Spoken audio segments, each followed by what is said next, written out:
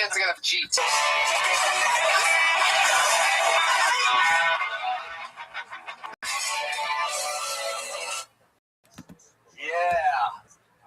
Yeah, I hooked up with some chick the other day. Think about this chick. Her mouth was one small from my dick.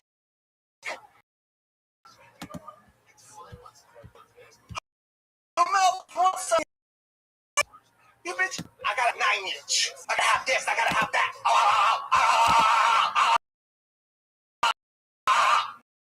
What the fuck? Bitch! Think about your mouth. I'm trying to get a blowjob. Instead you...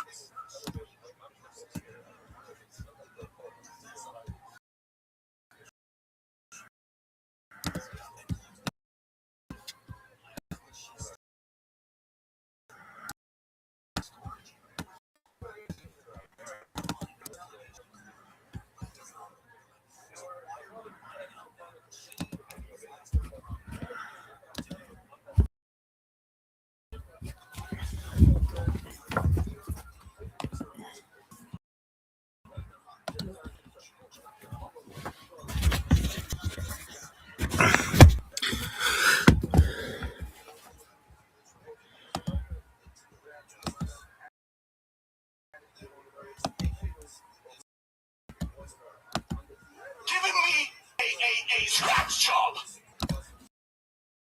You're scratching me. You're scratching me, girl.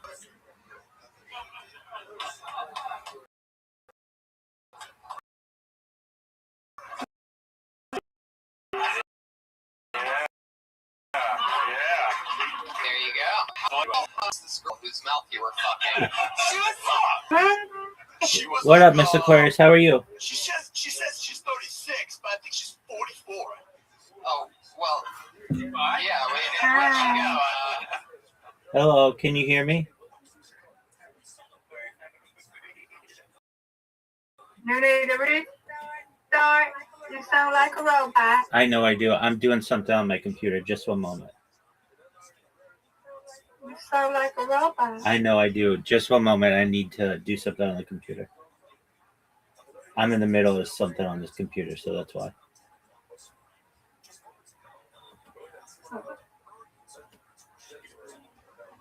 I'm waiting.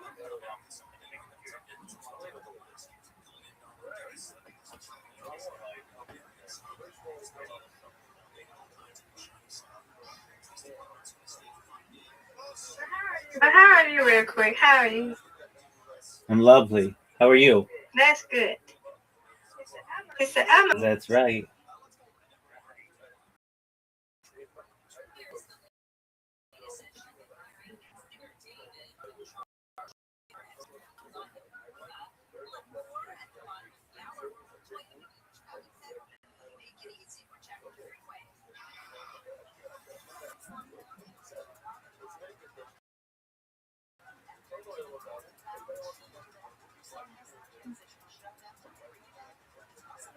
I can't hear nothing.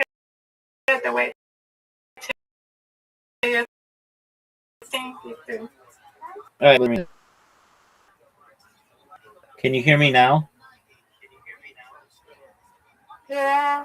There you go. Apologies. I was restarting one of my streams, and when I do that, it uses a lot of processing power, and so Discord doesn't have the attention of the computer, basically, and so it gets really choppy. How are you doing? How'd you sleep? I slept good. What the hell? Oh, it's good.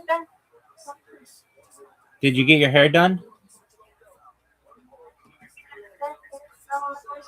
Come back after that. I took me a nap, and I'm good. And I took my medicine, and I gotta take medicine in probably a few hours when we eat again. And then yeah, I'm doing good. Excellent.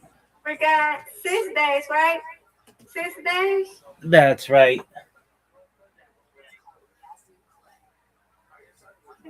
It's a pretty easy. It's a pretty easy. Waiting to see if she come get me. She said, yeah, because she's not too far. So gonna come get me. I said, yeah. Well, that's cool. I understand I'll that. probably be Friday when I come home, but I doubt it. But Saturday and Saturday I know I won't be on here Saturday. I understand that, Miss Aquarius. You got priorities.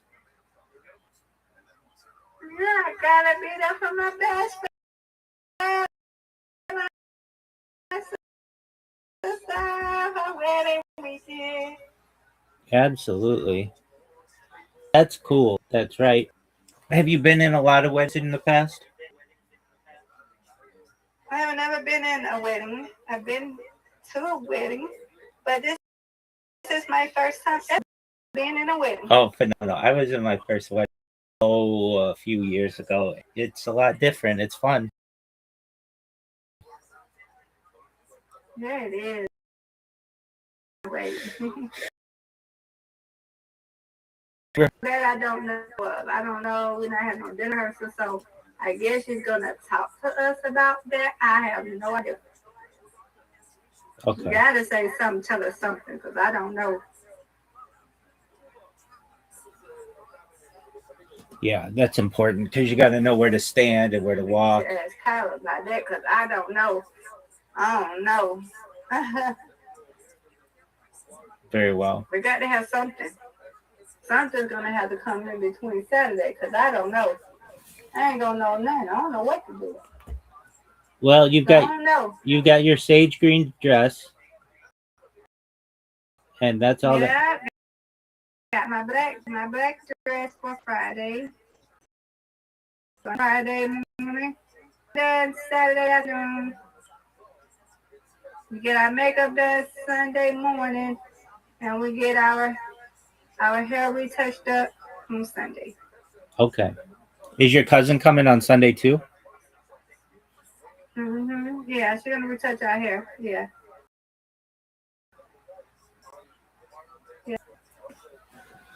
Okay.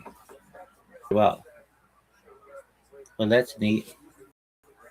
That's exciting. Yeah. Do they have a meal choice? Yeah, we already have what we have. I don't know if the other guests had it. I know she sent it out to her bridal party. I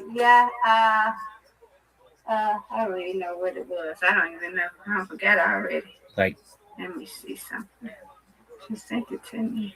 Beef, chicken, or fish, or something like that. We have, what is it?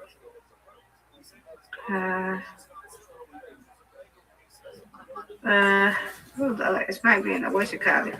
It's in the bridal thing. It's when I know I'm having salmon. I know I picked that. Okay. Let's see. Go all the way up. So this is before the bridal shower. Where is it? Let's see. Then delete.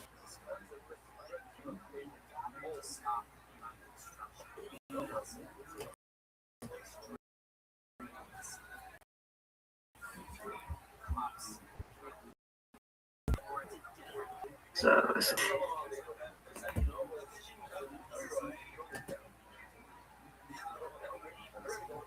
okay, yep.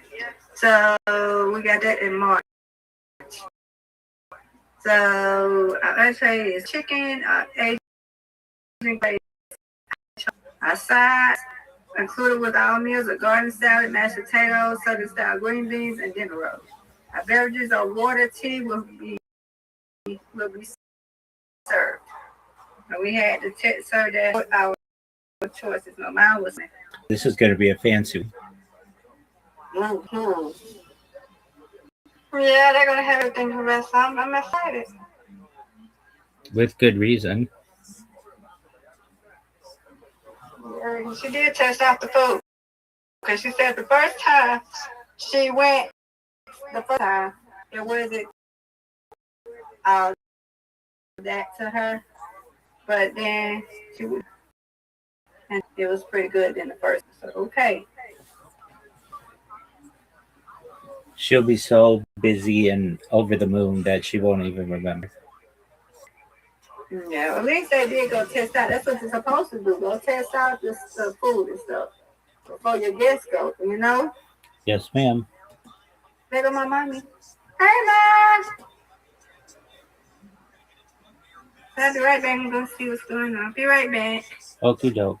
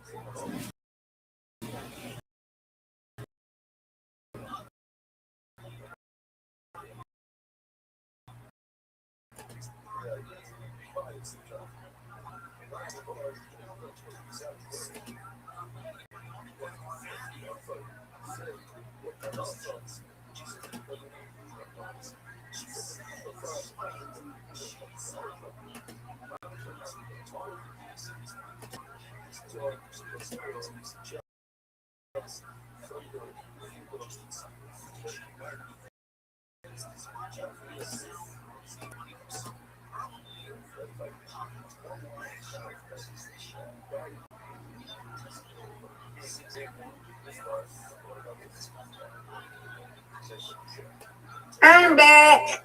Excellent.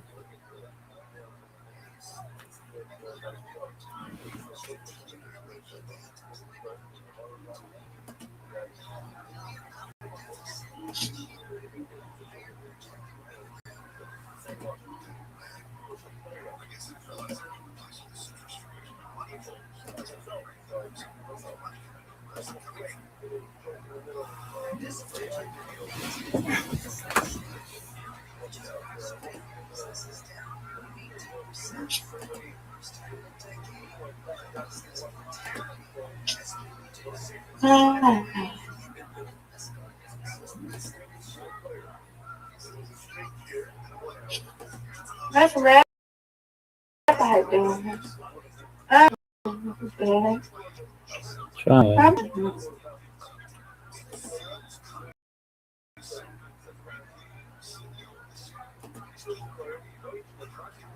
Look like he's messing with the. Oh, strange.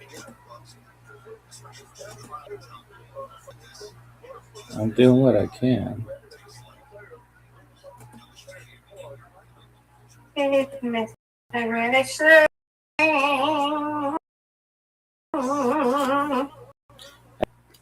Schedcast in Australia in 3 hours.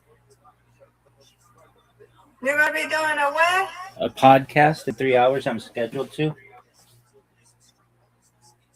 You're going to be doing the podcast. Yes, ma'am. That's what you said, That's correct. Oh, nice. Yes, ma'am. And when? 3 hours? Yeah, now like 2 hours and 33 minutes. Nice. You're ready, I bet. Yeah, I'm ready. This is the third one of 5 that we're doing. Okay. I was on this other website. I was streaming on this other website, and I'm frustrated because I got a message saying that my account is blocked, and I tried to get it unblocked. Like, I appealed, and they're like, I'm like, what's the reason? And they're like, other. And I'm like, what's other? Like, that's in? Like, did I do something wrong? Like, did I stream something I shouldn't have? Or do you think I was naked? Or did I have copyright material? Like, why did you ban me? And they just said other. And I'm like, okay. Then I appealed, and they just said, yeah, we looked into your account, and we are not going to reinstate it. And I'm like, what did I do wrong? Literally, I'm live on all these other platforms that I'm fine.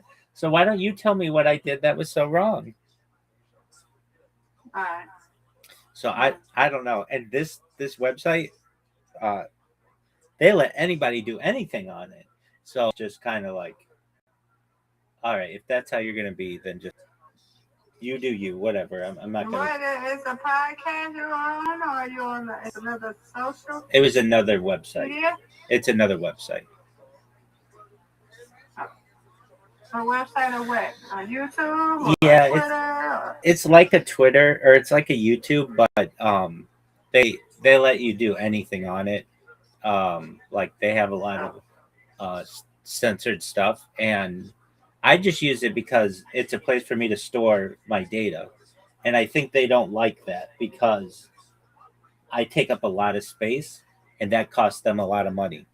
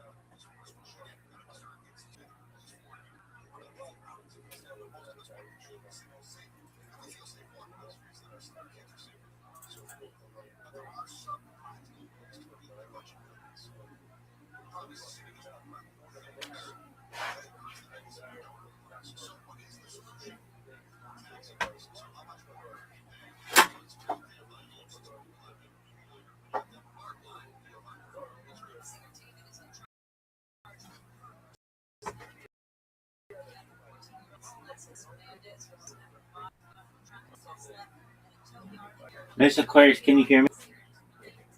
Okay. Did you know D Live shut down? Who? D Live, it was one of those places that I thought you went on one time. D-Live. No, D Live with a D, like the dog. D Live. I don't remember no. I heard of it, I've never been on them. Okay, D Live shut down in April, and Trovo's shutting down live streaming in June. It's just really expensive for them. Why? Just the cost is so expensive to have one of these companies. Are you on it? Are you on their live streams? I used to be, but they. I always felt like the numbers they were telling me were lies because they'd be like, "You have 60 people watching you right now." Like, there ain't no 60 people watching me right now. I don't know where you're getting these figures. It was a lot like Big O. Big O's numbers are. I don't believe Big O's numbers ever. Don't ever believe Big O's numbers. I'm gonna need you to see what's going on with that. You still downloading something because you keep breaking up. I just am not facing the camera. Can you hear? Oh, you're okay. I didn't know. I'm like, what in the world? If you download that is taking up the Discord. That could be.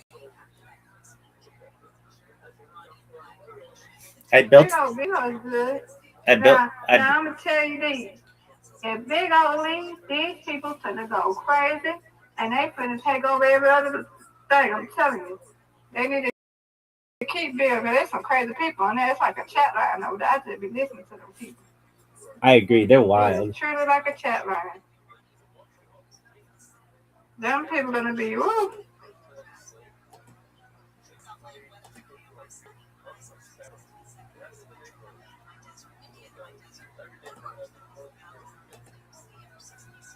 Talking about each other, I'd be like, my God.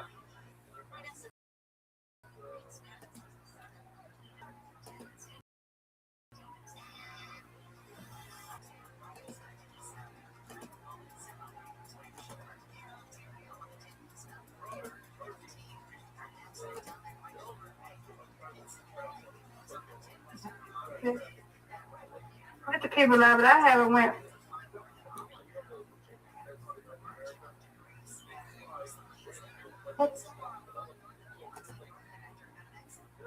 I missed that one live stream. That would have been cool.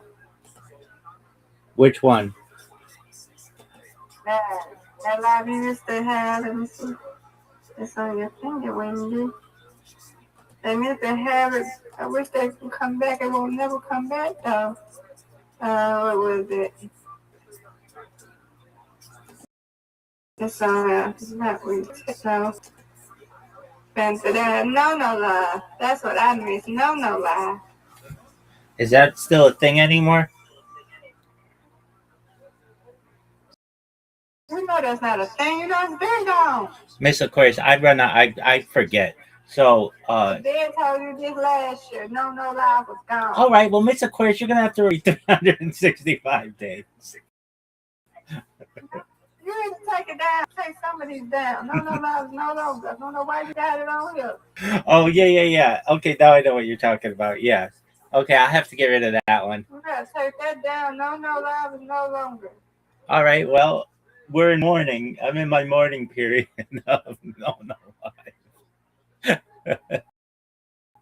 I still try to stream on it. I still every day hit the little button to stream on it, just because it's in this really long list that I have, and I just click them all. Is it still in there? No, let me see. I don't think we have it. Or you might have it on your Google Play in your Play Store, but we don't have no live. I don't think Apple have that no more.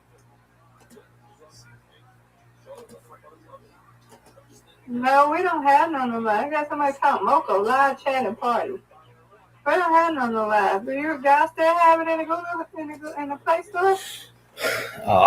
No, they took that down. But it's still like I have a thing. It's like a multi-streamer, and all the information's still in there. Huh? I have something called a multi-streamer. And the multi-streamer still has all the information for all these websites that have already. Yeah, but you need to see if it's in the Google Play Store. If it's not in the Google Play Store, that means they don't have no live no more. We don't have it in the Apple Store no more. So some things they don't have Apple, Google Play still have. All right, we're looking right now. How do you spell NONO? Yeah.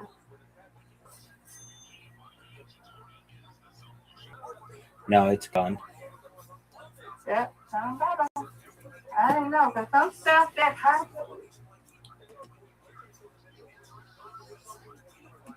I'm very cool. They don't have.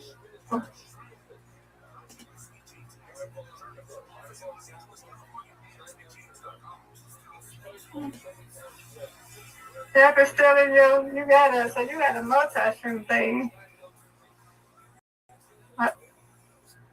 There you go. Are you frozen? Oh, no, you're not. Rabbi! Yes, ma'am. Oh, okay, there you go. Hello. Hello. Ooh. Oh, there you go. Okay, you're moving. Okay. Oh, Lord.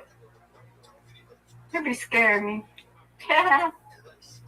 Did I hear you say earlier you already took your nap? Did I hear you say earlier you already took your nap? I know you said something about a nap.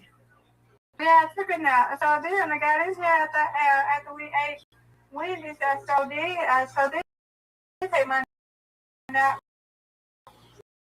I had to take my pill. After lunch. That stuff I think it makes me sleepy because, moving about in my system and stuff. And I drank plenty of water for that again. So I've been not doing no sugar, nothing like that. I'm drinking water. And yeah, I have to take a nap. So I have to go sleep. I have a crew. The next one is dinner time. And then the last two is bedtime. Yeah. Oh, okay. And my voice is better. That's in good. In the mornings, it act crackly. I had to tell Stacey, I was like, Stacey, I said, look, I'm not sick. It's just the antibiotics he gave me is draining all this mucus and stuff about my body. So I'm getting a little bit better, but I can't wait. Last one Friday. Do my woman thing need to hurry up and come on. Huh? Do Stacy and her fiance, are they going somewhere for their honeymoon? Yeah, they're going to Bali.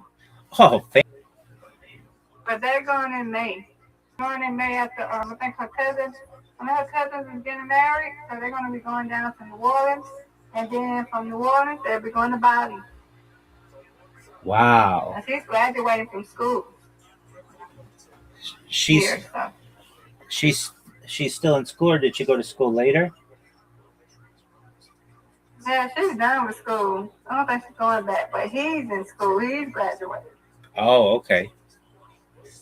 Yeah.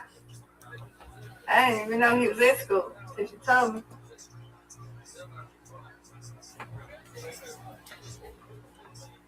Oh, I know what I wanted to say. You changed your avatar.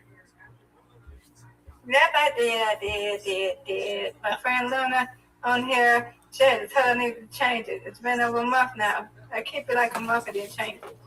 Okay. She got but it looks like it's purple, but I told her my favorite colors was pink and baby blue. So there's some pink and baby blue there. It is a purple there, but yeah. I didn't recognize it. I told her I just keep it. You like it? I do, but I didn't recognize it yesterday. And when I don't recognize I look for yours when you're in there just to say hi or whatever, and I didn't see it, and I was like, oh, Miss Corse isn't in here.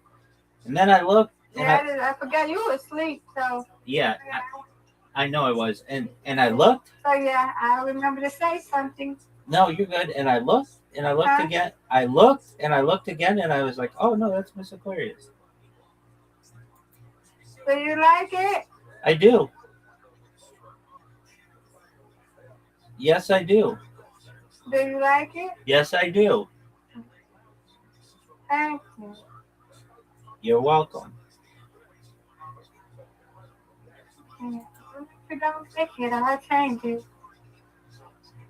Miss Aquarius, you can make it just about anything you want, and I'd like it.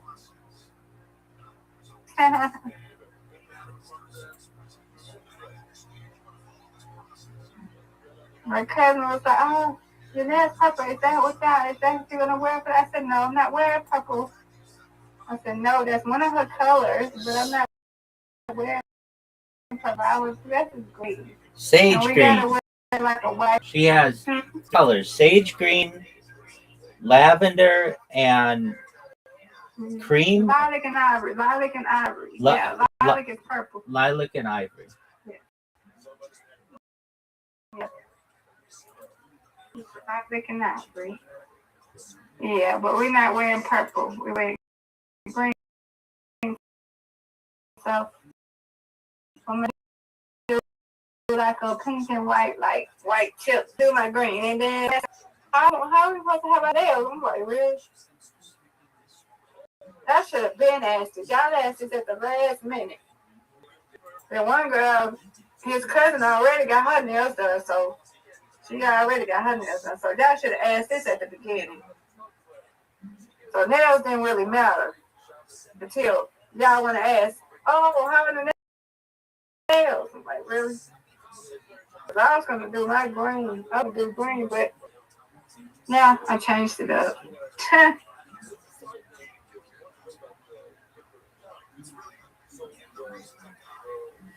So I get my nails done Friday. I ain't got time to be doing all that.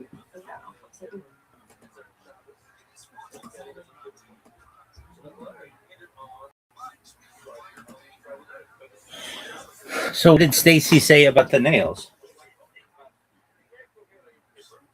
Huh? What did Stacy say about the nails?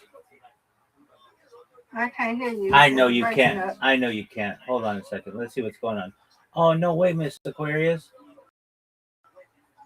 Let's see. I'll ask my question again. What's going on here? I got a message on my computer.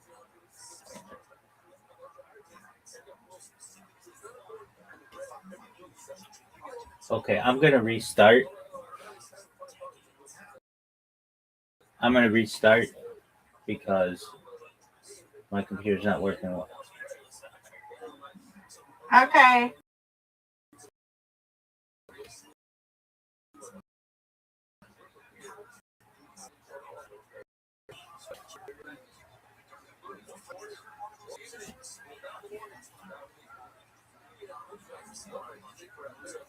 Actually,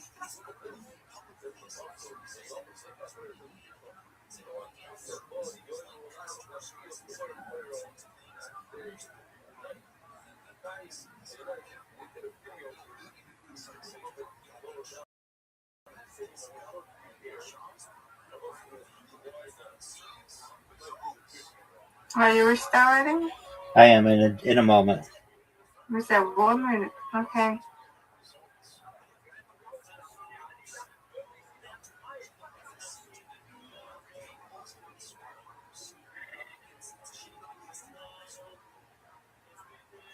Yeah, you're breaking. Yeah, you got to restart.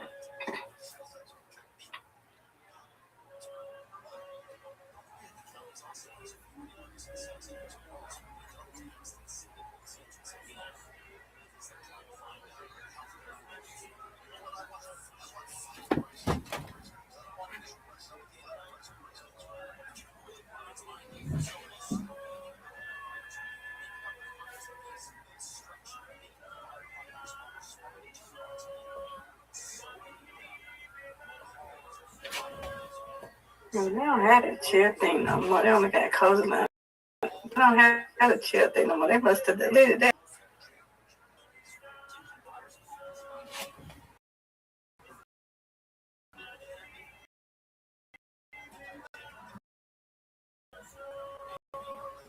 They got the chilling for real.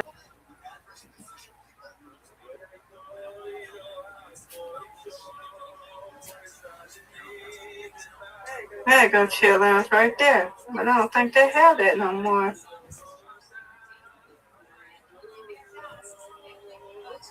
Chill lounge, but it's not there. Oh, okay, it's chilling for real. They must have changed it. Oh.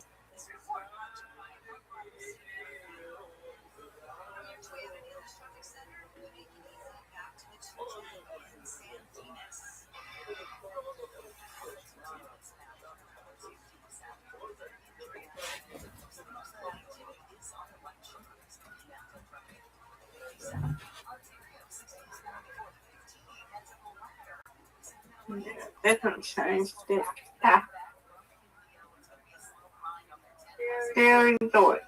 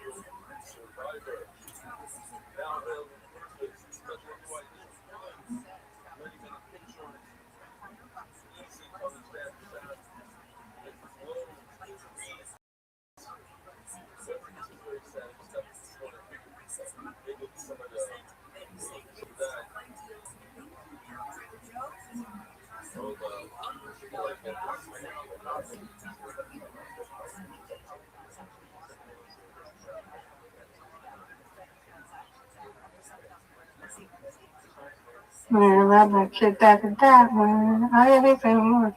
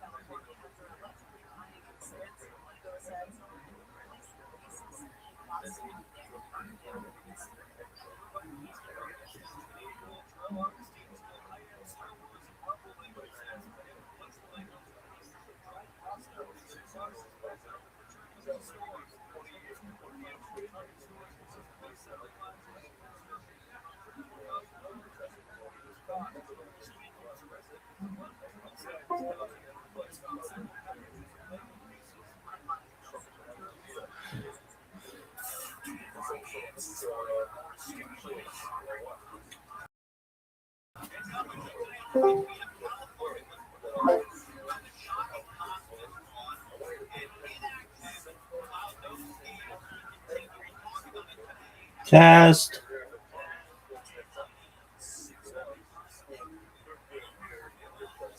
I think I work now. What you say, Rabbi? Can you hear me?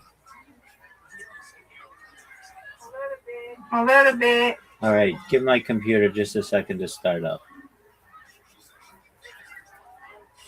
Oh, yeah, it's still breaking up with you, all right. Just give it a second. But what you said about Stacy? Just one moment. I see it's still not working correctly.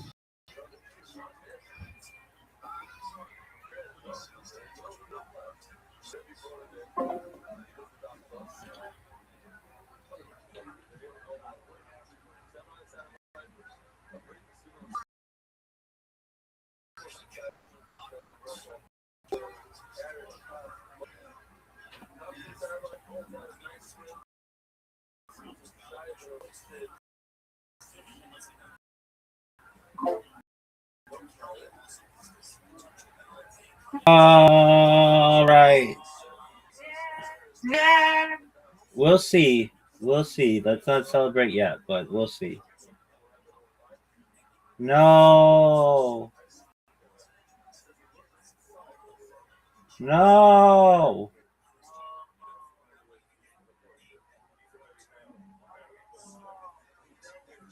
No, what? I'm seeing how delayed my computer is, and it's like still not working correctly. They're gonna reboot that thing. You're gonna have to turn it back off. You're just gonna have to turn it all the way off. Get out Discord, shut it all the way off, and then turn it back on. I understand, Miss Aquarius. My computer made me do an update yesterday, and it's like slowed my computer down. Oh, no, that's not good. No, it's not. And Why is this thing? Look at JSK started. JSK! He can't even hear us. Look at that. it's like going. What is he doing? It's like going up in the. Now that's too high. Where can he see that? He can't even hear us, and I'm sitting here screaming at him.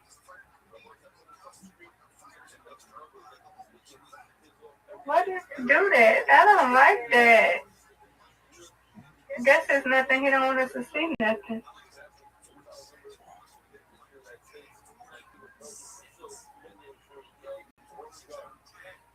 Are you good now? Or no? I don't know.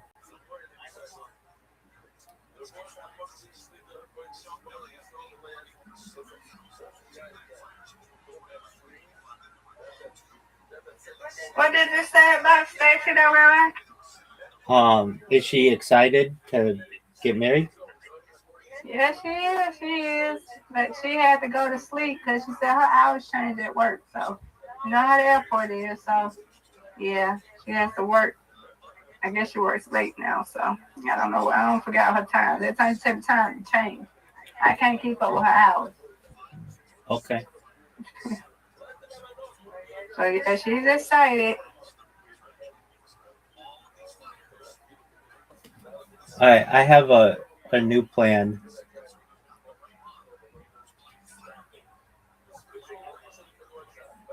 I'm gonna install the Discord app. So just give me a second. What? I'm gonna install the Discord app and see if it runs better. I can't hear nothing you're saying. The computer's just so slow. What? Just Come again?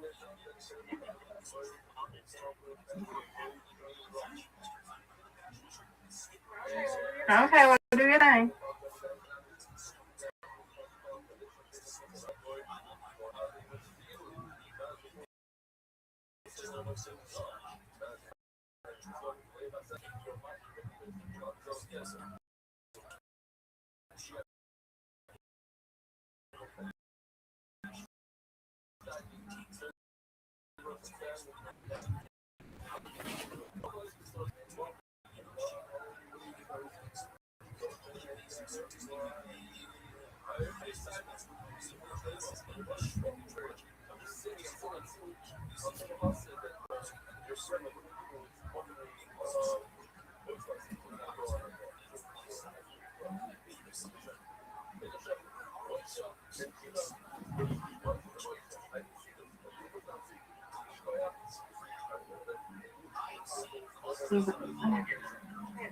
I gotta put that stuff on. I didn't do that yet. I didn't do it. Stuff it. Do that. I got to.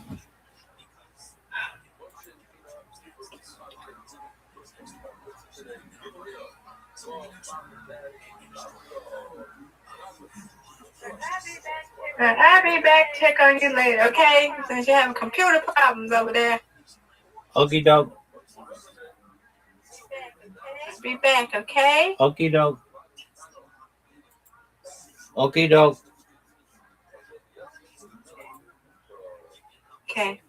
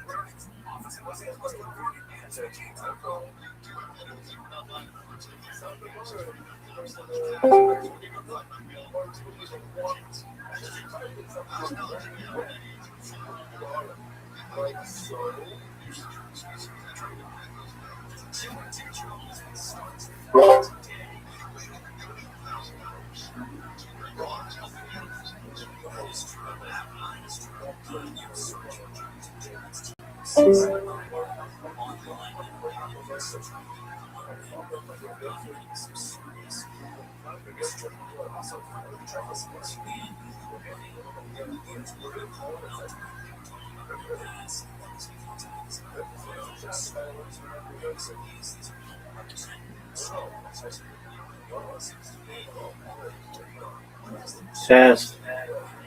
Test. Is it working? Seems like it's working.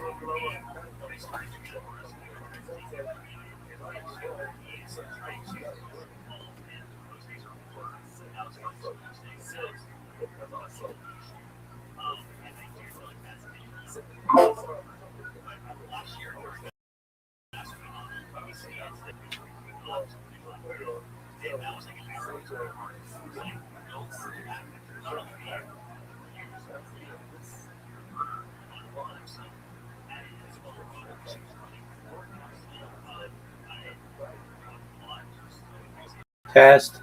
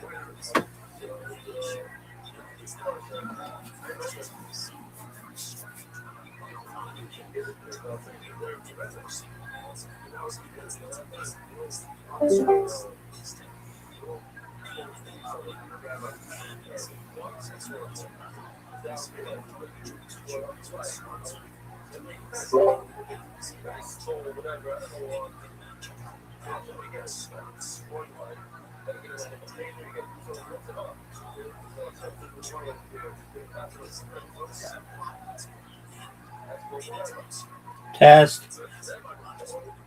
Test.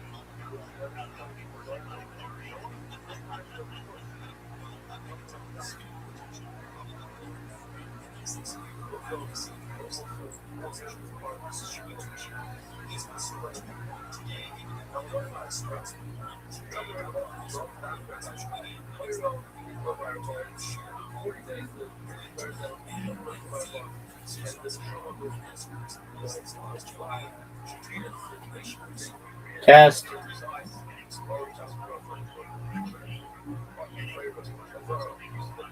Test.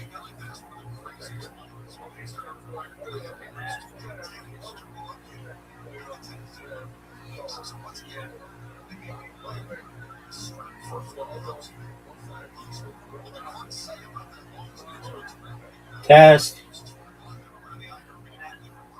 Yo.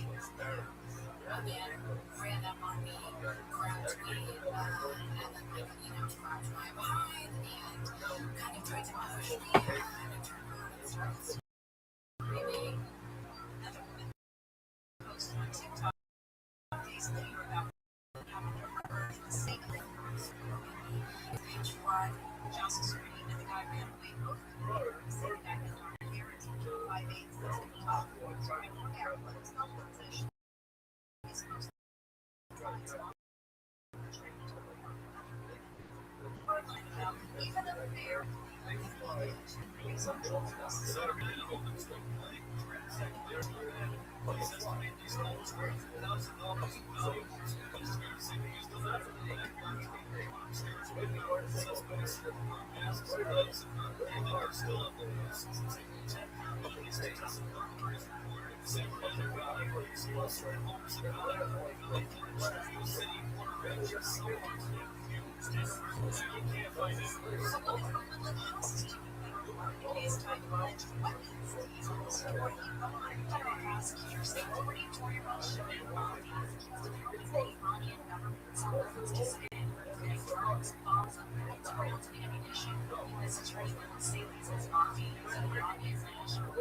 Test.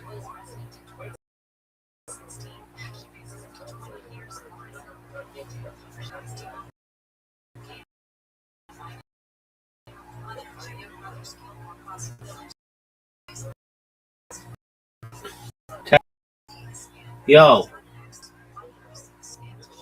Test. Test.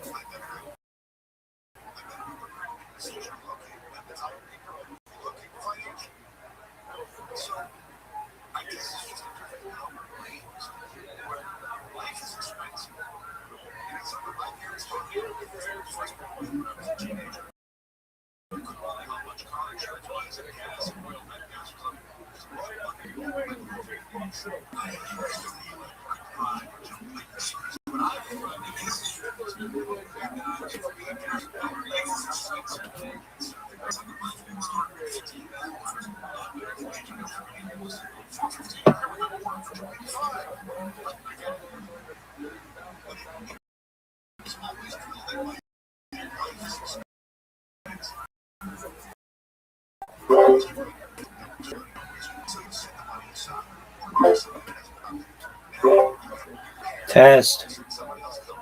Test.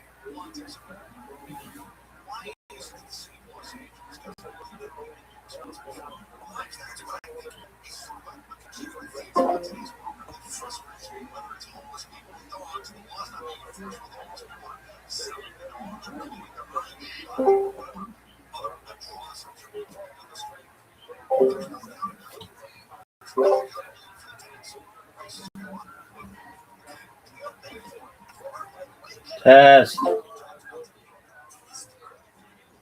Test.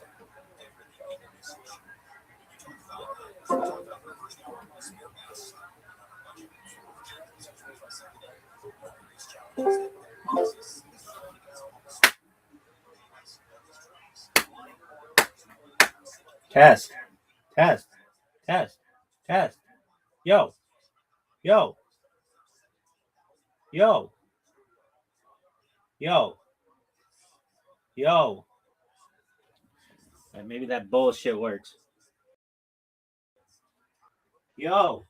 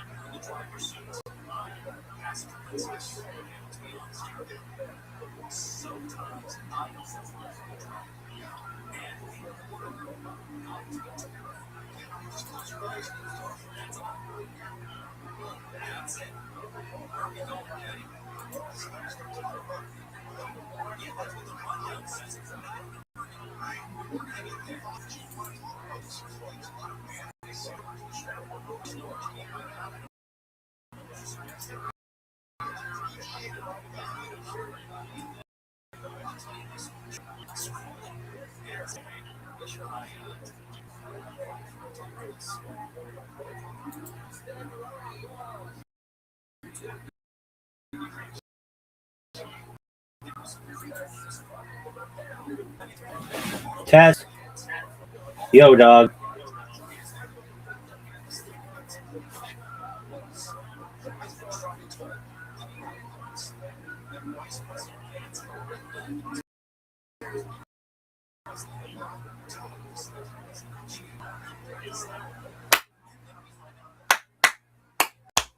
Test.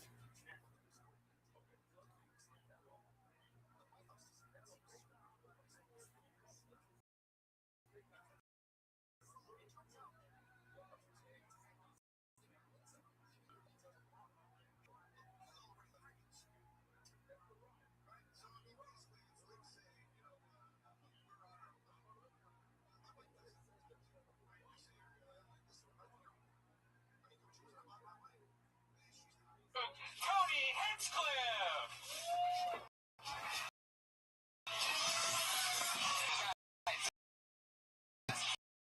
A brand new Tony Hinchcliffe. Last episode of Kill Tony. Nope, it's a brand new me. I just went through a complete DNA cleanse, recirculation. It's a whole new me. I'm eating meat again. I'm sucking dicks. Yeah. It's like a whole. So worried about you. Starting exciting and not eating. So weird to be your friend. All your friends. I know. Healthy again. I'm feeling much better now that I've checked my veins. I just feel totally refreshed. I'm really excited. One could say I've had my batteries recharged. You know what I mean? It's a prop, guys. It wasn't even meant to be there, and I went with it. And guys, that is fucking comedy. My balcony. Balcony's alive. First floor, obviously, our ticket broker had the week off, I do believe. Well, we actually skipped a week last week. We didn't have a show, so that whole tour that we were on, that was a big, crazy mess of scheduling. It's hard to do a Kill Tony after a 3 different city. Did Portland, Seattle, and then Vancouver on 420, which was last Sunday, which is really crazy in Vancouver, guys. Wow. They celebrate 420 there by all smoking pot in front of their city hall. And there's cops everywhere, and there's kids and adults, and everybody's getting high, and you can basically literally blow it in the cop's face. They're just selling it. Yeah, holding up pounds of weed. No medical card necessary. Vancouver just fucking balls when it comes to pot.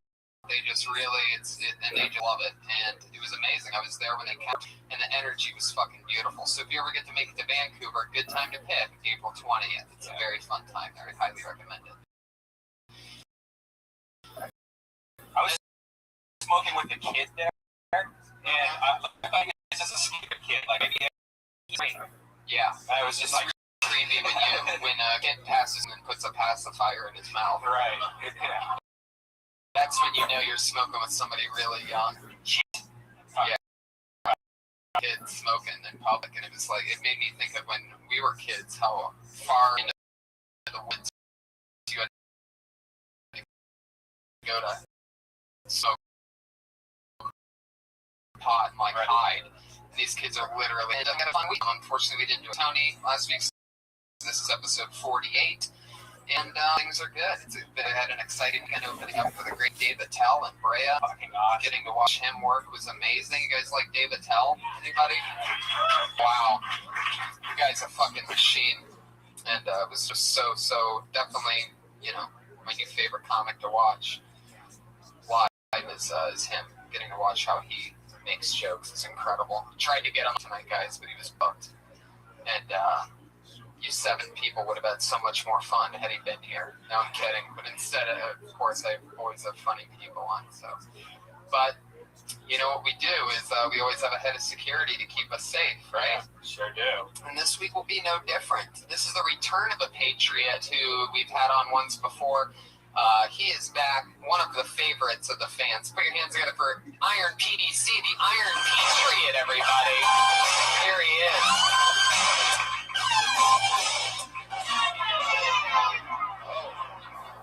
It's tough to get around. One of our... Heck yeah. What's up, Iron Patriot?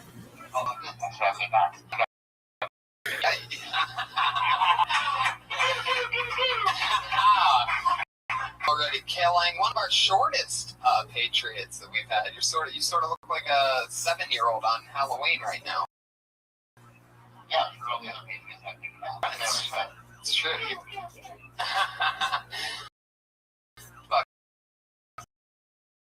Yeah, Patriot. Oh, all right.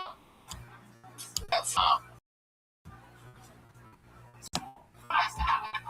what's I'm doing pretty good. on? Oh wow, Toad. Yeah, I'm rather talk about that. Oh wow. It's actually a sad day for some of us comics. There used to be a parking spot that we all got to share because we as a comic have to park. Free parking here, so we have to pay sometimes an hour. And so there was one spot that we all kind of, like whoever got there first. It was a secret spot, right? It's a pink dot. Yeah, but they just caught on after years of use. Can you say that 3 times really fast, Patriot? Pink dot secret spot. Pink dot secret spot. Pink dot secret spot. Very good. This is one of our most powerful Patriots we've ever had. It's a shame other Patriots weren't so talented along the way. It's a real shame. And the best thing about you is we know you'll never stab us in the back. Right? That's right. You'll never just abandon ship. That's right. I almost had something to store down. Yeah. Very loyal member of the Kill Tony team, the Iron Patriot. He's PDC on Twitter. That's Pete EC. I also have a feeling he'll never try to fuck my shih tzu. Definitely not. You probably don't slam car doors as hard as you possibly can either, huh? No, you know what happened to your window? That could have been. All right. My driver's side window was broken, guys. I had to get that fixed today. Only $430. Now, believe it or not, I know you guys are looking around at this huge turnout tonight and the fact that it's free tickets. I don't really make $430 that easily. But all for a window, guys. Thank goodness I got a BMW. And everybody that I just pairs, I said, I just wanted things gonna break. It's all gonna be fine. And every couple weeks, I'm giving $100, but it's good. It's I just saran wrap before it comes. a part of me. There's a part of me, and I would have done that for all the prices. yeah. Like that guy. When I did Brea over the weekend and I had no window, and you learn immediately. You're like, okay, fuck it, I need a window. Right. Yeah, driving on the freeway at nighttime with no window sucks. Try it one time. Just roll your driver's side window all the way down next time you're driving from Anaheim or Irvine or Brea or Ontario or any of those. Remember, like being in Ohio, all three of us, when it was so cold outside that the ice was so powerful on the windows that you would just roll them down and just try so you wouldn't be late for work. So you'd be driving just because there was too much ice on the windows. So You got a job? yeah. What? You got a job?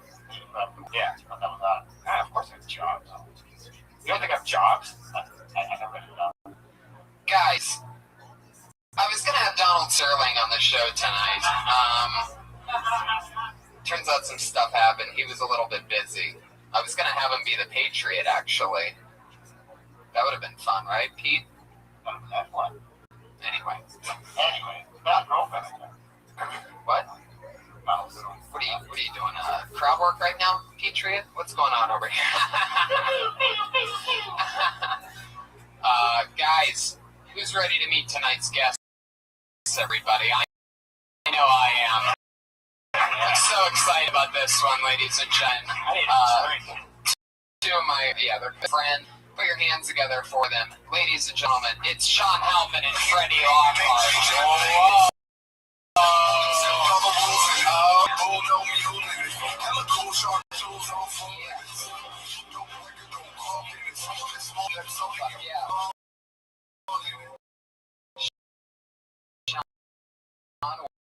Welcome. Been trying to get you on for a long time. Freddie, this is your show, correct? Did I have you on before? Yeah. Awesome. No, it's a big mishmash. Well, welcome back to Double Dallas. Yeah, the double text. Fuck you. We used to have a friend from Dallas.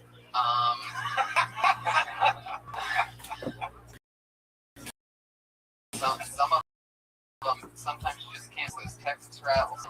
There's some water right here. Yeah, this is amazing. Yeah, well, that's...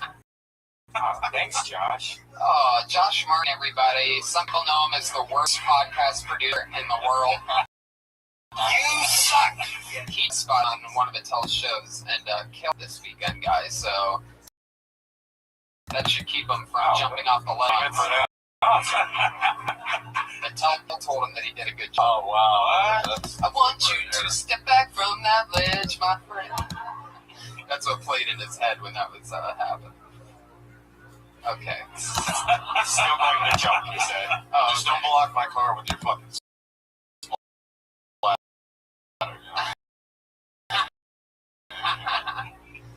fuck yeah. And by splatter, he means after you say something, what comes out of your talks. He has no ability for alts. Sometimes even new words get confused. So, guys, welcome back. I'm so excited to have you. What's been happening in your world? Sean, you just had a CD come out.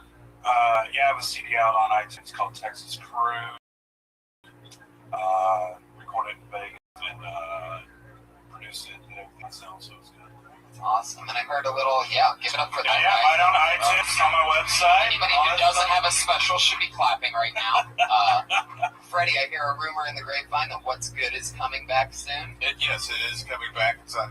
It's a video now. It's a mobile video. It's mobile. We move around now. No more fucking sitting in a studio and asking, "Hey, what did you get into comedy?" Oh, this is when I got into comedy. I'm sick of it. I don't care. You know who the best is? Who I love on that is his name escapes me, from Nova Scotia.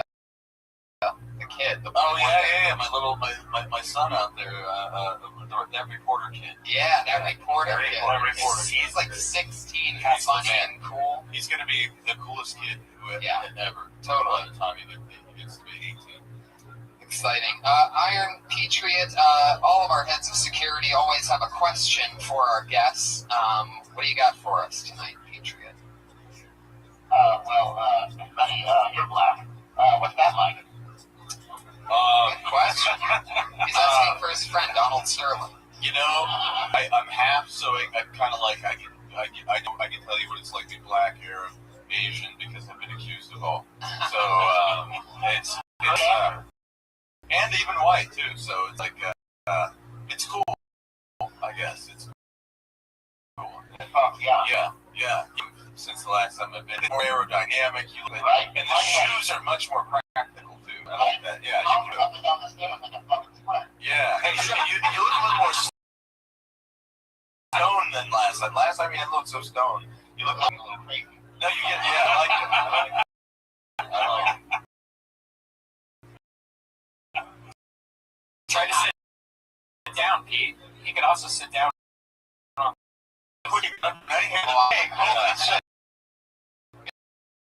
Wow.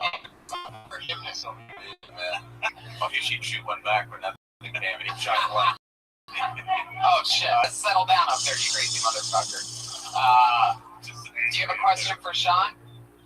Well, I think I have a follow-up question to Freddie's question. Is you're not black. What's that like?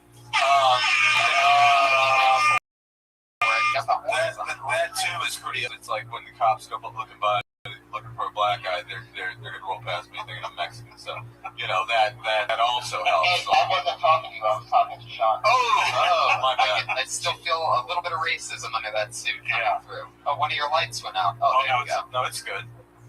It's a tap line. Are those a tap line? Where you?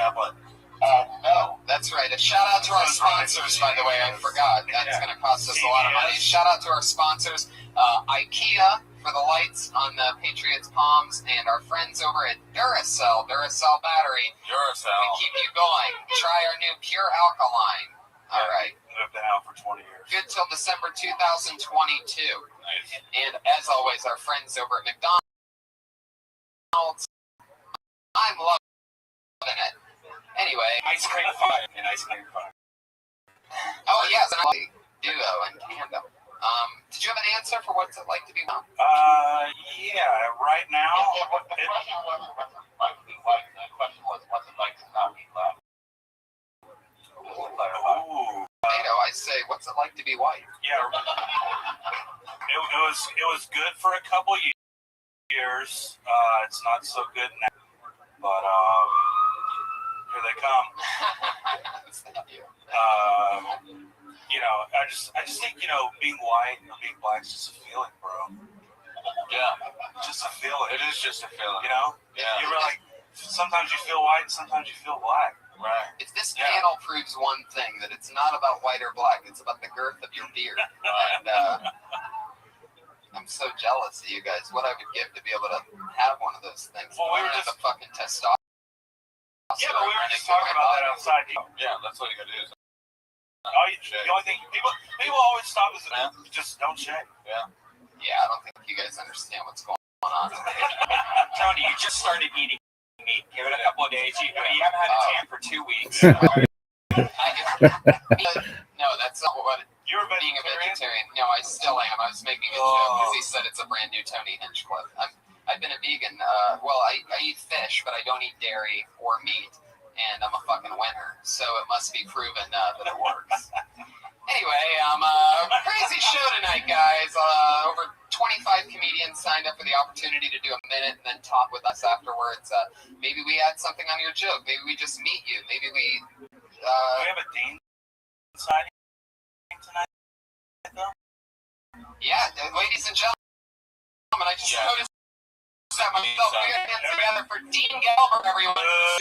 He was my boss for years, guys. At first, we didn't like each other very much, and then we were like father and son, brother and brother. Dean Galbert's a great guy. And Lainey and Jerry have been two of our favorite regulars. I don't think you guys have missed an episode.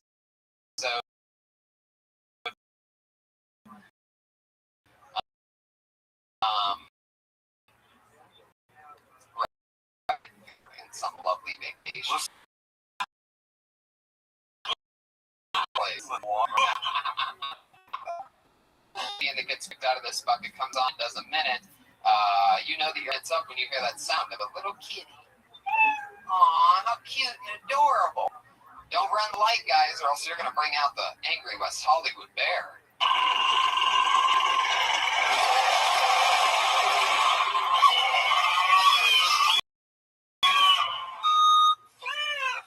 There you go. It's a little bit crazier each week. Angry. Hell yeah. You're just like one of those DJs that acts like he's really doing something. Yeah, he's like a dubstep DJ. You're all into it. Just pressing buttons. That was just one button. Fuck yeah, guys. What do you say? Are you ready for Kill Tony 48? Yeah. Pretty crazy stuff. There's an interesting vibe in the room tonight. There's almost like a pink elephant that nobody wants to talk about. But everybody can clearly see, even though maybe we told that pink elephant to stay out of our sight line. But who would have guessed that pink elephant can't take clear direction and orders? Ladies and gentlemen, your first comedian tonight goes by the name of Jennifer Gable. Yes, it is. What? It's like a rifle when they run out here. Yeah.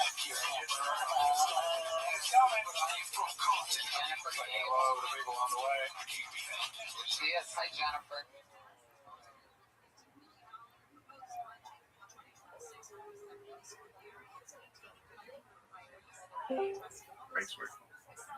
Yo. Oh, come on, Josh. Everybody boo Josh. Now put your hands together for Jennifer Gable, everyone. Jennifer Gable. Hi, I'm Jennifer Gable. I recently came out of both closets. Thank you. Thank you, everyone. No, really, I mean that. Thank you, everyone. Except for, yeah, I realized that one of my closets had way too many shoes. So yeah, I'm bisexual, blonde, and a German Jew, which basically just means I'm confused. So yeah, I'm confused about a lot of things. Like how guys try to ask me out here in LA. This guy asked me out for cottage cheese the other day. And I was like, cottage really? I think I have yeast infection, so you're in luck. Yeah, then this guy texted me at 5 a.m. the other day. He was like, booty call? Question mark. I'm like, that's not a booty call. That's a wake-up call. Okay, that's what that is. Yeah, I don't know. You know, if people can't drive here in LA.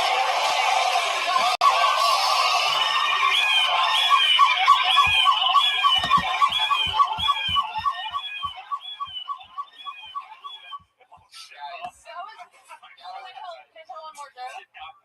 No, that's my time? Yeah.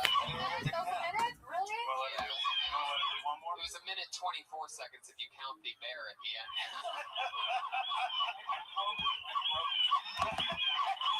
Maybe. Oh my God, you really did. Stop sounds. It's a big button that says stop sound. Use only in case of emergency. All right, Jennifer Gable. Fuck yeah. Welcome. How you doing? I'm good. How are you guys? Good. Where are you from? I'm from the DC area. How long have you been out here? Like 4 years. Nice. How long have you been on stand-up? All my life, ever since I could walk. Wow. Yeah, long time. No, I mean, I started in 2008 on the East Coast, and then I did it for a while and did the acting thing, and So the both closets thing, like I was a little confused on that. What is it?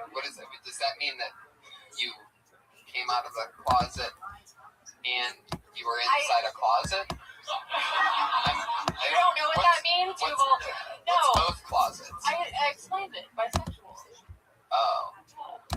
But that's only one closet. I know, but whatever. I was just thinking she has a really big house. She went already trying to get more closet space. Yeah. Was there somebody also in the back of the room that you were like, except that person? Like back then I was like, who's mad? Okay. I ran the club band. I find a lot of people do that. They'll go, yeah, I'm from Cleveland. Like, you waiting. You hook up with more guys or girls?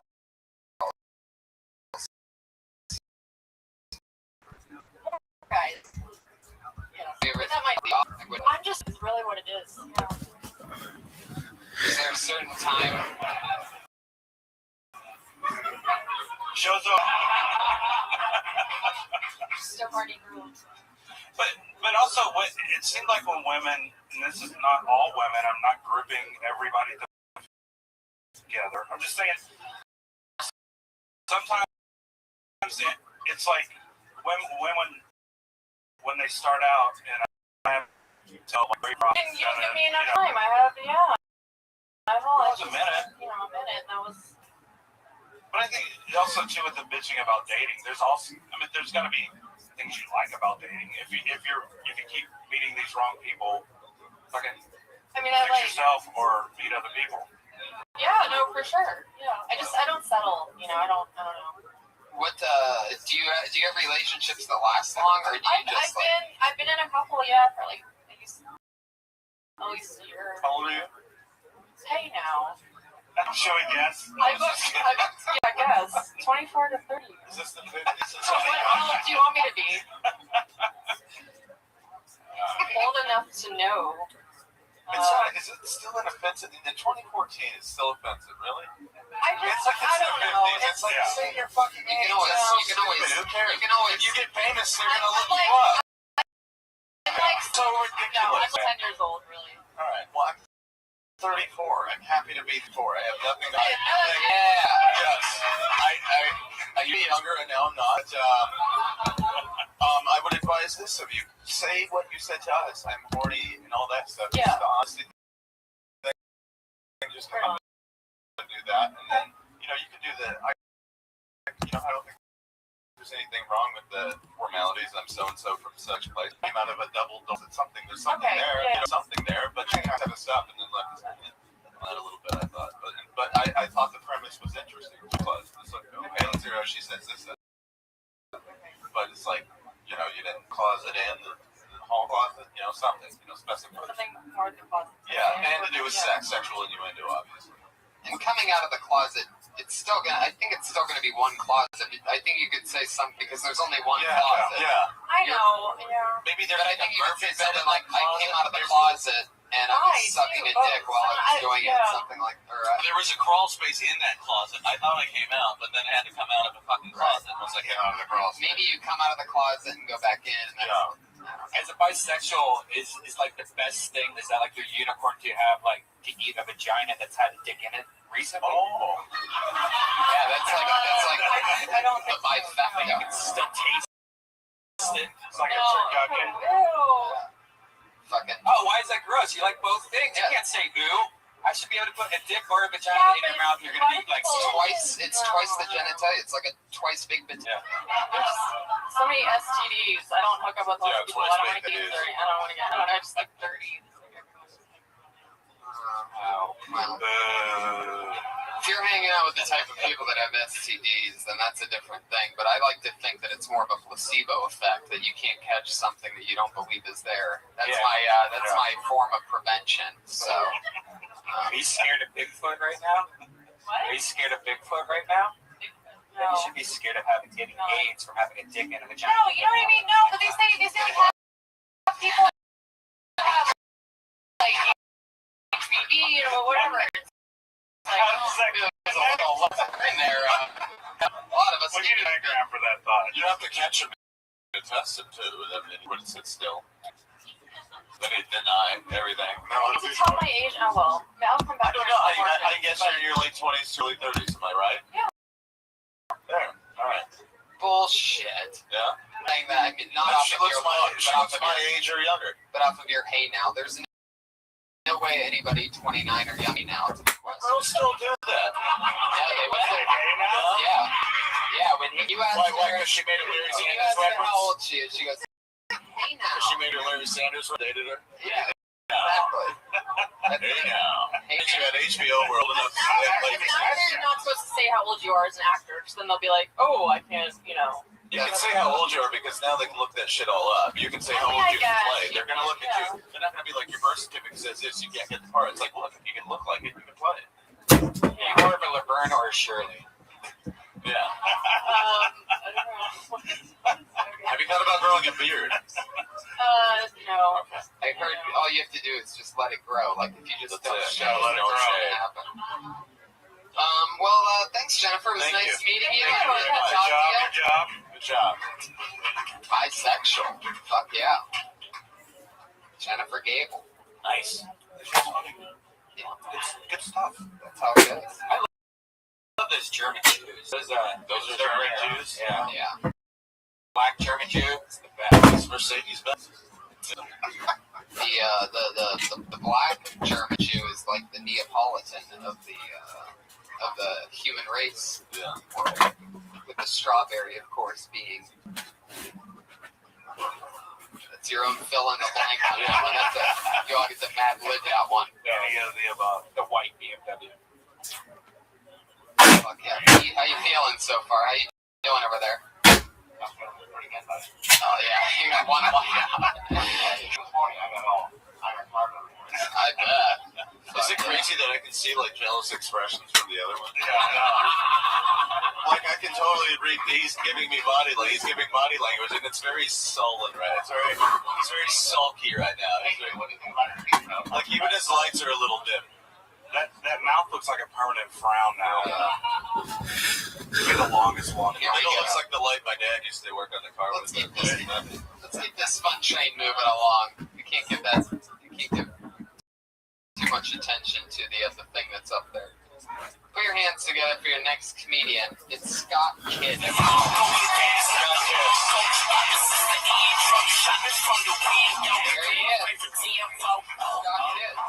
Scott Kidd. Hi, everybody. I'm Scott from the South. Despite what most people believe, we don't all marry our cousins. Some of us just fun. I'm 30.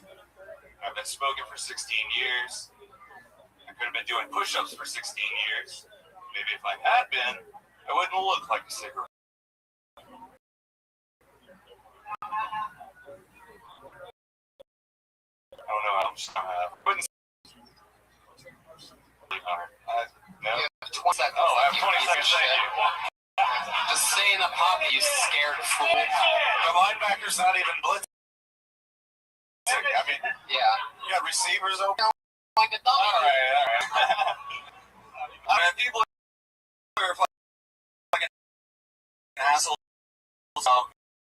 Be quitting, and they should be more, enabling to me. I mean, yeah. But thanks, Tony. Quit smoking. You need to quit comedy, Scott. No, I'm kidding. You're doing fine. Whatever. Scott, let's talk about performing for a second. Okay. Let's get off the material. I was watching this clock hit 28:29, and that's when you said, I don't know how much time I have. It's like, it's better to fucking go, and this is not just for the show, but for anything. It's better to just go and be told later that something bobbity-bob than to look like a fool. It's always better to, what is it? There's a saying about it, it's like ask permission or don't ask permission. It's better to ask for forgiveness than... Yeah, that's it. Better to ask for forgiveness than to fucking not go for it and be a giant pussy and look like a pussy up there. God knows that through 29, he's like, I don't know how much longer I got, so I don't want to hurt something and fail. It's just better. All right. What are we doing? He came up here strong. Yeah, he came up strong. He looked in the audience. He looked like a surgeon who's about to go into surgery, but then And then he just like, hey, lady! But and then the weed kicks in. No, but I don't think he did, but I think he came up. I think the ending, it went down in the Viking funeral at the end, but it's, and like he said, just keep fighting till the bell rings. That's that, you don't want to stop fighting. In everything in life. Yeah. But he did have a strong entrance when you said he was pretty good. I mean, this stuff about they gotta laugh. I mean, I saw it come out of the way, the punchline, but they gotta laugh. That's a good way to just introduce yourself. He's got a minute. You do look like a doctor. Yeah, you do look like a doctor. Like I would totally take your medical advice. Yeah. Thank you. Like, Not.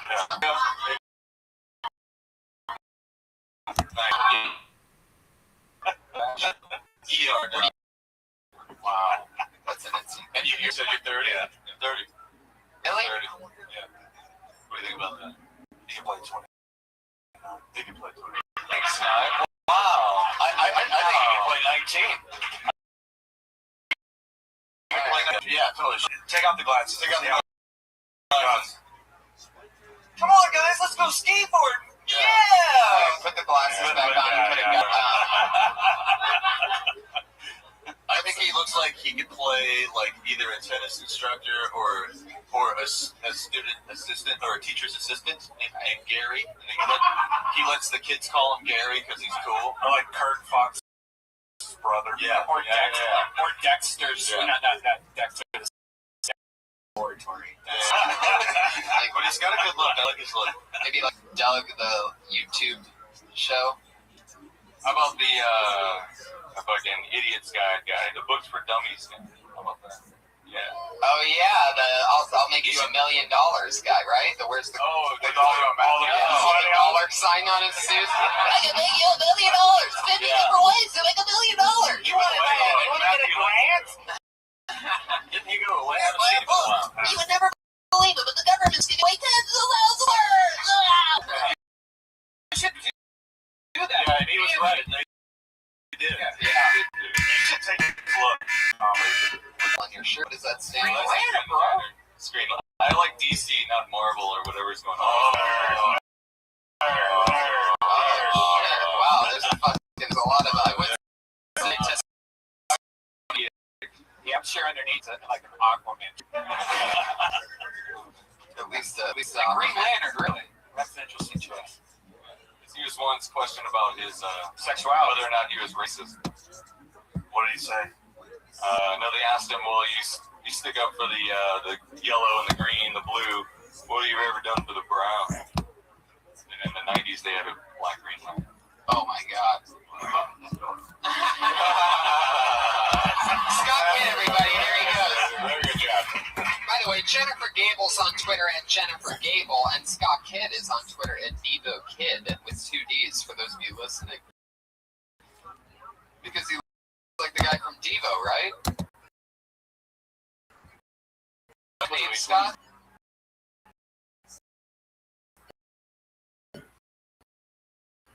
No, he said no. You're not going to tell me why that's your chance? Is that true? Are you serious? Scott, that's true? You son of a bitch, it has to be true. I That is so liked it cool. too. I was like, God, who does he look like? He looks so.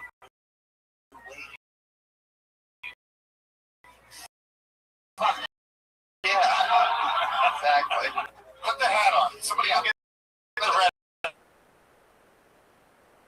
Hat. and it's the fellow who passed recently. Like, Well, it looks like this is you mean my dad? Yeah. What's the famous Devo song? What was that one again? Oh yeah, that's it. Shit, there's some Devo fans out there. Alright, something off of the Unplugged album. Yeah, I know. Fuck yeah. Did you guys, when you guys started comedy, did you have a joke that you're embarrassed that you did that you can't believe you ever said on stage? You know, we got to talk about this because you always asked us that question. Have a sit yeah, you did. Okay, well then, yeah. Your second question was, What's the craziest heckle you've ever gotten while performing stand-up comedy? I did one of those insane clown posse rallies. Really? Yeah, it was me and Pauly Shore did it, and Pauly goes out. It was like 1:30 in the morning. This tent in this town called Upchuck with up for it. And then Pauly goes out before the show started, got everybody riled up. And then he comes back, he's like, okay, it's your turn to go up. And they're fucking throwing bottles at me. God. And I'm just sitting there fucking dodging bottles. Bottles, bro. Yeah, and I had a Motley Crue shirt on, and out of nowhere, they just like, Motley Crue sucks. I was like, hey guys, we're here to have fun, right? And then throwing bottles. How long did you have to do? I was supposed to do, I think, 20. Ugh. And then I see Pauly on the side, he's like, just get off, bro.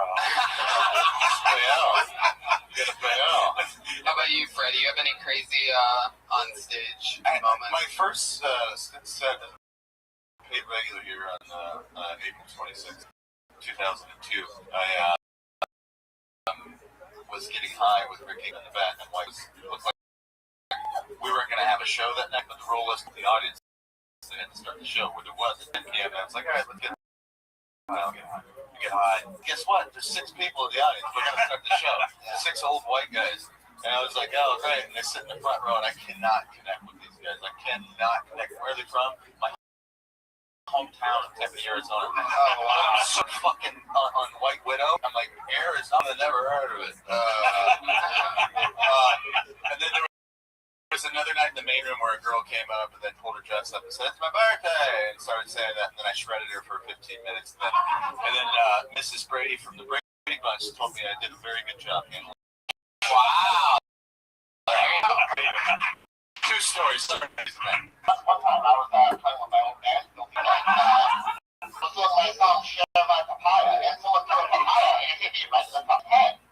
Wow.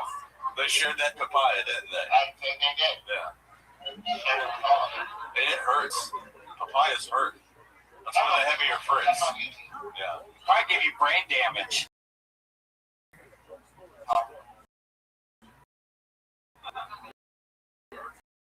Could be. Your next to me, radiation.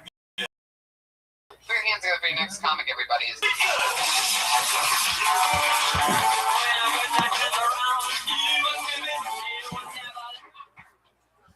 Chinese government just decided that the China.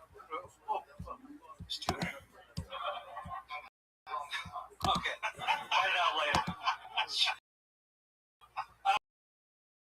Charlie Sheen's Rielson. She's free. It's probably the least kinky thing she's done since Charlie Sheen. In Colorado, the fourth graders were caught smoking weed and selling weed at the school.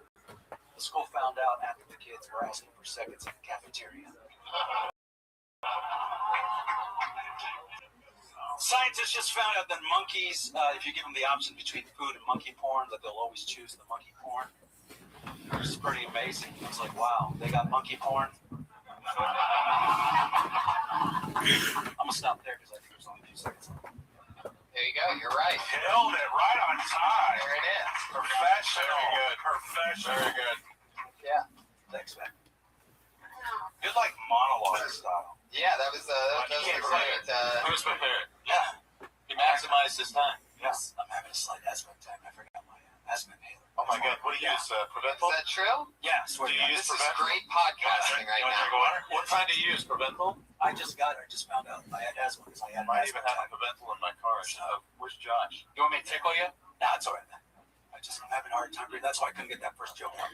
Wait a second. I've heard this one before. The old, I just found out I have asthma. Brody used to tell it. My grandfather has asthma. They're going to let him keep his job blowing up rafts.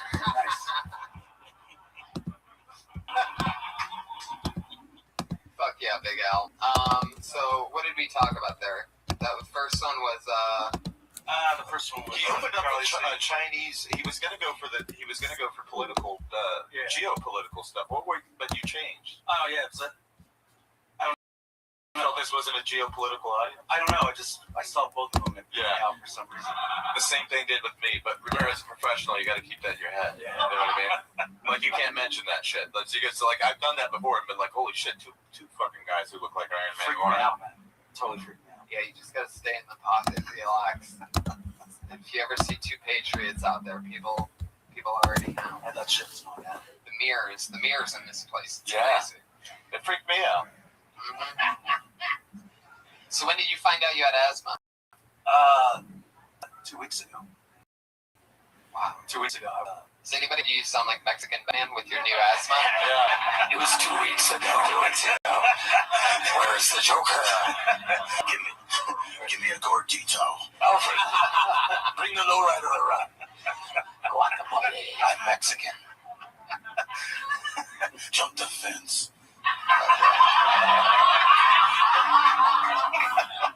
You want guac with that? Too far. Yeah. It's like Christian Mingle. I was gonna say bail me out. Or maybe it was funny. Christian Bale Bonds. That's what it is. That's perfect. Christian Bale Bonds. Yeah, I just found out I have asthma. That's why I couldn't get that one joke out on the way. But Men's Warehouse just hired me to be their spokesman. Shit. But I think that's how. With the 1 minute, you probably timed it, or this is how long are my jokes? This many. I'm gonna cut it a little bit short if I have to. Finish strong. He adjusted. Yeah, it was good. He did it adjust. He didn't come up here and try to act like he had a 15-minute set. Right. He got to business. Right? Yep. Big I Al. like that. Killing it. He had an agenda. He didn't fail to planned. He adapted and he overcame. Yeah, I didn't expect any less. Yeah. Always. I think monkey porn would be like. Just look.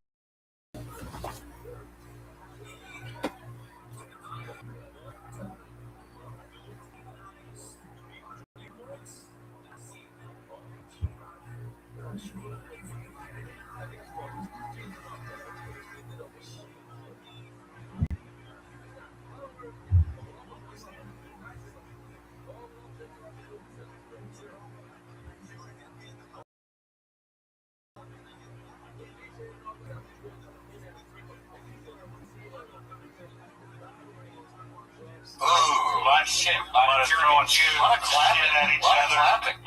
Yeah. Clapping with cymbals. On the side. A lot of dudes who want next going, I want next. Somebody went a lot of monkey. A monkey just walks in an apartment with a pizza box filled with bananas. Butts and bananas. Is that a banana, or are you just happy to? Oh, it's a banana. Okay. Oh, and then that one part when you're like, I fucked that up. Don't worry about that, man. We didn't know you fucked up until you told us you fucked up. Back to what he said about, Like, yeah. I like the weed. Yeah, That was a good solid joke. That was a good solid joke. You know what's weird about fucking up is that, like, where I said it, the way I wrote a way around it that still got the laugh. I didn't realize a lot of times it's energy. Look at Robin Williams. None of that shit makes sense. He just says it with emphasis. And people go, that was great. That was funny. But it's good when you're manipulating water. Right. And then when you connect it, it's just like rewarding. Yeah, It's like someone threw you a life server. Yeah. You found your way out. Yeah. But I do like that style. I mean, later on in longer set, we get probably joke right. Yeah, I practice pretty much every day. I read the news, and I just write my mind write the stories. And then I try to incorporate it into my own hands, just more personal. So you want to do topical stuff? Or you got aspirations for like a talk show or I just keep hosting? I keep that element of my mind working, so if I ever need to do it, You'll be prepared. What did they give you? An inhaler or something? Yeah, it's this little purple inhaler. And you said you Oh, purple, that's Avatar. You're using Avatar then. I don't know what it is. Yeah. I got no serious. I got realized, but you know what helps with it? Weed. I should forget you have it, bro. Where is he? Let's get some weed. It's always Batman's always saying that. No matter who he's asking, that's always the question. Where is he? I don't know.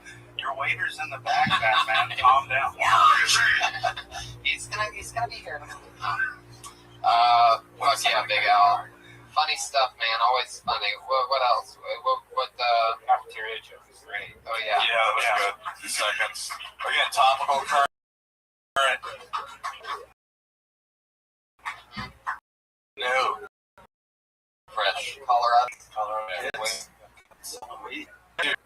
Fuck yeah. What does the wife think about the newly diagnosed asthma?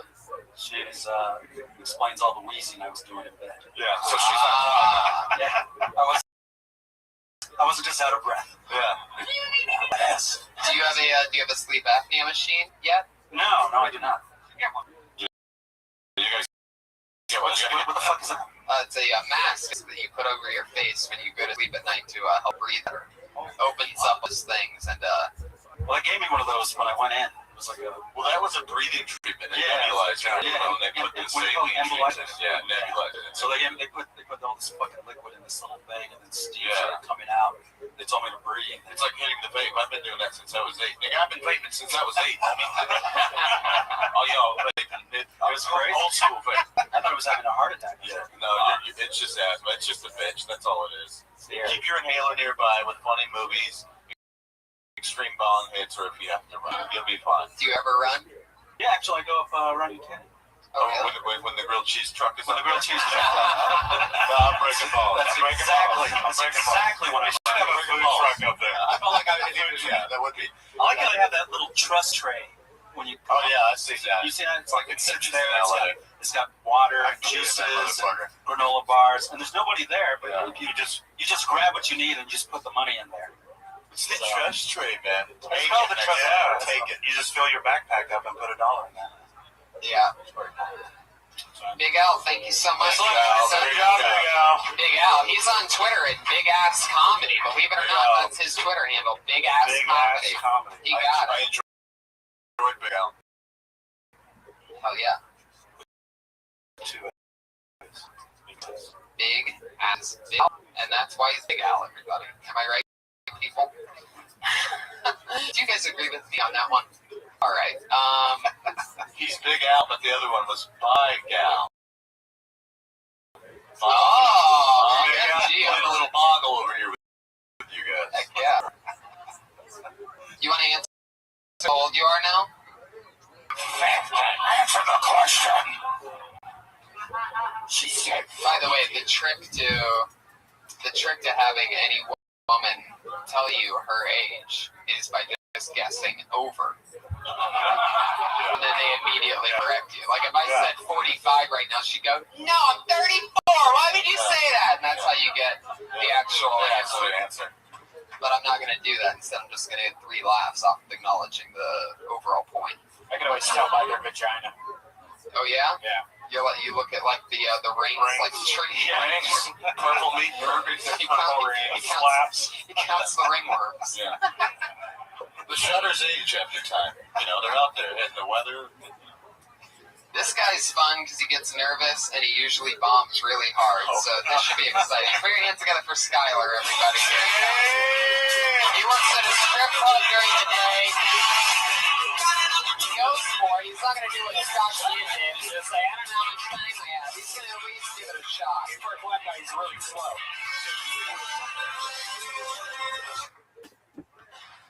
Test. All right. What? So, Test. my grandma recently set me up on a blind date. She gave me like a picture and a Test. There we go. address, and I went to the address, and it was a psychiatry office, and it was really weird because they gave me pills. Well, she was really hot, so I was like, fuck it, might as well go. She gave me like a bunch of pills, and my mind was cloudy for like 3 days. Totally.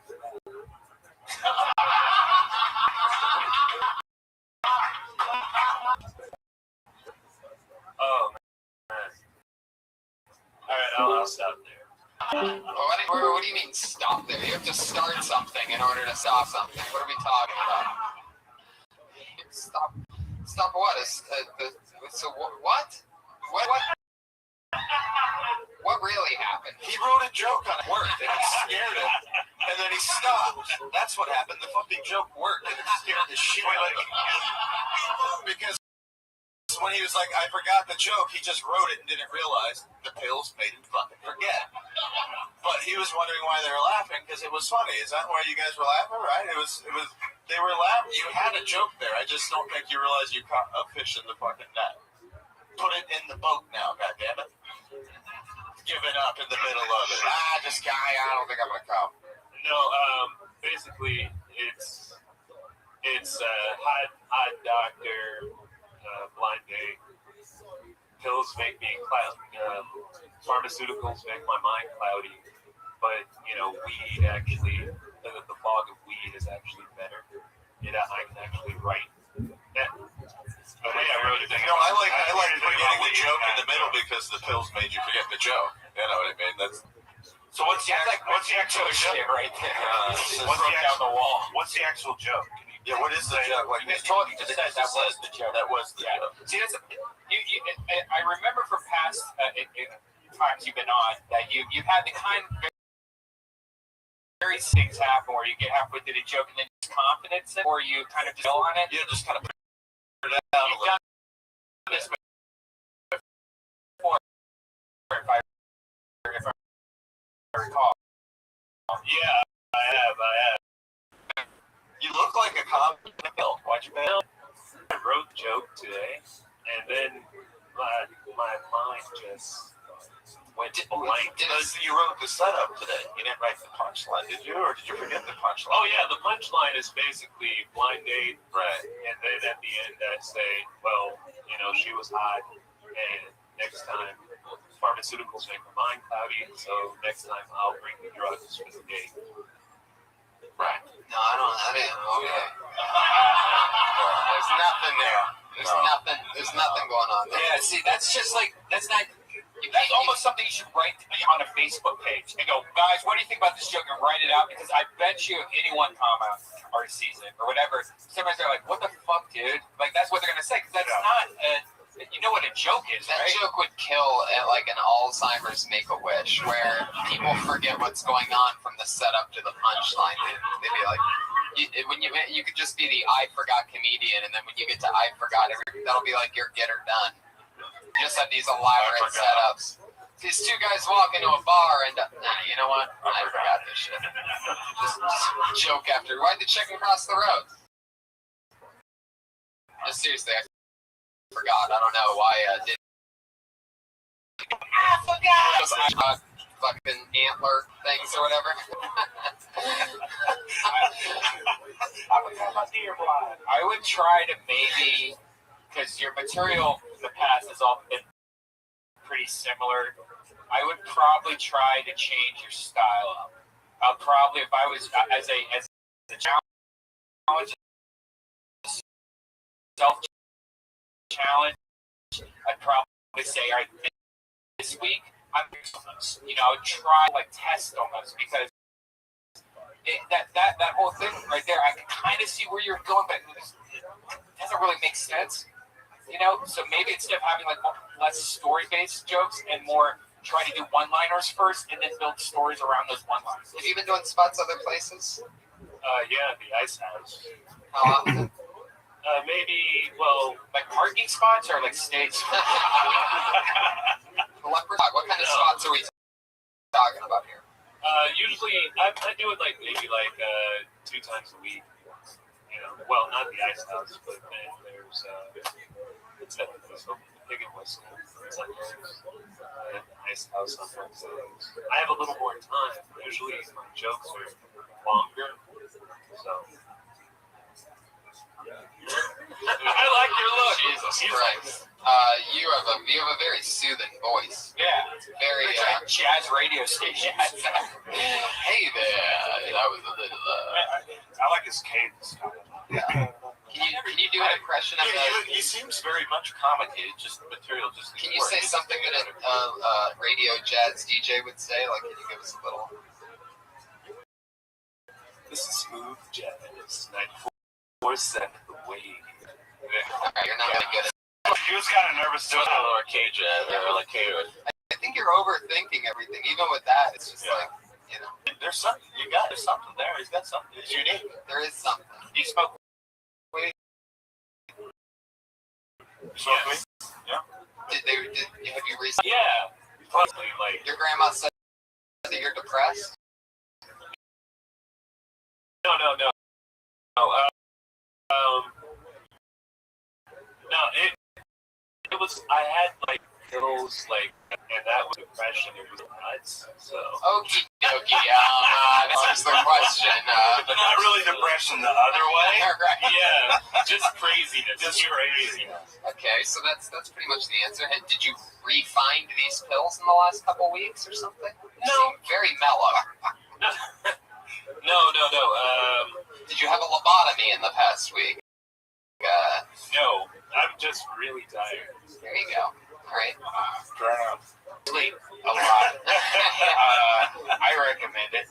I think sleep's the bomb. But really, your shit might be all thrown off at your lack of sleep. You might be. I was driving this weekend almost seriously, and at one point I thought I saw elephants run on the highway. Yeah. I just saw this white flash, but why isn't it? Wait, why would I think there's elephants? But that's how sleepy I was. I mean, sleep is the most important thing ever. Why don't you get any sleep at all? Do you get any sleep at all? Are you always tired? Well, mostly I work at night, and I write during the day. What are you writing? Because we know it's not jokes. Just kidding, guys. That was a cheap shot. Stuart, I'm sorry you had to hear that. No, scripts and jokes. Like prescripts? No, prescripts. Gotcha. Well, stay positive. Don't go crazy, Skylar. You seem like a real, They say, yeah. Yeah, so try the one-liners, man. I don't know if you're big on Twitter, how much you use Twitter. I know you have one, but start trying to do one-liners on Twitter and try to, online feedback are the biggest things now. If you say, hey, is this funny? People go, hey, man, I think it's kind of what we're doing here. You do this on Facebook, you do this on Twitter, but I think you should start. But when you do the tweet, just come up with a half idea and then go #I forgot. You gotta try to complete a thought in 140 characters. And then if you work that muscle out, then you'll be able to have Hashtag more might than. actually take off. What's that? I forgot. That's another funny thing. Yeah. Skylar, keep rocking, man. Stay positive. Hey, good job. Skylar lives with his grandma and works security at a strip club, and he's trying to get into the stand-up game. We need to go visit him sometime. Yeah, well, I bet he can get us some stuff. Yeah. Butthole on the cheap. Fuck yeah. Since you like meat now. I want to go to a strip. You know me, I just love strip clubs. Yeah, you do. I love the life. I heard there's some good vegan options at strip clubs, so I would love to try the salmon at what is it? The Spearmint Rhino? Deja vu. There's a deja vu in every city, isn't there? Yeah, this was a deja vu. Fuck yeah. All right, well, guys, keep it rocking, shall we? How you guys doing out there? We lost connection with everybody. Skylar, it was almost like too sad. I'll spin you later tonight. All right, we'll spin. Yeah, there's only a bisexual up there who might be interested. Oh, we can put her in the middle. Yeah. You into bisexual cougars, Skylar? Cougar. Oh, come on. If you would have told us your age, I would have played nice. Brought out the evil Tony. She might not be able to. It's going to be a brain surgeon. Ladies and gentlemen, put your hands together for Ori and Mir.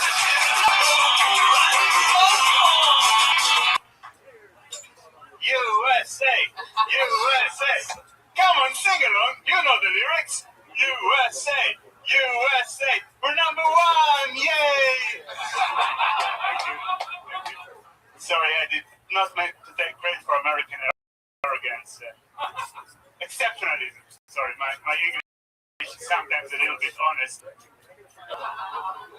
you guys are number one. I mean it. I'm not just saying this because the NSA is listening. Please don't deport me. No, you guys, I mean, I just called you guys arrogant. What was your reaction? Ha ha, it's true. Nowhere else in the world do people react this way, you know?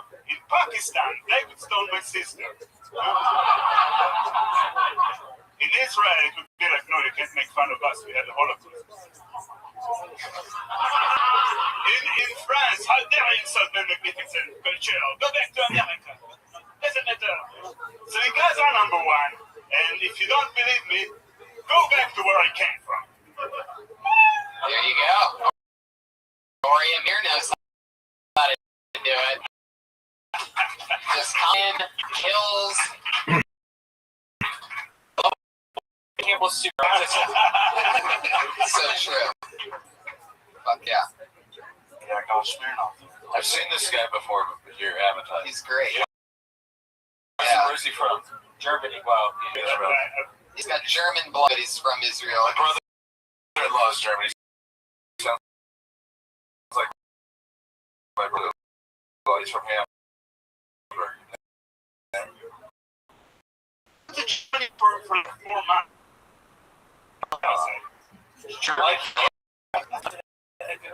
Brain surgeon. So he works in that department, right? Yeah, I study neuroscience, but I'm not going to be a medical doctor. Just Right. I just dabble in neuroscience. Yeah. Read some periodicals and have a few things published, but Do you think we'll be able to print out brains using these printers? yeah, eventually, but I don't know if you want to print the brain because it's like biological material. If you can do that, you probably. I bet you eat. Yes, I want to eat the I'm working on it. brain. I'm working on it as we speak. Yes. What if that becomes a delicatessen? Like you could eat Abraham Lincoln's brain. Delicatessen? What would you like to That's a good one. But they make sandwiches? Yeah. I will write the brain. Would you like the Abraham today? You want that brain? Mr. Rabbi? You want the JFK brain over easy. Ori, how long have you been in America? 5 years. 5 years. It's like, Yeah, 5 years. well, Pretty wild and crazy guy.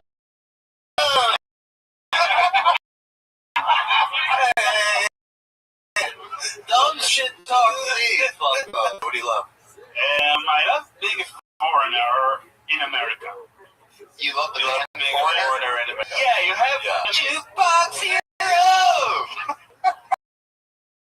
Big foreigner fan? Is that what you said? He loves sports. Yeah, all the foreigners.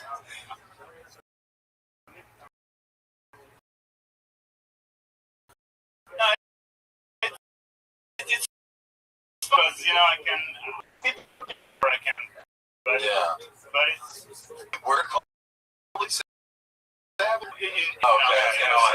Most people in America are a bunch of untraveled fucking mouth breathers. But they don't. I like Branson. Yeah. Where are you from? Yeah, where the fuck you from? Talking all funny. Yeah. Do you get to stay in America? What's the deal? Did you marry an American chick yet? Yeah, we're gonna keep you here. No, I am currently on a student visa. Ladies, any American women want to marry a neuroscience? Maybe a bisexual wants to marry a bilingual. We can get these bis. Ambiguously aged bisexual? Takers? Older. I like him. I like this guy. I like everything about him. Yeah, Corey's the best. He's just happy, yeah. You should have a podcast. Have you ever thought about doing a podcast? Your voice would be Happy for us. It's the Happy Podcast with me, Corey Amir. And a unicorn flies across like that. Stuff is really crazy this week. Airplane still missing.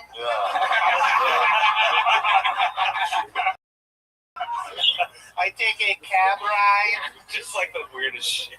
I've been doing my own research. I'm losing your accent. What do you sound like? Anyway, locked it now. Yeah. Thank you very much. That was my question. You like the wire, don't you? I just want to hear what it sounds like when you say the word. It's so true. Yeah. Try it over again. For some reason, I love Futurama. It's yeah.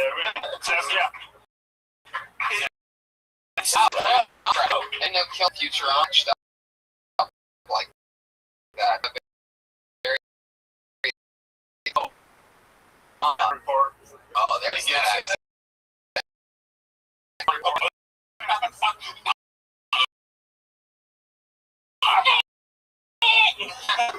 Do you like? I don't No idea what that big field is all about. See, you live. That's right in the ghetto. That's like Figueroa. I love you. See, I don't mind the girl. Yeah. You like the ghetto. Yeah. You come down Figueroa. That's we know you put in. He's too easy. What's the meanest thing a black guy's done to you?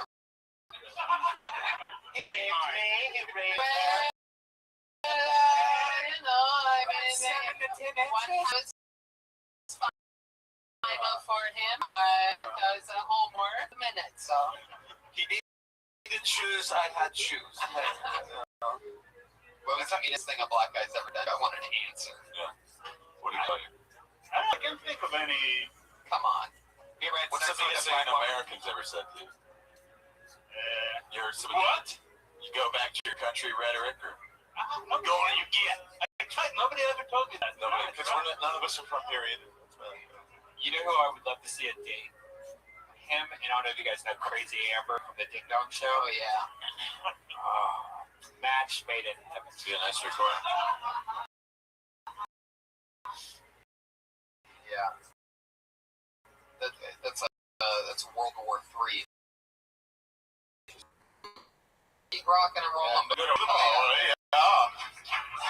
Fuck yeah. One of the smartest people in the room right now. Corey Amir, everyone. Foreigners. I would say 7. Israel. Wow. So do you have to go back to Israel? Okay. The answer is I don't know. Yeah. I have to go somewhere in the world, maybe here, maybe somewhere else. Whoever my orders take me, I think that's like some like Israeli CIA, special ops. I think this whole thing's an act. I'm in the fucking in the room downstairs. Nobody's gonna find him for a week either. Yeah. I see him talking on the phone, and now he's like, "I will kill you." Yeah. Creepy voice. What do you mean? I'm not CIA. I just I just like to do stand-up comedy and study American brain. I go to the USC, I study the brain, I write the joke, I give men asthma when they haven't had it before by putting stuff in their drink. I am Ori Amir. That's what I do. Well, that all checks out. Welcome to America. Okay, thank you so much. I will only be staying here for as long as I want to be, and then I will be moving on. Fuck yeah. Ori Amir's a wild one, man. He's gonna end up doing something. I'm not sure what. Seems like the kind of guy that, Blowing this place up. Yeah.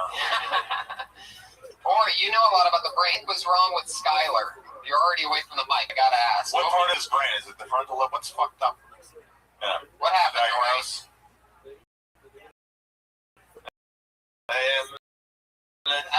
This is a case that even me, with my experience, possibly American chicks. I am processing. Find my dick. Yeah. When it comes to this situation of Skylar, I really cannot say whether or not it is the frontal or the side lobes, but something seems to be slightly off. I can tell he's a ladies' man now. Yeah. He's got it. He charms him with that shit. He speaks 5 languages. Would you mind if I ate your pussy? I would only be there for 5 minutes to an hour. I hope you don't mind. I didn't park my penis. Take off my wooden I'm shoes. sorry. I am very well educated. I have a major in right now. How do you say? Perhaps we can. Yo, what up, Tilly? Make a baby. All right, I lost it there at the end. Billy, how you living, pimp?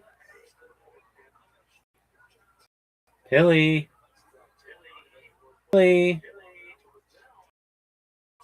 Billy, how you living? Billy, what good? Billy.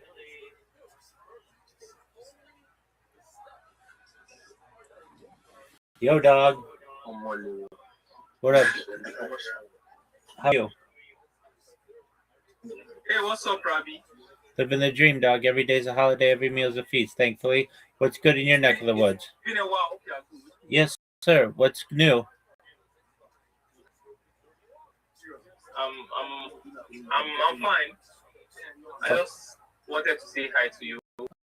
Oh, you're so sweet. And if there's any opportunity you have, just let me know.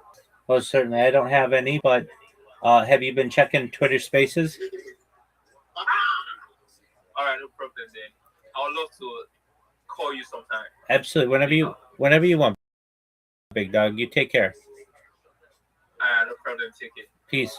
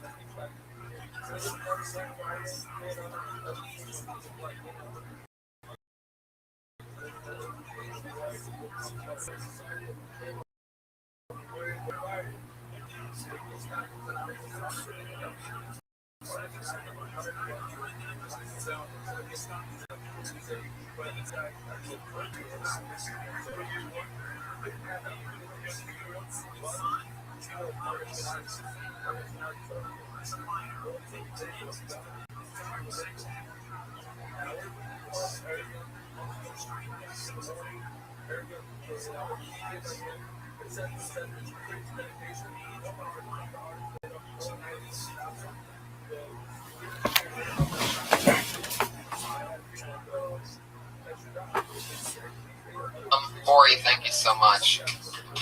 Ori Amir, everybody. He's on Twitter at Owen Amir, huh? Owen Amir. Twitter, everybody. He said, Put your hands together for GT, everybody.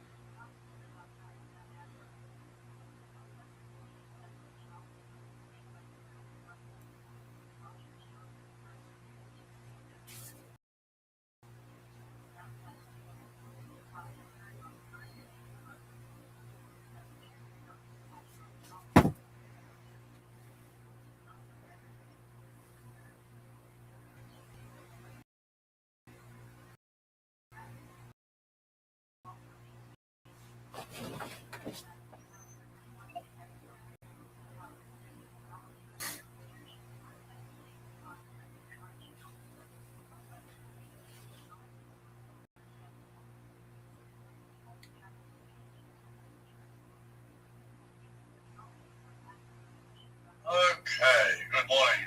Hello, Mike. How are you? I'm very good. I'm a bit spin this out a bit. You're coming out here like a torrent. Hang on just a second. Take your time.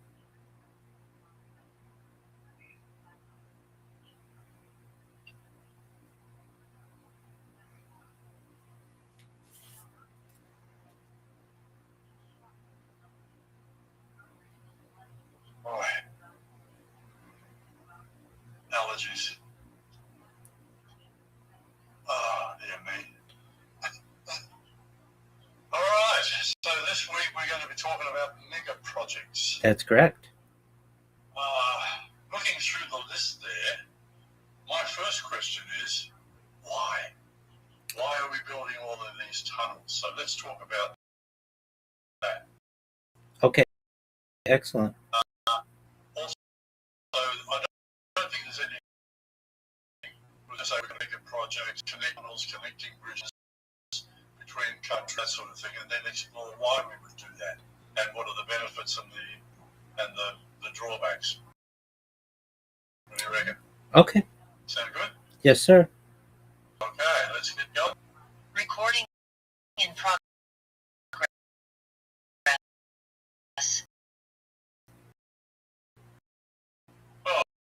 Good morning again, Rabbi. And, Going well. it's getting cold here. It's winter, almost winter. That's true. It's autumn. What do you call it? Fall. That's right. You Americans are so direct sometimes. You know, the leaves are falling.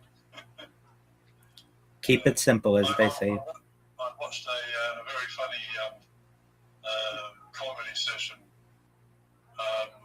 What's his name? That guy that gives the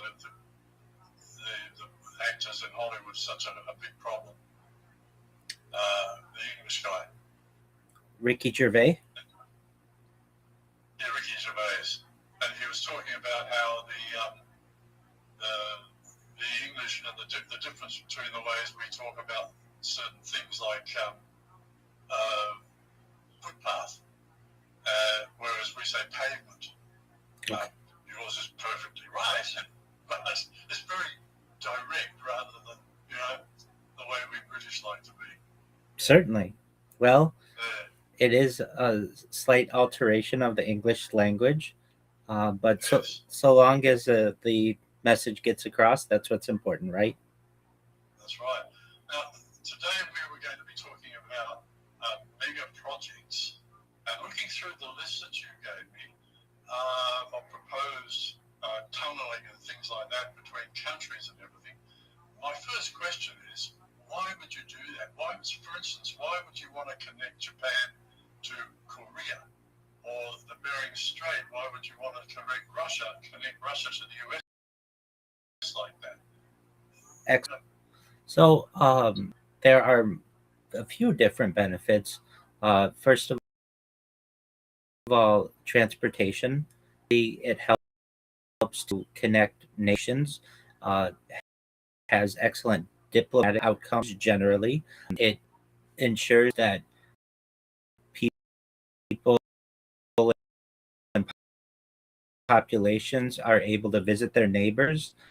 In Alaska, Russia is really about 59 miles or so, and yet it's a world away. That doesn't necessarily mean that immediately there will be a rush of population there, but the connection of North America to Asia or Asia to North America could help bridge the gap, not just between the United States and Russia, but perhaps the United States and China or France. You could really take a road trip.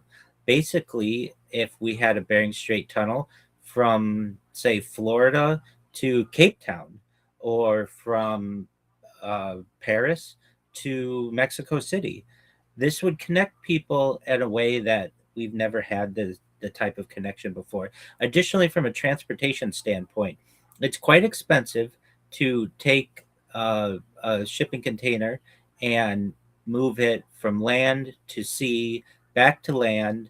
That many times happens in the docks of the world. Now, I'm not saying this is perhaps the most efficient way to ship everything, but especially to remove the land transport, water transport, and back to land transport may be perhaps more efficient as well. In some cases, in other cases, perhaps water is the better way to do it. Moreover, But it might also foster peace between nations, because when we're trading, we don't want to break that cycle because it's beneficial for both of us. absolutely, I 100% agree with that. The idea that you would be able to take an extended road trip, so to speak, from North America or Central America to Asia, Africa, Europe is a quite a mind-blowing idea. And that doesn't necessarily mean that you'd have to take your car. There could perhaps be shuttle services, bus services, train services. When we talk about a Bering Strait tunnel, we're talking a big idea that could consist of certainly passenger transport, certainly train transport, certainly there may even be the opportunity at bullet trains or passenger trains. The key in that area is to perhaps avoid a bridge. Some people make the argument, well, why don't we just build a bridge? And that may work for only about 3 months out of the year. For 9 months out of the year, the Bering Strait is extremely treacherous from a weather perspective. You have to worry about falling ice. You have to worry about keeping the pavement dry. That's why a tunnel in that area seems to be the best option. Yeah, it depends on where you are in the world too.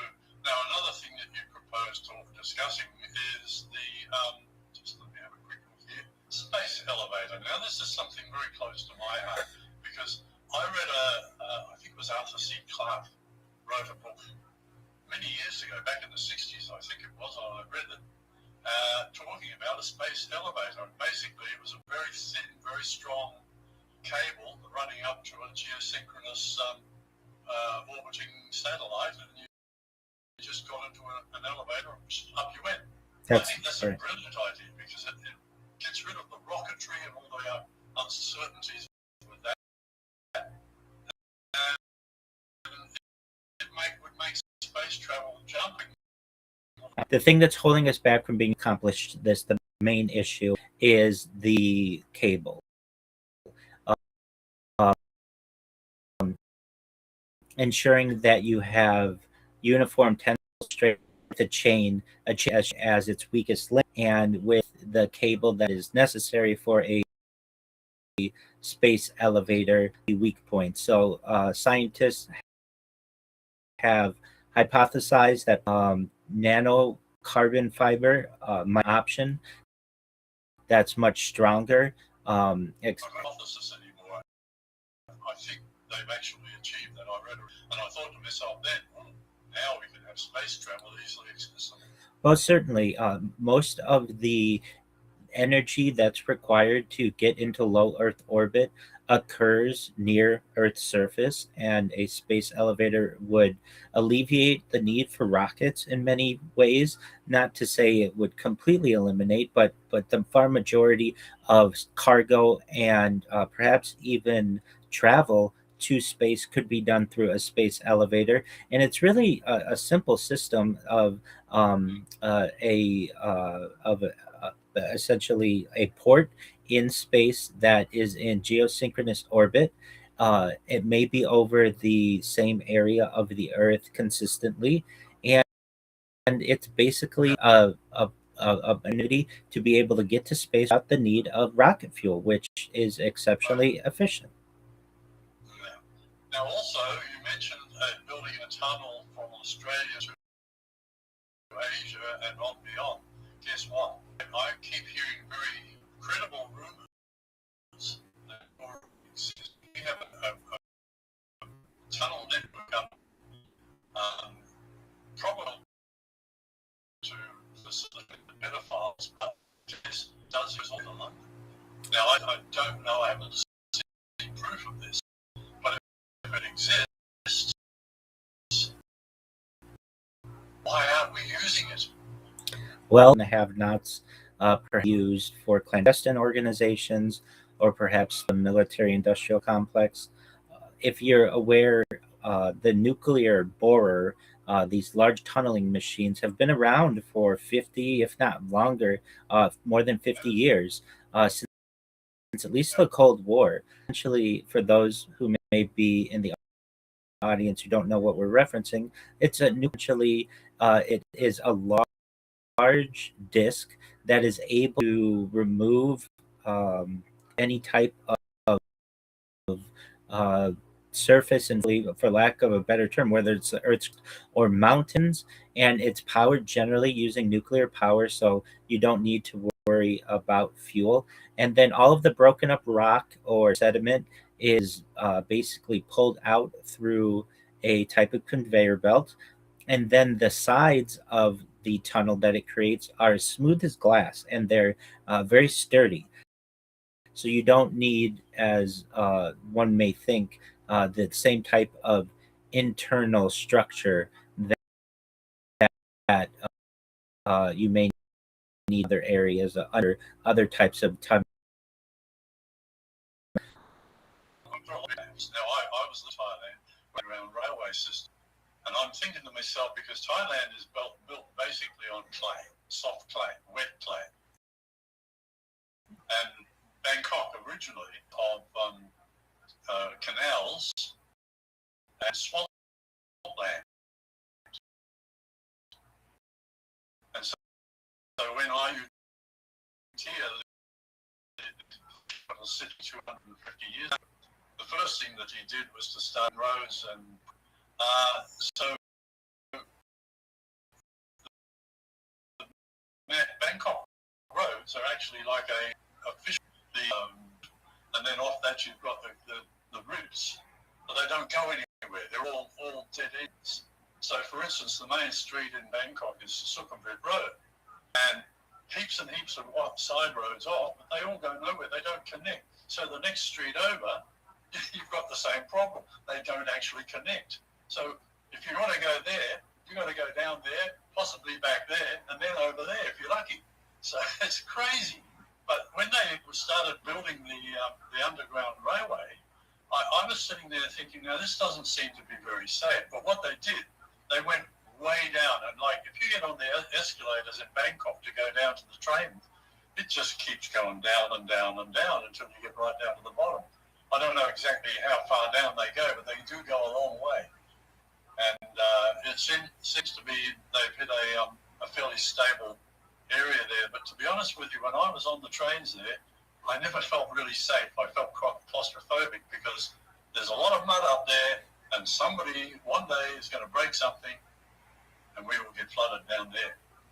So I don't know whether tunneling to connect countries is always a good idea, depending on the structure of the subsoil. Absolutely. The lower you go in the earth, the more stable the subsoil becomes.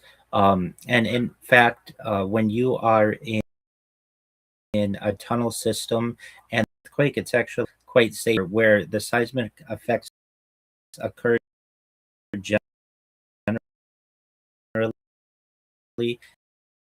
when an earthquake occurs is on the surface. So become, and or I shouldn't, perhaps safer, but the less seismic effects. Now, in terms of what you were saying about leaks, or perhaps the tunnel closing in on itself, there are certain fail safes that can be utilized, different valve systems. Nothing is perfectly safe, but this type of transportation would absolutely transform southeastern Asia, certainly Oceania, certainly Australia, and I'm an advocate to at least explore it. And these types of mega projects that Mike and I are discussing are perhaps not for the next 1 or 2 years, but 1 or 2 centuries. But these are ideas that I think, and Mike may think, that are important to have at least the discussion about their feasibility.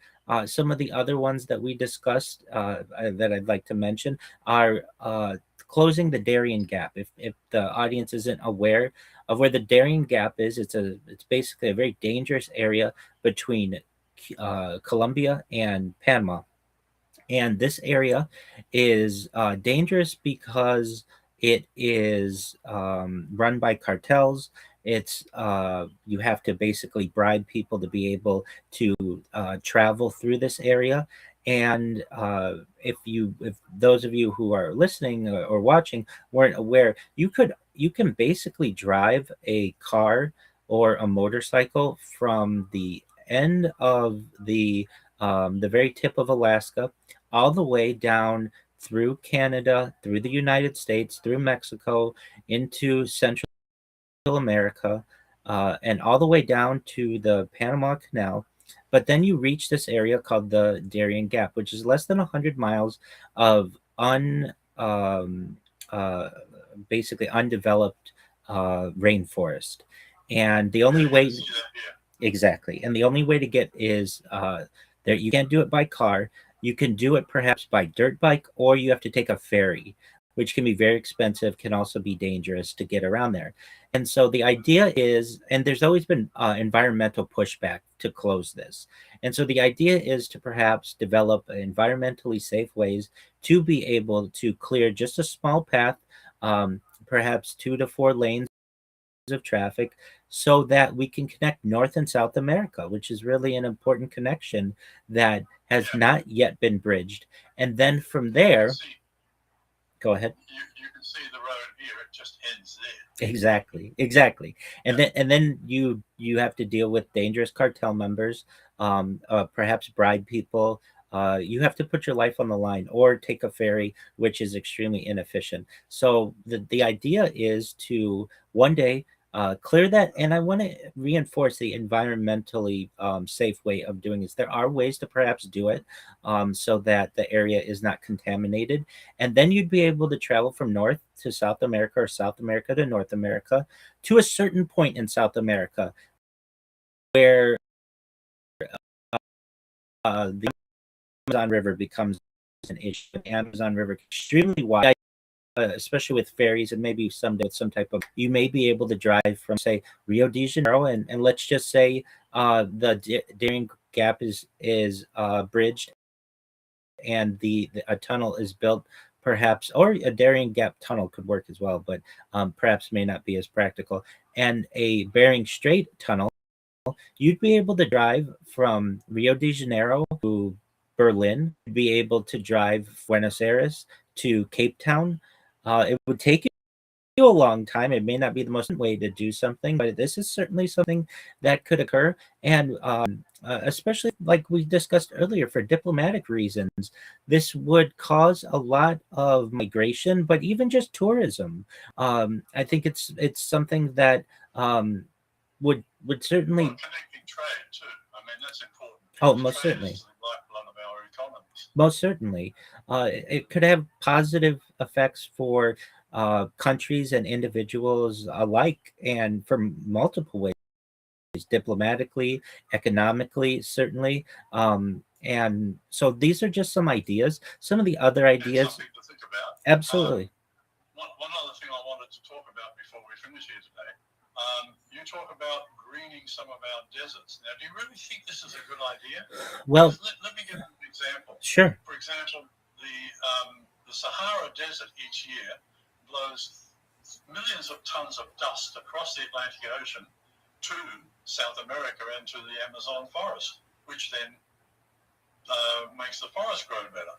So, and I believe that you need desert areas as well as greening, because they complement each other. What's your thoughts on that? Excellent question. I'm not saying that we have to green the whole of the Sahara or the whole, but perhaps areas of desert that may be more suitable for humans and are in good locations may be considered.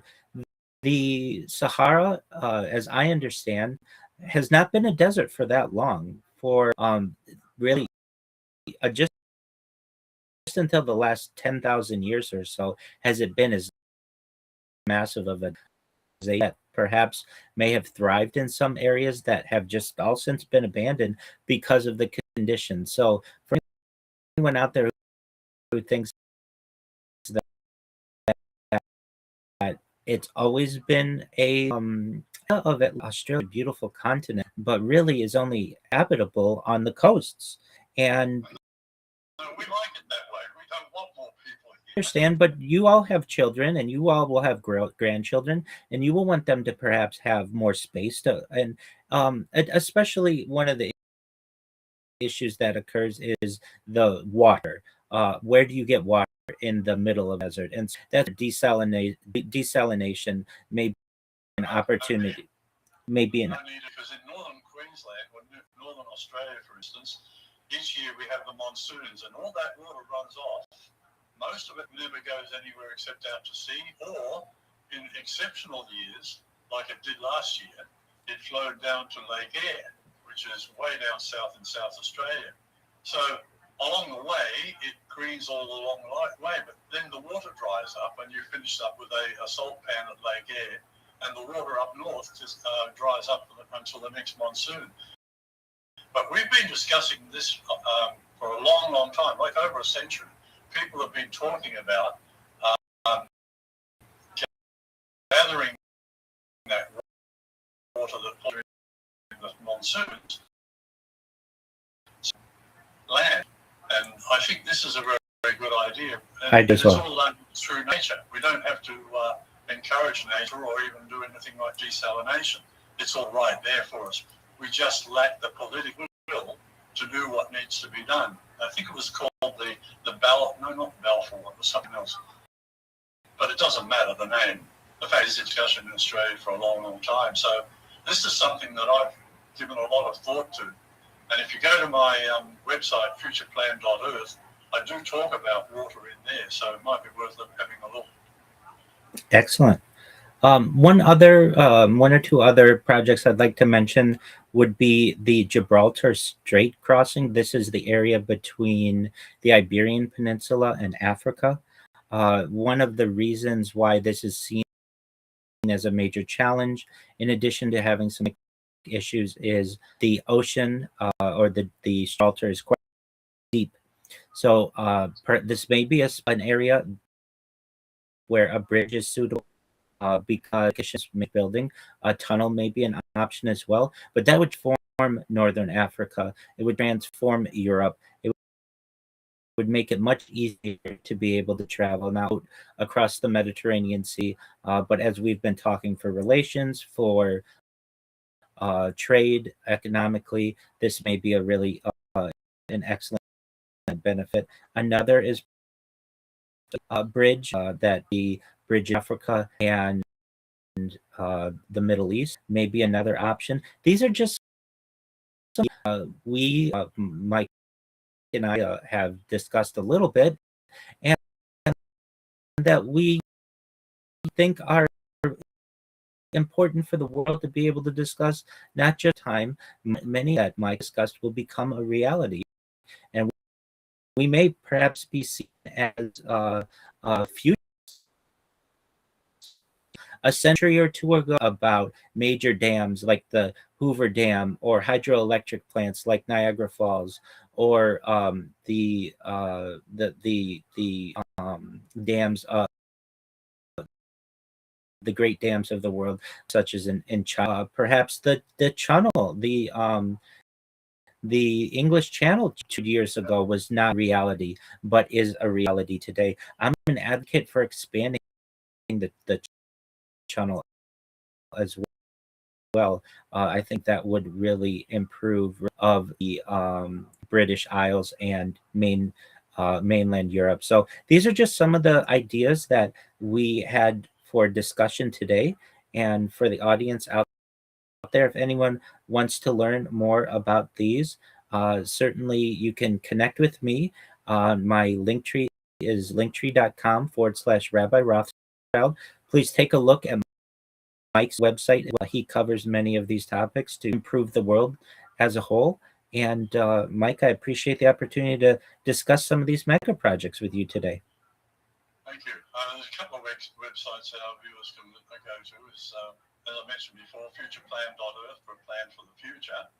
And I've gone into a lot of detail on various subjects, military, water, land management, all sorts of things, because I think when we're going to talk about government, we have to have an integrated plan. And the other website is Mike Holt Show, where you'll be able to watch this video and listen to the podcast. So thank you all very much, and we'll see you again next time. Excellent. And what are we going to cover next time? Next time is humanity beyond Earth. So for the audience, get ready for that. Thank you so much for the opportunity to speak. No problem. Thank you very much. Take care. Right.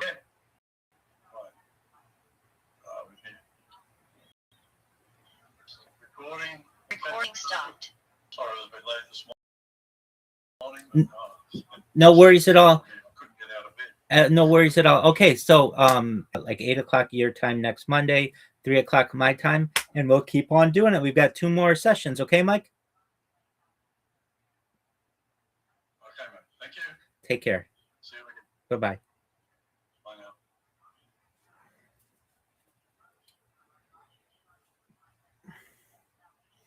What did you think of that? Baller.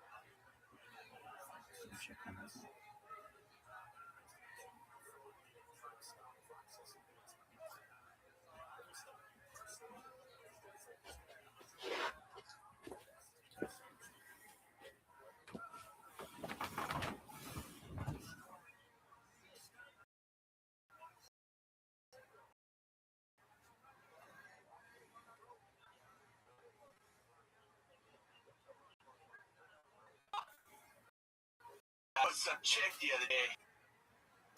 Think about this chick. Her mouth was one size small for my dick.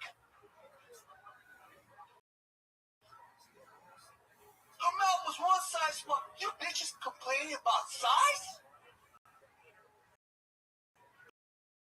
You bitch. I gotta have a 9-inch. I gotta have this. Have that. Oh, bitch. You still mouth.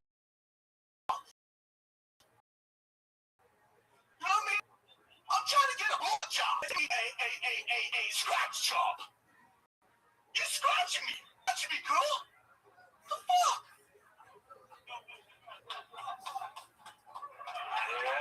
Yeah. There you go. You did it. That was your minute. So Bless you, how old was this girl whose mouth you were fucking? She was like, she says she's 36, but I think she's 44. Oh, well, yeah, where'd she go? She's banging. She's a Colombian pussy. She's got, Colombian. You still dating the hooker? No, I don't see her anymore. Man, it's a different girl. Yeah. Dude, he's right out of GTA. He's He's terrifying. You kind of sound like a homeless guy. Is that Brian Holtzman? I was like, holy shit, Brian Holtzman. I like his energy. I like his energy. He committed. He committed hard. That's the best I've seen you do. Yeah, he committed really well. Yeah. I don't remember a thing he said, but he meant it. He makes up a great point, man. It's fucking kid's mouth. Yeah, you get blowjobs my whole life because I have a girthy dick. I'm sorry. Oh my god.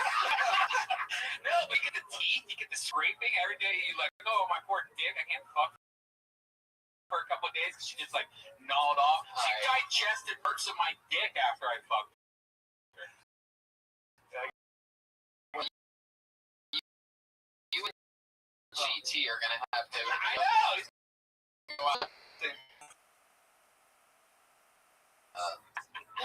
You guys gotta stop fucking baby dolls and It's always the case. human It's beings. always the case. It's always those whistlers. Kind of like, what's her butthole like? Well, later on the back and start eating her pussy, right? I started eating her pussy. It's like before you know it, and she squirted in my face, bro. That's awesome. Why are you angry about that? That's awesome. Yeah.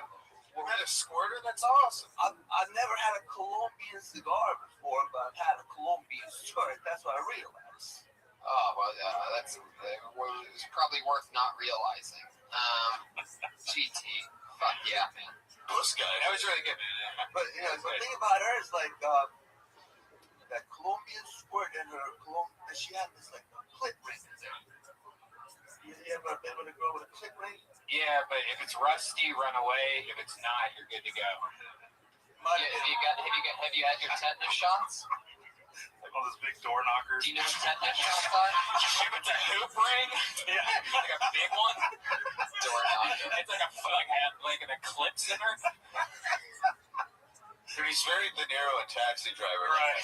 He's very taxi driver. He's Armenian. I thought I thought I looked more like Rocky or something. I'm gonna go Travis Bickle. I'm going Travis. Is that a fax machine? Here's the Gotta get on AOLR1. GT, what does GT stand for? GT. Well, the thing about GT is like everything has such a simple deep question, right? those are my initials. You're Armenian, right? Yeah, I'm Armenian. Heck yeah. Yeah. Does your last name end in IAN? It actually does. Yeah.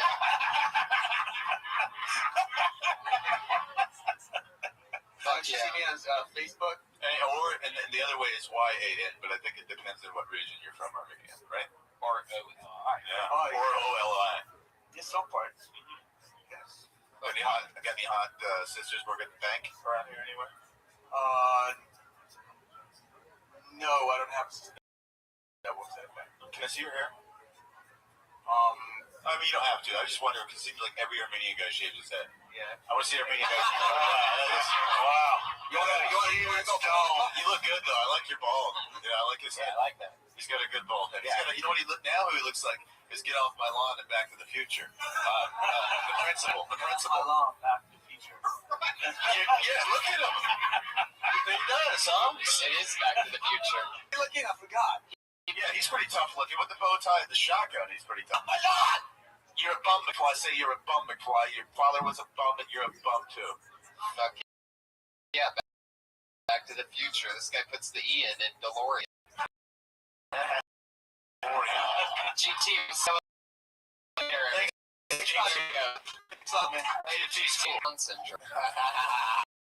follow him on Twitter at GT Music, everybody. That's GT. This is the part of the show where we have two awesome regulars go on. They're on every episode. They're always doing a new minute, working out. This week, going first, you know her from the Dysentery Podcast and Kill Tony. Put your hands together for Sarah Wineshank, everybody.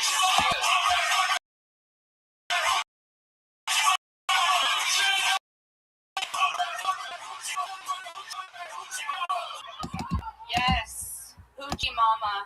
That's me. Hi, everyone. If you wear a sweatband because you sweat too much, you probably have an underlying medical condition, or you're on meth. If you wear it because you think it's cool, then you're a douchebag. I also don't understand vests. The first time I saw a vest, I said, "Where'd the rest of the jacket go?" What's going on? You gotta keep your chest warm, but your arms mobile. You have a respiratory infection, but you're planning on kayaking later? What's going on? What about water shoes? Those are weird. You planning on walking on water later, bro? I'm the asshole that sits in the parking spot that you're waiting for. That's me. I'll just put on my... Okay. Hey, finish that. What were you saying? Yeah, finish it. I was actually I was curious just about gonna, that. that was just like, oh, fuck, I think I got more time. And You were just gonna keep talking until you cut me well, out. I had something else So to you're say, going to but it finish with wasn't. the asshole in the car who won't. Who, like, I'm putting on my mascara while you're waiting for the spot, but I think I have the right to be there because I paid $2. So I'm gonna use my rent in that spot. Yeah, I tried to just stuff it in. That vest stuff is amazing. Yeah. What happened to your vest? Right? Yeah. I never wore one. Are you kidding me? Vest on, guy. I thought, I saw your vest, and I got nervous. I was like, should I still do the vest? And then I saw it,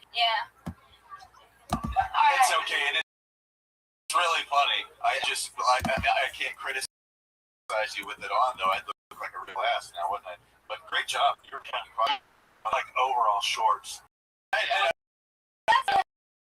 wearing fucking overalls. And I'm gonna talk shit on this. That takes a I'm lot of actually in for overalls right now, though, so I like overalls. Yeah? And you should have him come back here and go, why are you wearing the vest? Getting you shipwrecked? To complete the Back to the Future thing. Oh, yeah, that's right. All that. Be back to the future. Back to the back. Back to that. Back to it. Yeah. She did great. I like her. Funny. What was the first thing before the vest? It was Sweatbands. Yeah. I don't really see those around too much anymore, though. Maybe Saddle Ranch guys. Yeah. Coachella still, yeah, but she's right about that. That's douchey. Yeah. It was like early 80s. You used to put your cocaine in the little pockets. In the early 80s? Born to shit. Oh. I'm just kidding. Was that like that? Was that wrong? There was a bisexual on earlier that would like us to think the same thing. Yeah, she was 20, but your answer was very genuine. We believe it. Okay. Well, yeah, I really just wanted to go. I actually watched like all the episode that I was on today because I didn't know yet. In case you were curious. There you go. I love that. Well, you did really good.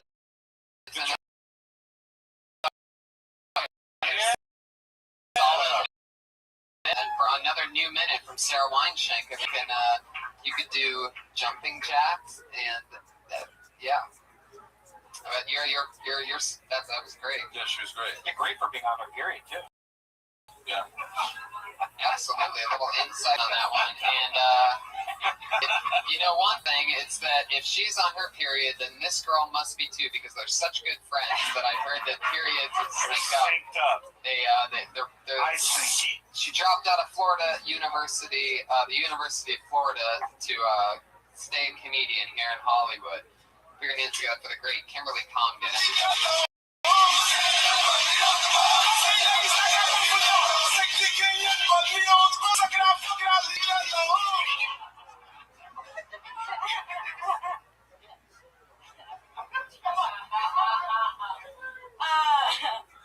Guys, I was gonna come up here and talk about the Sterling situation that's going on.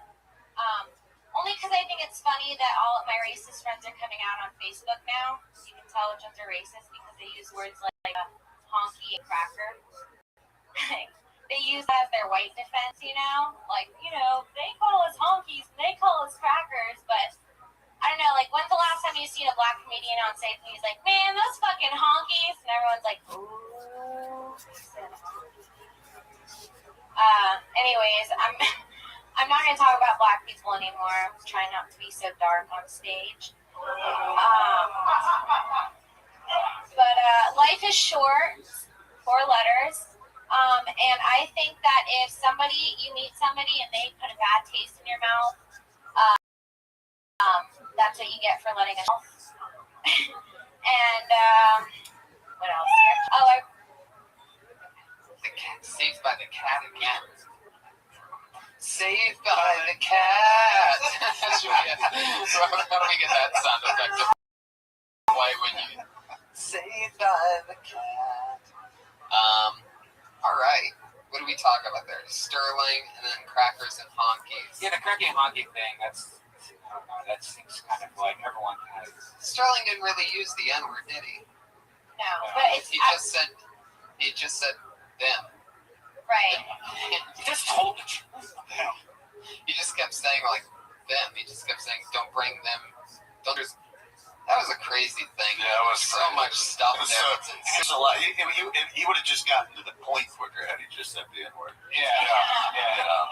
So true. It would have summed up everything he was saying. The craziest part of that thing was when he says, "Look, I don't care if you feed them. I don't care if you fuck them. That's what was Just weird. don't post pictures on the Instagram." Which immediately gives him a racist pass if you preface it with the. Yeah. It's like, oh, he's having touch. Well, I was kind of worried that he has like Alzheimer's. Yeah. He's gotten to that age. What if she's just taking advantage of me? He doesn't even know. Oh, yeah. He's He's just racist. This has been going on a long time. El Jabbar accused him of this years ago when he was a coach. But back to Kim. All right. She did good. I think she was fine. Yeah. You're Puerto Rican, right? I remember you last time. Just a little more. was it? No. I heard it was windy out from my window, and I thought it was cold. Someone yelled it when they were windy. Jamie, it's windy. Good thing I would have found out about today's weather report. It's kind of cold out. Kimberly, it's me, your neighbor and meteorologist. Bob. It's windy. Slight chance of rain. I got on about 1 a.m. It sounded cold. You definitely look like you're cold, like you're chilly. Gotcha. Okay. And the black joke was funny. Puerto Ricans use the N-word more than black people. They do. It's like a nigga this, a nigga that, always. All them niggas. Everyone has Freddie talk. Yeah. All right. You can't offend me, but I say it all day. It's funny. What else? What was the other joke she told? It was the last one. That was nice. She got better.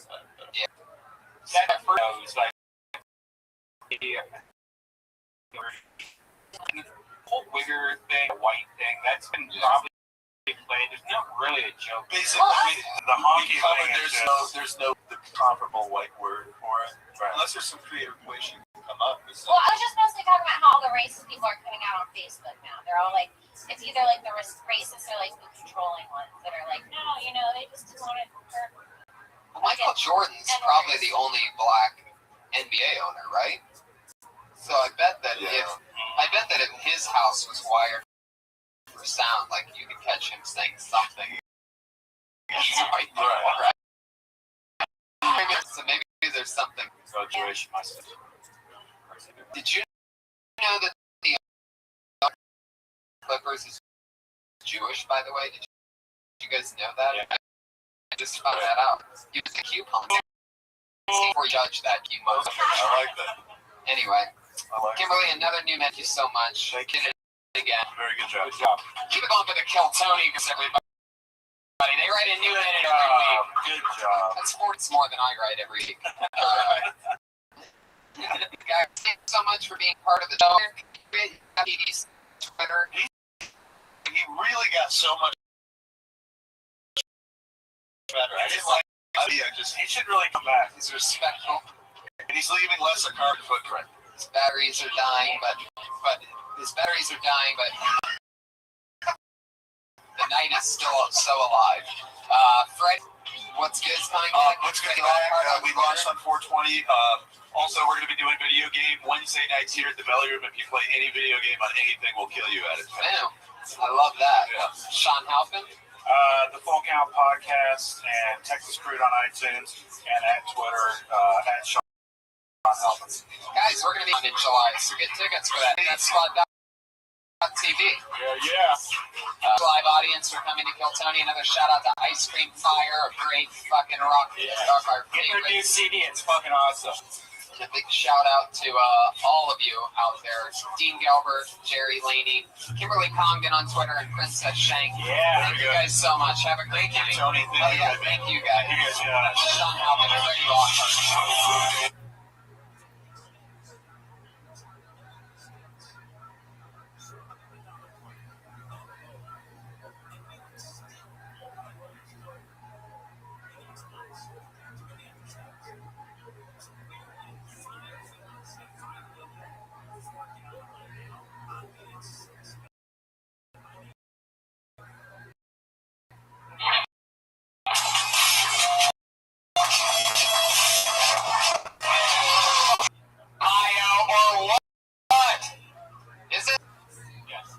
Everybody, how you guys doing? It's a live audience here, in a way, like one could say. Yes, they can say. Hi guys. Very shy crowd. I love this. Yeah. We have a special camera going on. You excited about this? Is the Red Band cam.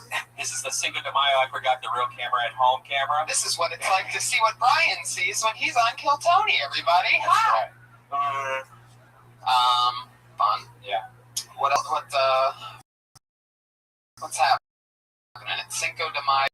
You're so close to my face. Why don't we have Australian Death Squad fan? We can go this way. I guess look over here. All right.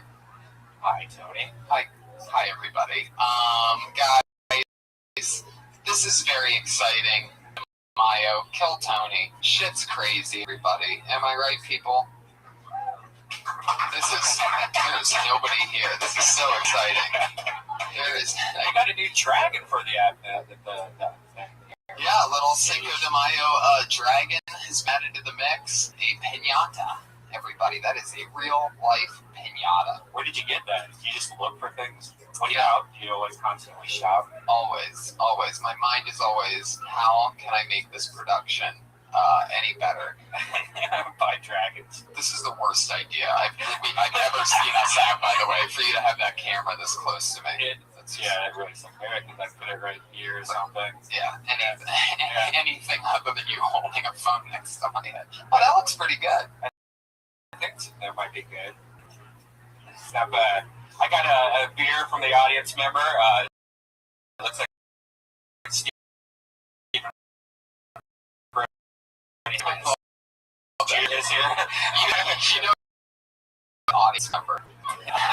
We're really making her here tonight. I mean, this is awesome. And it seems like for you give me Mexican roofies, so thank you very much. Fuck yeah. You ever get worried about that? I know a lot of comics won't take drinks, from audience members. I wonder if there's ever been a audience member that's like, you know what, I might fuck this show up. I bet there has. I bet there's been people want to get my favorite comedian fucked up, show him a good time in the city. I'm sure that's happened. Yeah, something. I'll start doing the show and then I would go. That's what I thought happened in Dallas. I thought somebody that night, because I was fucked up for no reason. It made no sense. And I thought somebody was in Dallas does it. Just sprinkle something in.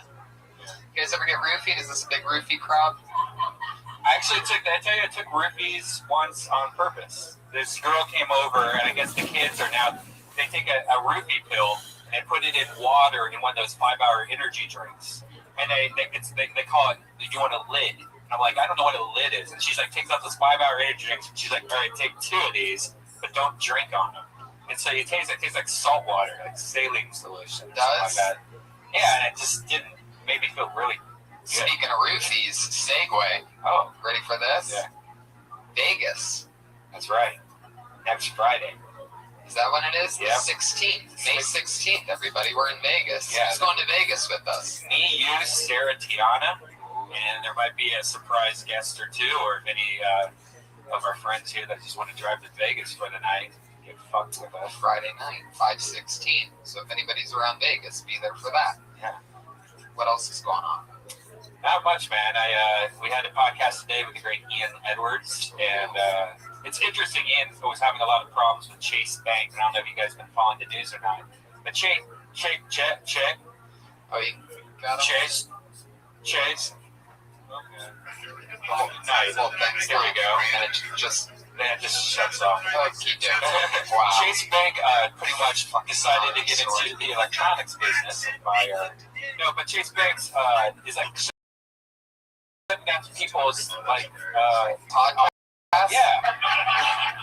Because it seems like as soon as Chase mentioned shit just went really bad. Was that you, Josh? What just happened? It's just the most important part of a comedy club. Right. Especially the one live podcast is probably best with the audio.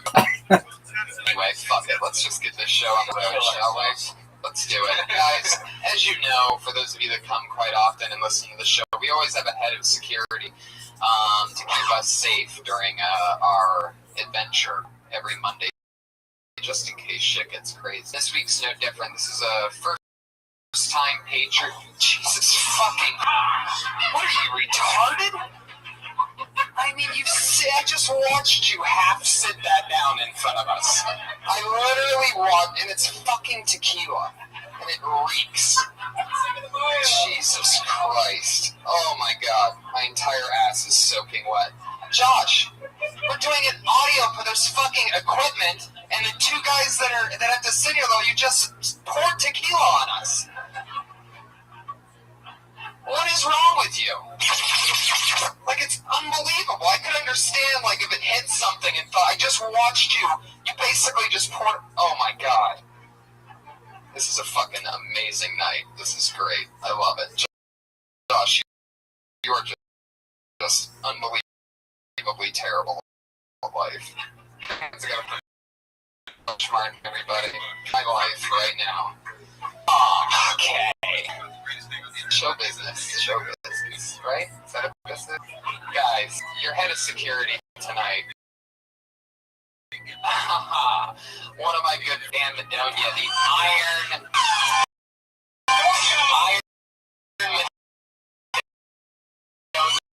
Everybody. Here he is. Patriots we've ever had. Dan, how's it going, buddy? Oh, very good. Our stoner patriot. I agree with that. You will now, from here on out, be the Iron Patriot. My ass is soaking wet right now, Dan. Somehow that tequila went right through everything. Fucking unbelievable. Josh. There's no chance you got that, did you? I think I did. I think I got it perfect. Oh my god, it was gonna be fucking history if you got that, because he totally didn't sit it down at, like, no part of this glass base actually touched the fucking, it was like he sat it down like, just like that, just, here's your drink. Hopefully you are absorbing your drinks through your jeans tonight.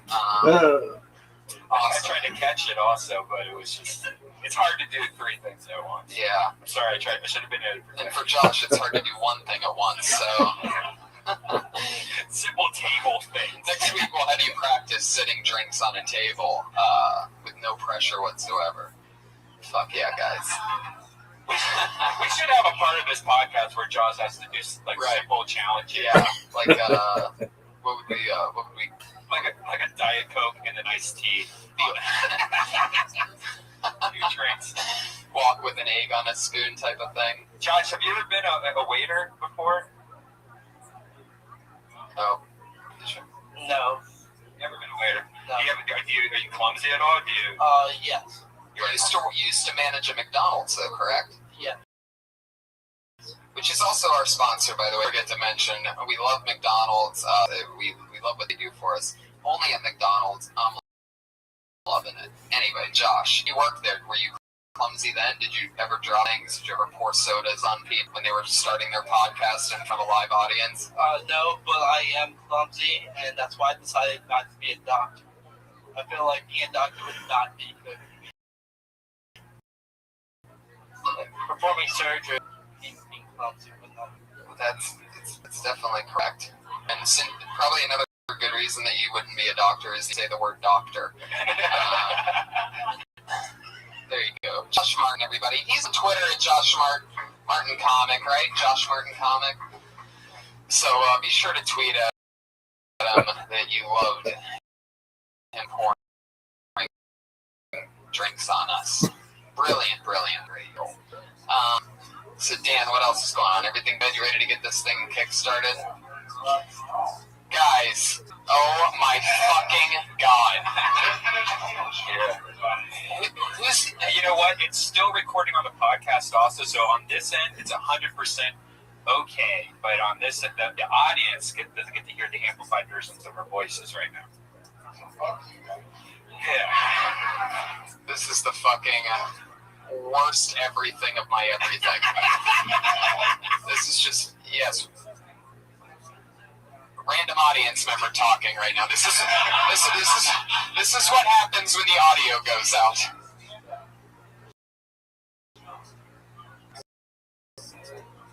Oh, so it's just a loose. Oh my god. Oh my god. It's just the idea of everybody just Yeah. Well, it's back out again. So.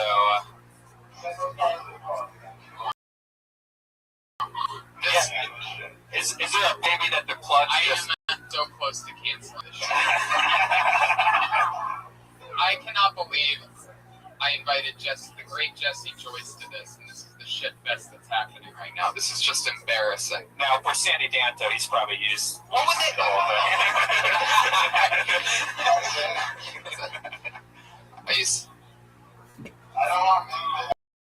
I don't want to make things any worse, but the batteries in my earphones are going out.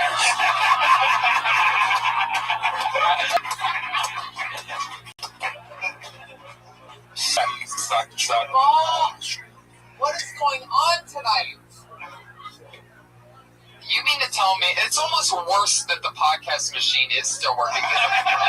It's making me feel like it's worth going through 5% of an effort. Well, if you think about the numbers, this is not even 0.0001 of the listeners. So we should not even just ignore these people. You're right. You're right. You're right. And how weird is it that I'm filming you on this iPhone of all the episodes? Everything seems way more ghetto. This is episode 49 of Kill Tony. All previous episodes have been filmed with an actual camera that stands on that tripod right there. Yeah. Every episode, the audio has been fine, functional throughout, and every other episode, I have not had a wet ass. But meanwhile, we are.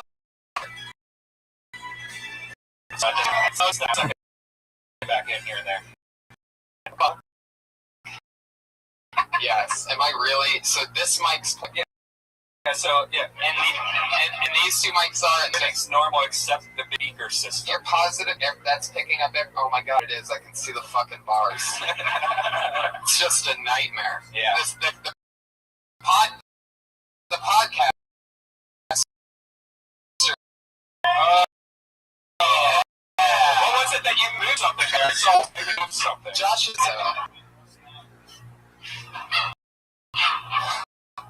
all right.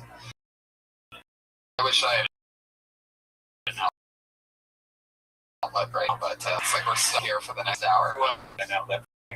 Jesus, he's got a lot of stuff in his pockets. Either that or he's shitting books right now.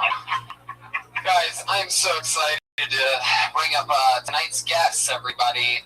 One of them I used to live with, I've done stand-up with for the last 7 years, and the other one I've been working with for years. We were writers together on The Burn and the Comedy Central roast of James Franco. Together for my two pals, Sandy Danto and Jesse Joyce, everybody. They are here. They are here in the flesh.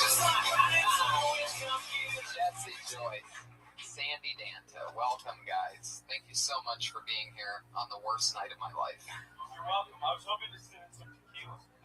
If that was a possibility. There we go. All right. Nice. Fuck yeah. Can you imagine Josh as a doctor giving somebody their, like telling somebody that they have a disease like you have osteoporosis? I have what? When he was in the back working on the grill at house, they call it flipping ass burgers.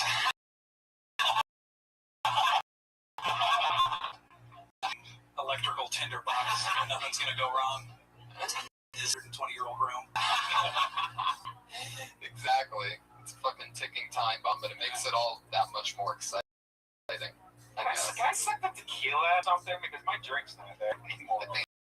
I think he went to go get Oh, I can't get that. They're not drinking because that's just funny. Yeah. But it is sinking. Oh, son of a bitch.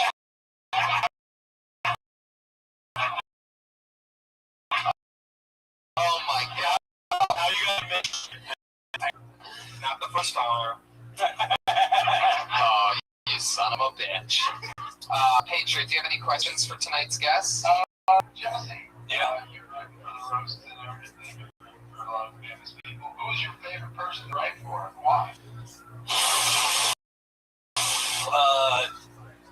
Well, I brought up the Oscars. Am I supposed to legitimately answer you? Yeah. Fucking, you're a grown man in a Halloween costume. Am I supposed to act like this is a legitimate conversation? Okay.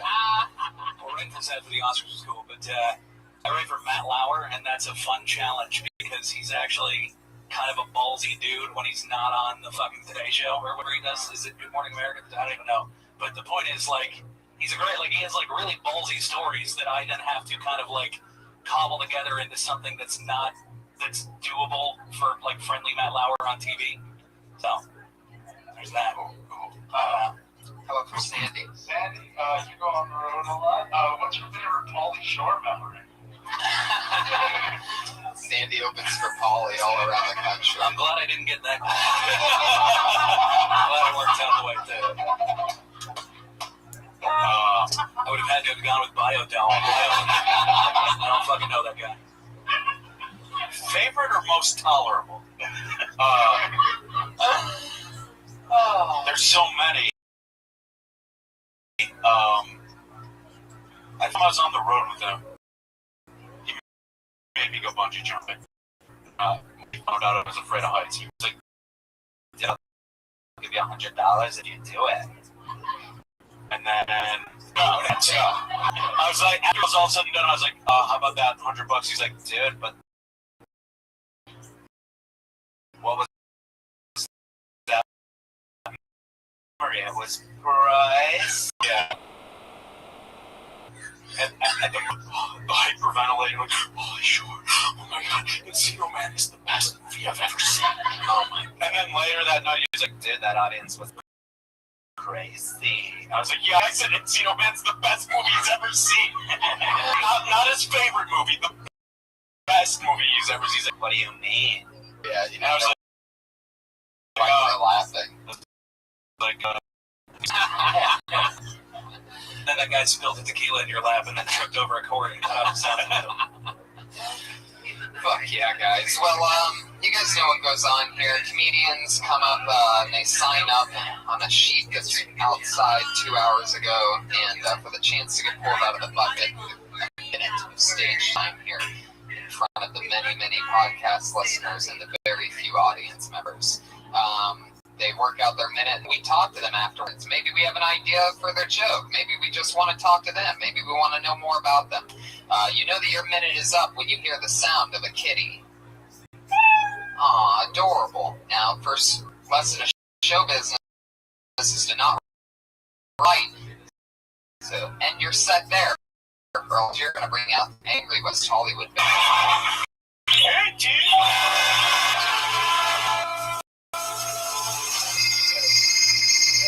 Obviously, they buried a cell phone at the end of it tonight.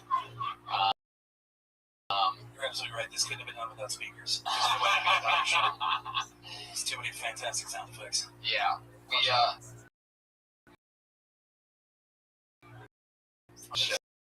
Josh probably set up your chair. So 49. There's proof that there's a real audience here. There's your proof, guys. First comedian tonight. Oh yeah, 1 minute. We just first comedian tonight. Very crazy guy. Always interesting to hear what he's going to talk about. His name is GT.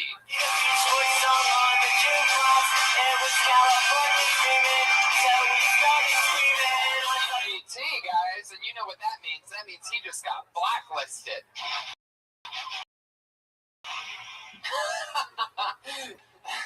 It like that sound came out of a colostomy bag under your costume. GT will be banned from the show after not appearing. That's what happens if they miss their spot. Well, it should be suspicious. There are far more pieces of paper than there are people in this fucking room. So. You're next. Oh, here we go. This sounds like somebody that would actually be here. Put your hands together for Julia Farrell. Here she comes, Julia.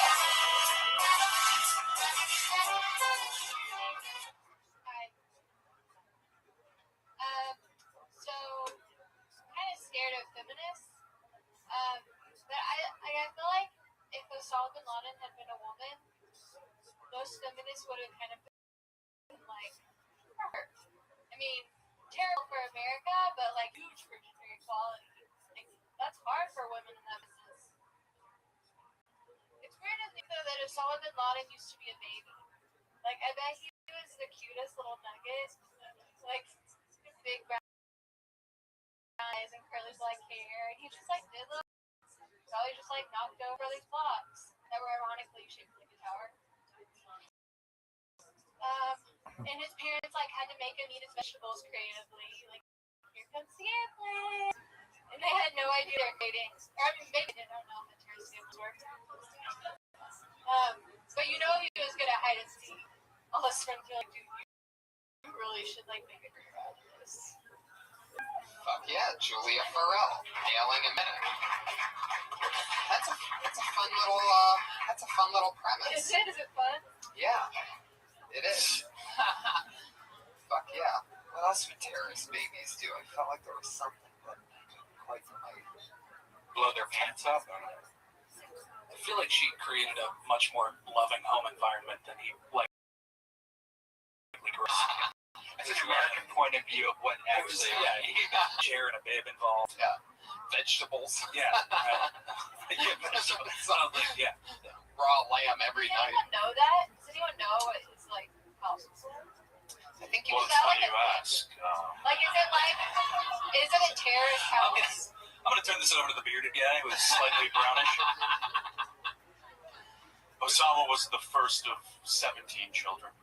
He had to raise his brothers alone because his parents were blown up in a plane.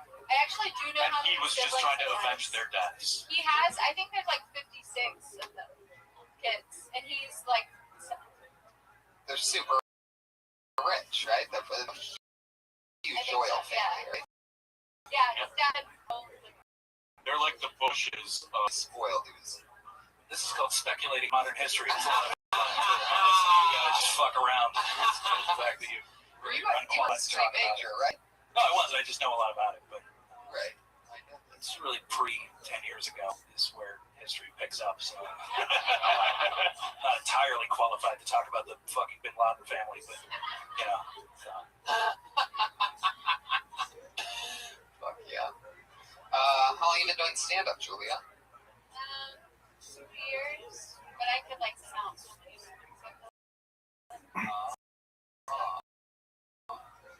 It's been Liberal at the same time. What have you been doing the last 2 years? Thinking about doing stand-up comedy Oh, okay. All right. and being a nanny. Oh, all right. That's kind of how this. Oh, so you're very familiar with the D's Right. airplane bit, right?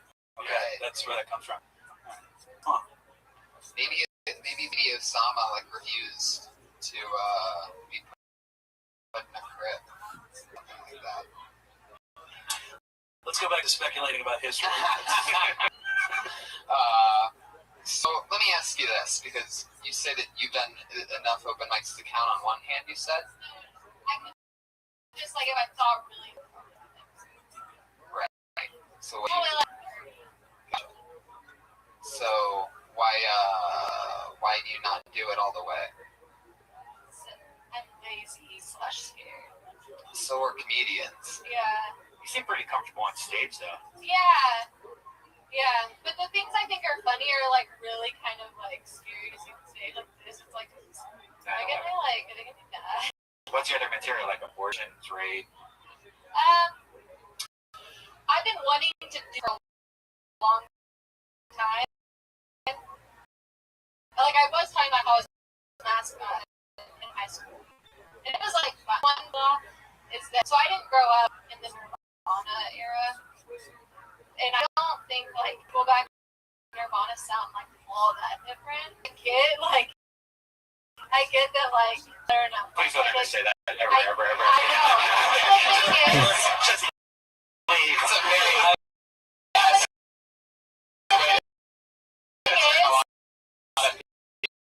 people against you. I know, but like the thing is, like I adore the other. Like they're in this. I love this entire fucking crowd. Listen to the planes crashing into the World Trade Center. But you're like, all right, I like where you're going with this. And then she's like, Nirvana and Nickelback sound the same. And everybody's like, what the fuck is the matter? The most offensive thing I could ever Dude, say. that's how I But feel I'm about just the Beatles and Oasis. Oh, Polly, you really don't know a lot about music, Paul. What? Dude, I was what? I was an MTV VJ. What year was And that? I got a lot of MTV VJ. Oh, I see you did there. I get the feeling, by the way, that that's actually. Have you heard him say that? No, I've never heard him say that. But probably. Man, that Polly just gets better and better. It's actually better than Polly's Polly. I'd rather listen to you do that than have a conversation. Fuck yeah, Julia. Well, what else is going? How's nannying? You make a living out of nannying in Los Angeles? Yeah, I have. What's that like? They pay a lot of money. So like, If you ever want to do more open mics and need somebody to fill in for you on the set, For nanny. For nanny? Yeah. Okay, I'll let them know. Free you up to do some more open mics. Okay, cool. Yeah, I'll give them your number. Cool. Do you want to be a nanny for real? Yeah. Do you like it? Do you like kids? They Do you actually want to call make it, babies? they call it a manny. A manny? If you're a guy, you're a manny. or a patinkin. It's one or the other. Your time's running out, Sandy. Have you thought about freezing your sperm or anything like that? I'm not a woman. My time's not running. I don't have a biological clock. Yeah, you do. Donald Sterling's like an 18-year-old kid. Yeah, but he got 80-something years old. It's ballsy moves to find fucking what's gone down. Well, I like Donald Sterling. As long as we're humanizing people that are people in the media. I think media the best. You probably have. You should do Idi Amin. But I think that Sterling is no chick. Could do a better job working the audio soundboard here than Josh Martin. She did a hell of a job with that recording. Yeah, crystal clear. Never gave the whole time. Never any chilling, anything like that. He's so comfortable around. I'm really shocked. Like, you realize that's going to catch up. You're just fucking chilling there. It's impressive. The only electricity in this room is he's standing right next to it. Yeah. Guys, Julia Farrell, thank you so much. Thank you. She's on Twitter at Julia Farrell, Farrell. You guys can tweet at her, tell her to do more stand-up. Stop being a lazy nanny. Thanks, Julia. Fuck yeah. Very mobile patriot, fixing the mic. I love that. Pew, pew, pew. Let me ask you guys a question that I like to ask my guests. When you first started stand-up, did you have something that you can't believe, like a joke that you talked about? I actually did it, but I had this thought that I was like, yeah, because like when you start out, you sort of plan to bomb. You know what I mean? So you're thinking ahead, like this is probably not going to go well. I had this thought that what I should do is have a water balloon in my pocket, so it looked like I pissed my pants. Like so awesome. I never did it, but it was like a thing that I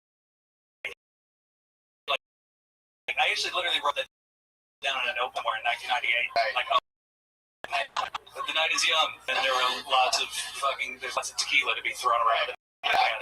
Yeah, that's so fucking funny because you're so definitely not that kind of guy that would ever. Well, I was 17 and I used to wear a tie. Like I was fucking. I don't know what the fuck I was doing.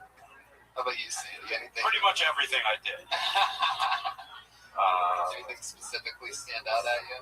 The tuxedo T-shirts that I used to wear. Oh, you did do that, didn't you? Yeah, oh my yeah. God, that was like that was supposed to be I read the tipping point. I was like, I'm branding this bitch. Right. Sandy's I'm big gonna dream make was it. to have a big sold-out show on the road, and all of them wearing tuxedos. Did you give them all the stamp tripler?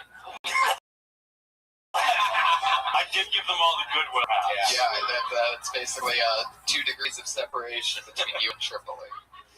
All right, guys, let's keep this fun train moving along. Your next comedian tonight will go by the name of Rebecca Donato.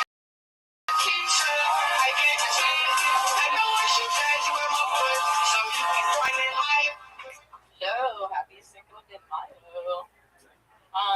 So I realized recently that I'm my worst enemy and probably capable of more torture than Osama bin Laden. Definitely a triple threat. I know the exact excuse that will fly for me to indulge my bad habit. I know where I am at all times, so there's no need for a sneak attack. So I sort of know where I am at all times. And also, I know almost everything that I've done, and I will draw up the past for no reason. Purpose is torture. Yeah. recent Bin Laden thing. What's Bin Laden? Did you prepare? Did you plan to do a Bin Laden reference, or were you calling back to the first girl's Bin Laden? I was kind of just picking two things that I had marginally thought about for Reading. So that was a new bit. Yeah. All right. Either that or this is some kind of the terrorists are now. It was either that or between a boring party and how have you ever been to a party that's so boring that you end up with the kids? So yeah, it was two cheeks from the same ass over here, girls. I guess so. Very Bin Laden heavy episode so far. Yeah. That's interesting. Everything comes in two with those terrorists. It's true. I don't think that's the same. You just said that very confidently. That's the thing that every terrorists come to. Everybody knows these things. They always come in twos. I don't really go to many parties with kids, though. I think I've been to a party with kids before, but I bet I would. Oh, they're great. Well, was any of that written down, or did you just were you just sort of riffing? Yeah, I jotted it. Oh, okay. All right. I don't know. It just seemed like it was. No, well, Very stream of consciousness. Yeah. It was like listening to Finnegan's Wake. It was just sort of a rambly kind of I'm not. It's just. It's okay. I feel like you just need to look at it on a page and be able to definitively determine where the punchline is in that. Yeah, I guess I kind of just wanted to say it out loud. Oh, okay. Yeah. There's been times where I've done where I've gone on stage where I just kind of had an idea for it, but it was always That's why that. Say that again. Right, because you guys give good criticism, so that's why I did the new shit that I was just thinking about. Right. But it sounded like you were describing several situations where you. That's how I'm yeah. At all, guys. I feel like that rookie's kicking in right now. You're confused. No, as I said, what was the joke in? I don't know. What sparked the initial idea of the joke? I guess I was pretty much thinking lately how I am. I am my own worst enemy. I get in my head, and then I just make things worse. I don't know. I blacked out buying white wine at Trader Joe's this weekend. I'm a bad adult. I'm just See, blacking out buying white wine. You should mention that. Okay. Yeah, I think we should. Yeah. You're talking around all of that when you can just begin straight to the point, and that's where it's. Okay, yeah. So it's really a single thread, and that thread is alcoholism.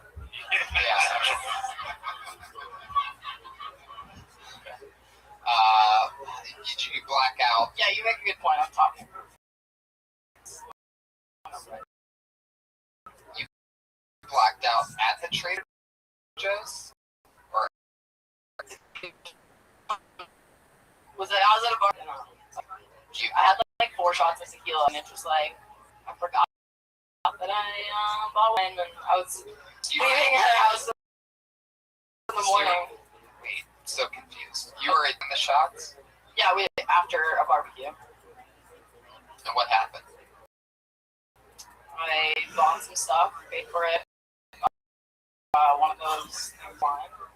And really fun. It's okay. I'm not above it. We'll drink it.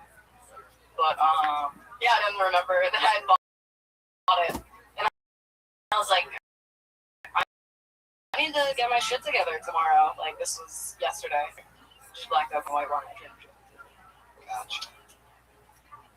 I don't think the white wine was responsible for blacking out. I think it was the multiple tequila shots. Oh yeah, no, sorry.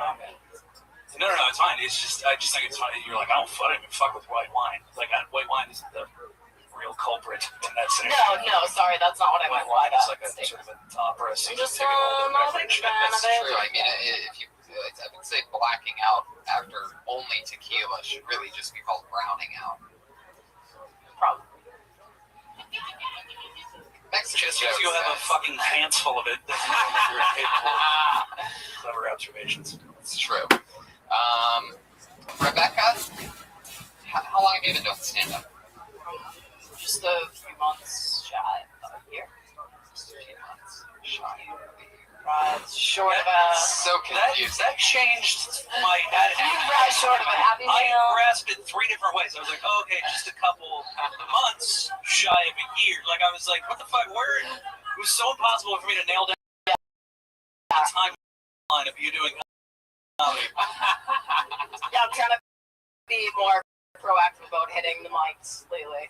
I do think backwards. Yeah, I guess I had to think about that too long to even get a joke out of it. So. You should record yourself, and that is an excellent. And you should by your friends and find the beats where they fit what you're talking about. You know what I mean? Like, if you or a white wine bender with some buddies, acknowledge that in the conversation, be a nugget that can turn into a bit. Yeah, I just shit myself. I was gonna train a jazz. Yeah, like that. That would kill. Yeah. Rebecca, Thank you very much. Rebecca Rose V on Twitter. Rose V. Just a few months shy of a year. So she went from a few months to perhaps 9 months. You'd say 9 months, right? That's a few months shy.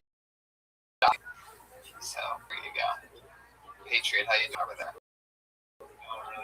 What'd you think about these? What do you think about double Bin Laden references? You're wearing the red, white, and blue. You're a patriot. Patriot.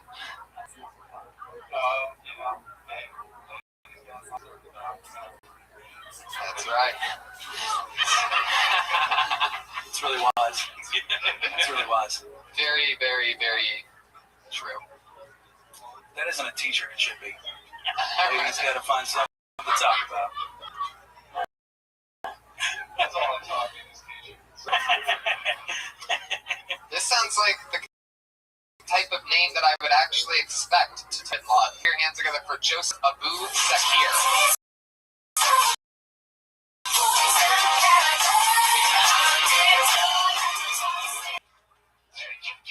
He's been blacklisted. There's been 2 Middle Eastern guys, 2 women talking about Middle Eastern guys. It always comes in 2.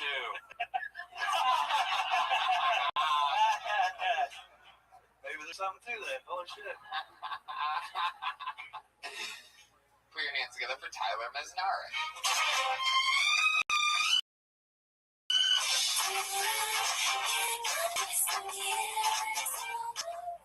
Here, buddy.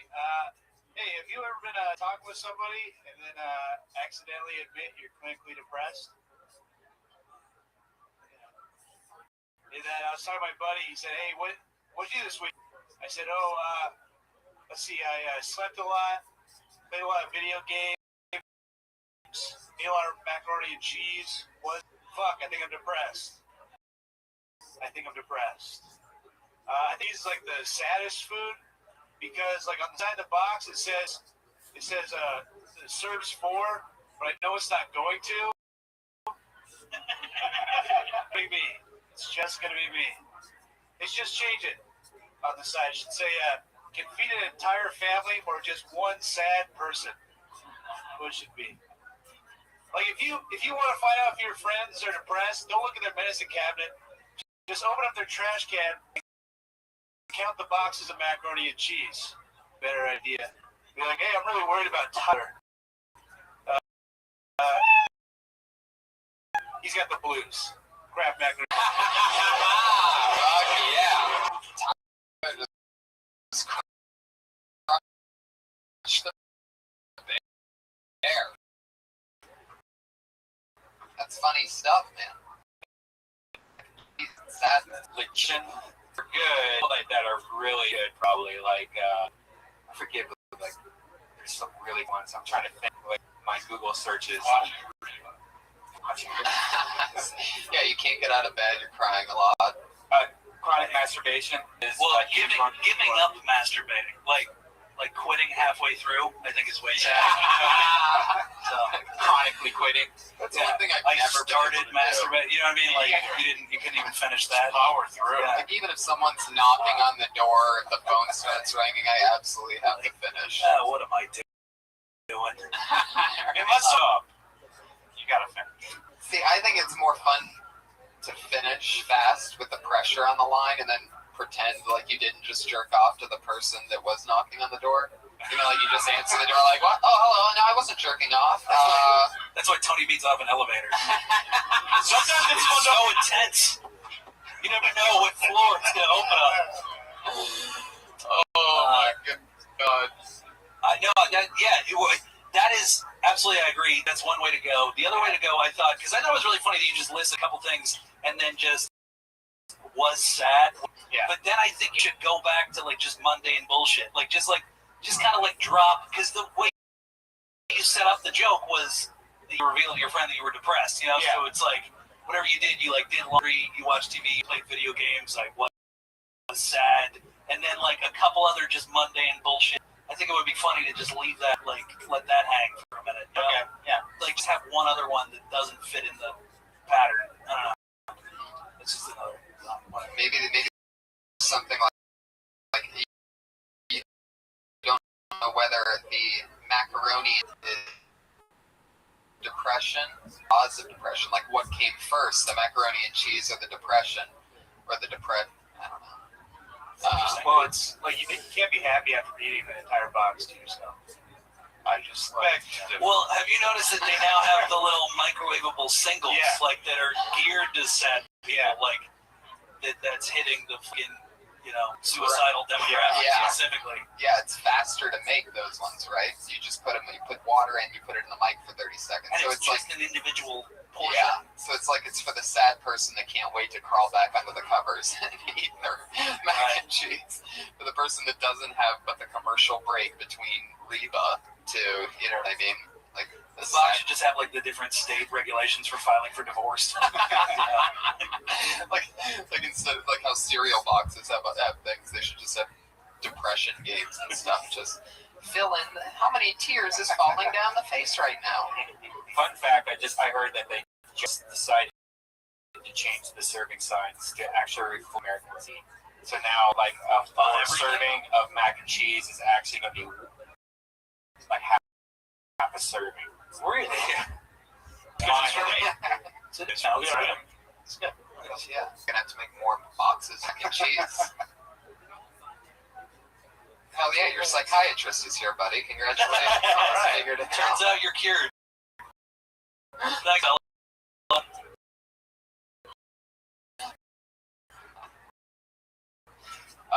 Yeah. So, yeah, probably just Too much shot, yeah. How long have you been in A LA? few months. Yeah, shut up. 6 years. How long have you been in LA? I'm sorry. What were you doing stand-up? There wasn't a lot. I was actually emceeing a poetry night in my college. I can't imagine you being depressed.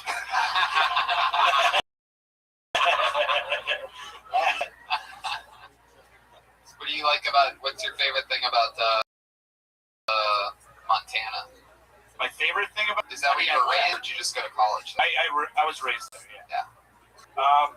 It's mountains and stuff. It's all right. I'm not big into hiking or anything, so I never really liked it that much. To be honest. Your family still lives there? They moved to Wyoming, but I still. Wow, made a big move to Wyoming. Retiring. It's too crowded here in Montana. Let's get away from these.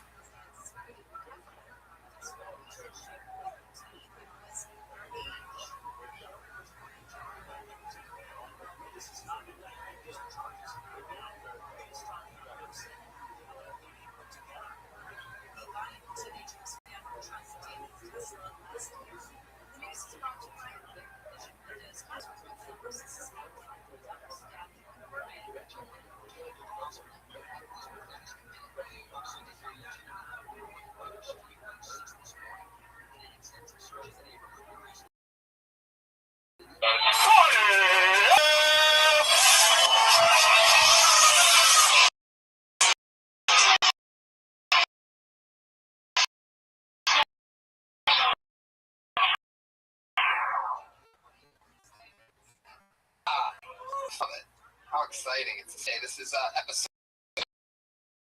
Everybody. Yeah. Big 5-0. Episode 50. What is going on? Everyone's You're already blowing it, Josh. It's all happening, buddy. It's already begun. Josh already dropping the ball after he spilled tequila. Video of that on episode. Yeah, that's 40. Episode 40. So that was 49. Yeah, but right. the video, I guess it's not out yet, but the video will be. Yeah, I had to film the first half of the episode using an iPhone. Yeah, and I think I caught Josh. It was so funny. The motion right here, from right there. He puts it right on the corner of the table. Yeah, really blew it. Yeah. But keep it going for Josh Martin, everybody. He tries to keep everything on its hinges. Great guy, Josh Martin. So hell yeah, guys! Thank you, live audience, for coming out and sitting so far away. Nothing better than having the front of the room empty. Really big confidence booster. Always exciting. I really can feel that energy. Because what happened this weekend? What's going on? We did an episode of Thunder Pussy, and Benji went crazy on that was a Thunder Pussy. Or not Thunder Pussy, Ice House Chronicles. Yeah, it's weird. We had a good friend of ours have to deal with an annoying group of hecklers, and we had to deal with the aftermath of Comedy Club not back. I feel like that I have. By the way, I celebrated 7 years of doing stand-up comedy. Oh. Which is interesting. It's fun. Anyway, but something I noticed lately is I think the hecklers are heat, like animals. I think that when it starts getting warmer out, people get chimier because they get a little bit drunker, they get a little bit hotter, the fucking chemicals are rolling, so they think they have something that they want to say. Yeah. And they also, always happens when you come in groups too. Like if you have more than 4 people in a group, that becomes a party. Right. And so now you have like this party aspect of like, damn, we have a whole table. We actually are a party. Yeah. And it's like Game of Thrones. Yeah. The pack gets bigger and shit gets crazy. Yeah. But it was interesting having to deal with that. But if you're listening to this, you can always check out Ice House Chronicles because Benji literally gets off stage to get shot by this gang of Mexicans, and luckily we had Big Earl Kennedy there. That's great. Yeah. He's a force to be reckoned with as far as like what you visually think he's capable of. But he's a big softy on the inside, so that's funny that he was the one. Yeah. Chosen. And then Benji went on and like almost just shake. You could tell. Yeah. Would have been have the video of him getting heckled and him like because Benji's great at laying into people. He's on Team Evil Roast. With like it's like he sees the stuff that he'll only say to it. Anyway, you guys get it. I'm sure. This live audience is a blast tonight, Brian. I think I know it's great, right? We had 17 patients, and I'm pretty sure that there's not 17 people in here. Yeah. But it feels like 18. Maybe they were on like Malaysian taxis or something. That's it. Airlines, Crystal Guys, and McDonald's, everybody. We still got McDonald's. I'm loving it. They make me say that part. It's so weird that you do that. I was listening to an old episode the other day, and you really went into it because you were reading my cup, and you were just like, free Wi-Fi at all locations. Funniest thing that I want to see if like McDonald's attorneys will send us something like, can you not mention our product on? Like, I think it's so funny that McDonald's like this huge corporation, and I'm saying that. Right, because then we would have to acknowledge it. Because then we get to acknowledge it. It makes me wonder if they'll complain about us backing their product. if you know this, but like we work with the Olympics and things like that. Your live podcast. What's the queefing? Yeah. What's the queefing? Let's just put it this way: we don't get it. But we love you, McDonald's, all the time, especially your new strawberry banana iced tea mix, debuting next month only at McDonald's. I'm loving it. I never get the Shamrock fries. They're not just old fries. When is St. Patrick's Day? They already happened. Oh. It just happened. That wacky St. Patrick, he gets by me sometimes.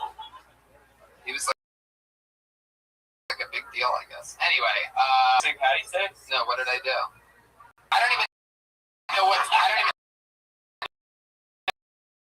time of the year that is.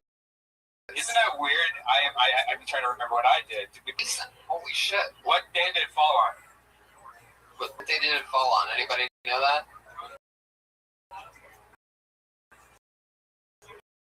What happened? St. Patrick's Day just disappeared, huh?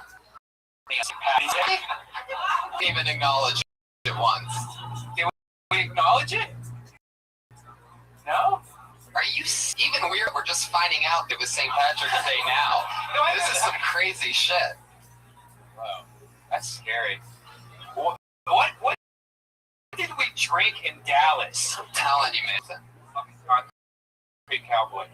That just keeps coming up at more than McDonald's. Brian and I got roofied. We're pretty sure when we did a road trip. We have no idea who roofied us. We came in contact with 200 people, and we were fucking destroyed. Something terrible happened that night.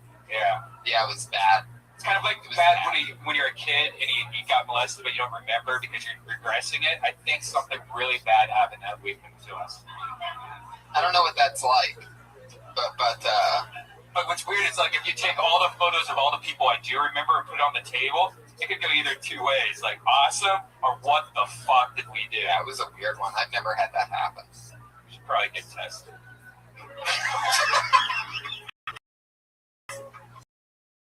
Dallas. That place is fucked up. Byron Plaza. It's a lot of people. Alright, fuck it. A lot of people from Dallas. A lot of famous people. A lot of popular people. I love Dallas. You know, there was even Dallas is such a great city that they even had a TV show. And it's a shame I can't think of any.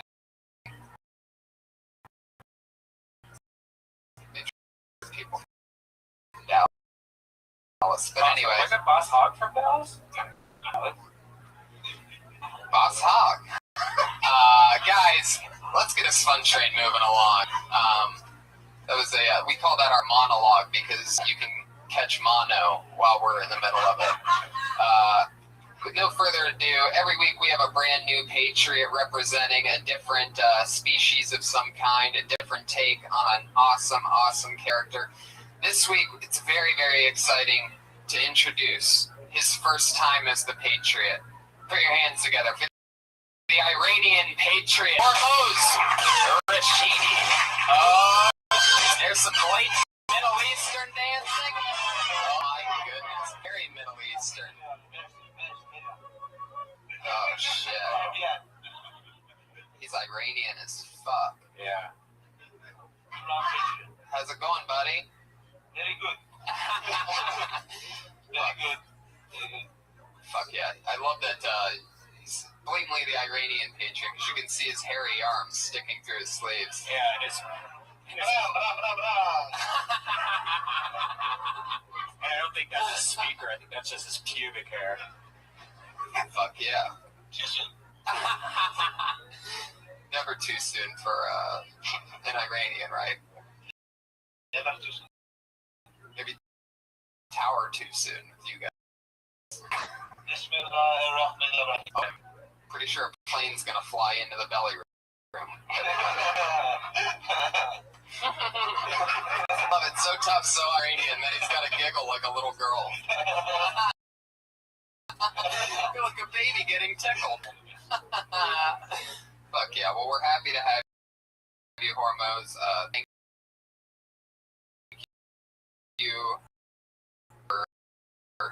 What's your Twitter handle? Horrible machine. Fuck, yeah, everybody is sort of turned off by the Iranian guy. What's wrong with the Patriot guy? Feeling it?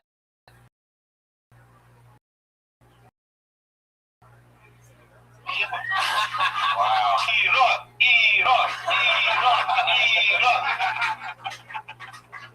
Damn. That's normally that gets a big round of applause at this spot, but surprised it's not. Luckily, we're gonna have a lot of fun throughout tonight's episode. So thank you for joining us. I'm glad that you're our patriot, and to me, you're the finest patriot that I've ever seen. And a great Uber driver. Yes. Fuck yeah. I love having a good Iranian friend wearing 7-year-old pajamas, fully committed, and that's what it's all about. But that's not what the show's about, guys. It's about stand-up comedy, everybody. Yeah! And I'm so excited to have two of my funniest friends on tonight's show. This is very exciting. So what do you say we meet them, huh, guys? Tonight's guests are two of my very best friends, everybody. It's the great Bob Oshak and Steven Glickman. It's amazing. Bob Oshak, considered by many a comic, a cold-blooded assassin, and Steven Glickman, a hilarious guy. Like me, used to work at the Comedy Store, and then went on to big fun things. You worked at the Comedy Store? Get the fuck out of here. You worked at the Comedy Store also? Yeah, What did you do here? I was in cover booth for 7 years. Get out of here. Oh my God. My first time, I moved out here in September of '94. I did an open mic. 2 days after I moved out here, I do the open mic, finish. It goes, well, I don't know. Was emceeing. Don Bears was saying, Frodo working the door, and Jason Hart's working the booth. You know, some guys. And then I went to the bathroom, and the manager comes next to me at the urinal, and he says, "Great job. Mitzi wants you." Okay? I've been in town for 2 days. 2 days, the manager at the Comedy Store tells me Mitzi wants me to work there. What I didn't know is she wanted me to work in the cover booth. So basically, he wanted me to work as a ticket taker. Yeah. And I wound up working as a ticket taker for 7 years before I became a regular here. Wow. But I guess there was something about my comedy that didn't really come across as funny as much as it did worthy with money. Right. You know? So, but that's how I landed. Been here for a couple of years. Yeah. Yeah. It's a compliment of sorts. Yeah. She doesn't let a lot of comics around the revenue stream. Right. So take it as a compliment. We're a select fraternity. I was not allowed anywhere near the company. Case in point. Just in case you're wondering. They were like, "How's your math skills?" And I was like, "I can't spell math. So I'm not gonna." What did you do? I worked as the phone secretary in the office, and I took where Tommy is right now, and I would take everyone's avails every week, and I actually had to. I was the one who had to call Rogan and tell Rogan he was banned because of the. I had to get rough, dude. I call like, "Hey," Mitzi calls me and she's like, "Tell Rogan he can't." I don't know, I'm doing a voice. You can't tell him he can only perform here on weekdays, not the weekend. And I was like, "Okay, all right, no problem." So I call him. I'm like,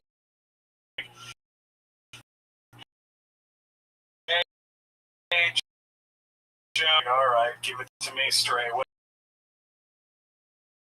Phone rings again. I'm like, "Comedy Store," and it's Paulie. He's like, "Hey, bro, call Rogan. Tell him he's banned for life from the club." Dude, because Mom just called to say on the weekends. And Have you ever heard this story before? I have heard of That's her. amazing. You're like the middleman in this amazing moment in stand-up history. Yeah, so Paulie was like, "You gotta call him, bro." He's like, "I'm the boss, bro. Call him and tell him he's fucking banned, bro." So I called Rogan. I was like, "You're banned for life." That's what Paulie just told me to tell you. And Rogan goes like this: "What's about to happen to you is gonna be rough." And I was like, "To me?" And he was like, I'm really sorry. And he took all the phone numbers from the phone list, because there's like 5 lines that call into here, and he gave all the information out to all of his fans and told them to call in and tell us that we were pieces of shit. So I'd answer them, I'd be like, Comedy Store, I'd be like, fuck it! Like, oh, really? Really? And hang up, hello? So good. Just one after another. For like 2 weeks, that's how it was. It was fucking gnarly.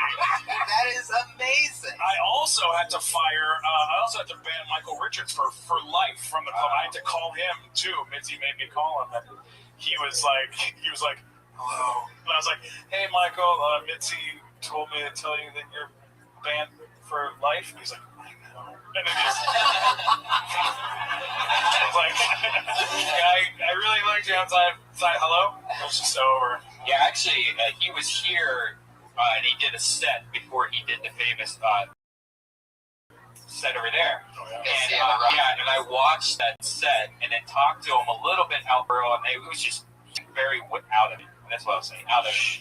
And then I called Rogan that night, and I'm like, dude, get down to the Comedy Store right now. Michael Richards is with this crazy person, and they're both really messed up.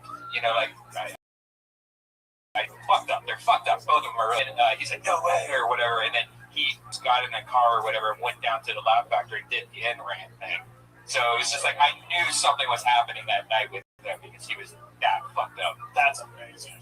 That's a mess. How lucky you are to be that phone guy for 2 crazy spots like that. Moments. Those were my 2 weirdest moments, I think. Also, there was a moment where I started working here. I said to Tommy, hey, I want to be like a tattletale or something. But PJ Stansberry was smoking marijuana in the hallway, and Tommy goes, we're just happy he's not doing cocaine anymore. Ladies and gentlemen, my good friend and one of the greatest human beings in the world, Rabbi Piper is here. A real honor, sir. Holy shit. Go on, You know what? That is amazing. Thanks for being here. Wow.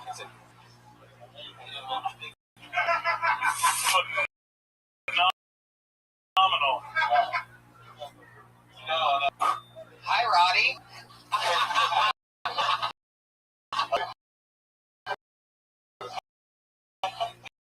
Good. Oh, been on the road. How's it going? Yeah, I've been telling everybody about it. Has anybody seen the show Legends House on the new WWE Network, guys?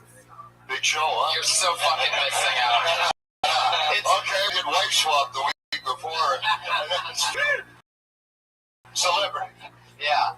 You know they don't tell you. And so I'm trying to get a lady, but they fly one way, the other way. You're supposed to make them walk, I suppose. Excuse me. How else are you going to get in there, Rod? And you don't know. Stick with me now. You got to give me a little bit. Wrestler. When Andre the Giant comes, you'll appreciate my ass.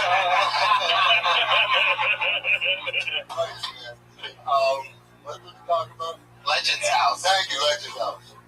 Well, it locked me up for a month with 7 other guys. Sounds like a kind of a porn, doesn't it?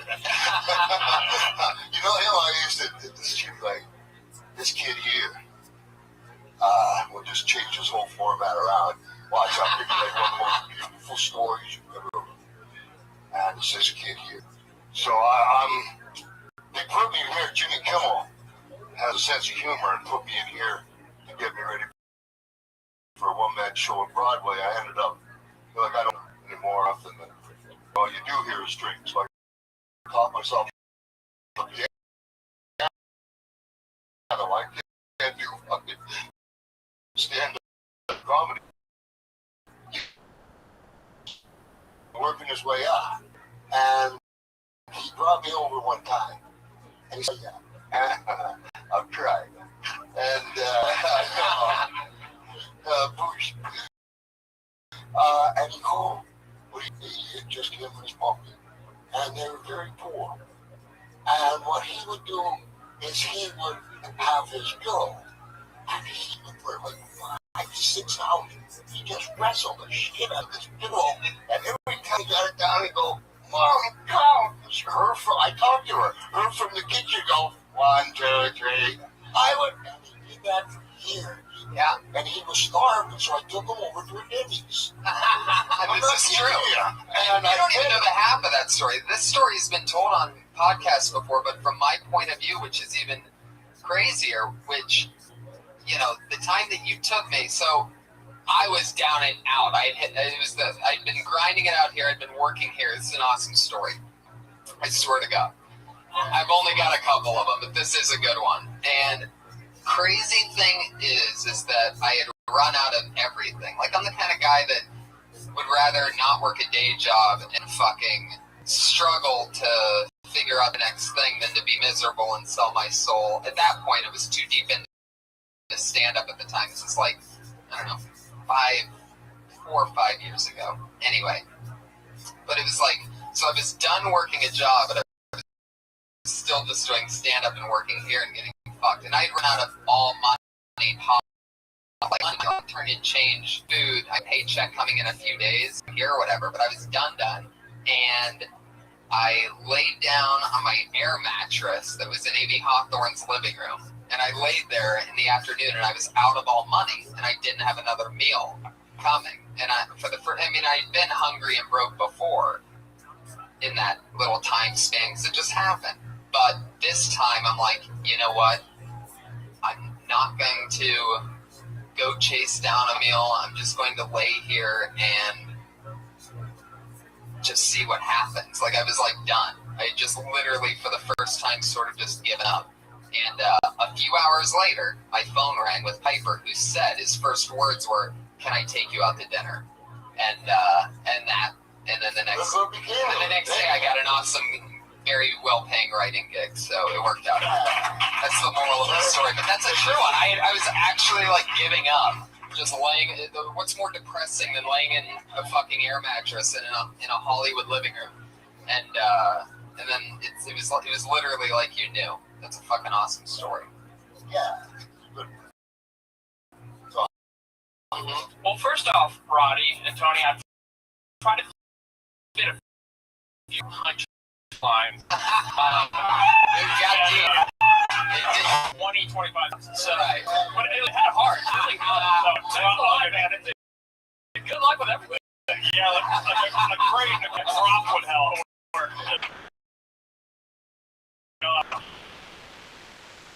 Right? I love it. That's cool. I don't drink. Well, what am I going to do? Piper, you want to watch some stand-up comedians with us?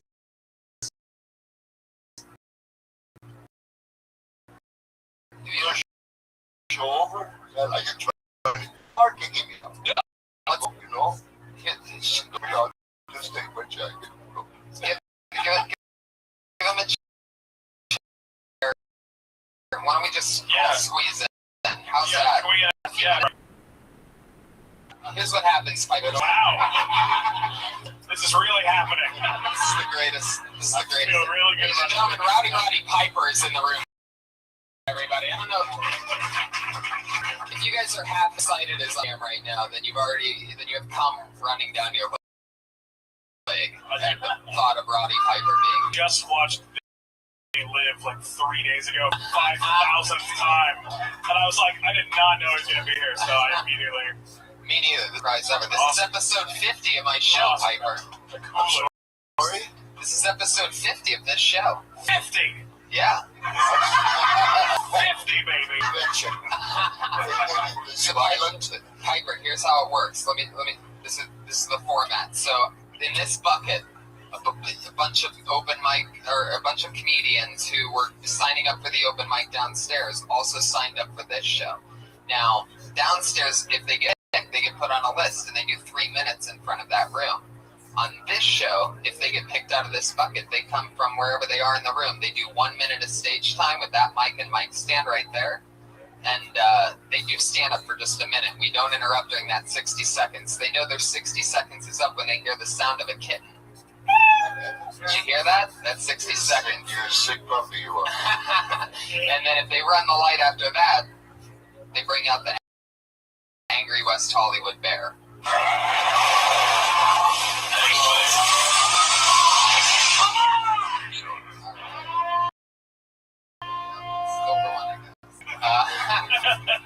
It's an angry bear tonight.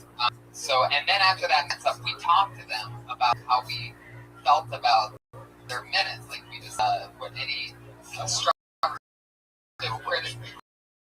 And no, it's not about. There's no winner or loser. It's not a contest. Anything you liked about them, anything you want to find out about them, anything you would add or take away or anything. It's just throw it out there and they can take and leave whatever they want. And we pull another name out of the bucket. Mistakes I got, I can't throw any rocks.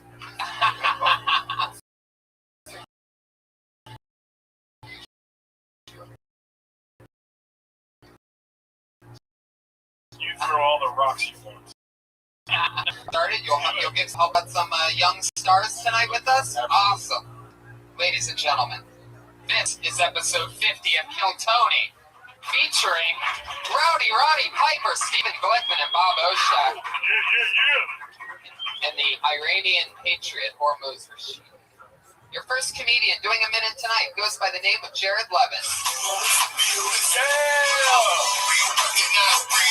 Jared Levin just missed his spot, which means he's blacklisted. That's what happened.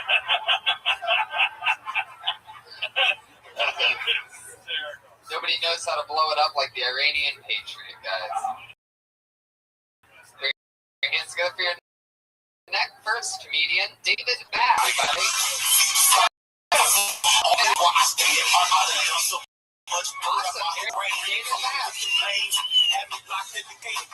Hello. Hey, David Bass, how you guys doing tonight? Great.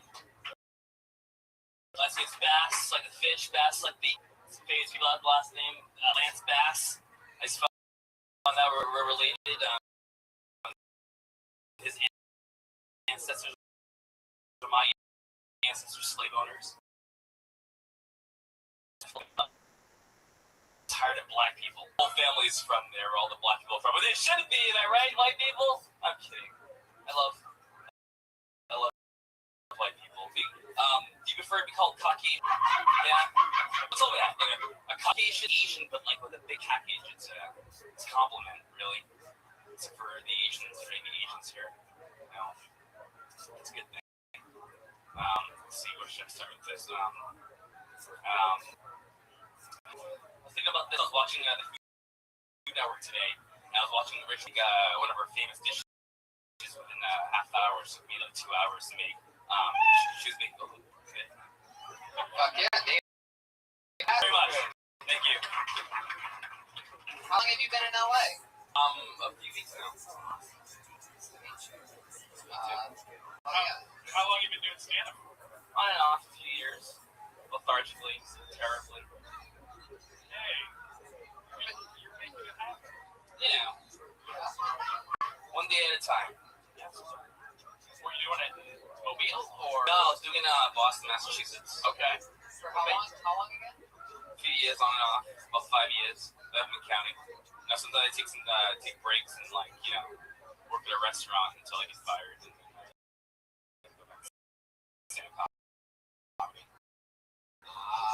And it's multitasking. It's like you look for, you write some jokes. Do you talk about your job history when you're running? I was it's funny that you guys. Thank you. It's an 8x11 memoir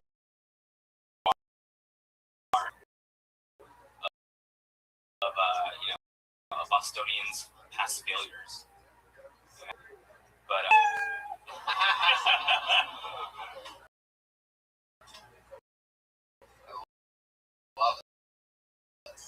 what do you want to do? Do you want to be a stand-up comic? it's a little chronicles, little like gay chronicles about these things, and then I was drawing doodles for it, and then I ended up judging for stand-up comedians, judging comics at a sushi bar in Boston on Boston Street, and ended up doing stand-up.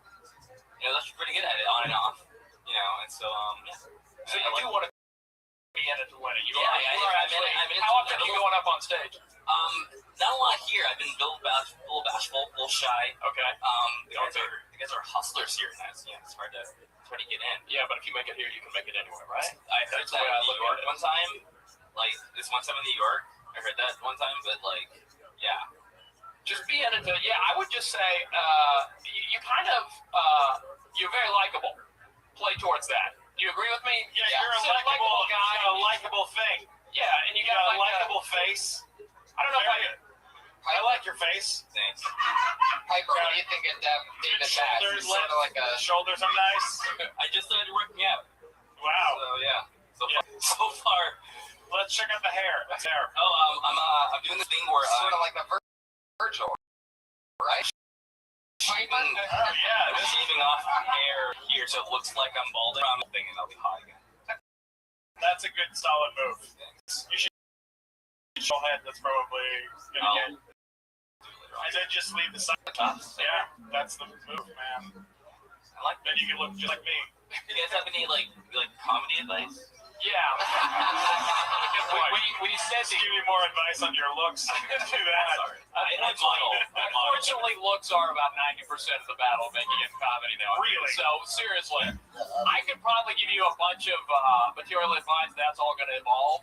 But truthfully, if you want to make it in stand-up comedy, just honestly, don't take this the wrong way. Don't wear shorts on stage. Yes, that's 100%. Literally, I'm not trying. I mean, literally, just dress a little nicer, and then hit the material a little stronger. You have a good vibe. You buttoned your shirt wrong too. You know that, right?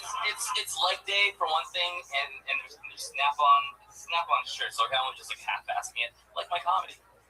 No, it's because you wore one button up. No, you know there are. Look, this is a fine place to come and perform at, and there are lots of other places in town to to. It is so true, though. Dressing the part is a very big deal. And that's one of the things that Piper taught me. Piper always dresses the part, even when it's too hot outside to wear a leather jacket. He's always doing it. That's what comes with being who you are. And after that snowsuit phase, it was rough in the summer. There was a lady named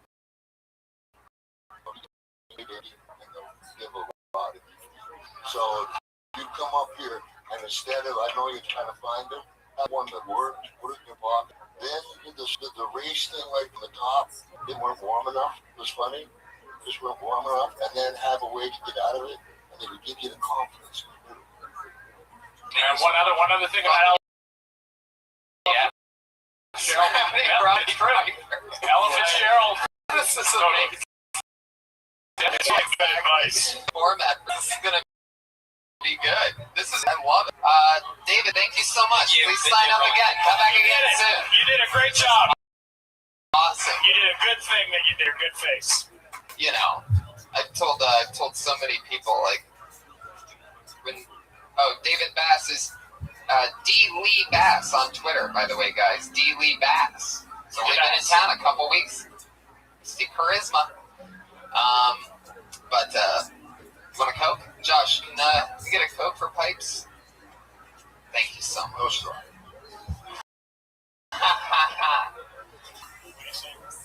Nothing. Deposition. Yes, no, I do not recall. Allegedly.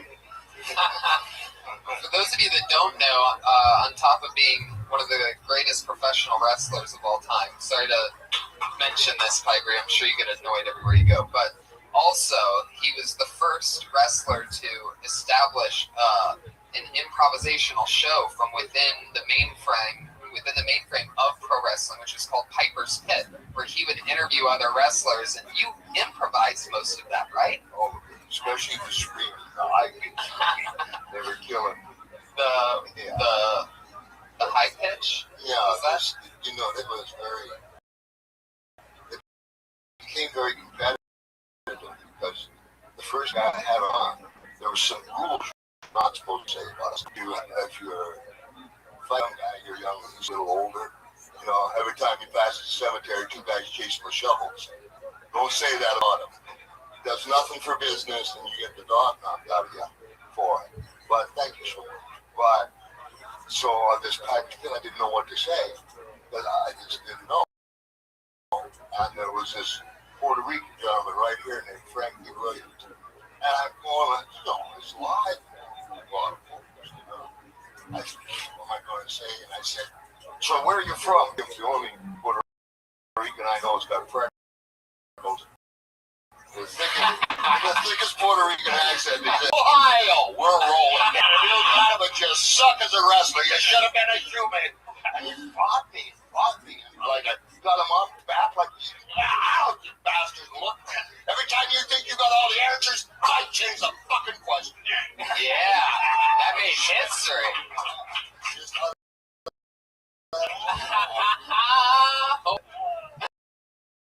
All right, let's get next. Give me doing a minute. Put your hands together. Nara.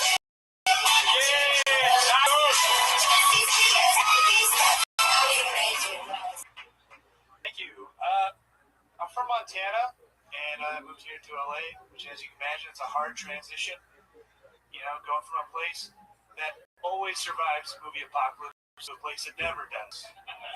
It's tough. Like I lived in such a flyover state. Like the aliens from that movie Independence Day, they flew over us. You know, they could just cruise by and turn on their little city blaster and probably got us. But like the alien in charge, just like, no, don't even waste the alien gas. We got to go to Houston. They blew up Houston in that movie. Nothing. You know, like, that's how that happened. Go again. No, that's I forgot the last part. Is that? Give something up? Don't give up. Keep going. Until you hear that fucking cat. Do not give up. Yeah. Tyler, do not give up. Don't bail before that one. You do one more joke, or I'm gonna punch you in the face. Best thing happened to me the other day. I was in my car listening to NPR, and it was right after he says, this is amazing. Steve McQueen, director of 12 Years a Slave, the first African American to ever win Best Director. Another woman interrupted her and said, oh, actually, he's British. Then she immediately said, oh, I'm sorry, first black guy. Drop the mic. Put your arms in the air. Oh, hell, your arms in the air. Sorry, it's bravado, brother. It's bravado. All that's missing with you is the bravado. Yeah. You are a fucking gift to them, not the other way around. Yeah, Remember that. You came out here from fucking Montana? Yeah. Are you kidding me? And you're gonna walk off stage before you do the full minute? Never again. I never want to see before you end. You do it. You are, you know? Dude, that shit's hysterical. And don't pussy out on the fucking Independence Day joke. That movie made $1 bajillion. They play it every Independence Day. It is a fucking shitty movie. I still tell jokes about that movie. You should fucking there's another movie that you can update it to fucking Godzilla movie, update it to something else. Yeah. But it's like, don't chicken out on it. Fucking really go for it. Yeah, all straight. And if you start wearing hipster glasses in a month from now, I'm gonna punch you right in the face. I swear to God. Don't you do it. All right. But you see what I'm saying? Literally own it. Take it. Yeah. It's yours. This is your opportunity. Because I can't give you specifics on material right now, but I can give you on fucking confidence and grabbing the stage. Okay? I mean, you want to talk about grabbing stage? Here's a guy. The stage he's on right now. This is a guy who can literally grab the stage. Okay? After the zoo, we're going That's all it matters, man. Disneyland. You started great though. You walked up, you took the mic, and put it away, and then fucking went right ahead, and then you like backed out. You're like, I forgot the rest of my shit. I gotta get out of stage. You got material. Like if you got shit to do, keep doing it. And from the technical standpoint, you know, you're talking about aliens not wanting to visit Montana. Well, I mean, you know, I think you could go one deeper than even an Independence Day. You know, I think you could, really talk about how you could go into it by maybe mentioning something about not only the human beings that it, but I don't know if maybe you did, but maybe I just didn't hear it. But how much Montana sucks. But right, We can't human get beings aliens don't to wanna blow it up. Aliens don't even go there. They'd rather be in the middle of the desert in Roswell. Not to mention, movie aliens don't even go there. You know, you can build this so that by the time you're in your Independence Day thing, you're already deep into it. It's like that movie Contagion. Like they had all the red dots, like where all the kids were. It's just like open. It's like, right. You can't even get a red dot. Yeah, a red dot. We can't even get an outbreak map. That's good though. That's good. Yeah. Play up the whole Montana angle, because trust me, no one here knows what it's like in Montana. True. That's your strength. There you go. How long have you been in LA? Do you stand up? Yeah. Any stage time whatsoever in Montana? Stagecoach. Not really. Did you do? No, hold on. There may be something funny here. Did you ever do stand up in Montana? Yes. One-nighters, triple run, one-nighters, and then I emceed a trio. Think about what a poetry open mic is like in Montana. Yes. Yeah, and then you get poems and just write a fucking poem and read it, like pretend like you saved it. And you're like, oh, this is one of the poems that people would read. Yeah, just read it. It's a poem. People trying to blatantly plagiarize Zeus, like nobody else has seen it. This next one is called The Cat in the Hat. Yeah.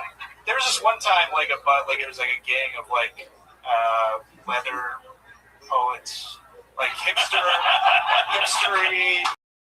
Leather Poets sounds like the worst punk band of all time. We are the Leather Poets. Thanks for coming out, everybody. But they would go up there and they would just, it was right around like High Bush era, like with Dick Cheney. And, so they would just go up there and be like, fuck George Bush, fuck Dick Cheney and his oil dick, fuck him back to Afghanistan. And they would just go and they'd say that. And then I go up there and I'd make like a masturbation reference, and then the coffee place would just be like, whoa, ease off on that, all right? You talk about Bop, it reminds you of G-off thing, you know? So, work on that. Yeah, Piper, Tyler sort of reminds me of an out-of-shape The Miz. What do you think about that? Is that a pretty good analysis? No, but you know, I might do one or two things.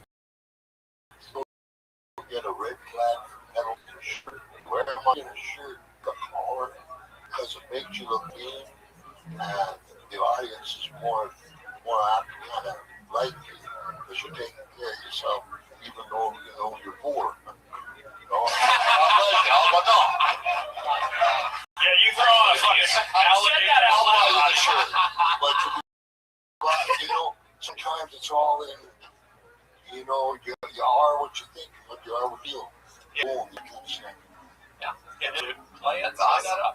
Sure. Great job, Tyler. Thank you so much. That's Tyler Mesnarek.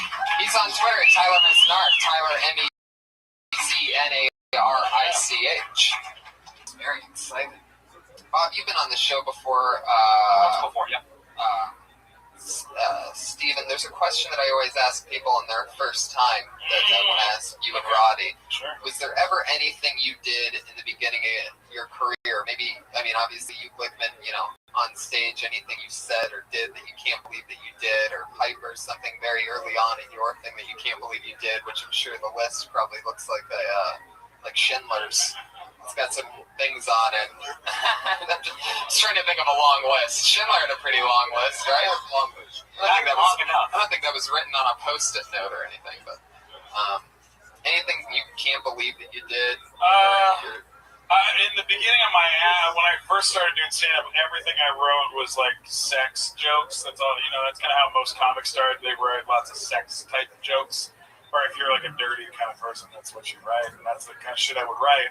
And then my mom came to see me do stand-up 3 months into doing stand-up, and I did a joke about retard porn. Oh, boy. In front of my mom. And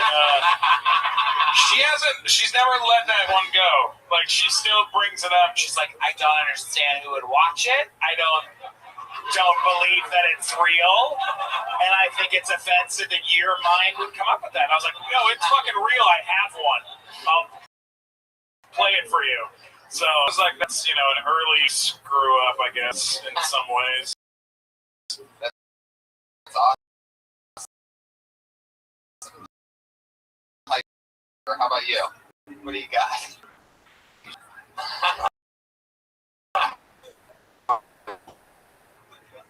It's just something embarrassing, something you can't believe.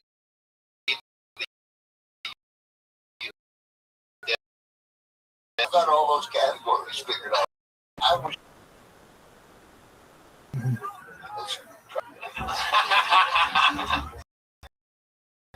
I wrestled this guy. His name was Bad News Allen. He was an Olympic judo player, and but he was just a social wrestler. I had to wrestle him in Toronto's guy, and he's a black gentleman. I'm so I feel myself half black. That ain't nothing. So, and here there's 1,000 people that come up. I'm dancing like this. I'm trying to be like Michael Jackson. They're doing the same thing you're doing. Like, what the fuck is he doing? And I'm half black. So, split right down the middle. I'm pretty sure I remember. Part of it started to grow. Lopsided thing, aerodynamic, and so they bought this black paint. So when I would wrestle, the sweat would take off. So I'm there having a pretty lackluster with this guy, and came back and we sat down. The lady goes, 5 minutes later, my cheek, see, there was a solution, just looked like water. Now I'm in Toronto, Canada, half black. I can't get it off. I was swearing. And so I proceeded to get drunk because I possibly could. And the next morning, and don't judge me because, it hurts me. I woke up with all my clothes on bed, and this hotel, like the hotel door, the door to my hotel was on. And there was a cowboy middle of it, I don't know, cowboy hat there. I had a 4-foot Mickey Mouse that I bought for my daughter. When I woke up, I forgot I was half black. And then I saw, holy shit, because I got to go from Toronto to Portland, Oregon. So I got the cowboy hat, since it might be a friend of mine. I put the cowboy hat on, and I got my briefcase here and my 4-foot Mickey Mouse there. I want to tell you, when you come through half white, half black, they get the fuck out of your way. And the next plane to Chicago, this stewardess lady had a problem and wanted me to check Mickey, and fuck you, I bought him a first class seat. We all drank all the way home. Wow! That is such a cool. But I'm sorry I did that. That's an amazing. Mickey got a first class ticket. That is such a great idea. Oh my god! That's not a movie. That is beautiful. Not happen. I love it. You know that in Saints Row 3, the video game, you can play and hang out with Robbie in the game. Really? And you can reenact, it's amazing. He's in the game. You just get, you get to reenact scenes with him. It's amazing. That is so awesome. True, right? That's the fucking thing. The store is in GTA 5. You can come right up to that door right there. No. The one that's right next to this stage. That's fucking crazy. It's around the back of the comedy store in the parking lot Or you up could the just block come stairs. Yeah. Right. You just come here and hang out with this guy. That's All these folks just come to what? Some of them do. We have regulars there. There's Jerry and Laney over there. Hi, Jerry and Laney. Your demons come in? Lady's already dropping names over there. Little Miss Royalty. I love it.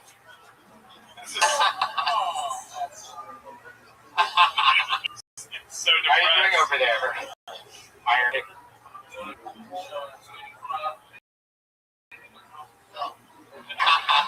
Of course you would, Iron.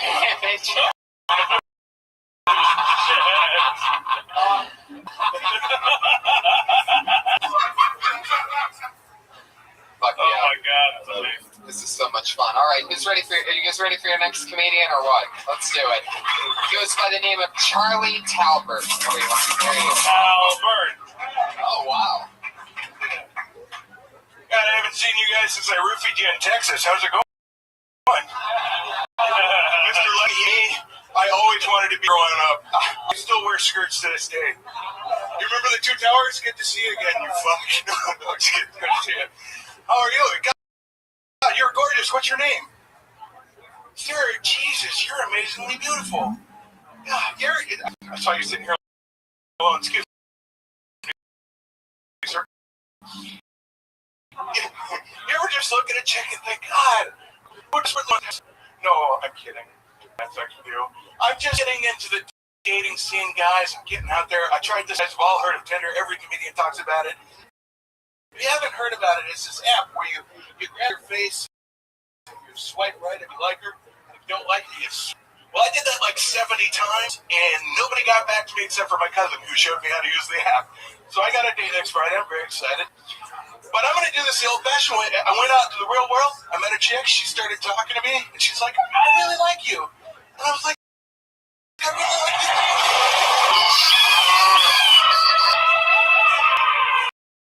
I grabbed her face and swiped right.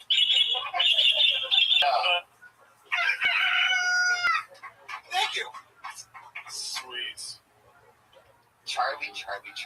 What was right before the Tinder one? What was the joke right before the Tinder? It was just overpowering the woman. Yeah. Overpowering the woman. That really just made the whole room uncomfortable. And it's really pretty much like showing your dick and having like a big open wound. Like I need to get this fixed, and then putting it away, and then trying to do a bunch of jokes. You know, you pretty much just put a big bomb in the room, and it's like back on the hill. It's like an Ari Shaffir move. Yeah.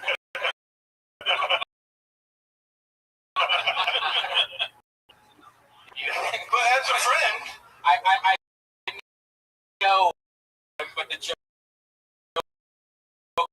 was right. And she's right there. You played that angle, and then when it got weird, you pulled out. You pulled back. You could play it one of two ways. You could obviously be a comedian just joking about wanting to rape her, or you can not mention raping her. But you can't. Don't do things halfway, whether it's rape or whether it's painting yourself black. Right. You know what I mean? Fucking awesome. Go all the way with rape it. her fully. Yeah. Gotcha. Or don't rape at all. Oh, okay, no. Go black or just stay white and enjoy the first class ticket. But you know what I mean? There's a lot of weight on those comments. Like, you know what I mean? when you put this outfit together today, right? This is, you committed to this situation. You went red shoes, red tie, red hat, dress shirt. This is great. I think it's fine. All right, like you might not be doing this in 4 years from now, but maybe like in the beginning, you do a little shtick thing to like have a thing. I did the same fucking thing when I started out. Bob will let you know. I fucking Friars Club and I was doing stand up. Show up in 3-piece suits and look like a fucking asshole. And but then people knew who I was. And then you do 20 minutes of retard porn. Exactly. And you're just like, They sport these shirts. They started out television. Doing stand up. I fucked up. I know. So I. what did you start out doing? I've done about 34 films, about 20 television shows, and then I roles? just fell out. Yeah. Have you ever heard of the movie Angus? Yeah. That was me.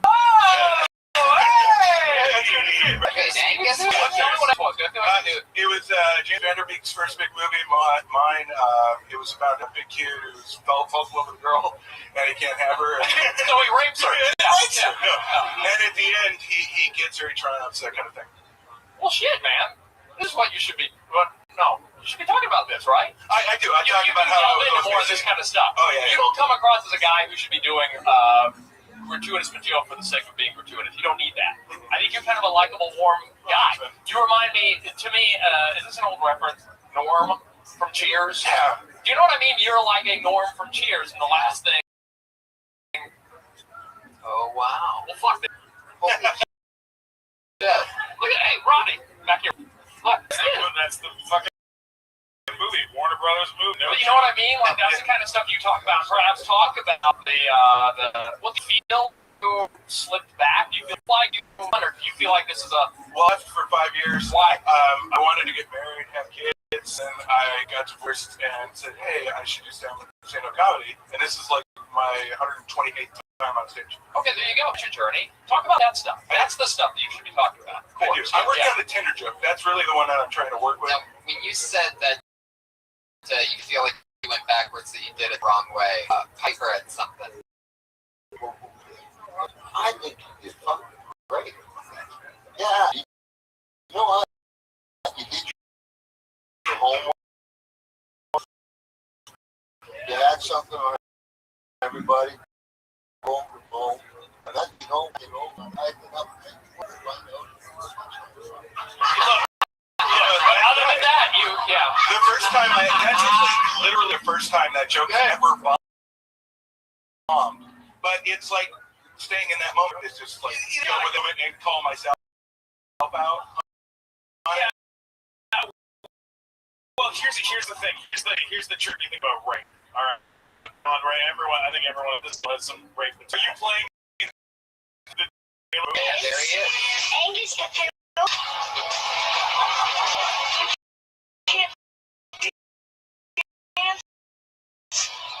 Is that you? I can smash Rick Sanford's face in. Got a 10% for the ball. You need to dance with my voice on fever. Happy Bates is in that movie, just in case you're wondering. It's a fucking real movie. We're going to turn you from a large, pathetic virgin into a large, pathetic virgin with a new look. She's your date. She's your fucking awesome. When Angus dances with Melissa, he's never going to look back. That's my best friend in real life, Chris Owen. We just finished our 14th film together. Wow. All right, so awesome. Dude, give him a round of applause. Can I get you That's Angus. They live, Angus. Angus, they live. Look at that. That's cool. I think we need to find this guy some more bubble gum, guys, because Oh shit! I don't want to hear it anymore. I love and respect you, Tony. Thank you so much. I love you, Charlie. I just found out you're a child star, and it makes sense that you look like a big baby. Dude, when it comes to the rape material to do a joke like that, put it on yourself. Like, I could never get her because I have to fucking rape chicks to make that happen. You know, like, instead of it being like you're a guy, you saying to a girl seems like a little.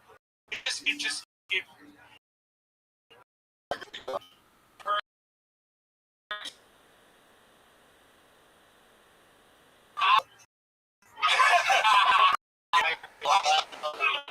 I'll use that up like a minute, Jane.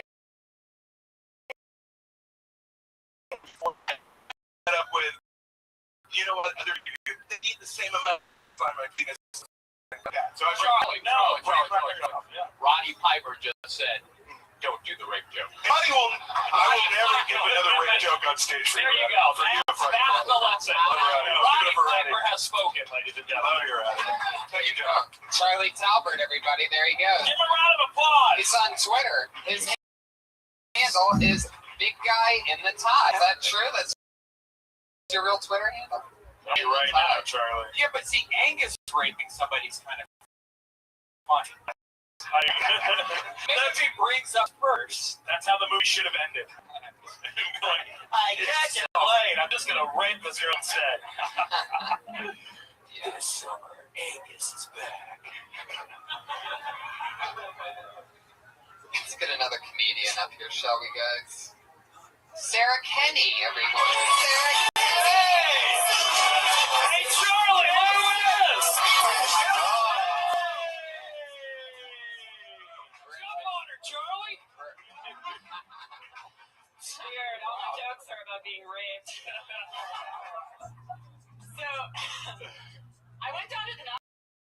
sister to throw out my baby. And, well, what happened was all throughout my year, and my baby came out so boring.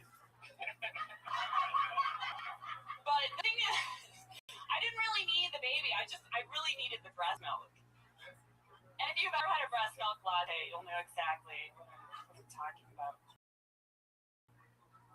So I really hate guys that ride these motorcycles that are very loud to the point where you have to plug your ears when they go by, because it's such an obvious plea for attention. And it's just like those guys who drive fire trucks, like also very much in need of attention. So it's really hard being such a large-breasted woman trapped. It's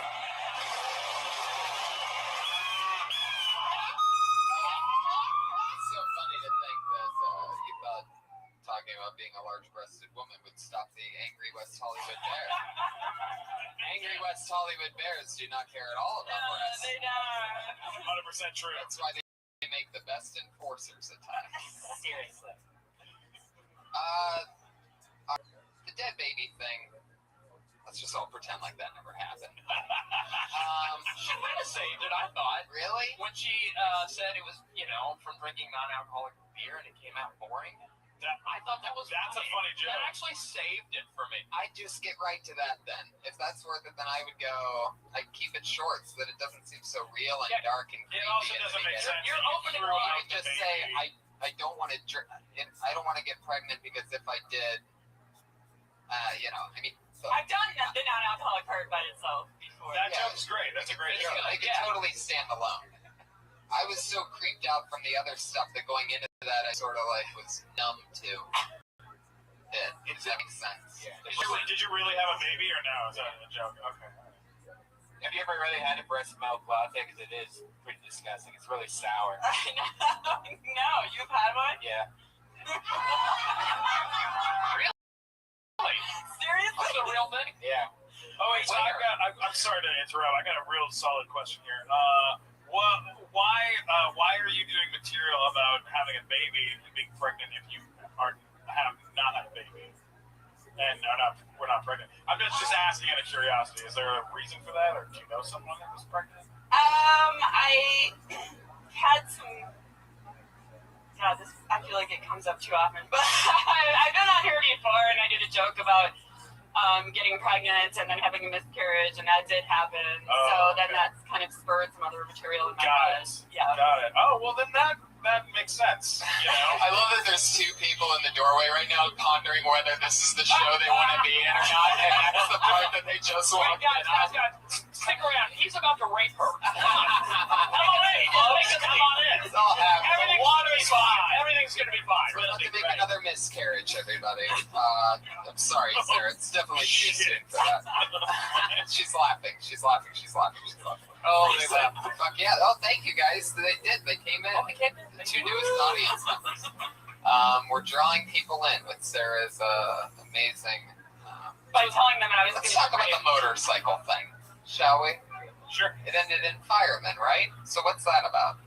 Well, I actually never told that one before, so I had no idea. But yeah, it was just I feel like motorcycles are guys who want to get attention, but fire trucks go by and they're equally as loud, and they're clearly not trying to get attention. But yeah, I see the idea. It needs to be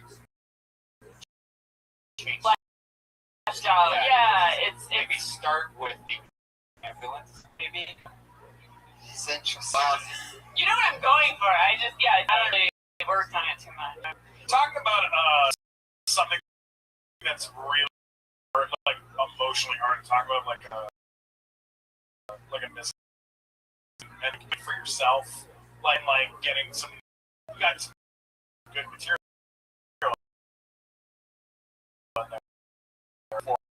for it.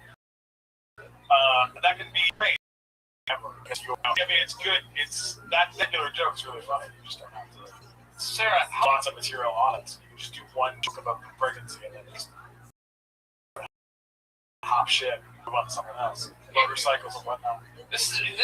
How long have you been doing? About a year and a half. Year and a half. Do you you feel, as a female comic, and this is just a genuine question, do you feel predisposed towards doing edgy material to stand out? Or just because of its stand-up comedy and it sort of lends itself to being kind of edgy? Do you feel like you're doing it because of that, or because that's truly what you want to do on stage? I just do it because that's what makes me laugh. That's what. So you like doing darker material. So it's an intentional choice. You're not trying to fit in or try to fit a certain type. That's what I like. Okay. Yeah. No, that makes sense. So as long as you're doing it because you want to do it, because you know what I mean. Right. Especially female comics, sometimes they try to be dirty to fit into the unfortunately all male club that seems to be stand-up comic for the most part, and you don't come across as a inherently like edgy person. And not that I hate kids, but I don't love kids. I don't really want to have kids, so I do enjoy making jokes about getting rid of that. Not having them. See, just you telling it that way made it much funnier than if you were to say it like real deadpan. There's almost a joy in you saying, yeah, but you're so sweet, and yet you're telling me with a laugh that you enjoy getting rid of children. There's something cool about that. You're having fun with the line. Piper, what do you think about all this? You have 3 daughters, right? You have 3 kids. I think she's beautiful. Thank you. I think a little more wholesome. But I'm a dad, but you're so beautiful naturally. I like you kind of shy. If you just told him the truth, I bet you did. But really good stuff. Really good point. Because, you know what, sometimes, for me, when I watch something, sometimes I try too hard. Instead of just like, spend the time to try and get a chance to go get the beats. Yeah. I do feel like in the minute time frame, I rush it a little. My timing's maybe not as... Yeah, because you're nervous, you're trying to keep rolling, or, all that great stuff. But, like, so pure, you hit them with that right out of the chute. Like, ready to go, when baby seals, it's that one. Great job. Give her a round of applause, everyone. I love it. Oh, no, now he's grabbing. Oh, jeez. Oh, shit. What was that? Every set she's always dark and mysterious like that. I really want to see what your personal life is. Do you play a lot of video games? Are you a comic book girl? Or how many cats do you own? 0 cats, Zero cats. Oh, she writes video. See, I knew there was something there. That's what a video game is. That's a cool chick right there. That's a girl that has a webcam show that doesn't tell anybody. See, guys, let's get, how are we looking?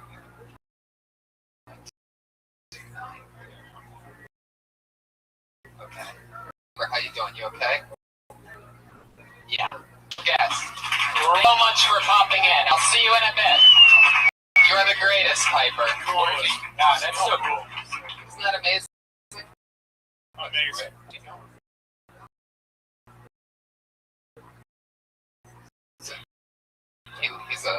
Piper is a paid regular. I do that. Piano. Hopefully that maintenance is over. I don't know if there is one. Just got started. Oh, really? Ronnie may be back up here in a couple minutes. Start playing the piano. When he first came to stage, I just saw somebody coming towards the stage. I'm like, this guy's not going to stop. He's going to attack. I think he's going to attack one of you guys. I'm like, he's going to. Oh, wait, who is this? How do you guys know? I have no idea. Jack, do you have gambling debts? I knew he was right here, but that was cool. Yeah. How do you think we were just going to spend an hour and a half on his app? He kind of took that seat. I don't think. No, he didn't. He didn't know the format coming in. Oh, okay. He was just popping in hello. He really did grab my neck pretty hard, though. That was no joke. That guy is tough as shit. It's very, very, very, very, very, very, very, very strong. It's the funny quick one about him is, he was hanging out here while we were doing stand-up together, and he made friends with a lot of us here, and he was talking about his shoulder hurting a bit for a few weeks, and after the few weeks, of being busy and this achy shoulder, we found out that his neck was broken. So when he says, my shoulder's hurting a little bit, that means he has a broken neck. That's how literally that's how tough of a human being he is. Like, and I'm weak if I stub my toe or something. He's like, something's a little bit wrong. Ugh. All right, pop it in. He wouldn't acknowledge it for a while. It's amazing. Toughest guy. Fuck yeah, guys. Your next goes by the name of GT.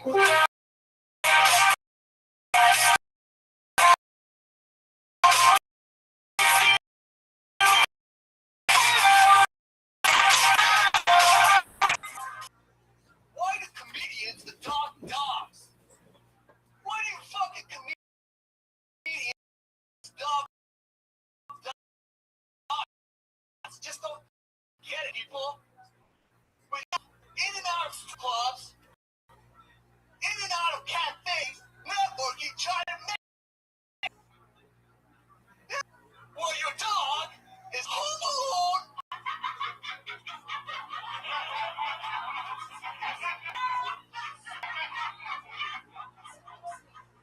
Well, your dog is home alone, horny and naked.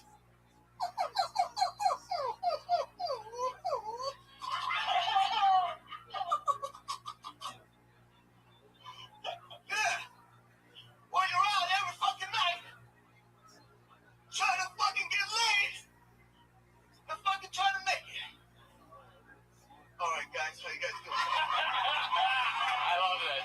Most comedians start with, hey, how you guys doing? Wait, he's still doing his acting thing. Or is this part of the... Are you done? Holy shit, that was terrifying. Can't believe Roddy left before he came up. Yeah. He must have known that was going to happen. Hyper's instincts are so good. He's like, you know what, guys, I'm doing Journey, that was a weird middle journey. I felt like I was scared and or didn't know where you were going. Then suddenly we all thought we knew where you were going, and then all of a sudden we were scared and confused again. All in the period of about 45 to 50 seconds. There was a big laugh there that happened at one point, but it was off of her laugh. Everybody heard somebody laugh, and it made them laugh that anybody would laugh at that. So then all of a sudden, everybody cracking up, and you took a beat. You probably thought it was your laugh. It wasn't. It was just a random laugh. Were you laughing at me, or were you laughing at my joke? That's good. Are you doing is that a character that you're doing, or is this real, like a real thing? You know what? I'm confused myself sometimes. That's true. He goes in and out of it. I've seen it. I've been watching GT for years. You know, I used to host downstairs, so and he's done this time, so to where like he'll be like this guy that wants to do comedy that writes jokes and that, and then he just fucking like will just like turn into this. I can't even describe the other thing. See, Tony was one of those guys. I really wasn't quite sure if he liked my stuff. Is he the same model as Patriot? No. Oh,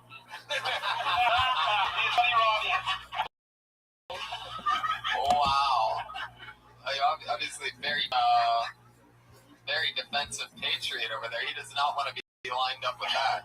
Iranians and Armenians don't really see oh shit. Settle down, DT. That's a joke. Jesus Christ. Middle Eastern people next to each other. Next thing you know, it's fucking... Yeah. One side reference. Come on,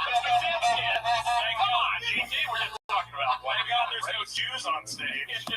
Oh. Right. That's all it takes. This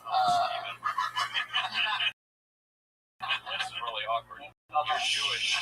Okay. Yeah, character.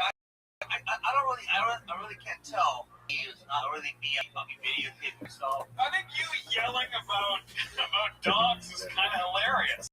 Like, I think it's terrifying and weird that you're doing it, and I kind of like it. I want to do a special version of Kill Tony with you one episode where we have you come on and invite two psychiatrists. And I want to see like what their actual feedback is. Like, well, but I could tell from That's what your father like. the fact that you went back to the jerking off dog for a moment. I do believe you're bipolar. Well, I just want to put a drop cam. I'm going to put a drop cam in his house just so I can like log in anytime and just see what he's doing. You own a house, dude? You should put it in his Just watch the movie The Room. You'll just know. So, you've watched the GT evolve through the years. Was this the lack of evolution? Is this a new bit? Was this behind that? Oh yeah, definitely new material. Same material? Something. I was honestly shocked at how good your impression of the dog was that you went into in the middle there. My dog, I had 2 dogs. One of them got hit by a car. Oh shit! Well, don't use that. Did he have let me ask you this: He was always crying. Did he have the other dog put the car out of park to run him over? No, it was a suicidal dog joke, everybody. It would have been not only a suicidal dog, but one that communicated to the other dog to get into the car, but take the parking brake off. I mean, it was a dog suicidal and with a plan, and it went nowhere. But I floated it out there. You should give that joke to Charlie Talbot. Too much work. Do you have a Vine? Because it seems like you'd be a Vine celebrity. Oh, yeah. A Vine. No, I don't. My cousins are all like, hey, you should get on Vine. You should get on this. You should get I'm sick and tired of Twitter, Facebook, stuff. And time over. See, There you go. That's it. The That's only thing I would add to that is while you're doing the impression of your high-pitched cousin, you just... That could be like the get or That not. could be a whole series of Vine videos. The jerk off. I'm over it, man. I'm over social media crap. It's like high school all over again, bro. People stalking me. People want to know what's up. People are friending me. People coming back, want to be back friends again. and cut. And there we go. That's it. That's fine. There we go. And it repeats over and over and over. You want to be friends again? Maybe do it like just like tidy whities while like eating a hot dog in a bathtub or something. But you could like totally become a Vine celebrity. These people are making fucking killer. Yeah. And then you could go do your comedy wherever the fuck you want, and you're based on 6 seconds. And you're sick of everything. I want to log on to Vine. It's true. Yeah. So very good, GT. Remember, you're sick of everything. That's your angle. You're sick of everything. Let's just try it right out. Do a knife. I'm sick of it, bro. No. What do you think of it? What do you think of trees? Trees. If you ever seen Armin in a tree, ever see an Armin in a tree? What's like being an Armin on a tree? The branch manager. Manager. Your branch manager. Brilliant. GT, congratulations. You're done being a stand-up comedian. The future is You have a whole few time. There's a spoken word slam in Montana looking for you, JT. Seriously, Molly. Go for it. Other poets. Thank you. Amazing. All right, everybody. This is the part of the show where we have our two regulars come on that work out a new minute each week. And how exciting. So let's do it again, everybody. You know her from dropping out of college at the University of Florida. And she started right here on this show, and she's come back a week since with a brand new minute. Put your hands together for the great Kimberly Congdon, everybody. Just divide it, and please don't knock it until you've tried it. So all you bitches. Was I supposed to keep dancing? Yeah. Oh. I was giving you an Ellen moment. Late. Alright. Okay, well, this has been weird already. Guys, no, women are confusing. We're weird characters. I feel like there's different excuses for us to be confusing, though. Like, okay, only people in the entire world that want these things at the same time, food and weight loss, which doesn't make sense.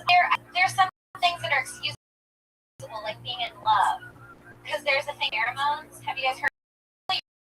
Your body telling you it wants to be with somebody.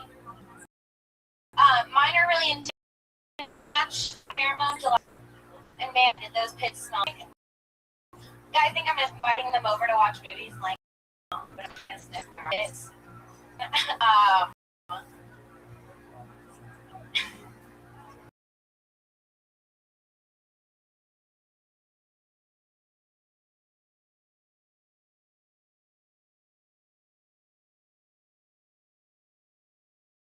Right. That really works out. This plan. I feel like you like that bombing. I think you have a great idea. And I don't think you have the right approach yet. I totally think that there's something to ask people about it and those things. Like, you know about the. Yeah.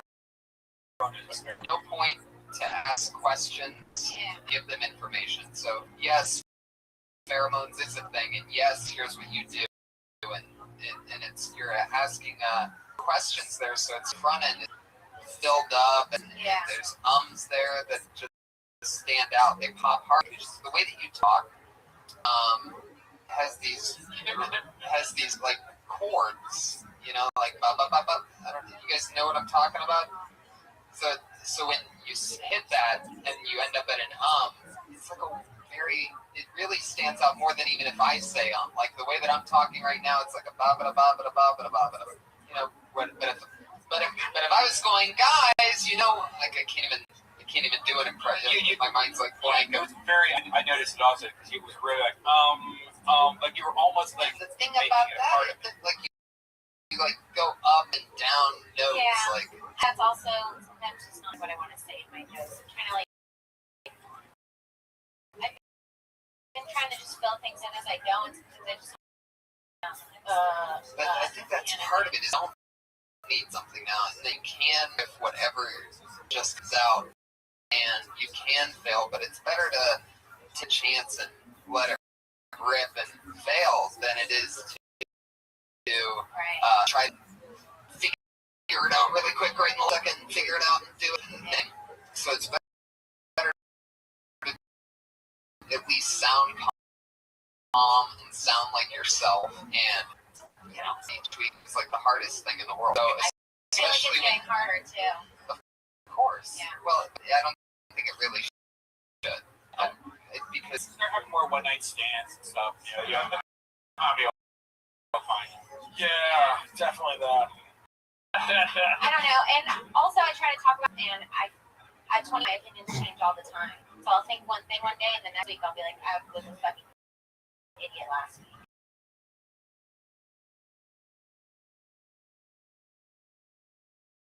You think you're an idiot one day, it'll change again, and you'll think you're smart again. That's part of it, because your opinions change so much. Yeah. So play into that. All I know is I have no idea what your bit was about, to be honest.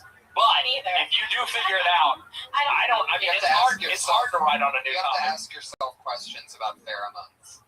Like, you have to ask yourself, what is it that you like about it? How do you try to get a whiff? How do you try to sneak that if you're really into it? What do you really try to get a whiff of guys? Oh, okay. By the way, I totally agree with her on this. Well, I think that there's you ever someone smell like attracted like to their a woman, you know, an actual like the body. there's a reason why the bodies do that, and it is for that reason. It's because they make healthy babies. It's true. Body sprays the thing. Yeah. It's different. I mean, like the smell. We gotta rock. I gotta move on. Thank you so much, Kim Congdon. At Kimberly Congdon. I gotta fly. Great job. Comedian of the night, the always goofy and love. A wine shank, everybody. You know I like that ski shit.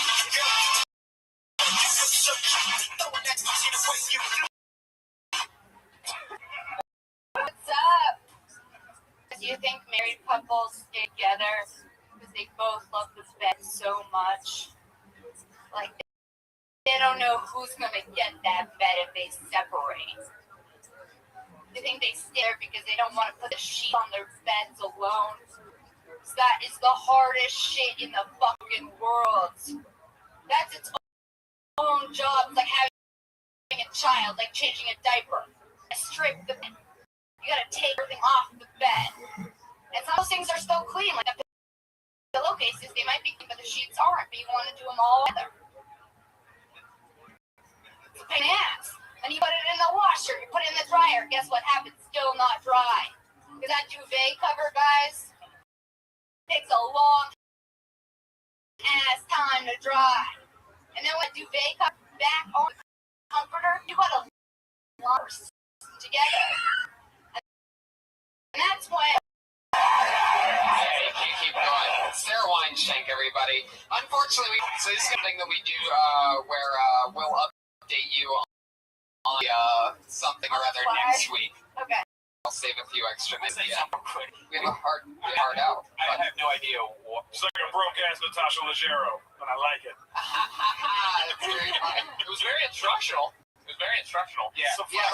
How about we talk to her after the show? Sure. And then at the next week we'll talk about this again. I just learned what a duvet cover was recently, so you can't I just thought be that pro. be the guy that doesn't know what a duvet cover So is. sorry we ran out of time. Bye. We're out of time. Sweet. Follow Bob Oshak on Twitter. Shaq Night. Yes. So sorry, guys. Steven Glickman on Twitter and funny guy from 2. How about that? Big Time Rush. Season 6. Workaholics. Workaholics. Hormones Rashidi. Oh, that's awesome. Yeah. Hormones Rashidi is on Twitter at Hormones. Thank you so much for listening. Thank you so much, audience, for coming out to episode 50 of Kill Tony. Thanks so much, everyone. Stick with the daily show.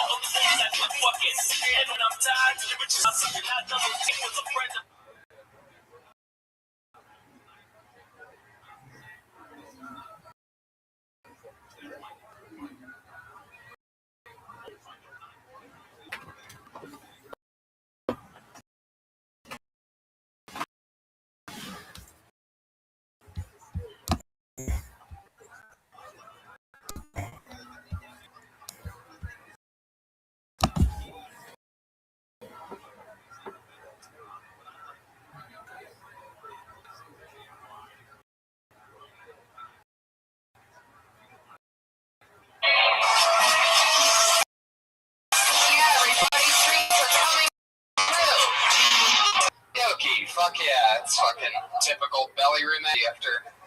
Come on. Doesn't that song about the soft acoustic music that Brian plays right before the show get you guys heated up or what?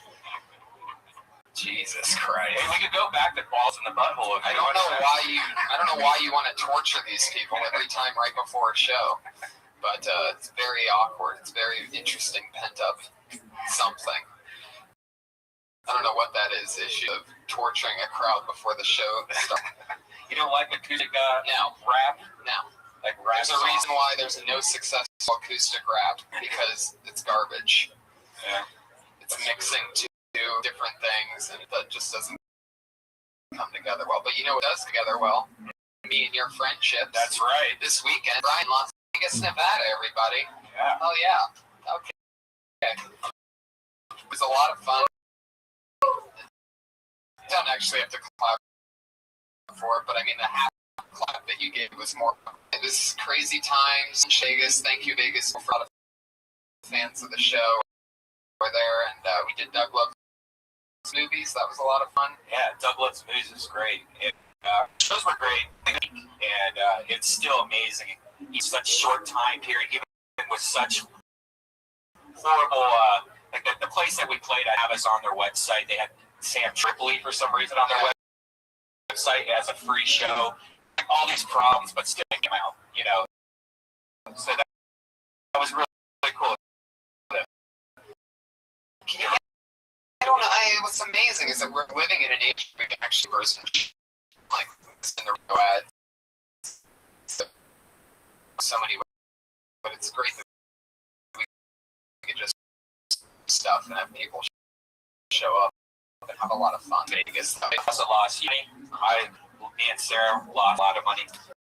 Vegas is amazing because each time I go there, things are a little bit different. Like in the major slots are now Willy Wonka. How much did you win that? No, one slot machine. You won some others or something like that. Yeah, and I didn't even. It was very, very shady. Really? I remember at the moment, Tiana was touched. On like back left and an American Idol go. I mean, we're just slot to slot. I remember turning around and not hitting the button and going, "Hey Brian, what do you sing to win on that slot machine?" And then I heard Sarah, you're sitting right now. She just goes, "Oh my God, Tony!" Everything's just fine. I love that noise of Vegas winning.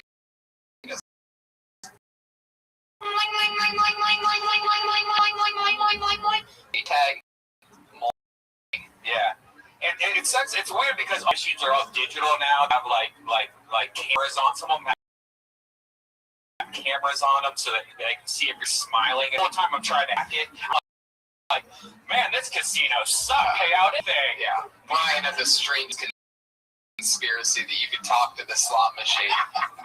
He's just like, man, I'm not winning anything. I believe this casino. People walking around think, well, they thought we were all Willy Wonka machine, and all of a sudden they have songs play, that bring it back. And then there I am every time I would win on Wonka, just, you'll be in a world of pure imagination. All weekend. Singing Willy Wonka all weekend in Vegas. Smoking cigarettes again, thank you very much. Yeah. I took 6 months off of cigarette smoking, and now I'm back in stronger than ever. That's right. Until my 30th birthday, am I going to quit then? Probably. I'm back, and I'm a mean, badass motherfucker smoking cigarettes I could be. And it's mostly because of the Golden Nugget. We stayed in old downtown Vegas. First time we stayed there. Which yeah, the smooths there. It's crazy. Yeah. That was pure smoke. That was like the room was smoking a cigarette. That's for people in the country that are good at smoking cigarettes. It's like the Comic-Con of sits downtown Las Vegas. Sleep drunk with a fucking cigarette. I couldn't bring myself to do that on opening weekend. That's like being on a first date with a chick and just like going down on her ass during a movie. No, guys, you haven't done that? Right, yes. These chicks love that one. They fucking can't even look at me after that. That's dream. Everybody loves having their butt eaten out, people. So until you can admit that to yourself. You? Really? I mean, I'm not. I can't speak for myself, but nobody can truly just admit they like it. That's just like part of the code of butt eating. I would not allow a woman my butt. So for wife shit. No. I really won't. That's awful. That's a horrible area. I don't want. I've seen it. Like when I'm but if a woman snuck it on you, it's not like she's gonna be like, I'm going to eat your ass out now. Warning, warning, ass eating taking place. I would head against the wall and run. All right, well, that's domestic violence, Brian. And that, after throwing a girl's head against the wall, is the best time to eat her ass because I'll eat her ass. I mean, have you ever like the best part is like if you lay on the counter and just because the mirror's so big, you just look at it. It's the only place to look at. Oh my God. Jesus. God. No, I haven't done that. I don't my cheeks lay on a counter. Yeah. The bad big meals with really long counter, and it's super bright. And they sometimes even have that second mirror that you guys out. Let's recall to where we were a few seconds ago, and everybody was able to pay attention to what was happening. This is a very eccentric crowd tonight. I'm very glad to have you guys here. I could tell some of us may have smoked pot before this. It's people's... Fuck yeah. Anyway, I'm very excited. Last week was so much fun. We had Roddy Piper swing in for a moment and give space. That was history. And I'm very excited about this week as well. Our Patriot this week is a returning Patriot. Considered by many to be one of the best heads of security we ever had. Worst producers. One of the worst producers in podcast history, without a doubt. And one of our favorites here at the Comedy Store overall as a human being. But the last time he was a Patriot was in our fun La Jolla at Hollywood to do it again. Put your hands together for the one and only Iron Josh, everybody. Wow.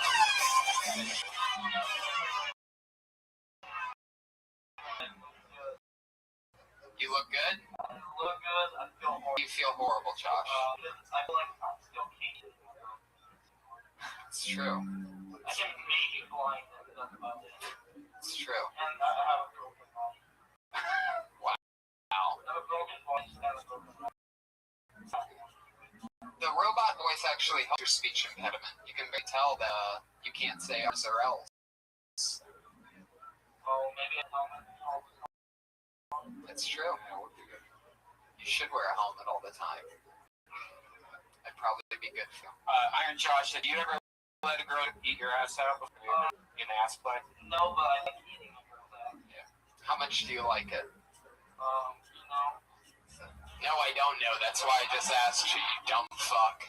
You know, that's not an answer to a question. A lot. I like eating girls' butts a lot. Okay, put it this way. Like, if you had to... I never went to it, though. I didn't used to like eating girls' asses. I was kind of scared of it also. Let's say you're down on a girl for 10 minutes. That time is spent on the vagina. How much is spent on the nugget of love? The golden nugget. We're imagining that I'm actually with a girl. Alright. This guy's dick.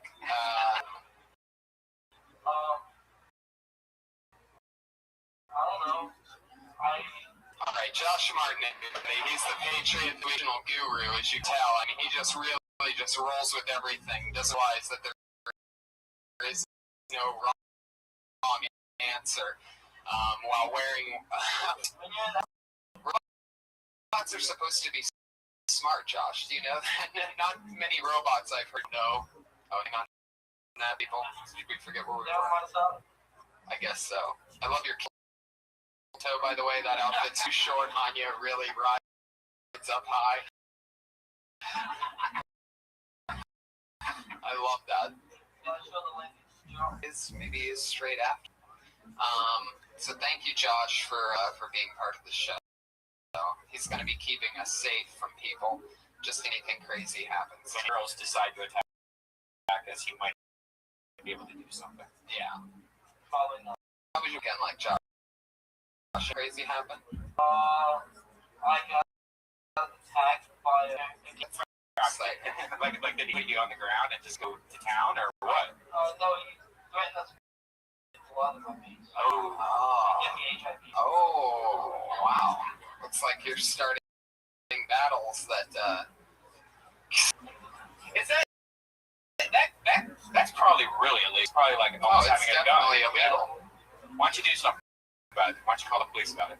You know. Yeah, that sounds like a good thing to do. Just I'm wearing an Iron Man costume. Well, take off the costume. I look better in this costume. I don't think you really understand exactly what's going on here tonight. I don't. So, very, very fun. I can't imagine how this must feel to the very, very stoned audience. It's just like, what the fuck is that thing there, and why is it so But thanks, Josh, for everything. You spill vodka on me? Tequila? Good, there you go. There you go, you're right about something.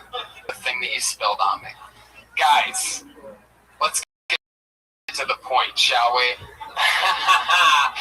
Tonight's guests are two favorite people. As always, I have two of my favorite comedians here to chat with everybody and the comedians that get on the show. It's no different. The guy that I've been trying to get on from the very beginning, both of them. And ladies and gentlemen, the great Steve Simone and Jason Galern, everybody.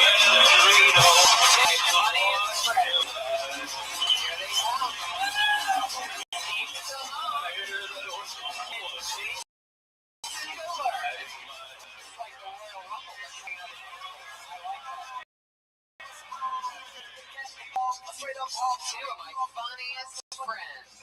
How you guys doing? Good. Thanks for coming. I'm excited to be on. Last week Rob was here, and you're friends with Roddy Piper, Steve. Yeah, it's the best. Yeah. We live out our childhoods at nighttime every time he comes here. That's the craziest thing in life. So much fun. Yes. Like, you ever have that moment where you're like, how did this happen? Every single time I see him, I can't believe that I'm friends with him. It's insane. It's like being when you're a kid. It's like Mickey Mouse. Like that. Yeah, remember that or something. You're real. You're my friend. I also like Rowdy Piper. I mean, before you, I remember him hitting you with the fucking coconut. Jimmy Superfly Snuka, bro. Yeah, became a man. Yeah, remember that? Because he must have been really like fucking 10. young. Yeah. Yeah, nobody came to help. Yeah, that was great. The world sucks. Yeah, he knocked Snuka out with that coconut. Yeah, for real. You fucked his ass up. In real life. Yeah, like, totally he was That was unconscious. racist. That was racist. If you did that today, we shouldn't have got it. What was it? I missed it. What was racist? When he hit him with Oh, yeah. That's very much so. But, so, yeah, that's fun times. How's things been going? Good? Yeah, life's awesome. Jason? I was telling Steve-O, it's like, yeah, it's all good. I think maybe, like, you should have mixed him and me up, because aren't we supposed to be a fucking dick? No. Okay, we got... It's like, it was so fucking nice. I'm not as nice as you, but I can be nice. Well, you can...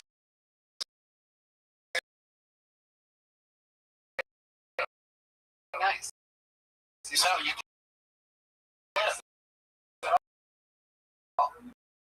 Yeah. at 3:30. Of course.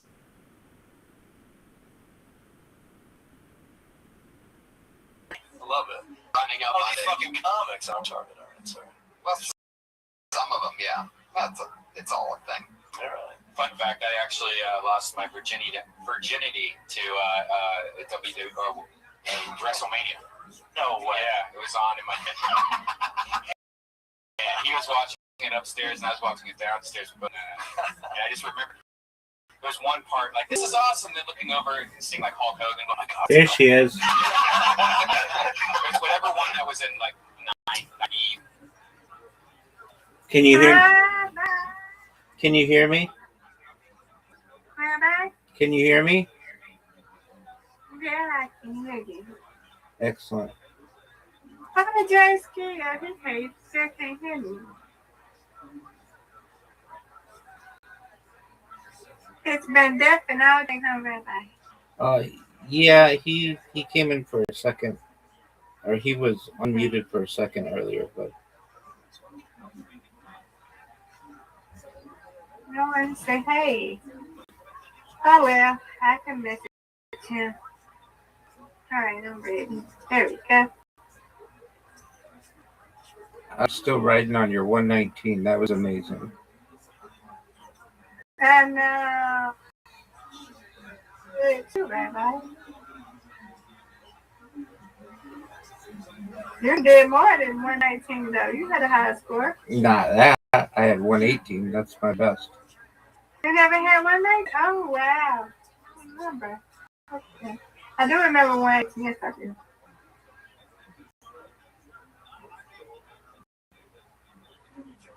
Good job. Thank you, ma'am. You're welcome.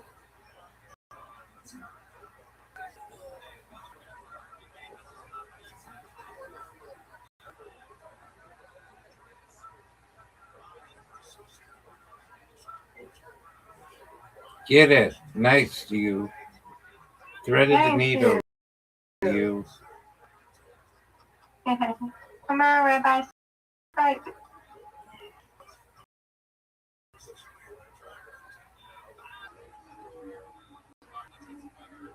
No. I have to cut this thing out.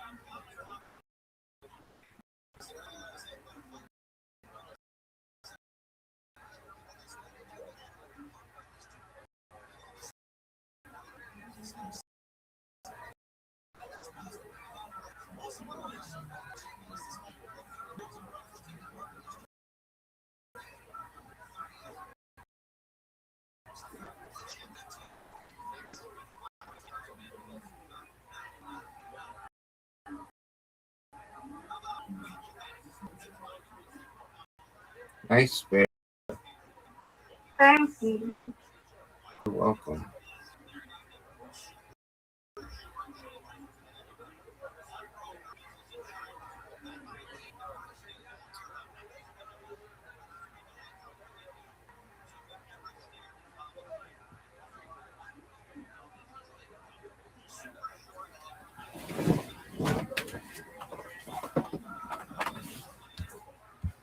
That's a difficult split.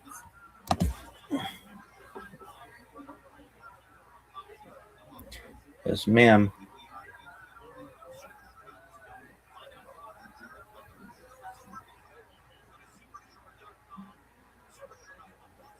Ooh, difficult.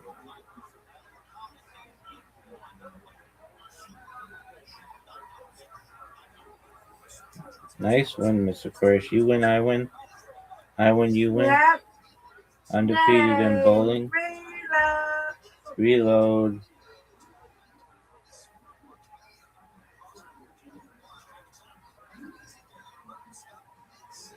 And when you win, I win, Rabbi. Yes, ma'am. He said,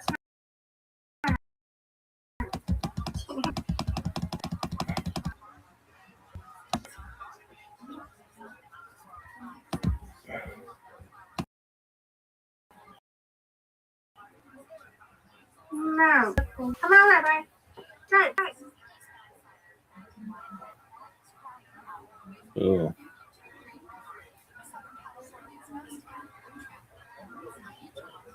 There we go.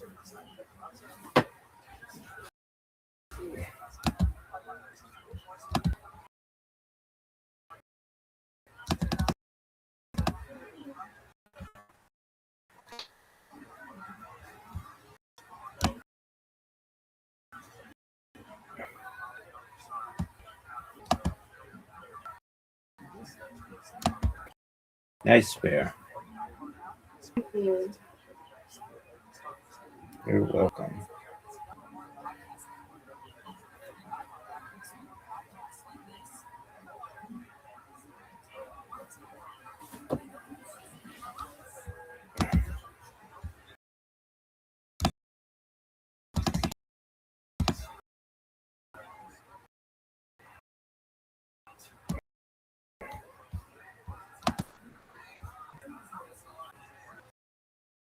Get it. Spare. Thank you. You're welcome.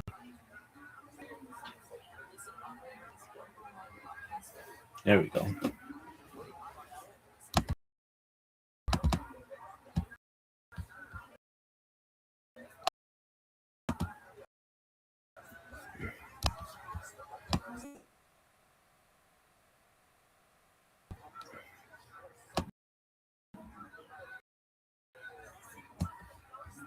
Ooh, phenomenal split.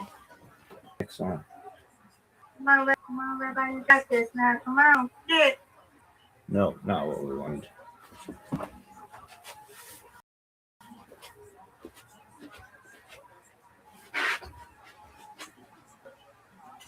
Rabbi.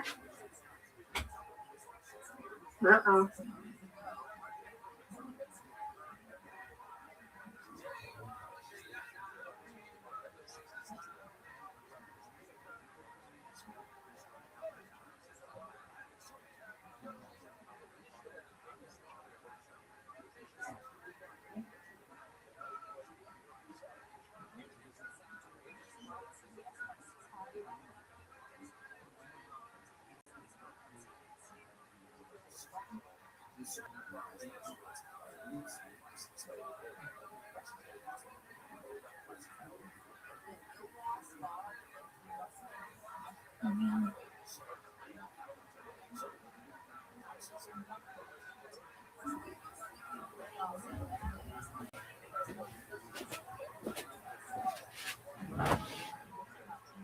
Rabbi, you man. Yeah. Good job, Miss Aquarius. It's okay. I won for you. It's okay. Yes, ma'am. You I win. win, you win, You win, I win, I win, you win. Undefeated in bowling, undefeated in friendship. Friendship. Good job, Miss I'd be Claire. happy to play with you. I'd be sad when I don't play with you, but I'd be happy. Glad we get to play. That's okay. You won that one. I won them all, Miss. Yes, ma'am.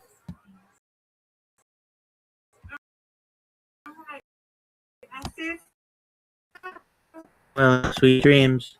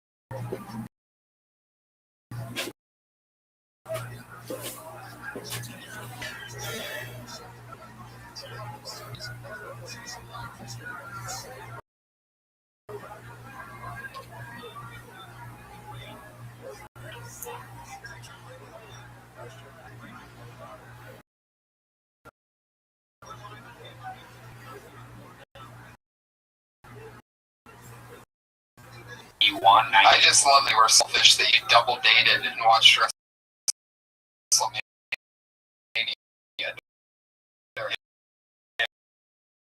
Like ordered a $70 payment, had some chicks come over, and then lose your virginity. Mason, you're a teacher. I am. And you're in session right now, right? Like it's like in session. I've fucking years. We get out. Yeah, it's you know. I don't want to get fucking shit. I get out in a month for a month. It used to be I teach your fucking round, and then they finally the union stepped up. We get a month off. Have you ever had a student? Wait, what do you teach? Just like burned out fucking high school kids. Okay, so have you ever had like a student that like contact you after they graduated, like a girl or something like that, on Twitter, and be like, "Oh, Jim." No. I mean, I teach. Actually, I did. I taught all pregnant Latinas for about a year and a half. But I had, so they were already knocked up. So I had to get the fuck out of there, though. So now I teach all boys. So absolutely not. I love pussy. Round of applause for pussy, everybody. Jason definitely loves pussy. I think we all love pussy. This is a real pussy animal. Truly. I mean, Brian even fucks during WrestleMania. That's amazing. The time that all guys take a few hours off and fucking yeah. You guys both have two hot Latina girlfriends, man. That's about as hot as it fucking gets. Colombian, Mexicana. Nice work there. It's very fun. We're trying to get green cards. Yeah. We started up a second business. Yeah. Love it. Josh, do you have any questions for our guest tonight? In the theme of the show, I'd say same question for both of you. Do you like to eat apples? Is this for both of them? Yeah. So in any order, you guys. Yes. I'm sorry, we went over this shit too. Yes, I love to eat ass. I love to eat pussy, and I love to eat a girl's pussy than her ass, but I won't go back to her pussy because I want to get my wife in it. So I'm first and all that. Love to eat ass, finger ass, suck on my clit, all that. Man, I've never told it to. Man, it's just funny. That's so true. But like that slip and slide, like, yeah. Up, down, It's so great. It's like all just the fact that we tried to keep her. But I love the best. Just being here, the nicest, most gentle man that I know is about to have to follow, slip and slide. Pussy ass. Ass eating? An art form? Think so? I was like, oh my god, this guy's the best! Dice is the fucking... You still haven't answered the fucking Yeah, sure, why not? She's hot enough, right? But not like any random shit. Right. not your first move. That's not first base to you. No. Have you ever turned the car around like you're going to eat the ass? You're like, oh shit.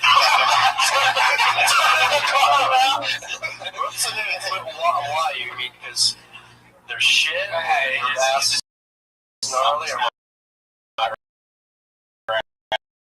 right, you know? Kind of like, it's like when you go out to class on the second to realize your car got broken into. Absolutely. She doesn't watch podcasts. No, it's all come. I love it. You should run for president on that platform. America. There you go. You guys have been doing stand-up a long time, right? Long fucking time. So long, in fact, that I don't even know what's funny anymore, so probably another reason I should be doing this right now. 6 years, you'll fucking... How long you been doing stand-up?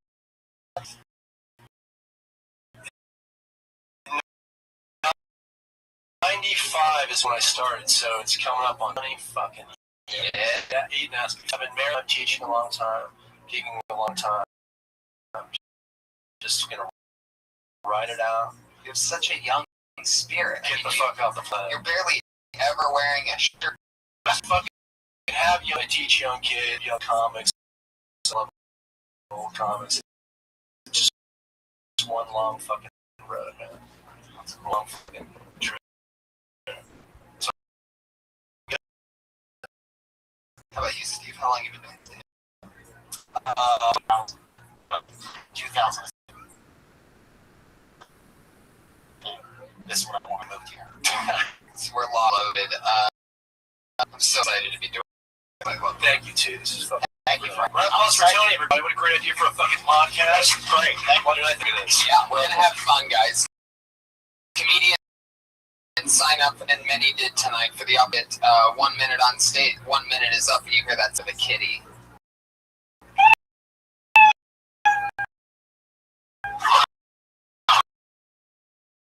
How cute. You better wrap it up then, because if you go over your...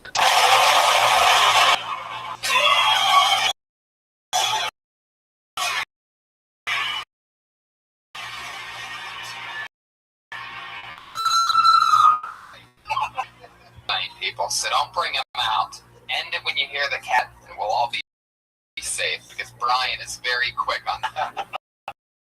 He cannot wait to release the bear. He is the key master. So let's get this thing started, shall we? Episode 51 of Your first comedian tonight will go by the name of Jason Van Glass.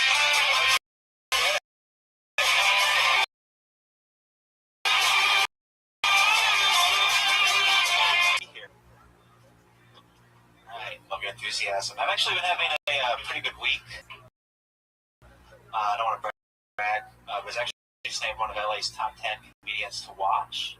To an article I wrote. I was 7, which is... Yeah.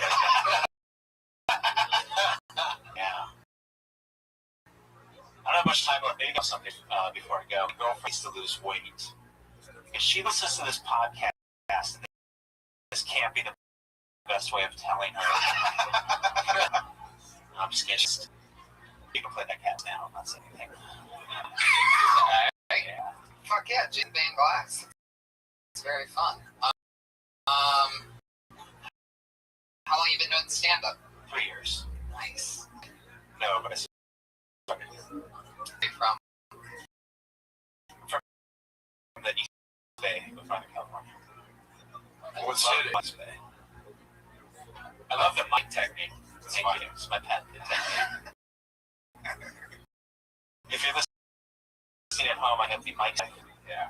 Go to this. yeah. There you go. They're watching it, brother. Are you a musician? No. You like rock and roll? Not really. You have cool hair. All right, that's good. That's interesting. I like the bit of you're a good joke writer. The what was your first bit?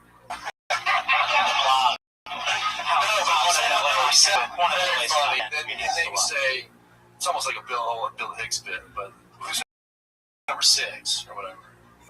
Sure. I can tag that up a little bit. Yeah, Tony, you're the joke doctor. Tell me. That's you're dead on with that. Only 6 is blah blah blah. There's definitely more to add to that, I mean, it's you're ripping off Bill Hicks, but at least you're ripping off the best. You remember, you know what I'm talking about? Now, he has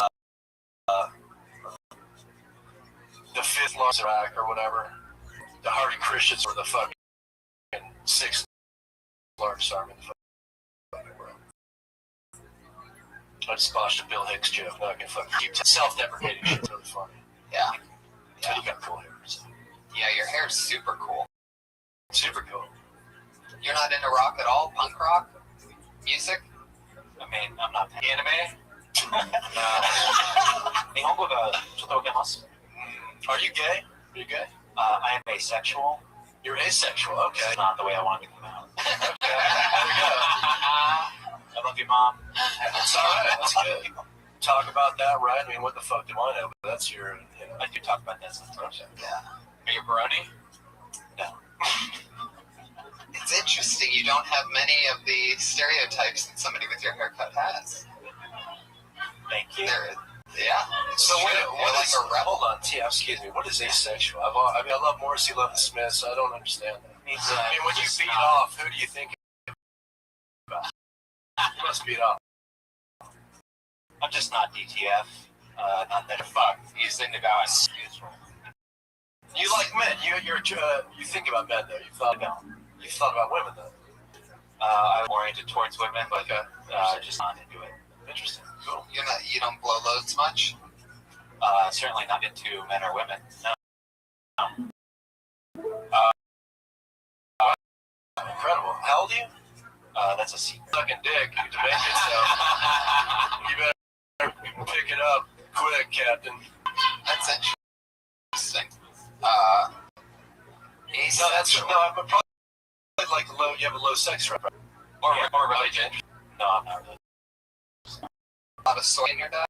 A fair amount, but There is? I was born this way. Oh, he's a monster. Yeah. That's cool as shit. That's cool, man. I love your style, man. There's something very like Elvis Costello, except with a different haircut, about you. You seem like an executive, a comedy executive or something. You ever thought about going that route? You love comedy. Oh, I do it. Well, you're fucking great joke writer. You try pussy though, man. You love that shit. For sure. Try something. Try something. Well, I mean, that's half the reason fucking people do this shit, to get fucked, right? I mean, you know. Once again, what do I know? Why do you, what are your goals in stand-up? Like, what do you want to do? Let's see. I just grew up watching so much comedy. It's the one thing I care most about. My goal is to do comedy in any capacity with my life. Cool. Beautiful. I like your style. Jason Van Glass, thanks for coming on the show. Thank you, Jay, very much. Yeah, that's it. Yeah, that's true. Don't lose. Yeah, that's the secret. That's all comedy, honestly. Because it is very, very, interesting answers. Yeah. Have you ever really meet many people that just don't give a shit about? Or they're fucking liars. I mean, I think that guy's for real. Like, he doesn't want to come, which is amazing. Yeah. Maybe it's sort of awesome if you think about it. Like, not having your balls control you sounds like heaven to me. Yeah. You know what I mean? Like, balls control the fuck out of a brain. So if you don't have that, it just seems like a bonus. Seems like an edge. Well, you can clear fucking. He's clear all the time. Or he's no cum. Must be. Maybe it's just common. Stop. He's like a Ziploc bag right now. Yeah, He like just has to fill up. That's like an IV drip coming out of his penis. Something's happening. I think we got like 98% truth that something's going on. Jason is Jason Van Glass on Twitter. So one more time for Jason. Let's get another one on here, shall we? Ian is Rashid Stevens. I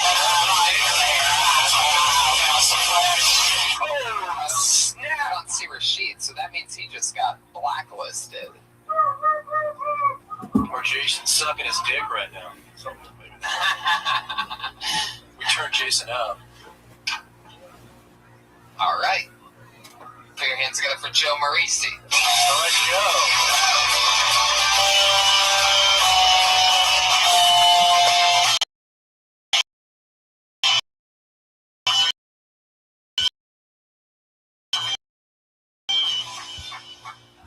Thanks, guys. It doesn't quite click right. Nobody picks up a squeegee anymore. You know, when do we get so busy? Nobody's got 2 minutes to pick up a squeegee anymore. And why is there still a middle gas option?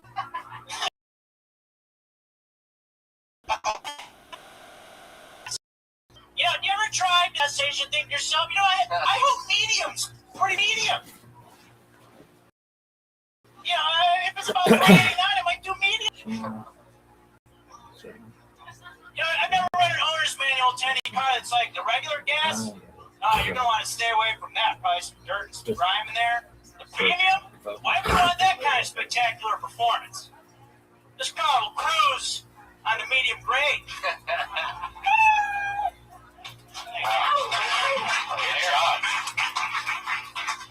That is awesome. I love that. I've never even noticed that about the medium grade.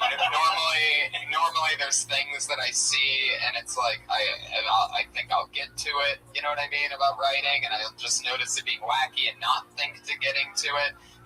That's something I haven't even noticed, and it's sort of mind blowing that it's either that one or it's that one, but it's never the middle.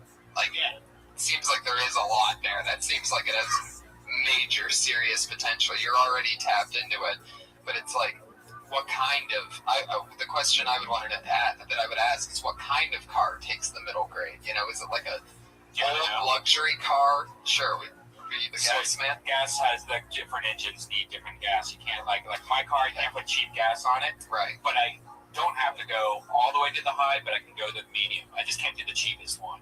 So some of them are just like, just don't get the cheapest. Like the cheapest one is for just basic cars. Right. I was thinking more the joke answer of the question.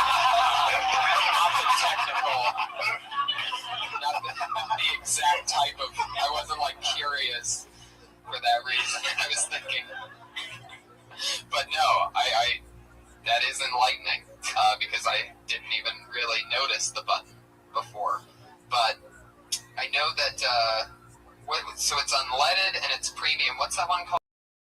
Regular? Oh, super. Oh yeah, super. Yeah, it's different everywhere. It's different names. Like there's probably something in that. Like there's premium. So what? Regular, super. What? Super. Is super unleaded until it gets into a phone booth and turns into like. I don't know, play around with his hybrid bit. It's funny that you mentioned Superman, because that bit reminded me very much of like a Seinfeld type bit. It was clean as a whistle, it was observational, everybody could relate to it. And it was like halfway between Seinfeld and Sebastian, who I think is also very similar. Nick DiPaolo. Yeah, great stuff. Really funny. I can see you writing bits like you're very individualistic, just like that, about everything. Really funny, man. Funny, and you figured out a way to do a bit in a minute, which is fucking impossible. So who knows what else you're capable of? That's awesome stuff. Are all these comics just great that you're playing? He's always been. You were on last episode also, and it was really, really good. But how long have you been doing comedy again? Started 6 years. Yeah, you can tell you How big of a set do you say you have right now? Okay. I like to say 20. Yeah. What's the longest set you've done? About 25. Yeah. That's cool. What was the thing in the beginning about the squeegee?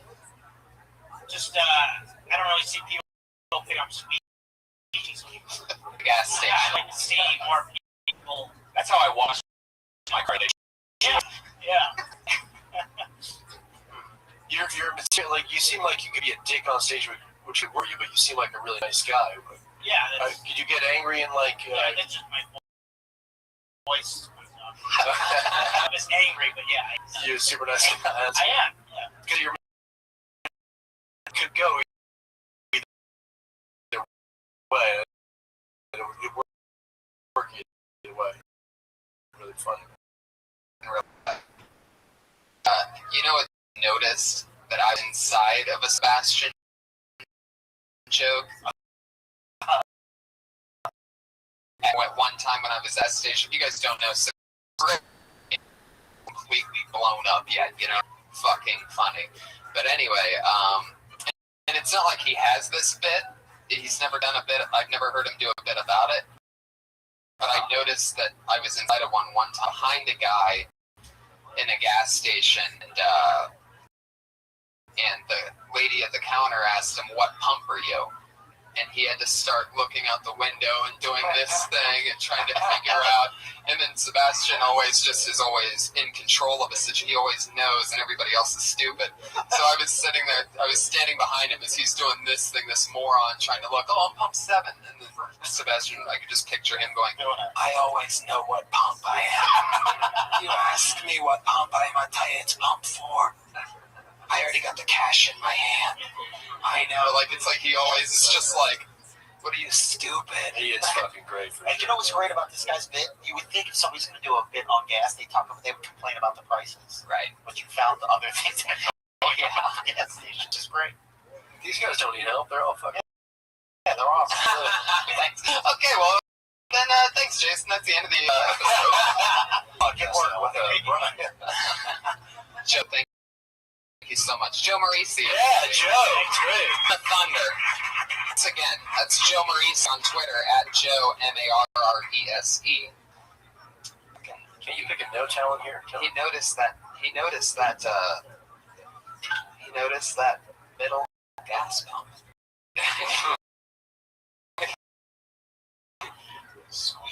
Yeah, squeegee is one of my favorite things to do windows at the gas station, or else I'll stand there annoyingly just waiting. So I just put the clip on the, like, I don't even pay attention to how much gas I put in. I never make it all the way. By the time I make it back, that's how much gas I end up getting. So it's like I always have 3/4 of a tank. But I love squeegeeing my windows. It's like a shower. It's like a refreshing view on Juice. Sebastian, who reads this? How do you even tell your parents you do that? Aren't you embarrassed? This is a new name, I do believe. Put your hands together for Zach Teagan.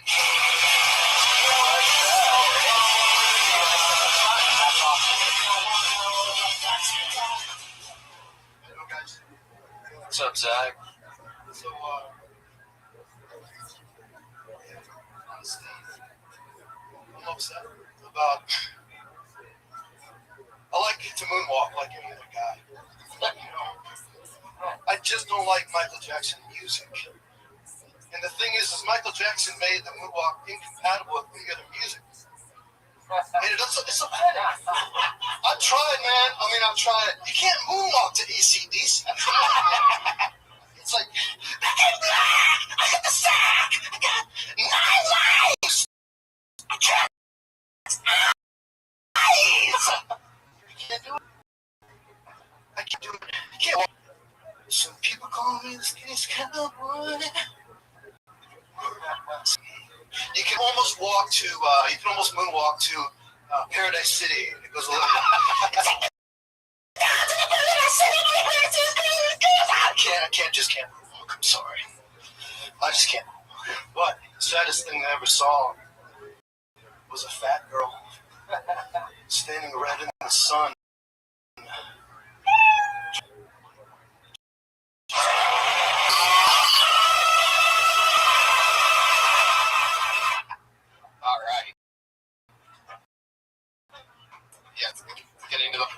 and make the audience is completely uncomfortable when it happens. You'd be funnier parts of the show, but now.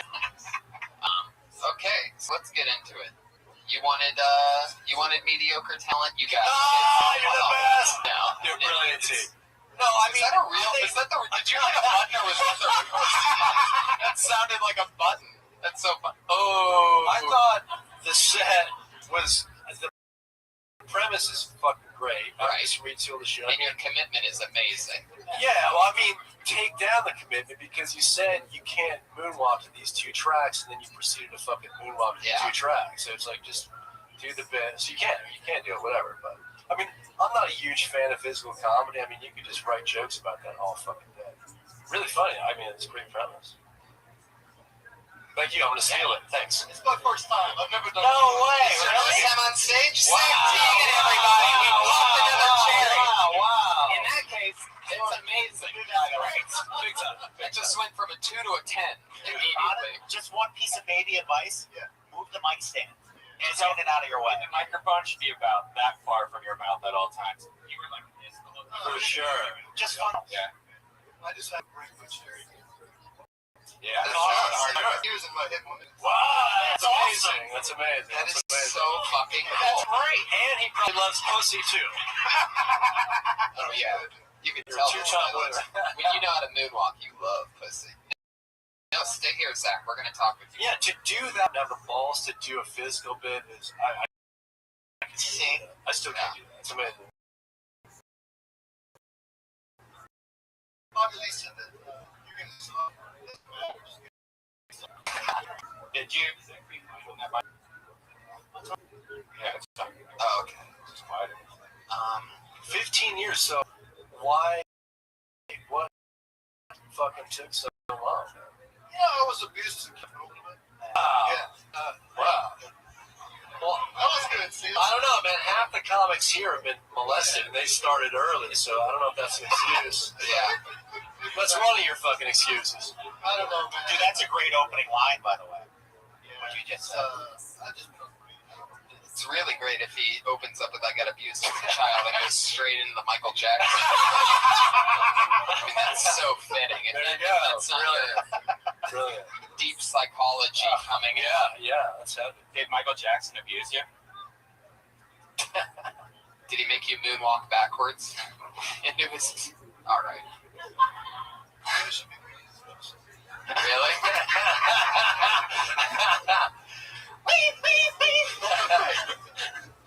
So really, it's got to be another reason. 15 years, you have You know, I've been work doing and stuff and family. doing Yeah, let's go. I'm gonna watch you guys. I like things that you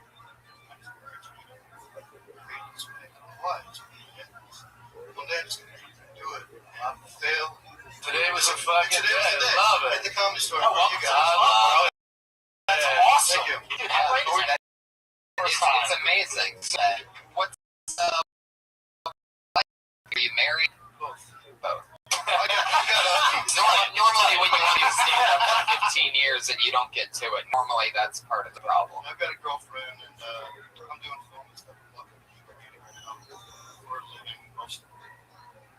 This is the part that I'm waiting for.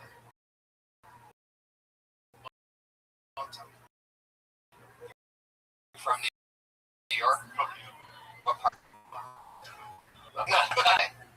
Out here at like 96, dude, same trip with that.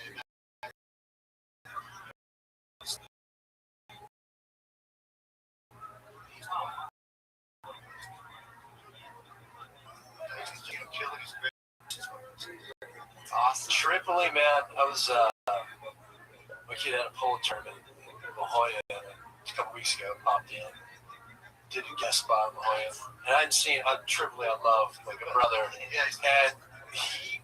I smoked a joint after that, and I watched. He was fucking brilliant. I haven't seen him headline in so long. He was brilliant. Yeah. He's a good artist. He is. Yeah. I was thinking about this. So funny. So funny. So funny. He's one of the guys. I was thinking about it. We started together. We had the coconut teaser and shit. It's just like, it was just great to watch. Sam Tripoli, I'll say this because I thought about this to myself and I haven't gotten to share with anybody. Now's the perfect time. Sam Tripoli is so amazing. It hit me the other day that you know how some comics are so entertaining for 10 minutes? Yeah. And then you have some comics that, you know, are so entertaining for a half hour. Right. Perfect example is like a Steve Simone here, who's just getting cooking at 5 minutes. So, like, if I were to watch you do a 5-minute set, that'd be great, and I'd love it. But I know you, so I know with your style, you're getting better as the time goes on. That's exactly how a Tripoli is. Like, a Tripoli, I could watch do an hour. Whereas if there's a guy that's maybe just firing off just one joke after the other and changing topics a lot, like, it gets hard to watch somebody do a long set. But Tripoli, just the time just. Well, he talks in punchlines. I mean, he's fucking. he's funny. Bro. Right. About him. There's certain people that stay in the pocket on the subject for a while. With the crowd too. Fuck with the crowd. The whole bit's great. Yeah. Definitely, like he said, don't act it out. Try to write out the idea. Like, maybe you can't talk about, like, imagine, you know, back in black. You know, there's a way to probably write out, but maybe even just start off with, do you have any other material that you wrote? Maybe start off about whatever happened to you as a kid first, and build off from that. Because, like, Michael Jackson would be a perfect segue into, you know, you getting your ass licked by Bobo. Zach, you're the man. I love it. Another 15 years, bro. Don't stop. Triple take you out of the fucking road. Now you got to go up every night, or else you're gonna lose it all. Yeah, go up a lot. Keep doing it. Go to Sal's Comedy Hole. That's a good place. That they still do open mic to start off. You know, just to get used to the actual microphone and stand not too much in the crowd. But I used to do Sal's for a good year straight every single day, and it wasn't to actually have an audience listen to me. It was just getting used to the microphone and saying it out loud. Every single shitty open mic you can find, you should be doing now. Oh yeah, for sure. Yeah. Or just stick to film and make some real fucking money in this town. Yeah. Don't be miserable. But anyway. Zach is Z Teigen on Twitter, ZTIEGN. So give him a shout out. He just. Ow! Zach! Bro, love it. It's like smoking pot with a guy who never smoked pot before. He'd love to do that. Right. It's funny, man. Love it. Definitely. So that leads me to a question I always ask my guests that come on the show, which is, the first time when you started stand-up comedy, is there anything that you remember that you did that you completely regret? Like, you can't believe that you talked about that in your first set or first month or whatever. I talked about, when I started, like, I remember in school we used to get stoned and watch Life Goes On. So I had, like, 10 minutes of retard jokes, which you can't fucking do now. And a whole, like, fucking quirky. And now comedy's changed so fucking much. So I mean, now I like, you know, do some retard joke now and again. But you're never supposed to make your shit. I mean, you opened up guns ablaze and there was a built-up fire. Well, I remember. I mean, now you're saying that, like, starting out, I always had a few jokes to go to, but I loved when these guys were starting and shit, because then you really watch. I haven't sat down and watched motherfuckers in a long time. Right. But I love it. I love it. So that's the best part of it. But I remember watching the buddies so fucking hard. Do you remember Don Bolin? Uh-huh. Don Bolin used to, and when he started, he used to bomb. He was, comes from regular work and shit, but he used to bomb so fucking hard. You know, when you're on stage in the OR in the back corner there, he used to just get off, just put his hand in the fucking back, like, and you can feel the fuck pain of him going through that shit. But, just keep getting, you get back up tomorrow night, bro, and fucking do it again. That's the whole point. That's it. Got to keep the streak alive. And how about you when you started? So much embarrassing. Like, it meant so much to me, too. I grew up watching comedy, and I always admired it. And I would go see comedians perform. So part of my secret weapon was, like, I'd see Dice in concert when I was in high school. So I would wear a Dice t-shirt for good luck. I'd wear a Hawaiian shirt over it because I wanted everybody to know I liked the party.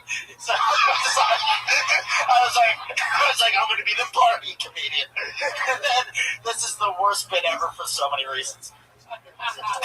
This is my closer, no lie. Okay, about how comedy influences you, and I must have seen Howie Mandel as a little kid tell a story about smearing a candy bar in his hand and telling somebody, reaching under the stall and saying, "We're out of toilet paper over here." That must have influenced me because I do remember in 7th grade, I had a teacher, Mrs. Chandler, who tortured me because I was stinky at math. So what I did for laughs, I must have remembered the Howie Mandel thing, and this was so legendary that 10 years later, my buddy's little brother asked me if it was true because it got passed down generation to generation. That I came out of the bathroom at the middle school dance with a smeared Snickers bar all over my hands, and I went, "Mrs. Chandler, they're out of toilet paper," and I ate it. She was like, "Ah!" And then I was like, "Pan them out!" Like I was the kid. So down generous, and then that was my closer with stand comedy. I was like, "Oh, you don't think I know how to party?" 7th grade, Mrs. Chandler, same Hawaiian shirt, and then I would close with eating the candy bar off my hand, and I was like, "You'll see me on HBO next week." Wow, that's one of the greatest ever. That's the Dice T-shirt. I had that my uniform. I love that you had the dice under the Hawaiian. You know all the shit. You told me. Yeah. Let's go. That's adorable that you used to wear my shirt, Stevie. For a goof. That's Tony, awesome. I don't know if this ever happened to you, but one of the reasons why stand is so tough is like because if you're not on stage, just being on stage is difficult, and then trying to do jokes, a combination of two. Once was tuning up a mic, it was a year in or whatever, a few months ago, this fucking thing fell out. Right. It's probably happened to a lot of comics, and I froze. And the dude from the back is like, "Put it back in." So you have to tell me.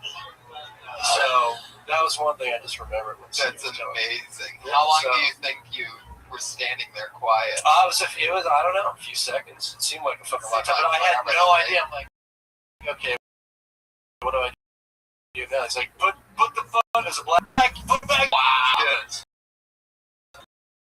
Brilliant compared to that fucking bullshit, bro. I had that happen to me a couple times when I was starting out with a thing would fall out because you don't know what's holding it in. You don't know the structure of it. And the worst was, I remember a couple sets, that falling out was the biggest laugh that happened during my set. Like people just, because you're already minutes in and they hate you, so that happens, and they have all this pent up energy, and they're just like, it's just like, oh, that's what it sounds like if they were to laugh. Just drops a glass at a restaurant. They just looking for you to laugh at you. Yeah, It's fucked, man. it's a tension release. Dude, one of the things that I had to learn as a comedian was that you need different energy for different environments. You can't just come out high energy. And I remember showcasing Mitzi once. Like, it took me years to get past here, like 8 years, to become a regular in this club. Because for whatever reason, like whenever Mitzi would be in the room, I'd get in my head and get nervous and it meant too much to me. And I remember at the time, I didn't have any really material at all. I would just go out because I realized the candy bar was probably a bad idea, so I got nothing. And so I would just go out and bring the energy, bro. And I would come out like I was the 80s heavy metal singer. So regardless of the because I was used to, like back in Philly when I was doing stuff there, and then on a couple shows, I'd come out. And because I thought the 80s heavy metal was so fun. Or I'd come out and go, "Let me see your cigarette lighters." Right? "Who wants to party tonight?" Some people are like, "Look at this idiot." Right. So I have to showcase for Mitzi, bro. There's like 3 people in the room. And just her in the back of the room. And the way it used to work was if she liked you, she would circle your name. If she didn't like you, she would scratch your name off the list. So there's probably 7 people. And I'm like, we're not going to do showcases for 7. There's no crowd. How are we going to perform? There's no crowd. They're like, "She's coming in. They're doing it." Right? And I'm like, "Oh, shit." So then I gave myself the worst advice ever, and it was just, do what you do. Yes. Sure. "Let me see your cigarette lighters." It was so quiet in the room, I literally heard her scratching my nail. I literally heard. I had 3 more minutes to go. None of my dreams were coming true.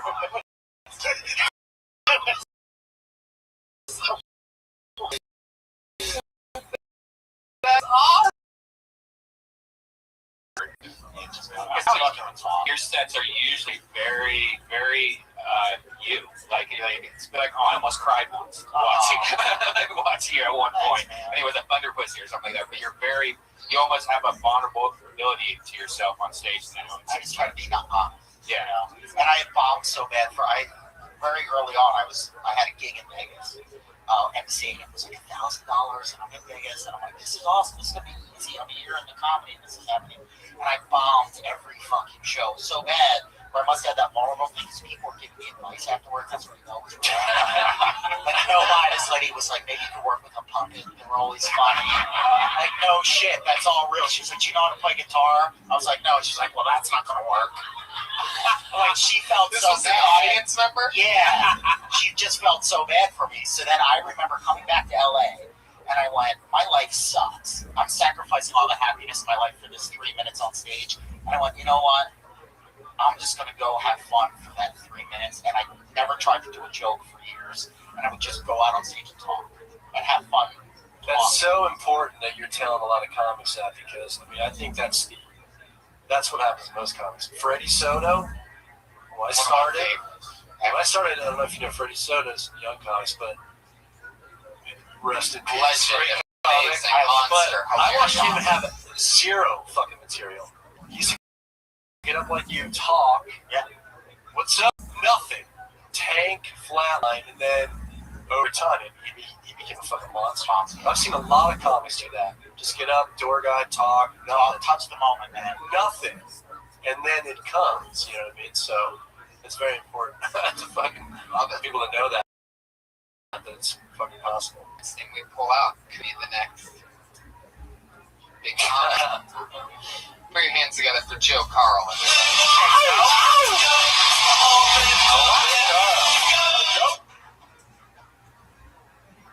What's going on, guys? What's up, buddy? Jay-Z in the news. Jay-Z's in the news. Solange kicking his ass. Yeah, I'm hearing a lot of people being like, oh, now he's got 100 problems. Like, take it easy. Jay-Z hasn't had 50 problems in the past 10 years. I mean, let's be honest, like, when you're on that level of wealth, you don't have that many problems. Like, he owns an NBA team. It's not like some private recording is going to be able to take that away from him.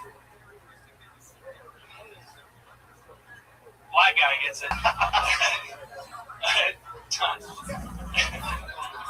Donald Silvertongue, Sterling Silvertongue. But yeah, can I just say I love your shirt? I was gonna do a bit about the shirt, but then like I was gonna have to explain it. All right. What I love the most about that set is that you said the black guy gets it, but it was one of the whitest people I know, Scott Kidd, that was laughing at that joke. There he is. That's his big white hand waving in the I would never start off with, so Jay-Z's in the news, unless you have a job like The Daily Show or something like that. Or something. I felt like you're Johnny Carson. Yeah. So Jay-Z's in the news? Yeah, you just got to find a different way in. And as far as the joke, you sort of have something, but he didn't have to lose his team. You know what I mean? And it's sort of like a real thinker. You just want to be able to hit it on the head. For something like that, you're really going to have to. It's super topical. It's a double topical joke, so they have to know about that Jay-Z thing. They have to know that it's an elevator footage for the recording thing to work, and they're also going to have to know about the Sterling thing. So you're working on a joke that is, in my opinion, about a 2-week shelf life anyway, you know? Yeah. It'd be a good exercise. Right, totally. It's a great exercise. Great to write those jokes all day. But as far as, you know, just don't stand perform. right, yeah, unless you're doing a monologue, so like what Brian is saying, like, unless you're Plus, like, 99%. I mean, how fucking. Anytime you hear anything fucking close to it,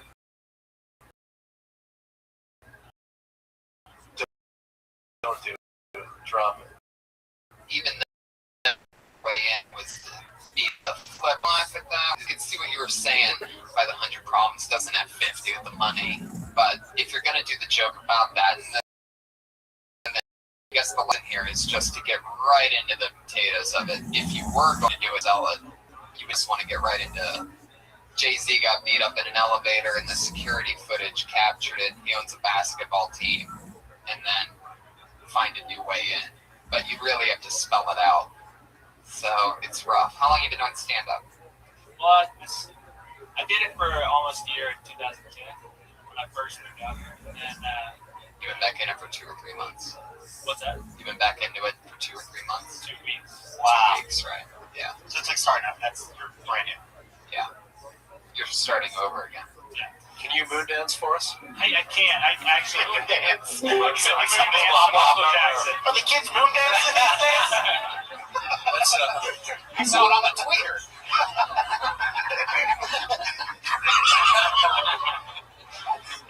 Moonwalk. What made you stop after doing it for a year in 2010?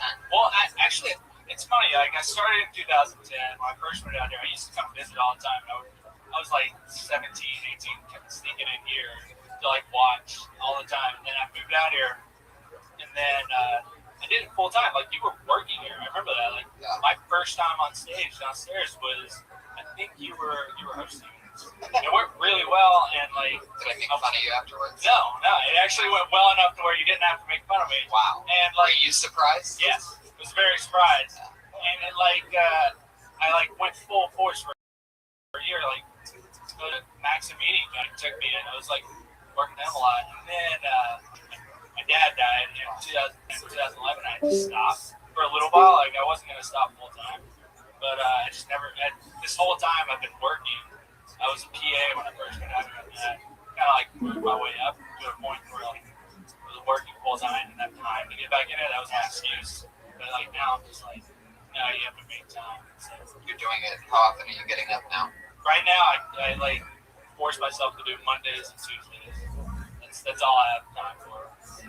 Partner up with that guy. Yeah, find a buddy here and like have a workout buddy. Like instead of coming to the gym, you can go do open mics. That's amazing advice that I don't even think I've ever mentioned or anybody's ever mentioned on this show before. But it is so important to find somebody who you can sort of just roll around with to keep you sane when you're fighting the same battle as somebody else. Just fuck one of the open mic comic girls. That's what I used to do. And I just used her for a year, and then it's a great idea. Seriously, I think you did that also. No, not at all. Not in any way, shape, or form. But I'm sorry. That's the opposite of what you want to do, by the way. You don't want to hook up with a comedian. How many assholes did you like to get started? No, I mean, I actually did when I started off. I made it because you start. It's the people that are in the same level of you as stand-up. You start seeing at every single club. You go from one open mic to another open mic, and then there's girls also. I just started dating one of them, and it made it so for me because then she watched my set, I would watch her set, give tips, and kind of write together and stuff. It was tips. It was the whole thing. And it was really hard because she sucked really bad, and I had to act like she was great. One of the worst parts of dating. So rape a funny topic. Sorry, ladies, but you guys.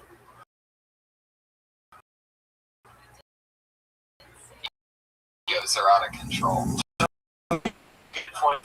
As well, but if something fucked up happens, it's very difficult to write fuck jokes. So. Yeah. Well, yeah, and the thing is, if it happens to anyone else, it's like I feel like I took some time off, and like I was only gonna take like a month or two off, and like I was fine. Like I should have came back, but it's so hard to come back. Like if you take some time off and you get back in your like daily life, it's hard to just like put aside time to like go do.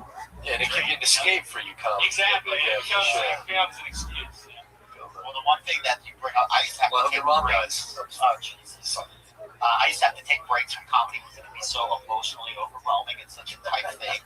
Like, I would give up drinking or I'd give up comedy. I'd give up drinking and I'd give up comedy. But then you start to build up a momentum where I'd be afraid to take a break from comedy because it's like getting into shape. Right, yeah. So now, the most difficult part's now getting back into shape. As soon as you get into shape, don't stop. Just at least once a week, even when I would quit comedy to work on writing, at least one night a week. So you're always loose. You're always in the moment. You're ready to go. I totally agree with that. There's nothing more difficult than fucking stand up. But I've been, it's very difficult, so you gotta keep doing it.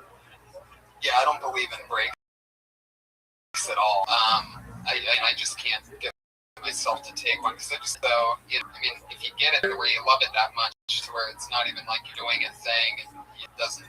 If that's your escape from everything else, then you're killing two birds with one stone because then you have a hobby and you're working at your job.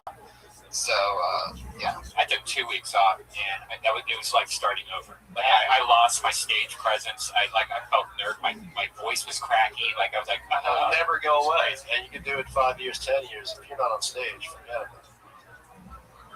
Well, there you go. He's Joe Carl, everybody. Love it, Joe. Great, welcome man. back, Joe Abe Noosa Kerr. Yeah, nobody's going to follow you on Twitter. It's actually me, Joe Carl. What is it? It's actually me, Joe Carl. That was my old one. You have 2 Twitter handles. Yeah. Wow. Good work. So what's the one you would want people to know about? The Joe Carl. He's the Joe Carl, everybody. There he goes. Thanks, Joe. That was great, man. Everyone's so distant. Great. Yeah, It's very in here. Just a little fun fact, a little behind the scenes. Little poopy in that bucket. Yeah. Put your hands together for Tyler Mesnard.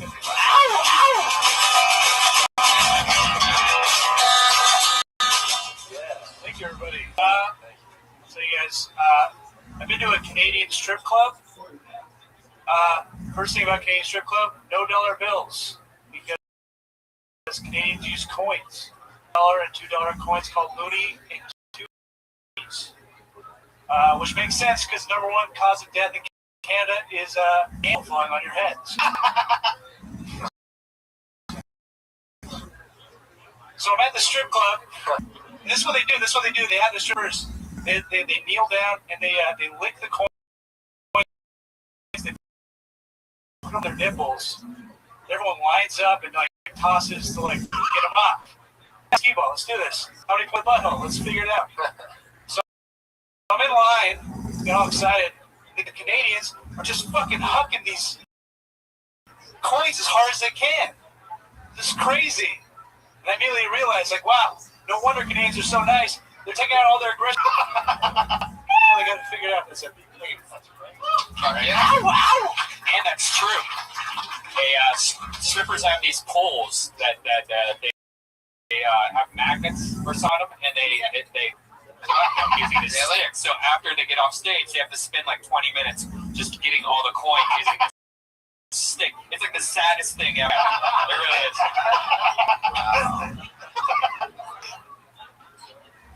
Jesus, that's great. Canadian strip clubs. Yeah, are you from Canada? Montana. It's basically the same thing. Yeah. So wow, did you take part in it? Did you throw any loonies or toonies? I just tossed them like a nice person. Right. So you were being nicer than the Canadians. Yeah. Well, I'm not a big strip club guy, but I don't need to make them feel shittier about their terrible job. Right. By leaving them coin bruises all over their body. Yeah. Really pelting them at They were throwing them really hard. Yeah. Right. I remember that. Those wacky Canadian. Did she have a stick? Yeah, they all have that. Really? So, probably make up with that tripper magnets. Oh God, I'm in that shady business.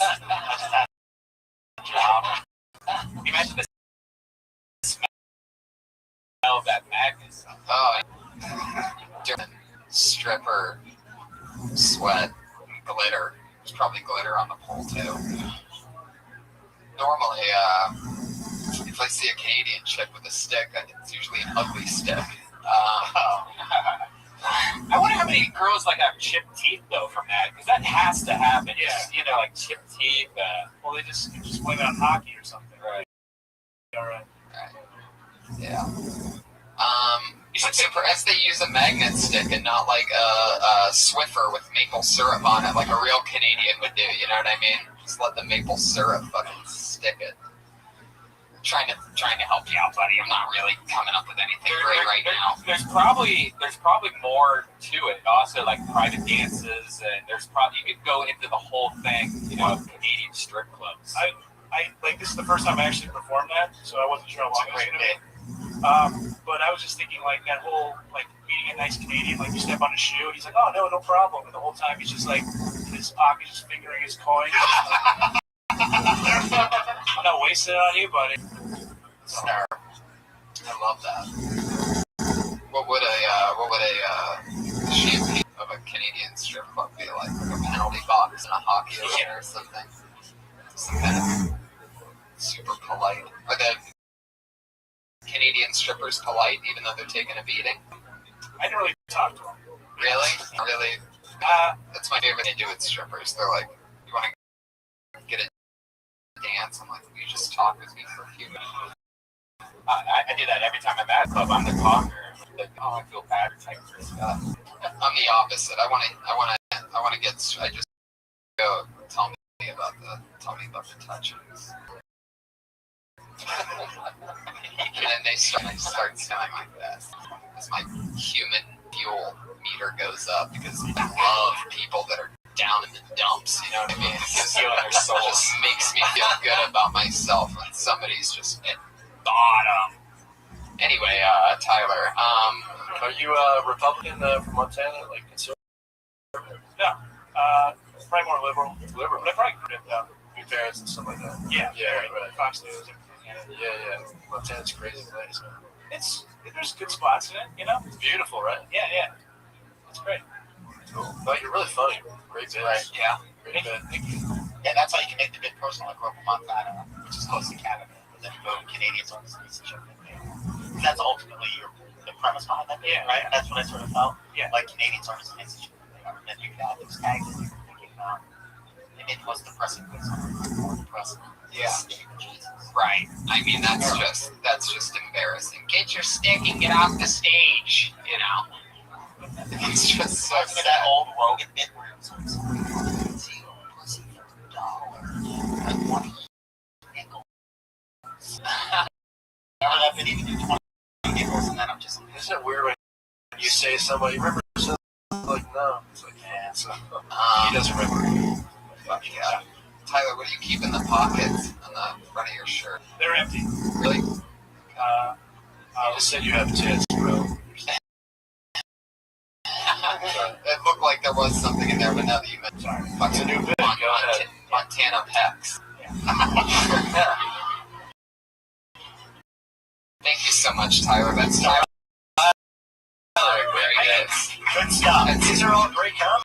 I thought he was going to be funny the way you put them. It's Narich, M-E-Z-A-R-I-C-H. That's Tyler Misnarich on Twitter. We made it to the part of our show where we get our two regulars up here. Always come up with a new minute each week. We watch them grow. We watch them get bigger and better each week. This week's no different. So put your hands together for your first comedian. She is a regular on Dysentery and Kiltony. Super funny young lady. Put your hands together for the wacky and goof, always weird and fun. Sarah Wineshank, everybody. I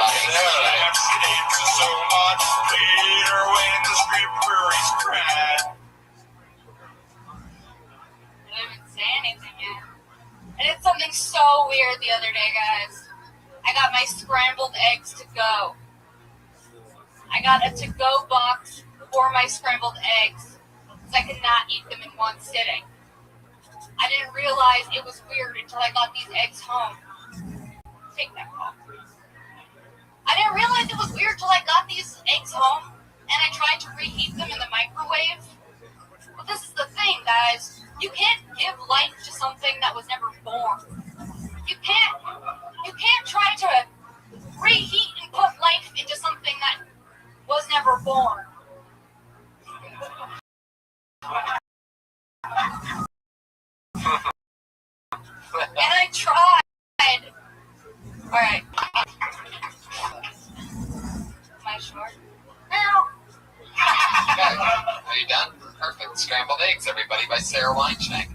So, maybe you got them from McDonald's or something? What'd you say? You got them from I got it from Swingers, actually. You got it to go. You got breakfast to go. I ate it, but I didn't finish it all. And then I said, I'm going to take this shit to go. And then I thought that was like a cool thing until I got them. And then what'd you do? And then I put them in the microwave, and I'm like, this is so weird. Right. It's not okay. Like, what is wrong with me? Right. So then I realized that, like, It's a great joke. Great joke. Just get to it quick. Okay. Really like bullshit. Really fun. Super fun. Yeah, I like that style of taking a personal story and making a larger observation about life in general. Because you're like, this was my experience, and this is how it relates to the overall universal experience. I like that style. Totally. Yeah, you can't give life to that which, you know, is never born. I was almost thinking like they used a different egg, like it's sunny side up, and then when you microwave it makes it scrambled eggs also. well, that's good. You know what I mean? I like that, yeah. Like you can't reheat sunny side up because it just turns it into scrambled. Microwaving eggs is just strange, right? Yeah, like I could have made eggs in that time. Yeah, that's what I was gonna say in that joke, but then I didn't know how much time I had left because I didn't get to it fast enough. Yeah, I think that's a great approach to take. I should have sliced eggs when you go out, like you make it yourself. Yeah. Right. 30 cents. Exactly. $9 in swingers. Right. Like I should have. Eggs is a very strange game in the first place for swingers. I always get eggs. Really? Yeah, protein. Okay. Eggs when I go out to eat. Some quinoa. Oh, sir. You mean quinoa?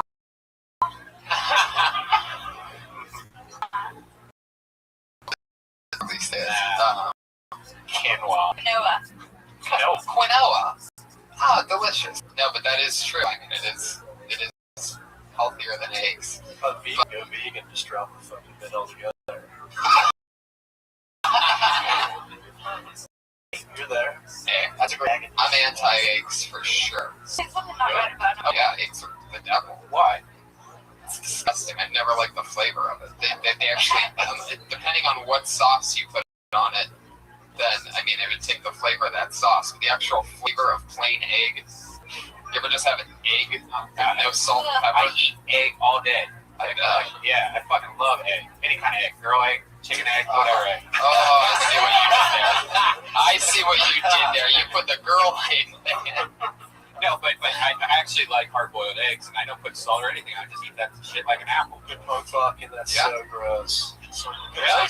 My kid eats them. I can't, for the protein too, but I just, it's gnarly. I know kids are really into hard-boiled eggs. I Yeah. think Yeah, my wife's a vegan too, but she makes them eat them. Eats vegetarian but protein, but it's fucking gross. Yeah, I've never been into eggs. I guess I liked huevos roast for a while when I first moved to things and a fajita, and then there's the egg. But even then, I mean, looking back at it, it was just really the yolk part that was all right. It was just the salsa and beans that you taste anyway. And then you microwave that. It's more. Right. All that. It's a super funny observation. Yeah. Great job. Another new minute for Sarah Weinstein. Love that. And last week, you got thrown off pretty fast. We didn't comment on last week. What were your jokes last week? Do you remember? Was it about? I don't even remember. Oh, you know what? Sucked ass last week. How some married together because it's easier to put the sheets on and then like relationship. You said that last week? Yeah, but I didn't say it as then. Yeah. Like, It's amazing when you just get to the point and try to not stretch it out to the point, but that's there is something so sad about trying to sell. Yeah, like that other side pops up. That fourth corner where you have corners on, just on the bed, like moving it across. So that's maximum loneliness right there at that point. Or going to IKEA by yourself and have somebody wait in your car while you know what I mean? Or, yeah, the loading area. And loading, you just have to kind of like throw your shit out and run your car real fast. For all the things rolling toward you. You just push the cart. Yeah, and then you get home and you have like this huge box and can't get out of your car. Yeah. You have to ask your lonely neighbor to help you. It's like, I'm in the middle of putting my sheets on. I can't. Actually, what I did is I happened that's why I say it, is I just open the box and one by one to the house, one by one. Oh, that's sad. Wow. It's like sitting in front of a birthday cake with me. Hey, gone to a restaurant by yourself and told the hostess that your birthday. That's like some self-potatoes. Oh, never mind. And then they ask to see your. Oh, okay. All we need to do is see your ID to confirm. Forget it. It's not my birthday. That'd be awkward. Sarah, thank you so much. You're amazing. Another new minute. She now has. I can tell you from knowing her so well and watching her so many times with the new minute, she probably has a solid 35 minutes on food at this point. All different things, grains. Now we've got eggs taken care of.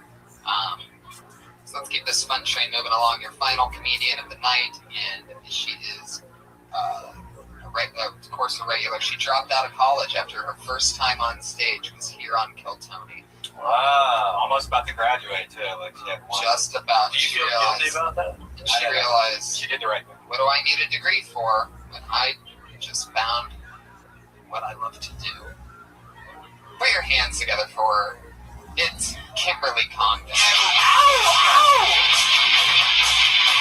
could I ever need your pathway and treat your biggest man life? Yeah, guys, you need the college degree and you're a fucking beast, right? Obviously, I dropped out. Look at me! All right, guys. No, I feel like I get up here and I don't tell you about myself enough. I am half Puerto Rican, half deadbeat, which makes me a complete asshole. It's actually kind of a scary combination, you know, because I'm a little bit lonely and at the same time very, very fertile. It's true. It's like I won't even date Spanish guys just to stay away from like inbred. They might be related to me, all of them. It's been pretty. Yeah, because who wants to fuck their cousin, right? Not me. Unless I'm lonely. We've been doing some new stuff at work. They've been training me. They're teaching me how to do mail orders now, which is bullshit because I've been dating so long and I didn't know you could just order them.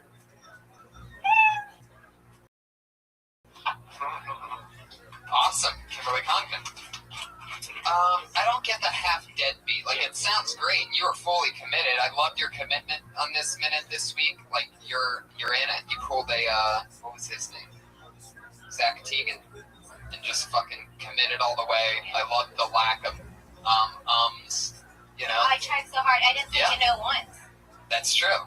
No, you know, and only, I think, purpose. 1.5 which is a huge breakthrough. Yeah. And it's great. And it's easier to listen to. It just flows. Now, let's get to, you said half what? My mom's Puerto Rican, my dad's a deadbeat. So that's where I said I'm half Puerto Rican, half which means me. Did you say that your dad was a deadbeat? So you did. So I was like, why are you a deadbeat? Like, I was trying to think of why. Okay, so it's not clear enough. Okay. Right. And I don't think it necessarily needs to be, because what I think the magic is, something that I've heard that I don't think I've heard before, is you knowing that when you're lonely, it's like extra lonely because you have that. Those, yeah, exactly. Love that. And that's why I didn't get that. Right. Yeah, it needs to be more clear, but you have a great premise. I thought you were deadbeat. Like, I was so confused. I had no idea. But and I was saying it's a dangerous combination because I'm like sad because I don't have a dad, but I'm also very, so I have a girl that's like kind of desperate and very fertile. That's what I was trying to get to. Is my mom's Puerto Rican and I have an absent father. Right. So that I think you might have two different jokes there. There's a lot in there. That's right. Well, exactly. But there's a lot there with the Latino, like gaping hole type of. I said gaping in front of Brian, guys. You know what that means. No, there's a lot more that you can get into there. It's not just one line mentioning in something like that. It's bigger than that. So I really work on that. Like, it's got to be harder for a Latino woman to be lonely because you have more chemicals in you trying to get you to make a baby. Like, there's no question about that. That stereotype is completely Ew. true. Are you serious? Okay, No, I saw it all the way from here. Let's be The listening. gaping hole, everybody. There's cereal in it. Some woman's eating frosted Ew. flakes out of this girl's bubble. You're nasty. Yeah. And that's great. Yeah. I think there's a lot there. Thank you. What do you guys think? Funny, you were at the gig with Tripoli. Yeah. Fucking, I popped in. You were great opening the show. You had tons of great jokes. You take a meat hit up the fucking joint. You're super cool. You eat a fucking weed brownie. Blood parties, which is cool. We were in ego together. I know. Yeah. Everything you did, once you work it out, write it different, and say it like, explain it different. I think you have something really good there. And it's almost like a topic sentence for probably half-hour special just on those two things. It's so personal. Yeah. Like, maybe it's, I don't know, you can compare it to other woman having sex. It's like a Latina woman being lonely is like a, whatever. Coke addict with weed. Yeah, there's a lot about Spanish women. A very white thing. Asian women do that too. But that's because that's a mail order situation, I feel like, a lot of times. Yeah, it's because they're attracted to power. Oh. Anyway. Too soon for the White's the number one race show. I mean, come on, we are definitely in the lead. Thank you so much, Kim. That was awesome. Kim's great. Love it. It's Princess Shank on Twitter and Kimberly Congdon on Twitter, so follow the lovely ladies of Kill Tony. We did a Kill Tony at the La Jolla Comedy Store before. We're doing another one at Comic-Con in July. Oh, that's awesome. Yeah. 23rd and 24th, we're having Kill Tony, Thunder Pussy, and a comedy show. 3 shows, 2 nights. Comic-Con 2014 at the American Comedy Show. Iron Patriot will be there. Iron Josh will be there. Even though he didn't even say anything. Yeah, that was the full episode. I agree, actually. I couldn't agree with you more. You were much better off with you just standing there. That was the original idea for the Patriot. He was just supposed to be set decoration. Yeah. And we gave him like a fucking asshole. 25 episodes, but then he blew it. I'm in Indianapolis, June 4th to the 7th. I'm in Vancouver for that with Joe Rogan. What do you guys got going on? Steve Simone? Headlining Bray Improv, pretty excited about that. And then I'm back there the following week with Darren Carter, was going to be fun. And Helium Comedy Club in London, DC, the first weekend in June. Yeah. Wait. You're working with the party starter. He's the greatest dude. He's so So nice. why don't you break out the Hawaiian shirt? I think I will. And I'm close on the You should just do it. You should just have fun with. Dude, I kept all those, and I'm like, you know what? It's about time to crank them out again. If I ever see you do that Snicker bar thing, my head will fucking explode. I will die on the spot. Rest in peace, Tony Hinchcliffe. If I ever see that, I'll have a fucking stroke.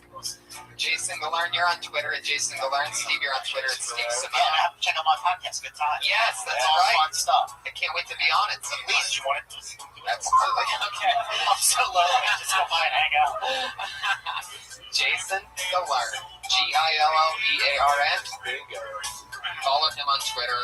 So lightning fast, hard-hitting jokes. Joke. Don't get me started. Yeah, great guy to get high with. One time I got high with you and you had half a panic attack in Santa Monica. That's nothing more fun. With your brother. Yeah, my brother smokes blunts. He doesn't fuck around. That was the reason. It's like Snoop Dogg. Anyway, thank you guys so much for listening. We'll see you soon. Check out DeathSquad.tv to see what you can find us around next at TonyHinchcliffe.com. Live audience, guys, thank you so much for thank you so much. Oh yeah, thank you guys. Almost like hard-boiled eggs in a tube sock.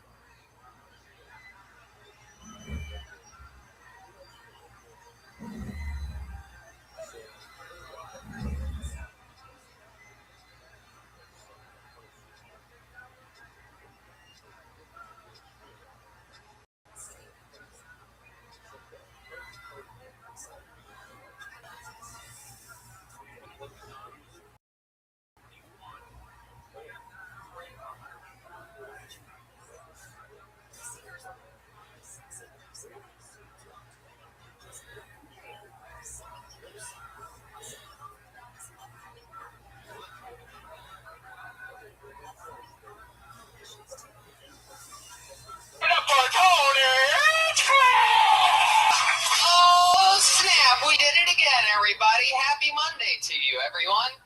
Okie dokie, fuck yeah. Hell yes, everybody. So good to be here. Believe it or not, guys, this is episode 52, our 1-year anniversary of Kill Tony. A very special, I mean, it's just 52, but... Has it really been a year? That's ridiculous. Crazy podcasting. When you're persistent, you can do anything, guys. And you could tell by the energy in this room that this whole thing is fueled with pure hope. This is actually a pretty good turnout for Memorial Day. Yeah, no, I love it. I'm so happy you guys are here. This is very exciting. It's always my favorite day of the week is Mondays now. Who's with me on that? Mondays are the best, right? Okay, but fuck yeah, so I'm happy to be here. We have two amazing guests tonight. The energy in the room is great. Did you say butt fuck yeah? I think I did. Oh, wow. But fuck yeah. Oh, okay. But fuck yeah. That's interesting. Never realized that, yeah. But fuck yeah. Subliminal butt fucking's going on every day. We don't even notice. True. Well, maybe this is part of being gay that I didn't know about. Is that I unconsciously, deep inside, there's just this homosexual dying out through linguistics. Any approach. But fuck yeah. The subtitle. It was another fun weekend. Things keep moving along. Yeah, I went to San Diego, hung out at Comedy Company. We're on the 23rd and 24th. We're going to have Kill Tony there. Oh, shit. Comic-Con, we're coming.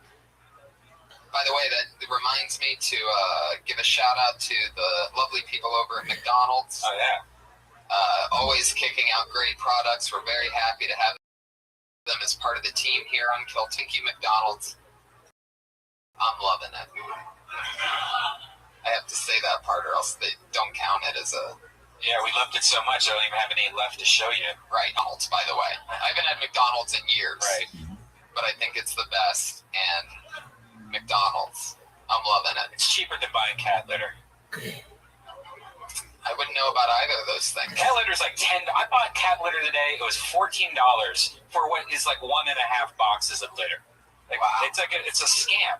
It is. And I poured like most of it in there because I just don't want to change it for like a couple months. I bet you have like a sandbox of kitty litter. It's pretty big. They have their own beach. It's for 6 cats, but I just leave it in there until it gets so hard and furry it looks like a cat. You have the kitty litter holder of a cat lady. Right. A 6-cat kitty litter box. Right. Holy shit. Obviously, having a litter box is one thing. Having a 6 prepared for cats. Prepared for cats. Just out of pure laziness of not wanting to change cats. Yeah, it's cheaper. It's more expensive than a whole meal for your family at McDonald's. Is what I was trying to get at. Oh, yeah. Totally. And McDonald's started yeah, it's about time, man. Yeah. Well, you should get on that Facebook now. What do you think's going to take off next? Because I just got on Instagram, guys, and I think that company has some potential. Yeah, you need to do more of those. You need to do more vines. You have one of the greatest Vines, dogs ever. You just can't get into the vine. Yeah, but you can fuck with your dog all day and make vines and Instagrams. And you have the cutest dog in the room. Put your hands together for Josh Martin, everybody. Be very careful around him. He's very accident-prone, extremely. His entire life, he's just apologizing to people for things. So it's rough for Josh, but we love him here. Keeps everything on its hinges. So yeah. What else? I went to the zoo and I found out some cool shit about. It sucks when you go to the zoo because I loved going to SeaWorld before Blackfish. It was so fun. You got to see, sharks and swim with dolphins and do all this cool shit. But then after you learn about all of it, you can't go there. Like I wanted to go there, but I couldn't. Right. Like, I was almost thinking wearing disguises and going to SeaWorld. You should have gone disguised as a killer whale to SeaWorld. No. But then I went to the zoo, and I almost felt bad about the zoo. But what's funny is that everybody at the zoo kind of like hinted like they were trying to like just lay down some groundwork just in case that they become the next Blackfish. Like we went on the zoo tour, and during the tour they were like, you know, here at the zoo we're not. That means all the animals damaged, but you know these are endangered species. If you went to SeaWorld dressed like a killer whale, they'd probably think you were a huge fan and be like, hey, look at this guy, he dressed up like a killer whale. And I SeaWorld and just walk up to people and be like, help me.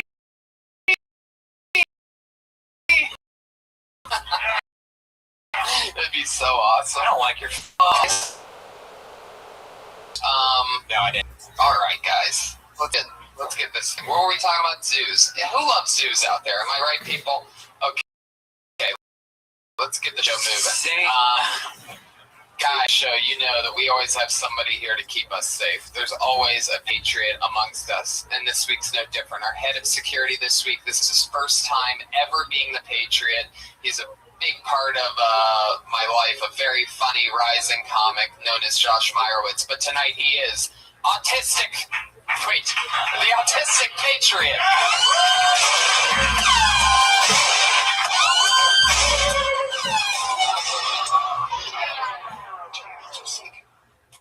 The superhero of autism, the autistic patriot, everybody. That's real autism under that suit. How's it going, buddy?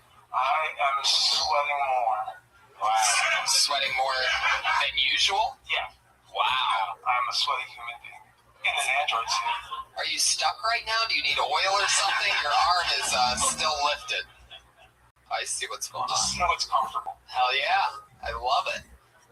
So is this your first time wearing a helmet, Josh? Yes. Very good. What else is going on? What'd you do today? Anything fun with your superhero powers? I flew by other autistic people and blasted them because I don't like other autistic people. That's right. Josh is one of the few autistic people who is against his own kind. He's anti-autistic people. Why do you hate autistic people again? Because of my own feelings of inferiority. Wow. Man, you doing a podcast interviewing other autistic people would be hilarious. Ashing them the whole time, make them nervous and fall on the floor and fish out or something. There's some awkwardness here and action. Yeah, you can call it all apologies. I don't think that's been done yet. I love how he's stuck though. He looks like a G.I. Joe character. It's Shred Man over there. Look at that. Alright. I love that the vest couldn't close on you. That's awesome. Most people wear shoulder pads while wearing that outfit, and the outfit goes over a set of shoulder pads. Not only did he fill out the outfit, but his vest, if you look, isn't even strapped shut, people. That's true. That's when the autism can't even be shielded by armor. I actually made use of your sponsor, McDonald's. Oh yes, you gotta.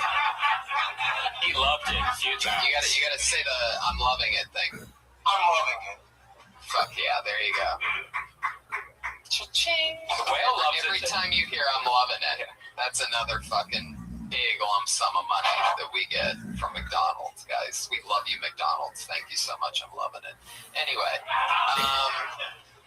I'm so excited to have Autistic Thunder on Twitter, Autistic Patriot here. Josh Meyerowitz is one of my favorite people, and we're going to have a lot of fun tonight. Thank you so much for being part of the show. Thank you. You're going to keep us safe? Safer than autistic people can keep people. How safe is that? That seems... It's a little curious. Curious, I love it. Yeah, you never know what you're going to get. Heck yeah. How you feeling? Comfortable? Okay, because I love how excited you are.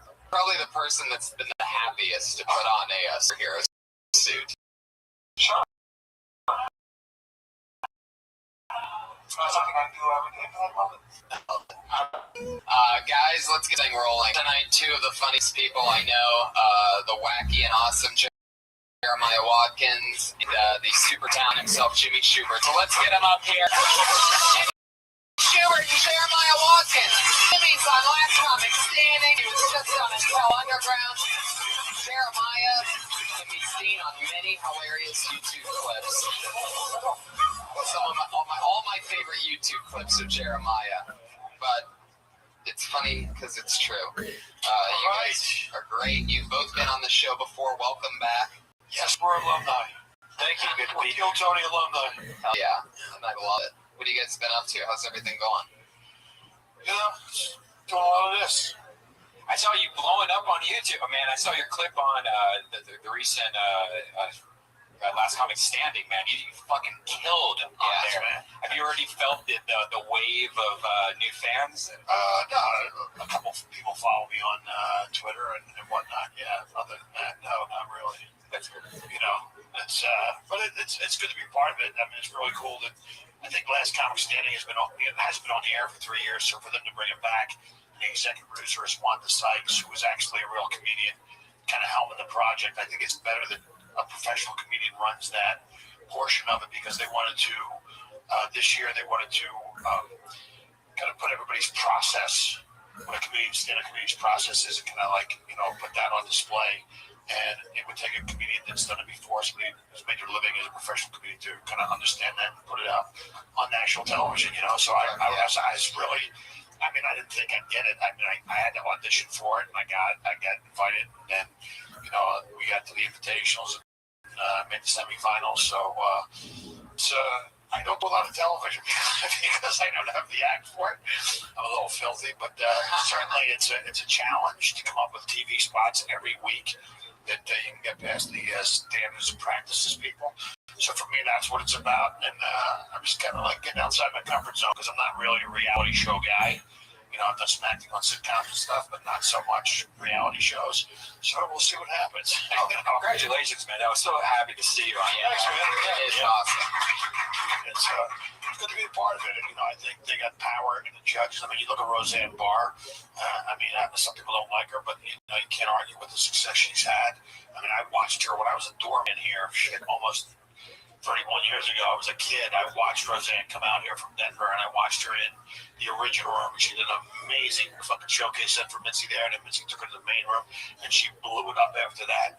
And then, you know, I saw her on the Tonight Show like 2 weeks later, and then she had her own sitcom, and she was off to the races. Yeah, I heard she got that Carson in the main room. Yeah, basically. I mean, if you saw the set, you would just go, wow. I mean, it blew everybody away. And then Keenan Ivory Wayans, who's the producer of In Living Color, which is a groundbreaking sketch show was on Fox at the time. He's also directed movies. He's head of the Wayans family comedy dynasty. I mean, that for one family to have that much talent, I don't know if it's actually legal. And Russell Peters, the dude's the nicest guy in the world, and a real true international comedy superstar. I don't think that you can find anybody that's done what he's done in comedy that's done it internationally. I mean, Carlin and Pryor at their peak were not playing. I was in Hong Kong not too long ago doing some shows, and this guy was selling 1,000-seat theaters 2 nights in a row. I mean, so there's a lot of star power with the judges. Wanda Sykes is helming it.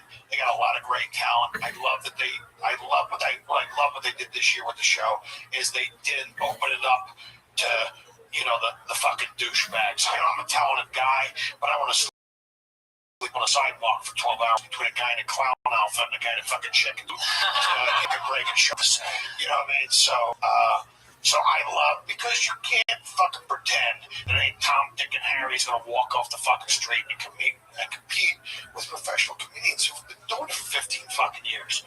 You know, don't fucking insult me. Right. It's insulting, you know. You go down to the Improv and fucking Meta World Peace is fucking, look, the Lakers ain't calling me in off the bench. Stay in your fucking chosen profession. I mean, it's insulting. It's insulting when you do this for a fucking living. Oh yeah. Like I'm fucking sucking a dumb dang clown. Like any fucking jerk off that thinks funny can step up on stage and fucking do it. It takes fucking years, man. It takes fucking years to get good enough to do it, and writing and performing it. So I love that they cut that portion of it out of the show. And so I'm super excited to be part of this season, because that's been on for 3 years. They brought it back. I think, you know, comedians can talk all the shit they want about the show, but I will tell you this: what's good for comedy is good for comedians. And I think this show is great for fucking comedy. And you can argue with the judges' picks. That's another thing. But I think think the show is great for fucking stand-up comedy. I'm glad they brought it back, because especially this year, because it's going to premiere the Comedians Pro, and a lot of people, years underneath their belt, 15, 20 years. I mean, they went with some experienced pros, because the problem with the show has always been in the past, as the show goes, it gets less funny and less funny because the comedians don't have the deep bench material. So this year is going to be different that way. It's going to be, just funny after, I mean, a lot of the guys that I've seen are really super talented. I've been doing it for a long time. So that's great. It's almost like they're kind of going back to like almost season 1, or when they had, like those guys on that, that's the pilot. They had Doug Stanhope on. They had all these crazy like old school comics. Who won that though? Dad Fan, right? Dad Fan, yeah. Isn't that insane? Doug Stanhope. Did you say Doug Stanhope? He was on the pilot of the last comic. Yeah, but I mean, Dad Fan won it. So what does that tell you? Yeah, right. Last comic standing. I could go up against somebody that had 6 years in and probably lose. Going with you don't really have a lot of time. You got 4 minutes and 30 seconds. And the problem is, I'm used to doing 45 minutes to an hour. Right. So you're then going to take a little chunk of your act and make it not seem like you're starting in the middle of your act, and kind of frame it the right way. Shorter sets are tougher to do because you have to come out and actually put a full performance on a 4 minute and 30 second set where, it's fucking national television. What's super awesome is that it's you telling us about it, because if you know anything about stand-up comedy in, anywhere, West Coast and East Coast, Jimmy is the fucking man. So, like, when the fact that they have him on that show and that he's getting to show, because you've been going before and after and destroying and varying. It just turned into fucking ego massage parlor. You've been varying, but you have actually, what I'm getting at here is that you actually have a interesting spot in my comedy life, because comedians talk with each other nonstop, and you have the spot of my favorite joke. What's that? The one about the Cajano twins, the mafia, the egg. Oh, the egg thing. Yeah, that was the set that I did on the first show. But that's the other thing you got to do. You got to think about strategically. You got to think about what fucking pieces of your act you're going to do throughout out the competition. So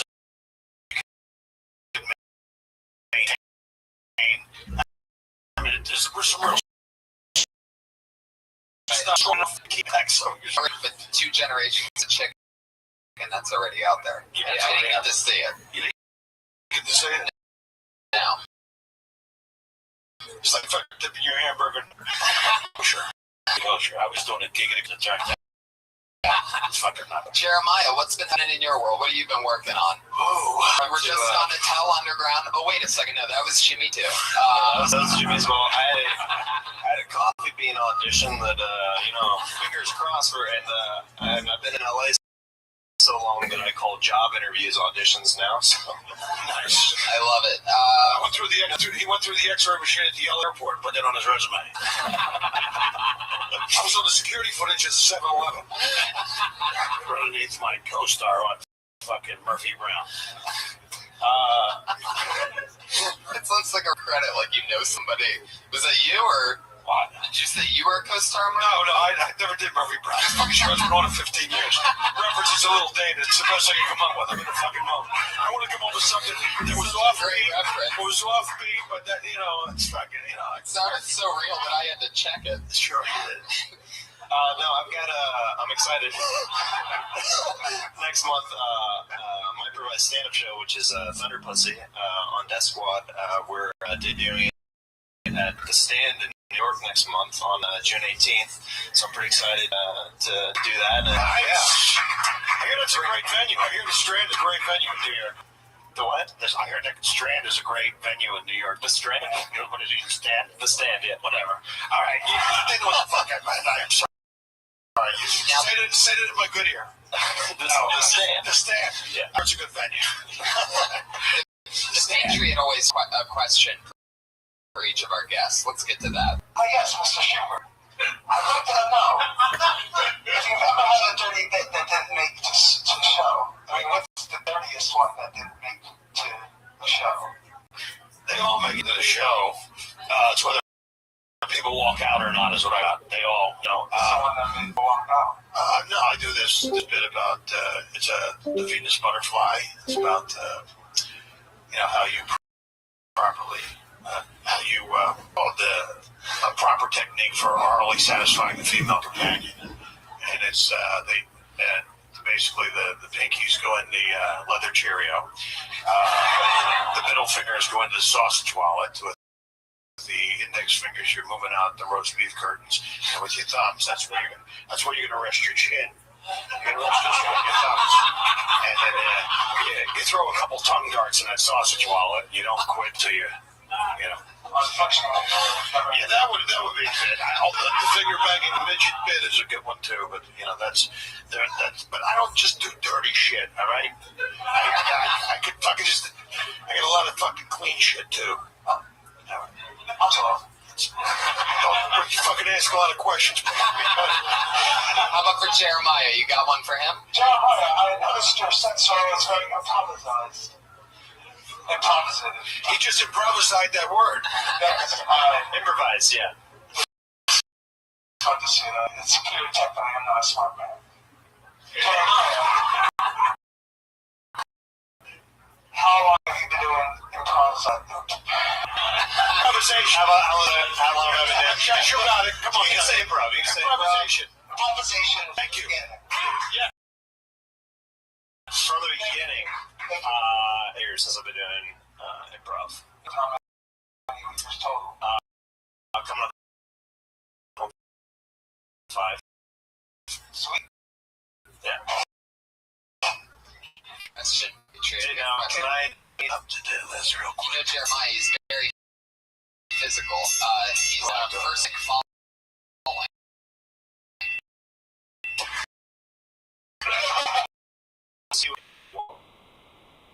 Those girls are just they're just like they just want it. You're just looking at them, they're just like give me that dick. Yeah.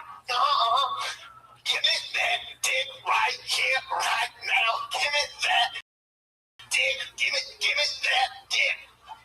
You guys see that? You guys see those girls? It's retired. Oh, yeah. So tired, I did it for you. Did it for you guys. Thank you so much. It's going to translate great for the podcast listeners. Pretty much, he pulled down Jimmy's pants and just started going to town. Yeah. Well, let's get this thing started, guys. 2052, the 1-year anniversary of Tony, everybody. Yes. A lot of comedians signed up tonight, so it's super exciting. They signed up for the chance to do 60 seconds. Bro, does anybody gonna bring up the fact that you have a fucking spare fucking Iron Man in the fucking company, bro? Not to use by and there's a fireman in the green room. Is everybody fucking? We have a lot of spare parts here.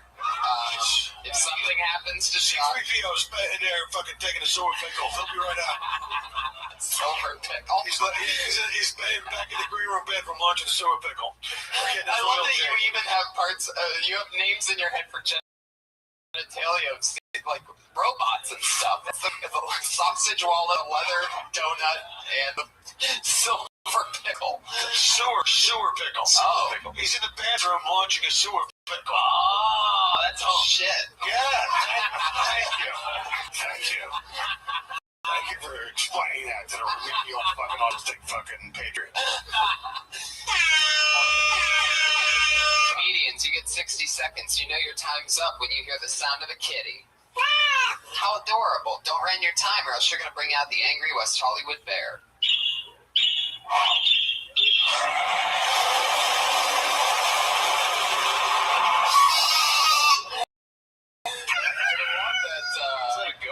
You got me with that one because I love that it started different. Normally it ends off with a little parakeet. I love that. It's like the parakeet totally got eaten by that bear. I don't know if you guys picture wild animations when you hear sound effects too, but if you didn't take acid that time, then I'm sorry. I didn't really take acid ever. I've never done acid.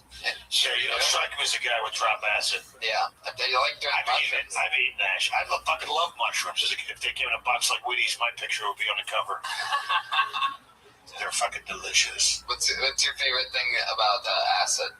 I'm not really an acid guy. I'm more of a mushroom guy. Yeah. I love mushrooms. So I like mushrooms. I like edible marijuana. And fucking a glass of wine. That's as fucking nutty as I get these days. I love it. Let's get it going, everybody. Your first comedian tonight. Are you guys ready? Woo! It's Marcus Evans.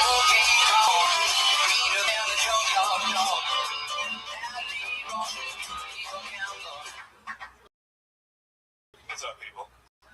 I had this main teacher up, caught me and my boys talking during the test. She was like, "You boys, write minus 50 on the top." I'm like, minus 50?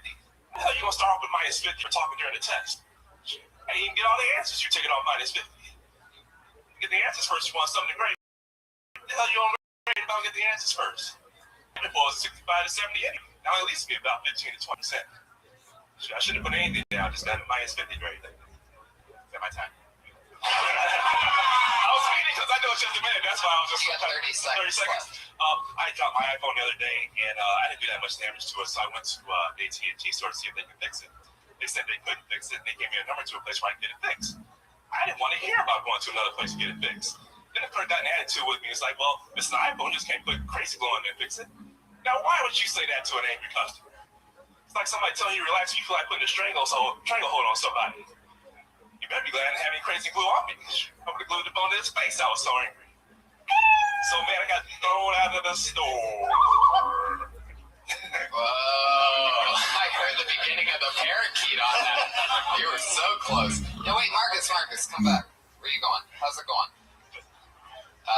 Do you normally talk that fast? No, I only had a minute. I only had a minute, so I just wanted to go as fast as wow, that's one approach that I've never seen before. Especially when you're doing a math joke with so many numbers.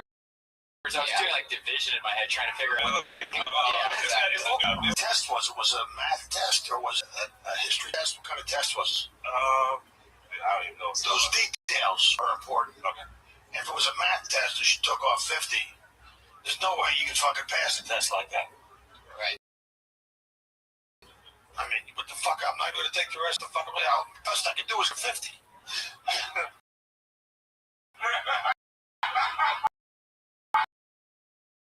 I mean, all I can do is get every fucking answer right. I'm gonna. Yeah, I like it when you say, yeah, exactly. That's numbers. That's what I should have said. I should have said that. Well, fucking take it and work on it, but I think that, realize you're gonna get a minute, but you're really gonna fucking connect with an audience. You gotta take that minute and fucking connect with an audience. Every fucking shitty shit I've ever had in my life is because I didn't take a minute and say hello and fucking connect with the audience. Because then you're talking at them or you're talking over them, and no one's ever gonna. You just never have that connection. But I liked it. Yeah, I liked the stage presence, and I liked your delivery. And when you do short, I mean, granted this is a minute, but it goes for all sizes of sets that are shorter.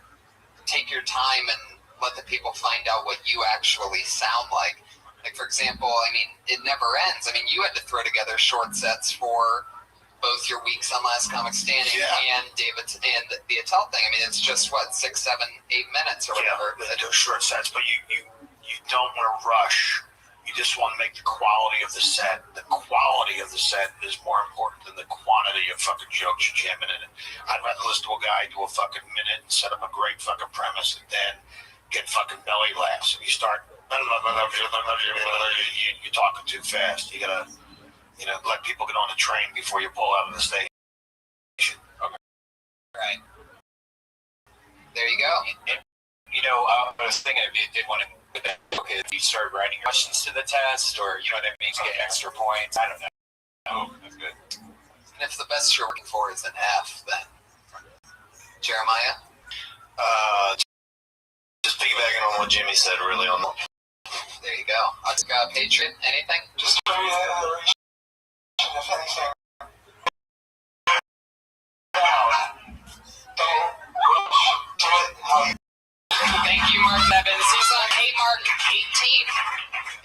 Mark18 on Twitter.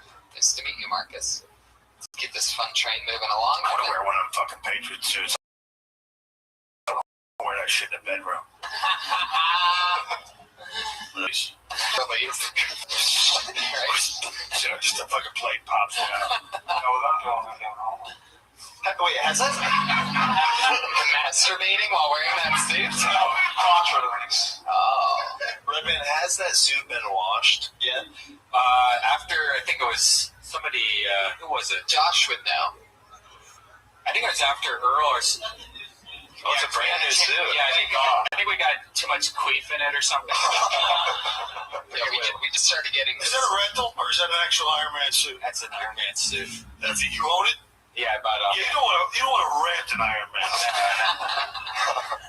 Your next comedian is Jason Van Glass, everybody. You don't know a mask on the old Ranger and you don't mess around with Jack.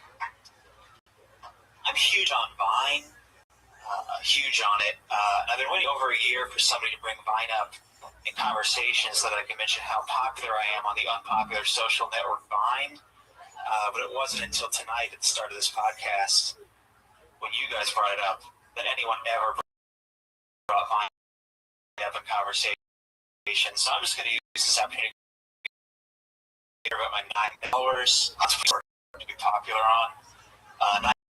9,000 followers just means 9,000 people did Vine, followed me, and then never used Vine again.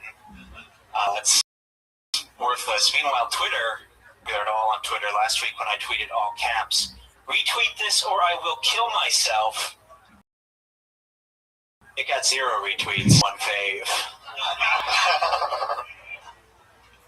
Yeah, it's 55 seconds of Jason Van Glass. I like that. Yeah, it's an interesting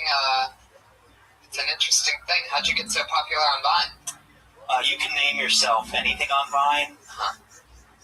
You can, even if it already exists.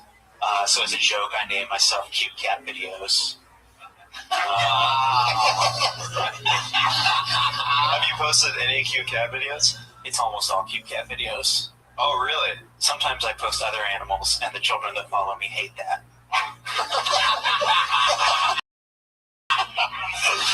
You totally have to talk about that. I Not only are you going to do that, I have so many. I mean, just that premise is I have so many followers because I named myself Cute Cat. And especially if you get into it, more than a minute. But just like how you set it up tonight, like it almost seems like there's this inevitable huge plethora of punches coming because it's the opposite of who went before you, Marcus Evans. Is there was no setup with him, so we didn't know what he was really getting at, so we sort of had to write it. Your thing is completely set up for you to then tell them after you've set up that you have followers and we're wondering why and this and that you can have any name on Vine. Cute Cat Videos, and then when the children that follow you, like that's all beats of an actual joke that will progressively kill and get better as you keep staying in that pocket of just talking about Cute Cat Videos. And you don't like Twitter, but I'm guessing you go by your normal name on Twitter. You didn't get that handle, Cute Cat Videos. No, it'd be huge if I had that handle. I wonder how many followers that person has. Yeah, I like the idea. Never mind. I was thinking of a math joke. Do you guys find yourself going to math jokes really fast? Like, I was thinking, all right, a Vine is 6 seconds long, is 9,000 followers. That how much is that? Like 4 minutes, of video. If everyone watched 6 seconds, and then so if you had one YouTube video that, never mind. I was trying to compare, like, whatever you just said made me dizzy for a moment. I almost passed out. Well, no, I was talking out loud, but what I was getting at is that Vine videos are so short. So if you have 10,000 Vine followers, that's like the equivalent to like somebody watching people watching one YouTube video. Yeah. Technically, you're so short that I have such bad ADHD. I can't even get through the whole 6 seconds. I only make about 3 seconds. Fuck this. Do you have a lot of cats, Jason? I have one cat as well, so there's 2 cats. Right? Wow. Do you make them do cute things, or do you capture them doing cute things, and like you'll see them doing something and you grab the phone? Sometimes I'll get like a laser pointer or if they're doing something strange, I'll try and capture it. Heck yeah, the cute cat video processing hardly machine. anyone's still on Vine, so it's not like a really active part of my day. Here's a great idea. You take saran wrap and put it in like a doorway, and then use a laser pointer so your cat runs into the kitchen and hits the saran wrap because it doesn't see it, and it bounces back like 10 feet. It's great. Awesome. Here's a good thing to do with your. Put a wire on it and play those. And when you fit a wire, you take them out back and pop two in the back of his hand. Fucking rules. But it's the Mr. Cat. Mr. Whiskers, you're playing those, and the fucker was wearing a wire. What happened? My cat died. How'd he fucking die? We were playing Border Patrol, and he didn't have his paper, so I fucking shot him. It's like Border Patrol. I know, what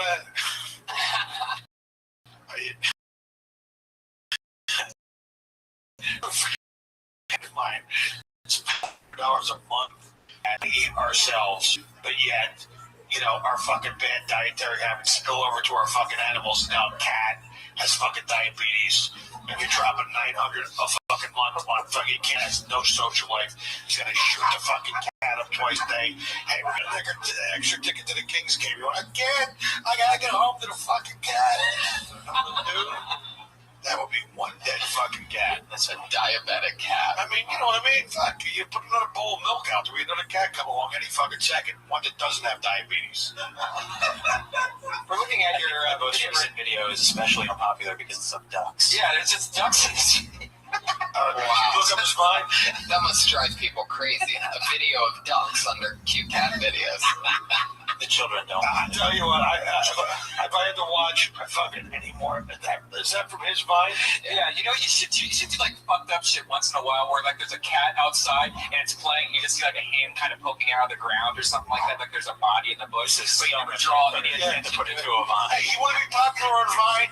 Why don't you try bestiality? Fuck one of them ducks. Let's see how many tune in for that. No, nothing. All right. Jeremiah, any input on this? I fest? I know you only had a minute, but I definitely would like to hear more about you tweeting out, retweet this, or I'm going to kill myself. Like, I don't know, like, if you saw people if you knew the people who were posting around that same time, like, whenever you saw them the next day or the same day or whatever, like, where were you? I don't know. That kind of thing. Right, or you could also tag that after you say it got one fave, you could say, and then you decided to tweet, please don't retweet this or I'll come in. Yeah. Now, or I take a 6 fucking so if you actually fucking chew it in a large caliber round and fucking retweet that, see how many fucking people follow you then. That'd be a lot of followers. Yeah. That'd be a lot of followers. Jason, thank you so much. Thanks, Jason. Have a fun time. Yeah. Jason Van Glass is on Twitter at Jason Van Glass. 2 weeks in a row he kicked ass. He was on last week. Jason Van Glass. Sounds like an action hero. It does, doesn't it? Jason Van Glass. Jason Van Glass. This summer, if you love Broken Glass, starring Jason Van Glass and his cat videos. This is very exciting. This guy's first time, Tony, and I know this because I know him, and he just started stand-up comedy tonight, everybody. His name is Jordan Lee, everybody. Here he comes. Here we go.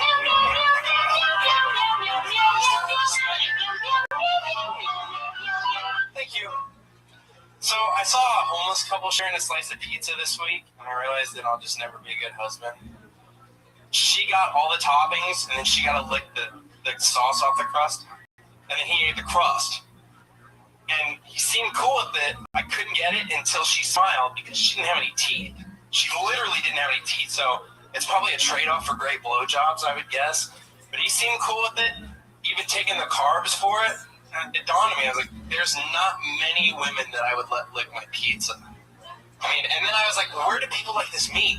Like, do they do this everywhere they go? How do they split a Big Mac? They're pretty much the perfect couple, and they're homeless. They figured out how to make it work. I actually have a job, and I can't make anything work. That's good. Good. I'll tell you, thing that I thought of in the middle of it, I'll just jump right into. First time to stand-up? Absolutely. Stage presence. Absolutely. Yeah, remarkably comfortable for first time. I love that premise, and the thing that I was thinking is that you probably let your girlfriend eat your ass, but what kind of bullshit is that? You're gonna have to eat it out of my ass. What? There you go. You can go.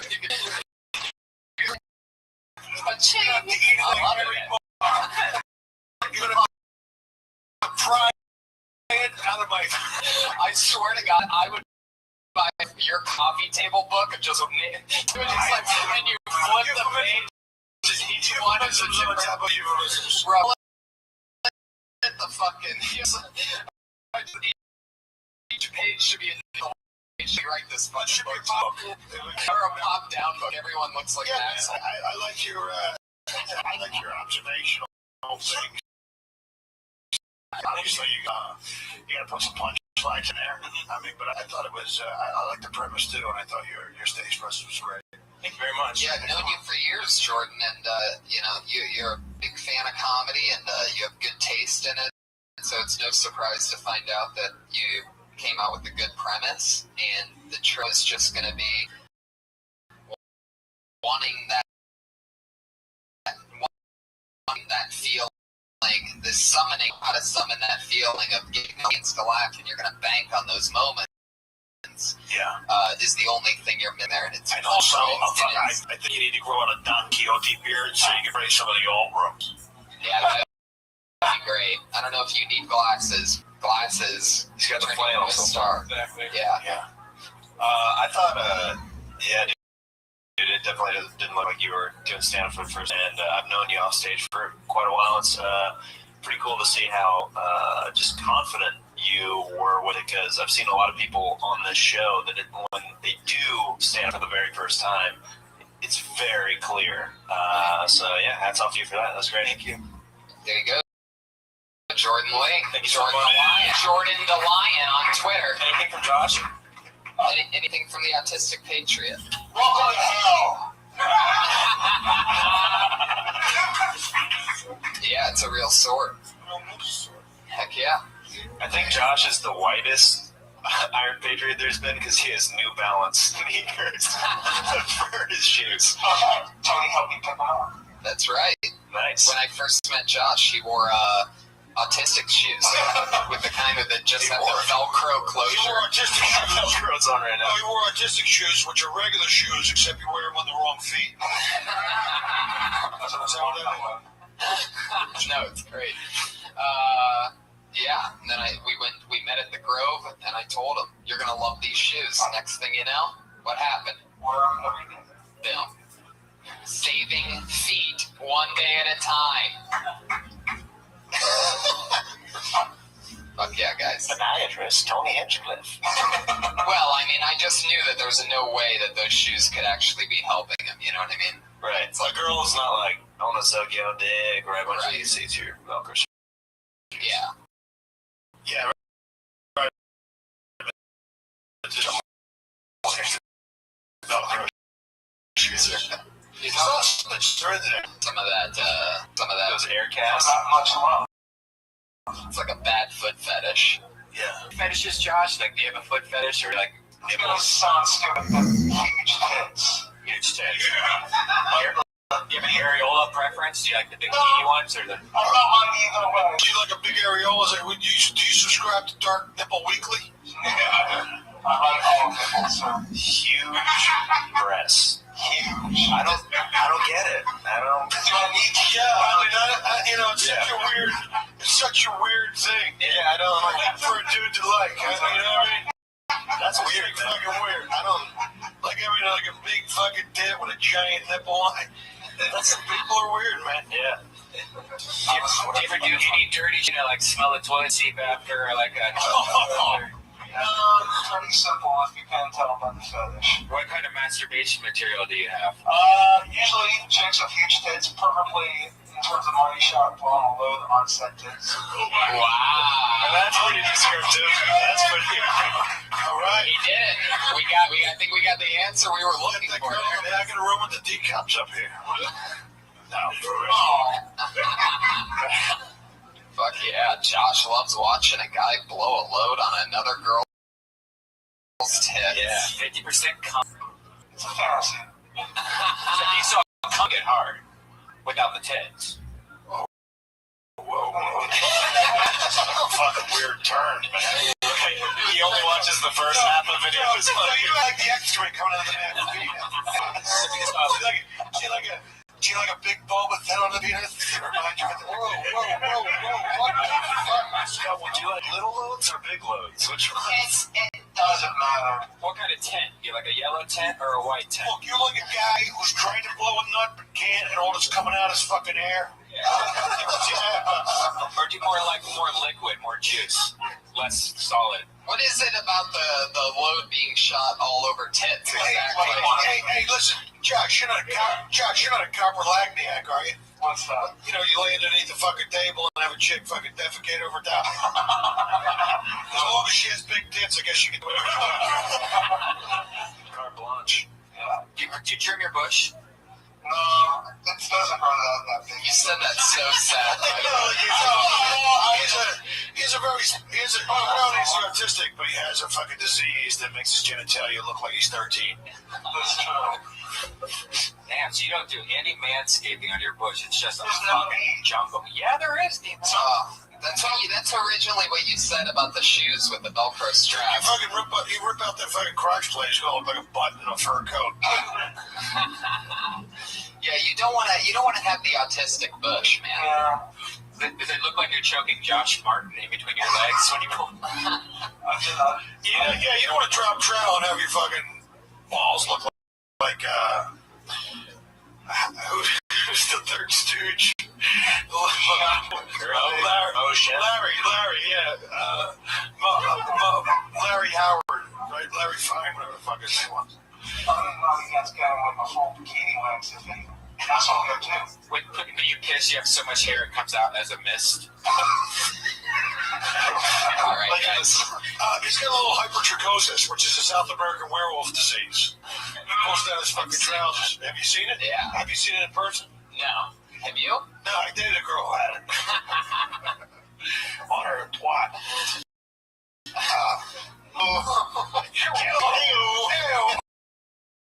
Josh, I need you to actually get this next person.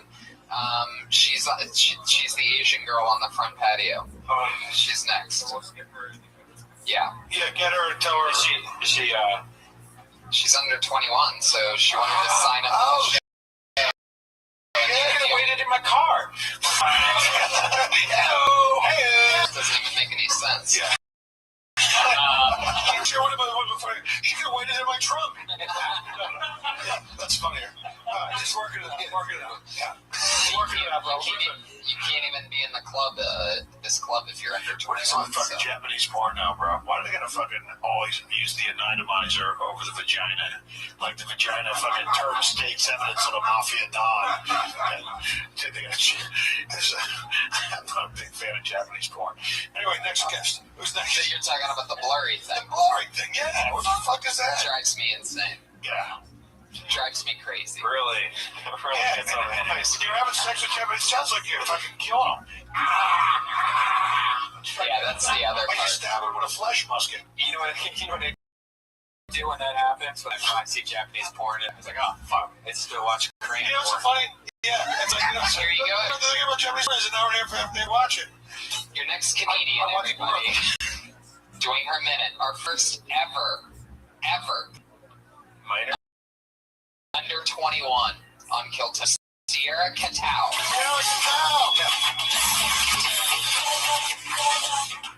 Hey guys. So yeah, I'll get right into this. I actually, a few months ago, I saw the Lego movie with my boyfriend. That was really fun. It was actually really great for us, though. Yeah, because it's about inanimate objects coming to life, right? And sometimes he has trouble getting hard. So, yeah. No, I like telling that joke because I'm a boyfriend in it. It's really fun. Yeah, let's see. I've been up here for what, like 30 seconds now. I haven't even told you what Asian I am. So rude. So rude. So actually, I'm half Chinese, half Japanese, and I guess part American because I was born here, so I think I earned it. But yeah, and coming from a mixed background, I feel like there's a lot of conflict, especially when it comes to dating, because the Chinese side of me is like, oh, Sierra, find a nice Chinese boy to date, and then the Japanese side of me is like, no, find a nice Japanese boy to date, and then like the American part of me is like, I don't know, they're all yelling at me, like, just choose one. Like, what's the problem? There's like a bajillion of you guys. You do the math, you're typically better at that. So, yeah. All right, yeah. Thank you. But yeah, there you go, Sierra Catal. So, Sierra, how long have you been doing stand-up? Oh, all right. Yeah, I guess I started when I was 16, so about, like, technically 3 years ago, but I'm in school, so I kind of did it on and off. And now I go to school, so I'm in Boston, and so now I come back summers and winter break and stuff to try to pursue as much as possible. I do some Boston too. Harvard, I've never heard of it. Yeah. So what are you Harvard for? Studying for science.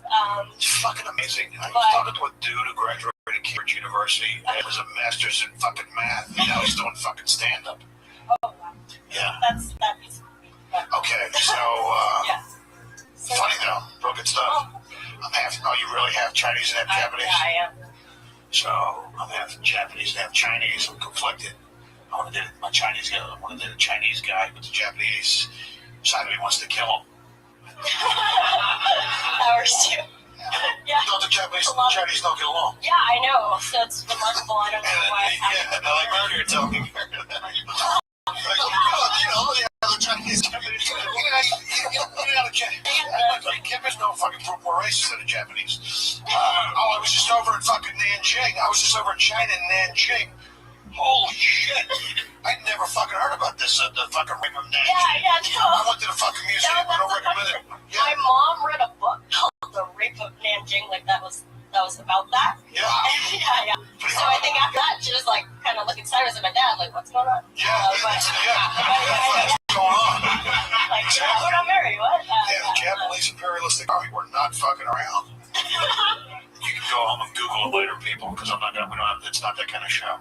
So you're 19 then? Yeah. How long have you been in college? I guess I just finished on my second year, so I'm going to be a junior, so halfway. Oh my God. Me and my boyfriend went to go see the new Lego movie because he's 12. It's not an inanimate object. I mean, you had a lot of great starts where there was a couple punch lines. You could have fucking boom, okay. But yeah. But I don't like 9.14, but then you cut it back in 21 seconds by saying you didn't have one, so that was a little boring. No, I like the joke because in that joke I have a boyfriend. Right. So you really don't have a boyfriend? Okay, so I wrote the joke before I did, but So now now you do. But I still tell the joke. Okay. I just make sure he's not here. Okay. And it's okay because it's like Boston right now, so it's up. Brian, relax, buddy. This is like 19. You're a Harvard student, Brian. If you're ever going to control yourself, now's the time. Yeah, Brian. You and your GED get a real good. Do you go up in the clubs in Boston? Pretty neat. I mean, they're seeing it. It's coming back, but. Oh. Yeah, no. So, I do. There's like Harvard Square, Health Comedy Street. We have a group. Harvard Humor Mag. Don't know, Brad. So, it's awesome. Comedy pedigree. Most guys they get their degrees. It varies. Doesn't Yeah. really matter. Yeah, Why computer science? For me, that's I don't know. I've been doing that for a while, so I was like, that's kind of like how I got into comedy. I really want to do comedy, so I will do comedy after graduate. But if I want to eat, I might just. That's a long way to to drive to find out the diner's closed. That's all. Fucking holy shit. I'm gonna get a PhD, down window hanging, smoking nightclubs with a bunch of fucking comedy perverts and tell jokes. Hey, whatever works. That's awesome, Sierra. Whatever works, yeah.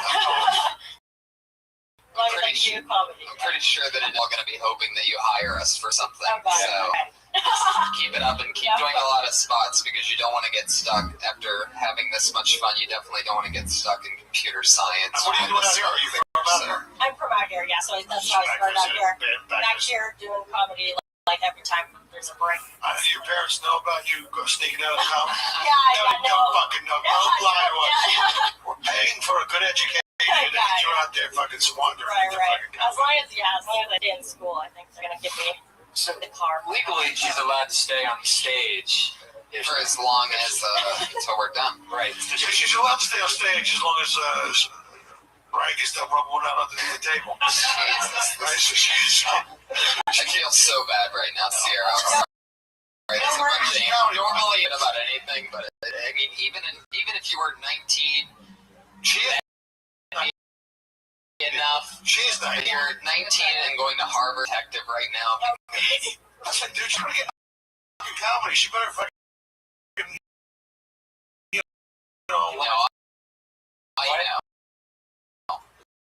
I know. You want to? I'm just kidding. You're awesome. You had great stage presence. Like, seriously, good luck with you. But, fucking kick ass in school. Because absolutely. Keep doing a lot of Harvard degree. Yeah. And keep doing jobs. Yeah, comedy track. Do what you're doing. Yeah, sort of. But at the same time, don't stop doing spots, whatever you do. Just keep going up as many times as you possibly can while getting a degree. Because in the end, the degree is just a piece of paper and a title anyway. So the growth that you have between now and then is what's most important. Because you're way too likable and well-spoken, and you have your own thing. It's so soon. It's so important. The game changer and the end later it's blatant. Do Vine videos between us. Oh. Grow your audience on Vine and Instagram. Vine videos. Oh, right. Everybody, put your hands together for the great Sierra Katow. She's on Twitter at Sierra Katow, KATOWSIERRA Katow, KATOW. Oh my Hell yeah. How exciting. She's adorable. Yeah. She's going to be huge. Yeah. She's been doing it for 3 years, so she's 19. Yeah, she's got a little bit of a jump in it. When she's old enough to actually go in clubs, she'll be really fun. Yeah. Yeah, exactly. Got a couple years. Josh, you into Asian girls at all? Even though most Asian girls do not normally. That's fine. Yeah, and I was just in China. That's the other thing that blew my mind. Everything is fake in China. They got fake booze in China. They got fake watches, fake suitcases. I mean, everything's fake. One thing you could use a little more fake of is fake boobs. I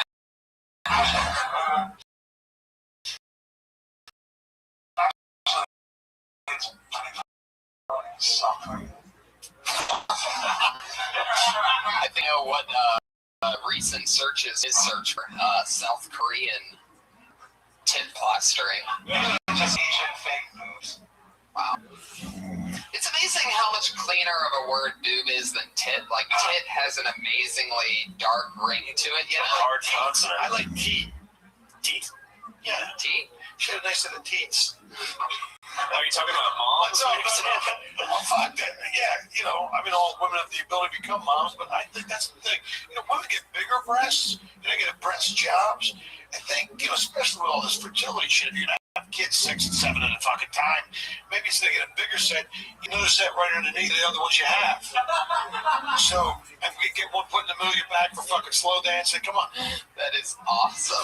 Right? That's brilliant. I've drawn pictures of this before. I can't believe that's not done more often. I can't believe no girl's ever done it. Oh yeah? She's got big tits? I have 4. It seems just like the kind of thing a woman would do. You know what might even how to split you apart. You know what might even be better is if I mean maybe I'm wrong on this, but I'm just spitballing here, guys. Is maybe if the other set of tits is on her back, so that if you're doing it doggy style, there's another set of tits there to stare at. Always thinking, Tony. he's thinking. Fucking mind like a steel trap you have. I think, let's fucking put him down like fucking 6 sets, like 6, like 3 sets of D's right down like a fucking pig, bro. So, Like, can you imagine a hula hooping? What's that? Girl hula hooping with tits on her back? Yeah. Instead of having babies in the hospital, you just throw a clump of hay in the corner, and she can go down there with her 6 tits and drop one out. Sorry, oh, you look so good. We're releasing all that inner tension we had. 19-year-old Sierra Catal was on stage. This is a really empowering episode for women.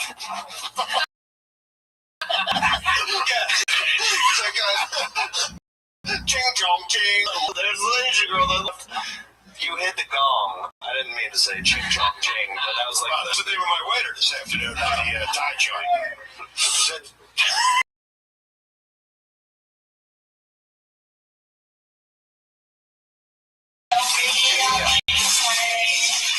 Hey guys, let me tell you, I used to like cake.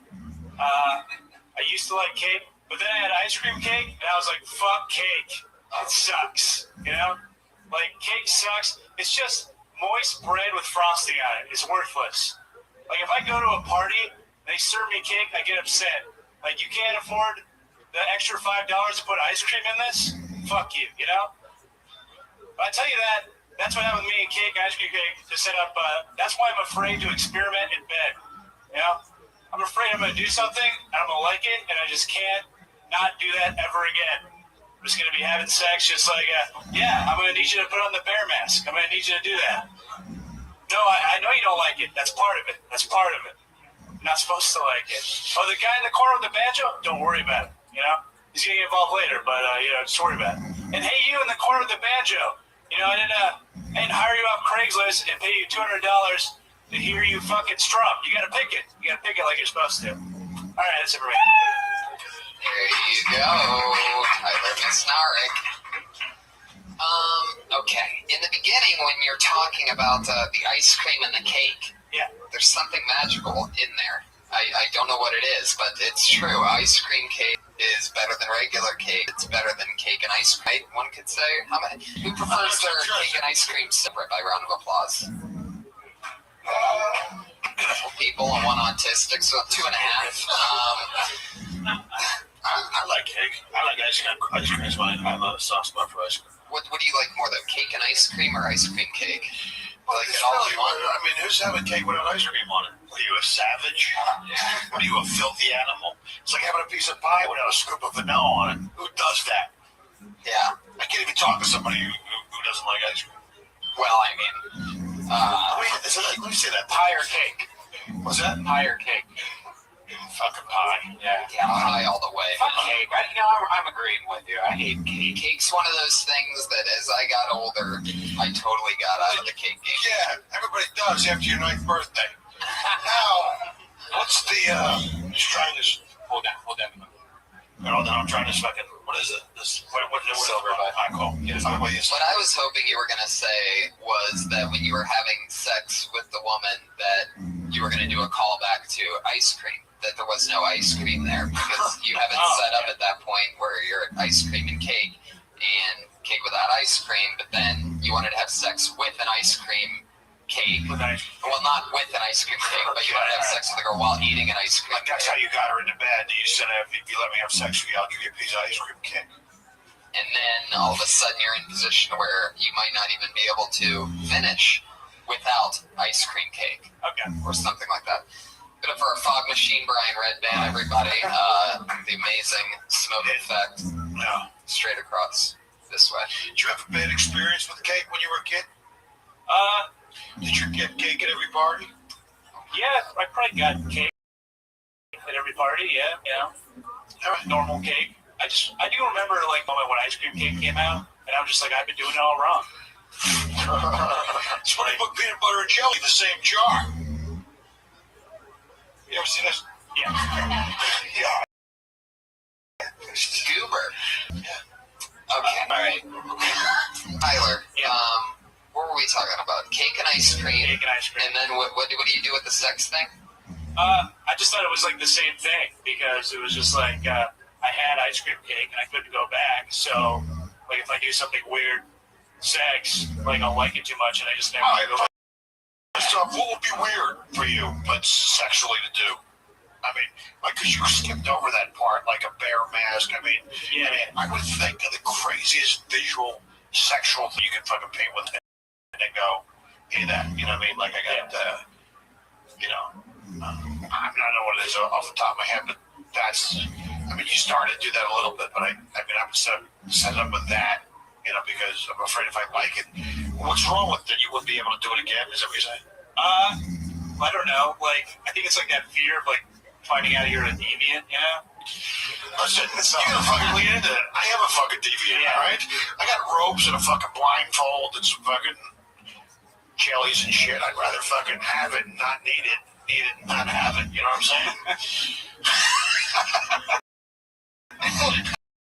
I mean, seriously, yeah. I got fucking riding crop tails and I don't use it all the time, but it's nice to switch it up.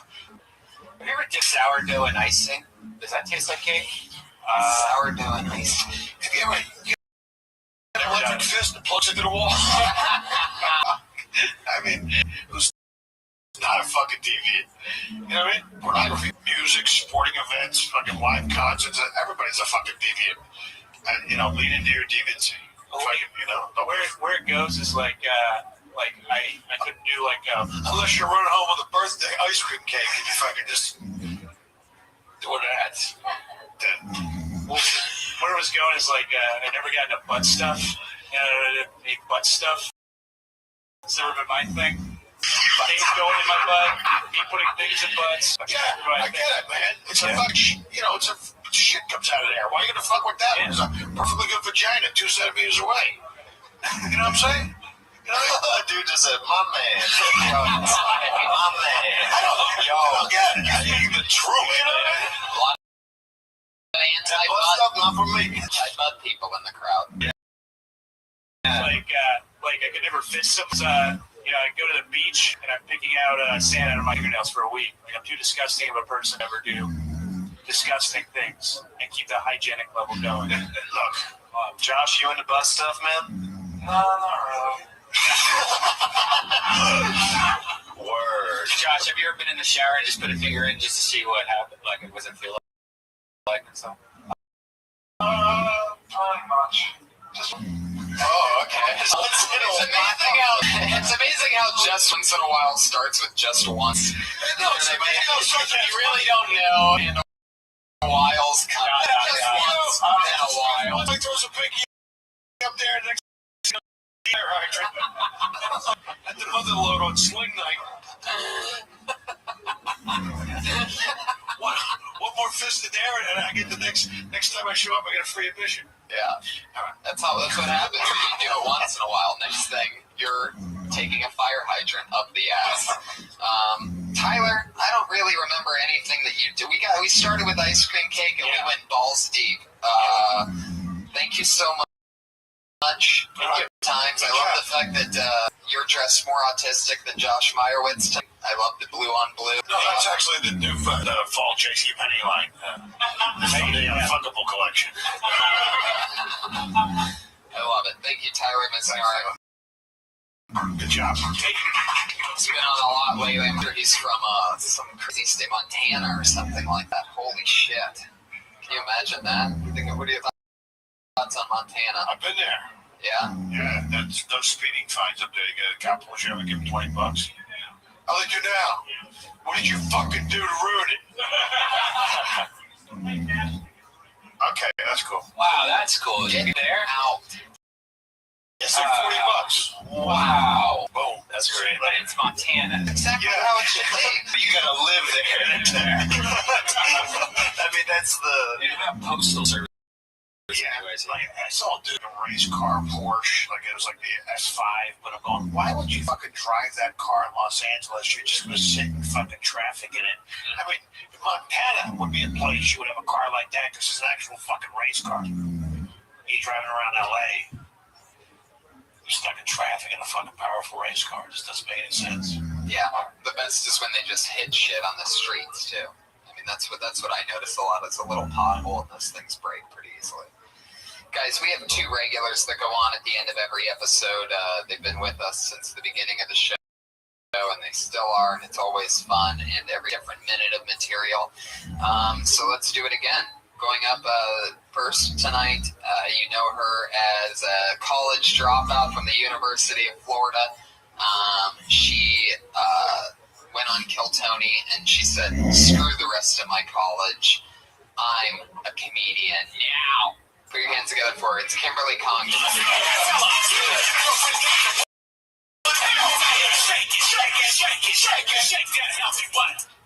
All right. Head off before I could dance. I get it, Brian. Hey guys. I feel like maybe I'm one of those kids that has repressed memories of being molested. Like, I feel like maybe that's just me being dramatic, you know? Like, I just want a story to tell. I don't know, though. I was talking to someone, I'm like, you know, it could have happened. And he was like, you know, you do talk about your absent father a lot. Maybe he did it. And I was like, no way. My dad never showed me any affection at all. Like, if anything, he was just molesting other kids, which is bullshit. I'm like, hey, molest me. I'm right here. You birthed me. Easy access. Here it is. Baby butt. Did I take it too far with baby butt? All right. I'm sorry. I take that back. But, you know, like, I don't know. I don't think it was my dad, but my mom does get really excited to see me. Whoa. Parakeet warning. We never... Oh, change.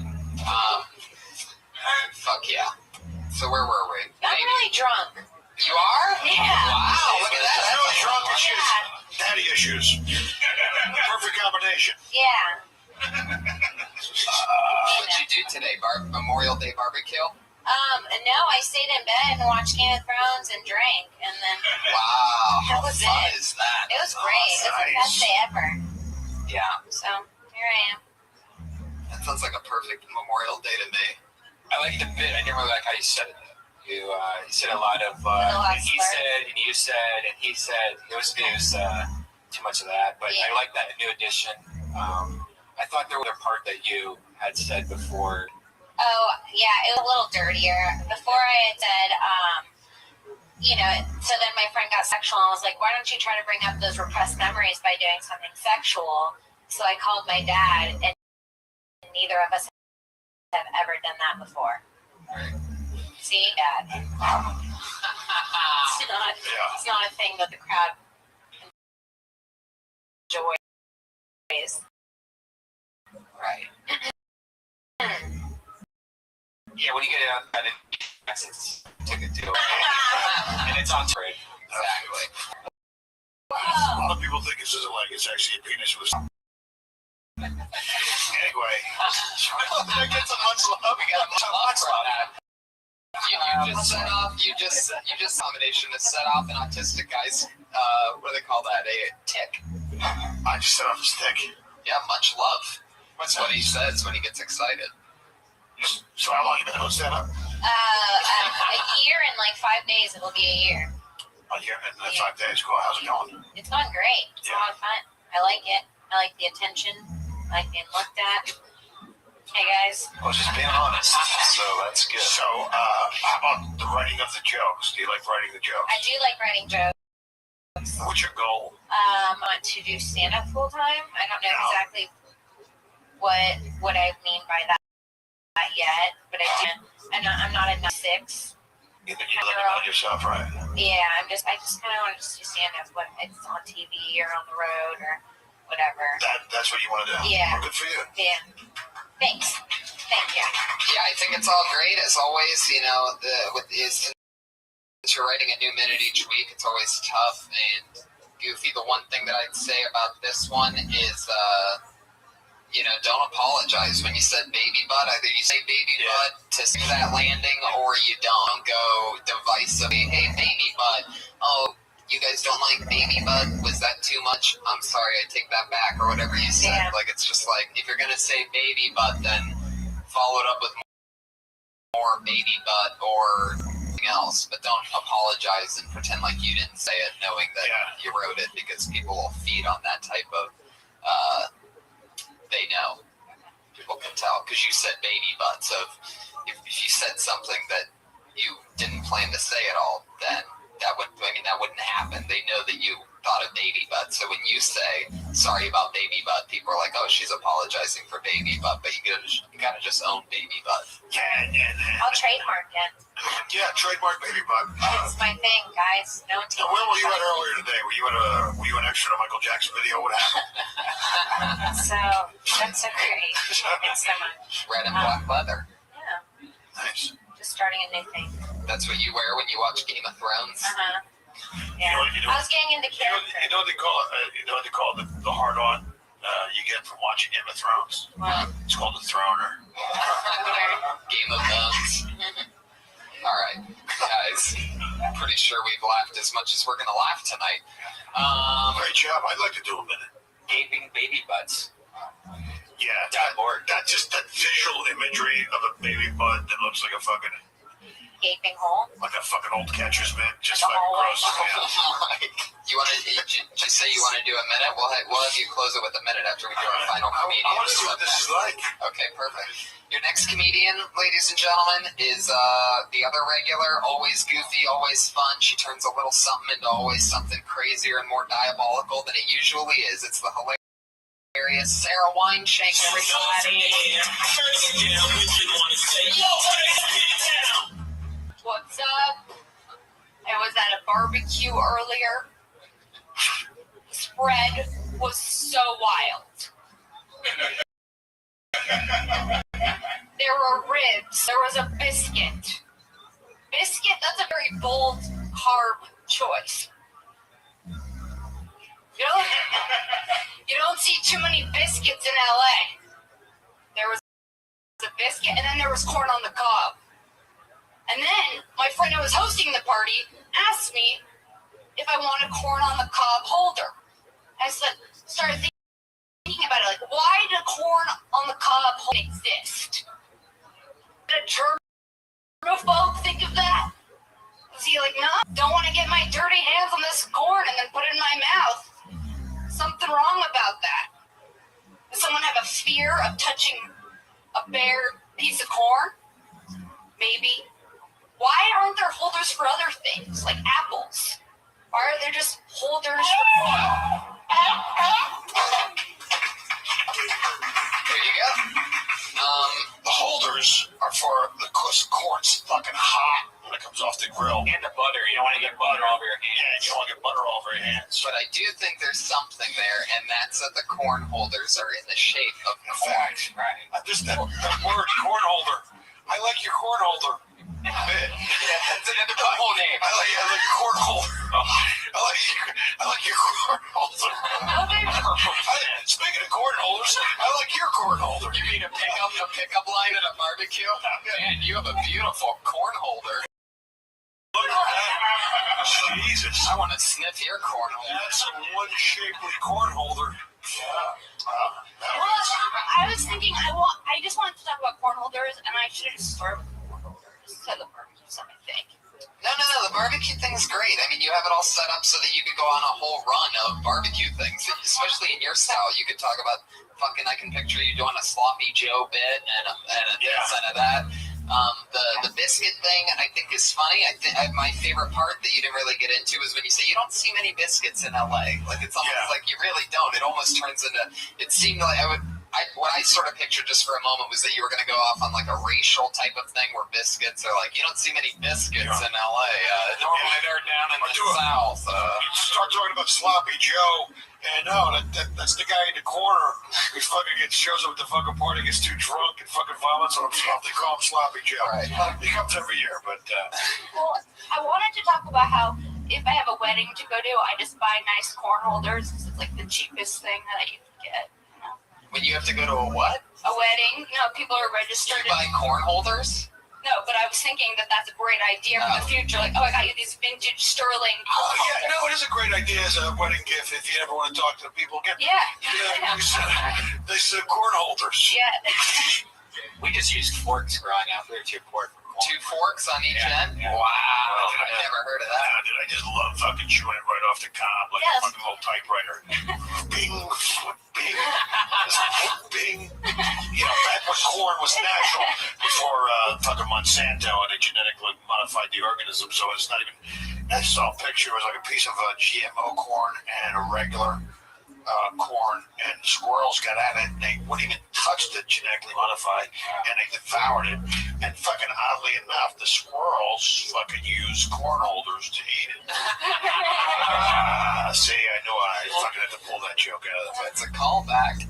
It's a call. Hey, can I get a drink before we shut? Can I get a vodka? Can I get a one on the rocks? You know, it's my shift drink.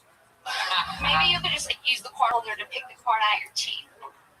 Oh yeah, that might be crossing the line even at a barbecue. Maybe you just cut out the middleman and jam the corn on a cob up your ass. Because that shit don't break down anyway. I think there's something. When I eat corn, I like to see how my digestive tract's working. Like I fucking eat the corn and I put it on the fucking stopwatch. How long will it take for that corn to go through my system? I'm healthy. Interesting. I didn't realize I could do that. I actually read a report. We had to do a thing from the world or whatever that shit was in the 80s, where like Africa, whether the Africans. But what is that song? We Are the World, right? We all have to write like a report, like our things, our ideas to help the kids in Africa. And I actually failed it because I wrote this whole thing, and I was being 100% serious that we should just feed them corn so they could keep on eating it over and over again. They could just wash it out and then eat it again. Yeah, and I read it. You know what's funny? Because it wouldn't break down. It would come out looking like a fucking ear of corn. Yeah, and if all you ate was corn, it would look like, when you shit, it would look like a fucking ear of corn. Right. That's what you get there, right? Yeah, and that's what I wrote as a kid. I thought it was making sense because it's like it's food you can keep on eating over and over again. Yeah, especially if it's packed for your fucking bacteria-filled lower GI. Clean it, stuff like that. No, you run it through the filter. Fucking gross. I love it. I think it's really something in the corn holder thing about it looking like corn. It's like, what else would you eat? Holders. You could do a pickle with a pair of corn holders. It's pretty much anything you don't want to handle. So it could even be if you want to get sexual, it could be a penis, but like putting because you don't want to have to handle a penis. It's kind of gross. Yeah, because you guys got genital warts. You used to. Oh my God! Before you take a load of tablet juice, then you goozle shoot. Goozle shoot. That's a new one. Yeah, see, fucking. Sarah Wine Shank, thank you so much. Princess Shank on Twitter. Kimberly Congdon is Kimberly Congdon or is it Kim Congdon? Kimberly Congdon. Can I do a minute?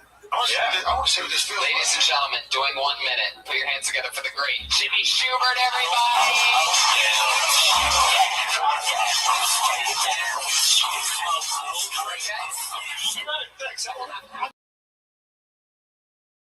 Be a fucking dancer.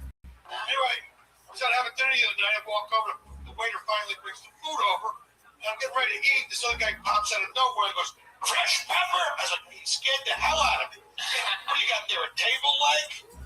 How much leverage do you need on the pepper seed?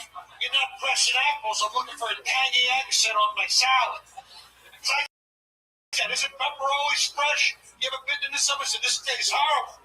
How old's this pepper? You didn't leave it out in the shaker all day, did you? This stuff was spoiled.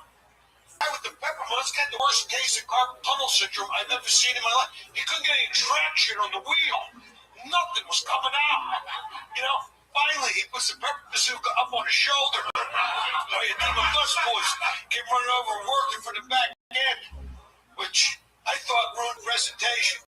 Because that's why you go out to eat. It's all about presentation. Even the way they word things. Would you care for some dessert? What do you mean care for? Like open a valuable emotional place for it in my life? Take care of it and support it when it gets old? Why don't you just say what you mean? You still hungry?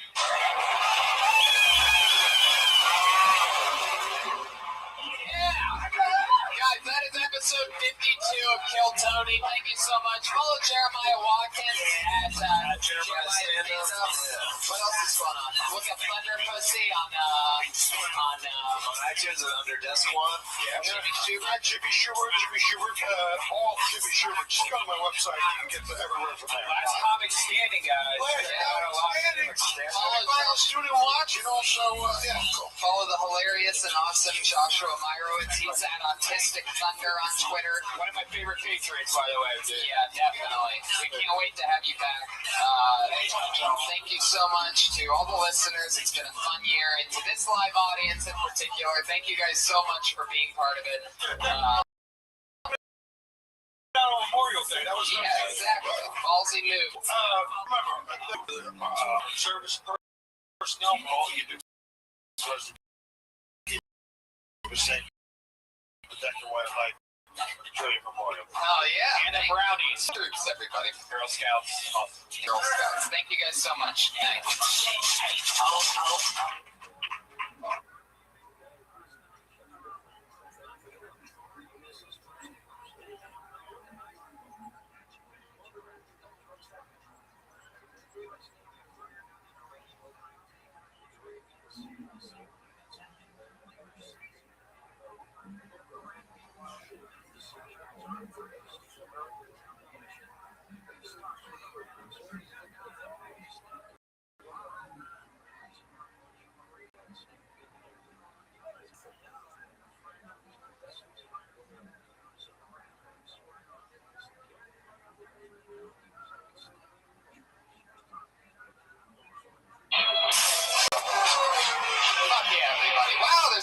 Big crowd here. Hi, everybody. How you doing? Bunch of perverts here for little Esther, right? Happy, no, they're not. Come on, Brian. So don't creep everybody out. Give it just like 3 seconds, please. Hi, everyone. Happy Monday to you. How are you guys doing? Great. Glad to be here, guys. Another fun Monday. Brian, you're drinking Pabst Blue Ribbon. Is that a new sponsor of ours? It is. It's my new Gatorade to go down with this Patron. That's it's like my water. It's like my chaser. Every week, Kill Tony becomes a little bit more like Dysentery, Brian's other podcasts, where he just drink early. Sexually harasses people and gets drunk. Yeah, I just drink early now. I stop early, but drink early. Interesting. How's that working out for you? Way better, because like drinking at this place at 1 a.m. when you're trying to drink, that's just depressing. So I thought, hey, get the drinking done early, and maybe go eat. That's fun. I see. So changing the schedule completely. It's very exciting. Yeah. Late dinner. It was a fun weekend. We had fun. I went to a Dodgers game yesterday. Anybody been to a Dodgers game before? Huh? It's interesting. I went to my first one. Really? Wednesday. I went to my first. Didn't even know that. Yeah. Look at us. Yeah. Did you eat a dog? I had a veggie dog. I had a Dodgers veggie dog. What's a Dodgers? It was terrible. Yeah. It tasted like the ketchup and relish and mustard that I put all over it to hide the flavor of whatever was underneath. So you could really... It was basically a ketchup, relish, mustard dog. Especially since I stopped eating the dog part in the middle and just started eating the bread around it. That's what my life's like. If you want a little glimpse in eating healthy, that's what it is. It's just bread and mustard and ketchup. Could you eat anything else? Could you have the garlic fries? I had a lot of other things. I had peanuts and I had Cracker Jacks, and I don't care if I ever go back. Yeah, it was bird feed. Exactly. Bird feed. The birdie hits there. I know. Just chirping along, and that was fun. A little bit dangerous. It's really creepy there. Yeah. The fans are outrageous. I felt like everybody was doing an impression of a scumbucket. Like, that's what it feels like at a Dodgers game. Like, you're the one that didn't get the memo. Hey, be a piece of shit today. So the visiting team was a bunch of assholes. Yeah, I got to see the Reds, and it was a Wednesday, so I think a lot of people, it was pretty empty. Just chill.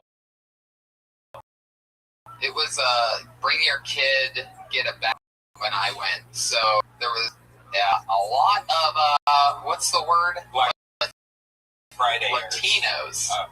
And now normally, if you've ever been to a Dodgers game, you know that there's a lot of Latinos at a Dodgers game anyway. Yeah. But on Bring Your Child to Dodger Stadium get a free batting helmet. Like I was watching people scam this batting helmet.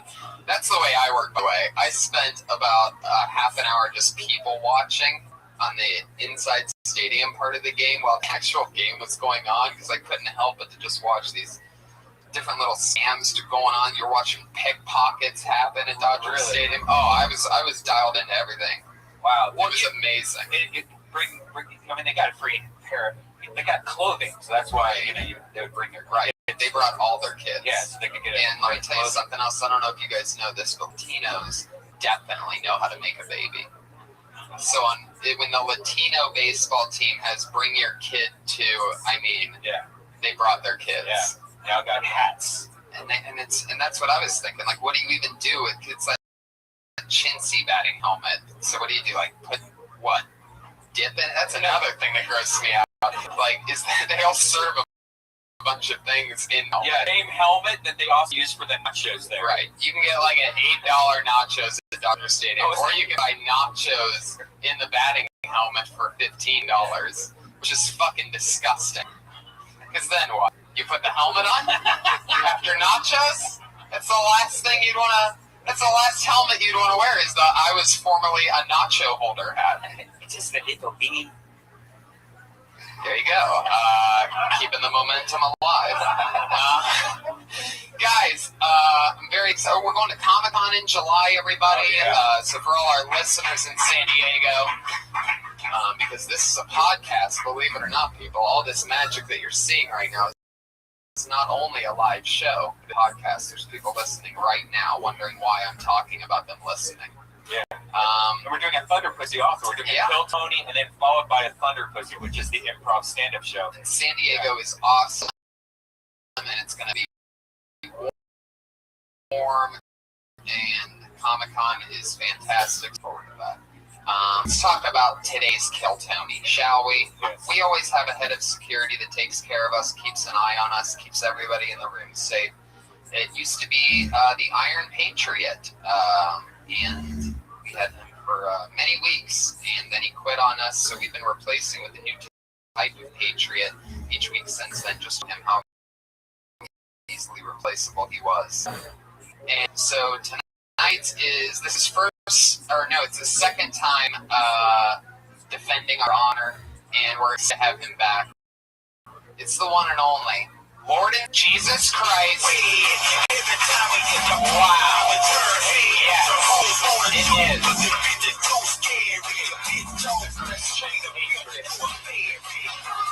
Resurrected for your return.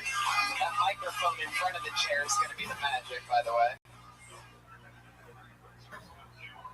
Oh, fuck yeah. Going dark. Oh, jeez. Well, why don't you just complain about it? But, I'm used to much bigger crowd. Let's turn this one up. Anyway, Jesus, how you doing? It's good. Glad to be here. It's a good time for you. It's the off season. Christmas isn't for another 6 months. Things are bumping. You get to just chill, walk the streets of Sunset. That's right. What I love is that every Patriot wears those gloves with the lights on them, but yours actually covers up the holes that was in your hands before that, right? Oh, come on. They might be normal day jokes to you since you're Jesus Christ, but to us, I'm trying to make people laugh here. You don't need to want me. How dare you, Jesus? There you go. Got one guy on front. A lot of Jesus fans. That guy must be a good Christian, I'm guessing. So what else is going on, Jesus? How's everything? What else?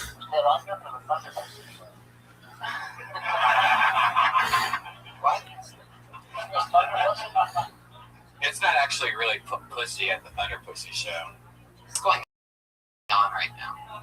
I'm confused. He's trying to chase tail. You were talking about this one. I don't think so. Oh, really? What's your favorite team? The Angels? Really? Wow. Come on. Fuck. What? Do you ever go see him? Actually, I haven't got it.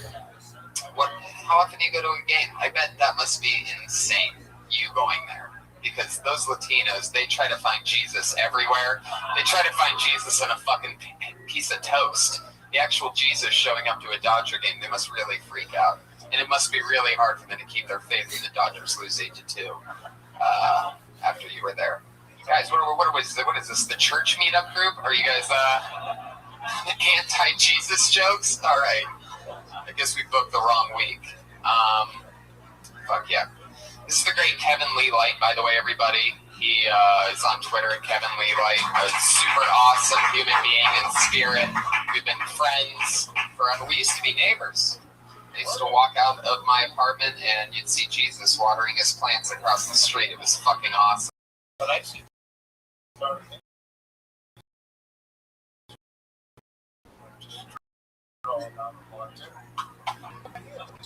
Thanks. Jesus Christ, settle down. Fuck yeah. And let's just keep it moving.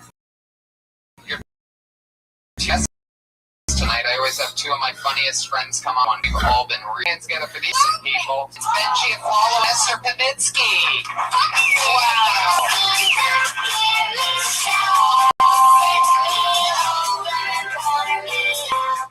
Yay, two of my youngest looking friends, for sure. I didn't really realize that until I saw you guys walking up. Tony, like a couple little babies. to see Jesus too, because we used to live together. I know, it's true. And I dated 5 years ago. See that lack of applause right there? Exactly. It's almost like they know.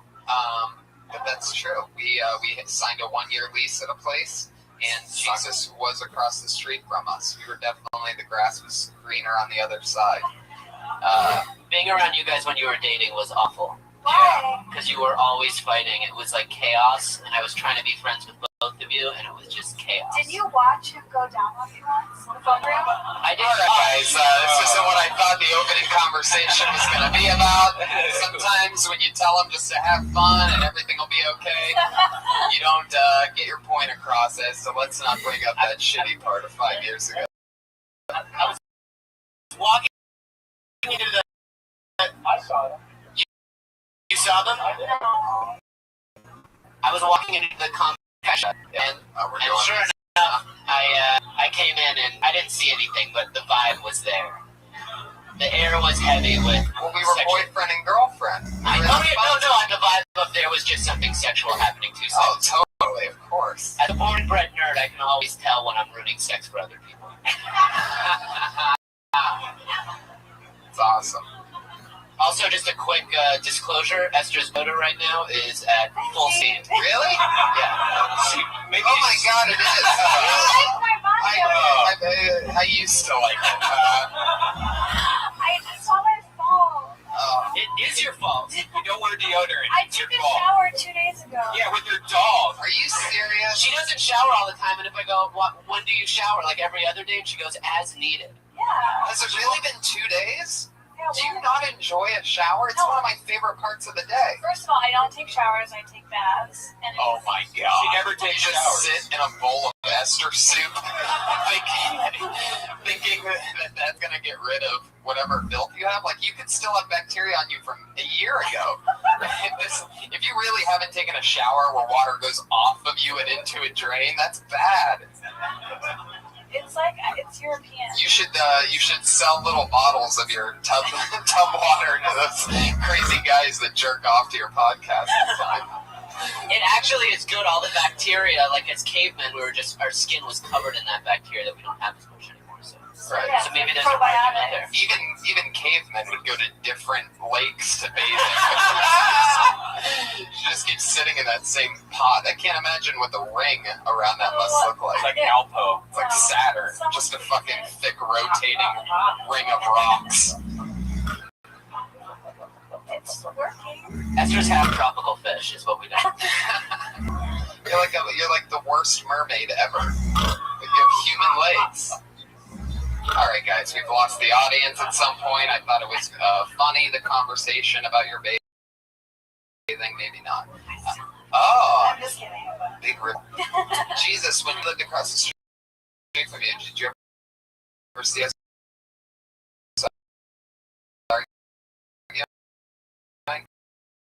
Did I ever talk with you about it? Did you leave the side for more than 20 minutes? Stop. I'm needy, okay? Y'all know who I am. Definitely, you're needy of a shower is what you're needy. Tony moved into moving with us. All right. It's true. And since it is brought up, and this was not my intention, but icing on the cake is that this is true. I did live in my car while trying to figure out the save for the after that. And people always ask me, they go, "Hey, man, that's so crazy. I heard that like you lived in your car for a while when you were struggling." It was the happiest time of my life. How do I feel knowing that a man would rather live in a car than live with me? But you knew what you were doing. You poor little thing. It was so sad. I didn't want to be the one that All right. Stop. Let's not go there. Okay. No, I mean, this isn't like a relationship podcast or anything, and it's exactly what I was hoping wouldn't happen when I decided to have you on the show. But thank you, Benji, for opening up the floodgates, and then going back to the phone room story after I said that. Anyway, guys, the point is that we've all been friends for a really long time. It's true. There's and a lot very of history exciting. here. Yeah. Four of us. Yeah, totally. We're all friends. Yeah, I used to have sex with Esther. Oh my God! You guys, I went through a rough Tony's phase. leftovers. I'm a... It's true. Just dealing with bitch. You tried to have sex with me one time. 1.5 times. Didn't work. I didn't try to kiss her, I just mounted her. And you still didn't get it? What happened? We just knew we shouldn't have sex, and then I rejected you so strongly. And you said that the only reason you had sex with me is because you had Thai food goggles. I ate a lot of Thai food, I wasn't thinking clearly. And then eventually I was like, okay, I'm going to the bathroom to jerk off. And then she's like, all right, let me see your dick. I showed her my dick. And she's like, it is. And then she goes, okay, go to the bathroom and jerk off. That's exactly what happened. That was the only time I saw your dick, but whatever. Oh, okay. Well, what was your time that you saw his dick? This is exciting. Let's move on to the open micers. Whoa. First of all, What? you don't call people open micers. That's disrespectful. That's what you do all the time. Comedians. Oh, But comedians. they might just be getting their start, but open micer has a bad sticking to it. But No, it's it okay. doesn't. It absolutely does not. Okay, you're right. I didn't mean that in a mean way. I just love the fact that Benji showed you his penis and it was so sad looking that you're like, nah, go ahead, jerk off. No, she was impressed. I did good. She said your penis is bigger, but mine's still fine. What? Well, of course my penis is bigger. Let's just put it this way. I used to fill Esther up like a bathtub. Oh my God. That's a callback, guys. Those of you that are applauding are going to have fun here tonight. Those of you not applauding are a little I bit do not stiff. let people come inside me. That was a crosswalk. No, that's not filling up. Esther, just stay calm. Everything's okay. Just because I said fill you up like it doesn't mean that I came inside of you. Just relax. You're so defensive. Fuck doesn't count. Yeah, it's true. So guys, I'm a nice girl from Illinois. Aww. Kind of. I don't know. And I remember watching you start stand-up, and I remember when Benji first got here, and we've had so much watch people do comedy. Are you guys ready for Kill Tony 53?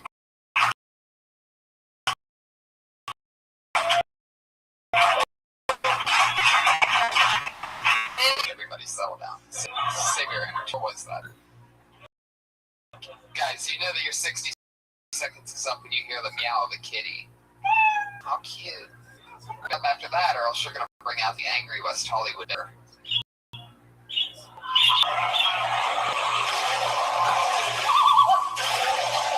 Alright, very good. It's an interesting bear. What was that? It was a gay bear. Oh, well, that would be the West Hollywood bear, wouldn't it? It's finally all coming together. 53 episodes in, it's finally starting to sound like a gay bear. Alright. Let's do it, shall we? Here we go. Your first meeting night. There's battery in this, Josh. We'll keep the battery in this bucket for no reason. All right, doesn't matter. Hey, I know that this girl's been signing up for a while, and due to the formalities of the bucket, some people don't get up for a while, and it gets annoying because I like this chick, super cool, super funny. It's Clete Wiggins, everybody. Working out a minute. But the deepest.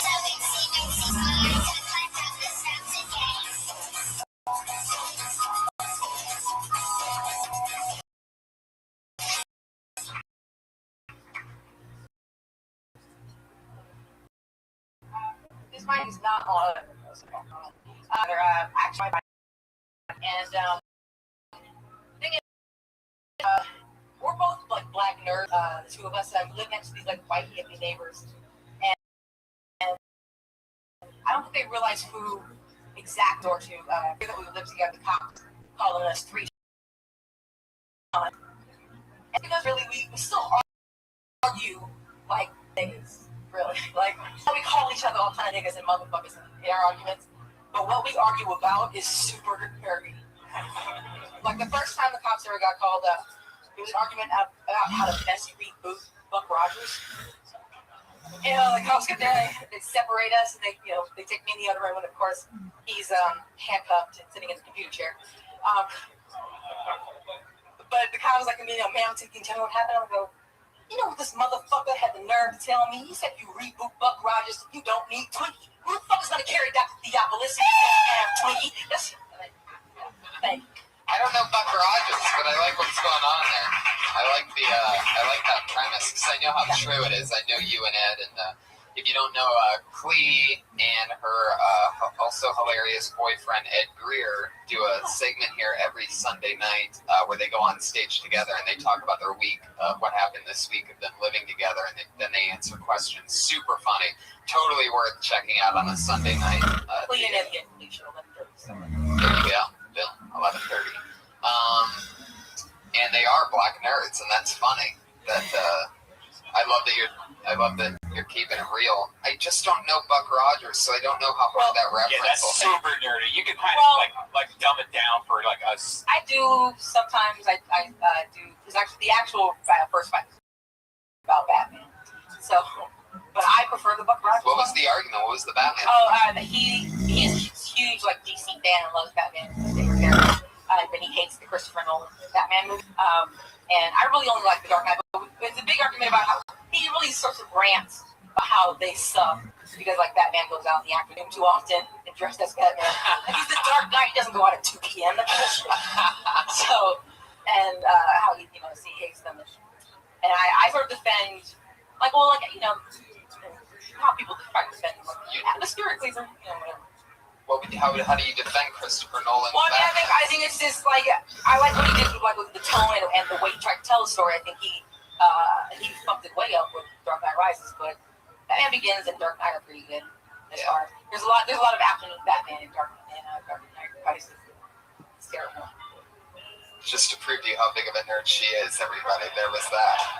I got it out. Yeah, part of the reason why I told that joke just now, though, besides like you guys are listening together, is that the last time I was on your body, these connection.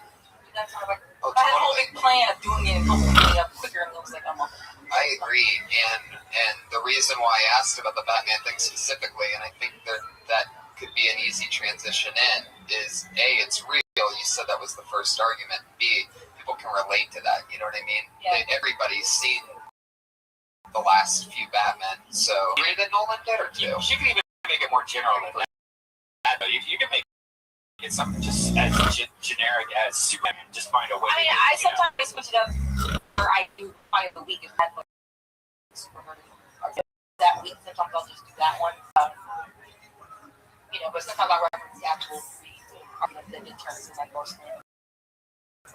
Also, way to contrast the two things because it's also the arguments are. What was the word? Not black. Oh, okay. I do sometimes I'll stand there and be like Tyler Perry. Why did I get there? Right. So I think that's very like sort of. They can do the sense sometimes it's very cliche, like Jefferson. As black nerds, you get more nervous around the cops or the Geek Squad? He's throwing out jokes. Neither really, because like we're just like non-threatening enough to black people that the cops don't really like mess with us. Just that side of Brian Humble, and then we're also,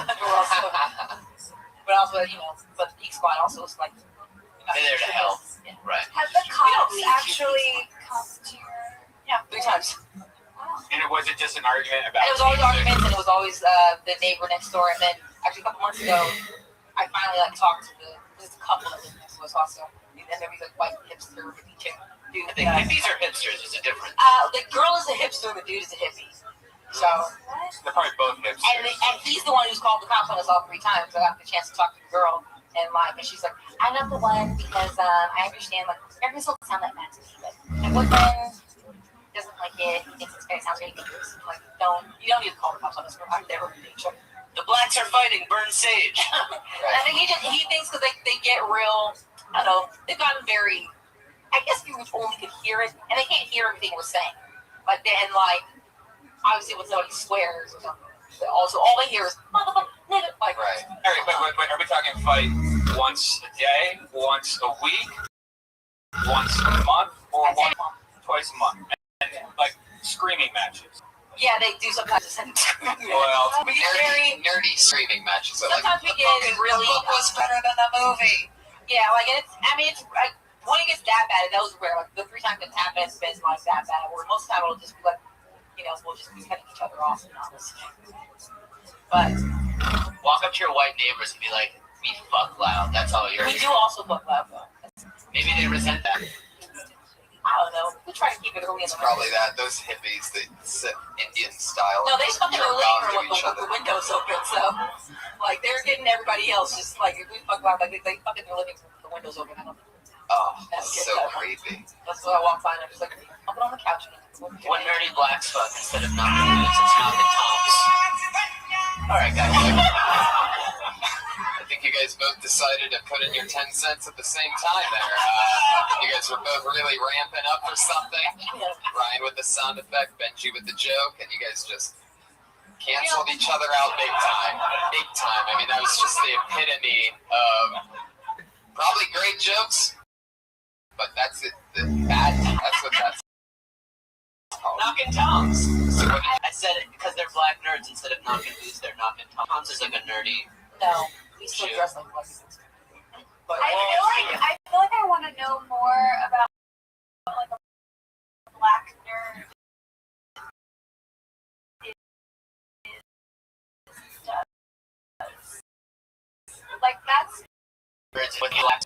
Do black like different things than white nerds? Do they drink from separate water?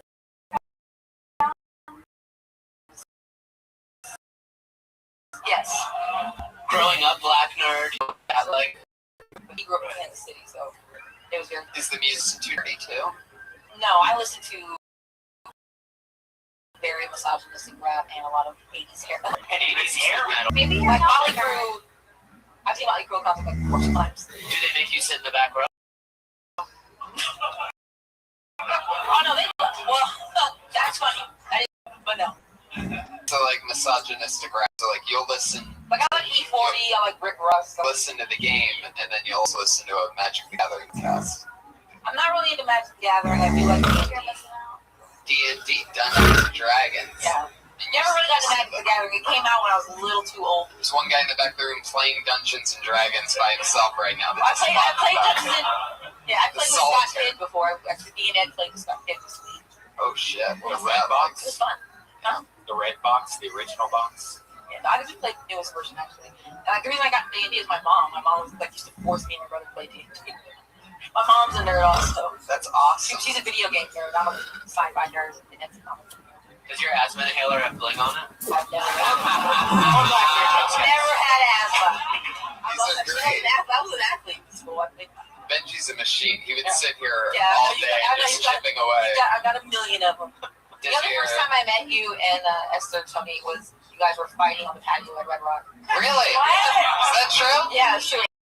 Amy Hawthorne was like, "Oh, you should meet Tony and Esther." And it was like, I think you guys were breaking up or maybe getting back together, breaking up right as me and Ed were first dating. Wow. And so we were and then you guys just and then as we stepped over it because it was clear you guys were having an argument. Yeah, it was on that floor Yeah, that upper patio. floor, Yeah, I was probably about to jump off. It was a hard time. Oh, wow. Also, Kevin, the Giants are up 7 games over the Dodgers, so the Dodgers can suck it. So, boom, you just got burned. I just burned cheese over baseball. Well, there you go. Look who's on it on that one. All right, okie dokie.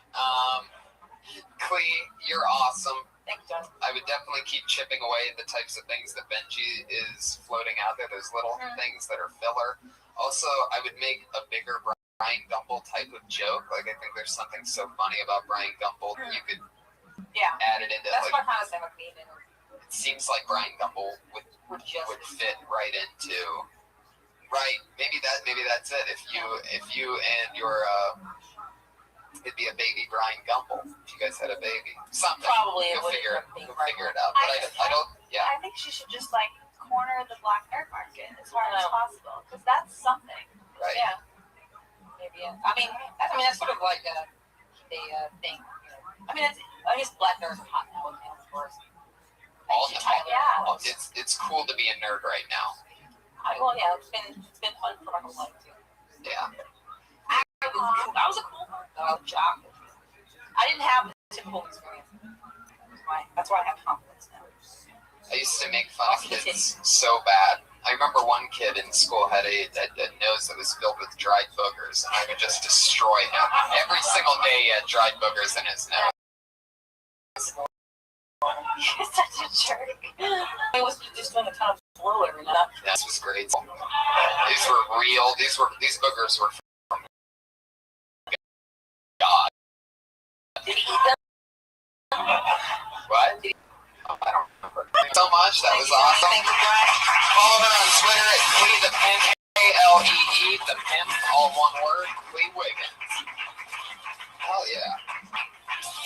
How's that Slurpee? It's a good evening snack. Oh yeah, I forgot to mention, guys, no better time to eat at McDonald's than now. Double cheeseburgers are 99 cents, and Isn't this there a summer... happy hour? Buy one, you get one free. I think between now to 3 and 5, if I remember the billboard correctly. There you go. McDonald's, I'm loving it. One of our favorite sponsors. You're joking.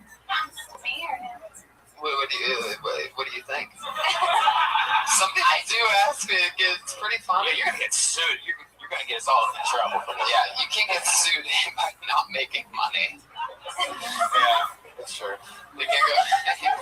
It's not like McDonald's is losing eaters because I'm saying go eat the food. Even though it's not, I mean, and it is a joke because obviously they don't really sponsor us. But I love the weekly. I push them. Jesus. Just for a moment. It's funny because you're a vegan, so you're almost like, please kill yourself, everybody. Right. I'm eating healthy, but I encourage you to be a fat idiot. And the fact that their trademark is I'm loving it, and most that I would never eat McDonald's, and at all. I don't want to go type of garbage. Closest I came, and I was every bite I'm thinking about how gross it is, and I'm thinking about the process of how a veggie dog. Yeah, or maybe the gas station Long John Silver's we had in. That was bad. That was bad. If you guys are on the road doing Texas,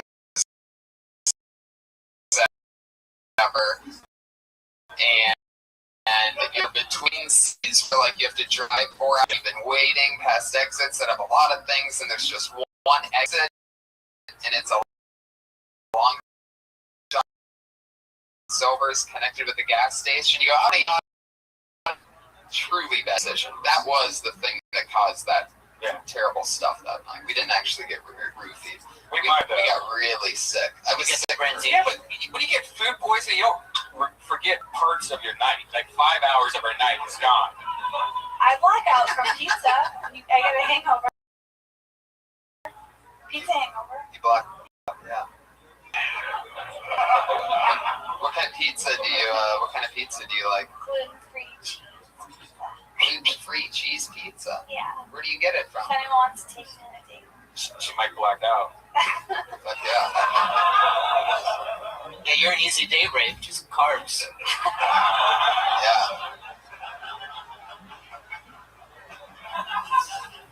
Okay, who's next? Your next comedian goes by the name of Sayri. Here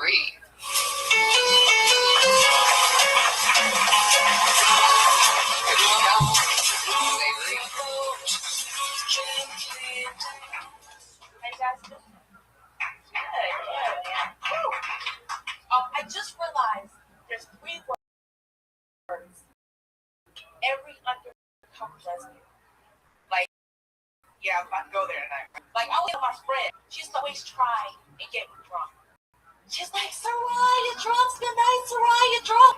I was like, bitch, I had 1 beer. And she was like, no, you messed up, spend the night. Right? So I said, one night I said, get the sofa ready for me. I'll sleep on the sofa. Okay? And then she was like, no, sleep in the bed with me. And that's when I heard those 3 words. She was like, we're both girls. Sleep in the bed with me. We're both girls. I woke up in the middle of the night with like fingers in my meow. You know, after I came, guys, ever since then, I haven't been all the way straight. You know, like the other day, my friend was breastfeeding and I got a little turned on. You know, like I looked at the baby, I was like, share the milk. Share the milk. All right, thanks, guys. Hell yeah. You were almost going to drink breast milk there at the end of that. Interesting. I would say get to it, like the actual meat and potatoes of it is that, she fingered you. And you liked it. But everything after that part is pretty funny and beat it. I get to it faster, like, a lot of you don't know how, I'll tell you how lesbianism started with me is bobbity bottom, like you just write in on, it's when your friend that is a lesbian watches you have 1 beer and tells you you're too drunk, instead of like selling it and going back and forth with those characters for no reason, because you're doing her, and then you say, Sarai, right? Sarai, you're drunk, and you're like all that, and there's really not much there. So you can just skip all that, get right to the fingering, and then you're in and banging. Start with the fingering, guys. Right. Make it sound like you're talking to a friend about it, not like if you were telling me like, hey, last night I slept in this bed, and you told it to me like it really happened, I think it would be 100 times more funny because I'm actually believe it. Like you're kind of doing like a cartoon character up there when you were doing like I like what you were saying, but I kind of felt like you weren't being serious. Yeah, you felt like a little scripted. Yeah, you're like an actress. Yeah, but you have amazingly high cheekbones. Yeah. Oh, thank you. Is that a true story? Did that really happen? Yeah. And are you now partially lesbian? I don't know. Did she make? Wow, she turned you. Look at that. See, that's so interesting. Like rehab. If I see a certain girl, I make less. But right now, I'm straight. I'm fine. See, it's more real. How you're talking right now is 100% more real. Yeah. And the story's so much more interesting and funny. Yeah, just being loose and just doing open mics and being loose. And fighting your own homosexuality is something we can all relate to, right? Right? Yeah, Benji for sure. Jesus. How do you have you fantasized about hooking up with her again? No. That was years ago. That was like my freshman year. Wow, so she's thrown you off the straight pedestal ever since. No, I mean I'm okay. Like I'll date guys, but most of them, but it's still something that's a little weird about me. So. That's not weird. Just Yeah, like that's just women. that's just being bisexual. Yeah. Is that your go-to masturbation memory though? Yeah, every now and then I'll just imagine her just nude and I'll just go down. No, I don't think about her at all. That But night? sometimes, like, I'll have really close friendships with women, and I'm like, oh, shit, I like her as a friend, or is it, like, kind of borderline? Have you hooked up with chicks since this girl in college? Please. Yeah. It's not. Don't. You know what she's doing? Shouldn't be ashamed. No, she wants the shame because it makes the lesbian action more hot if she feels wrong. Oh yeah. You're bad. Oh, you shouldn't do that. Oh man, that would be terrible. You come harder if it makes you feel dirty. Yeah. That's true for everything. Esther, give her a taste. Oh, that's why everybody likes to feel dirty. Nothing dirty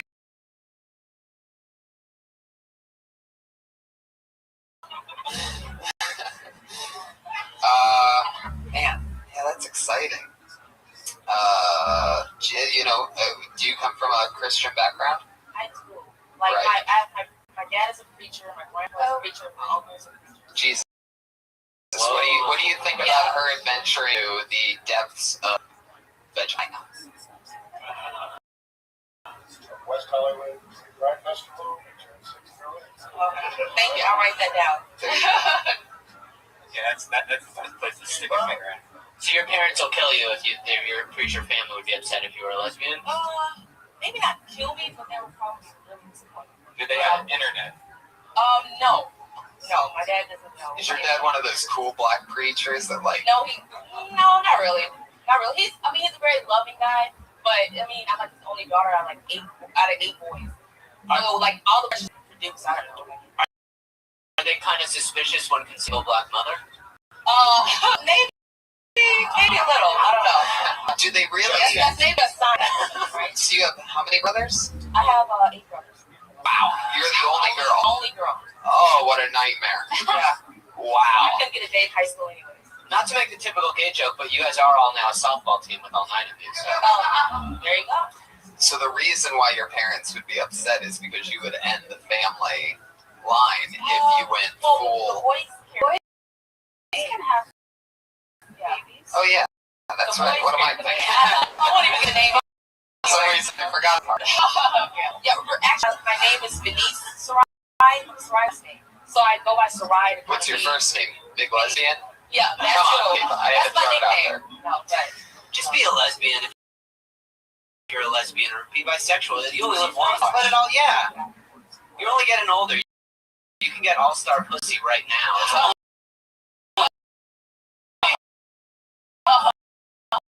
The lesbian pussy you're gonna take.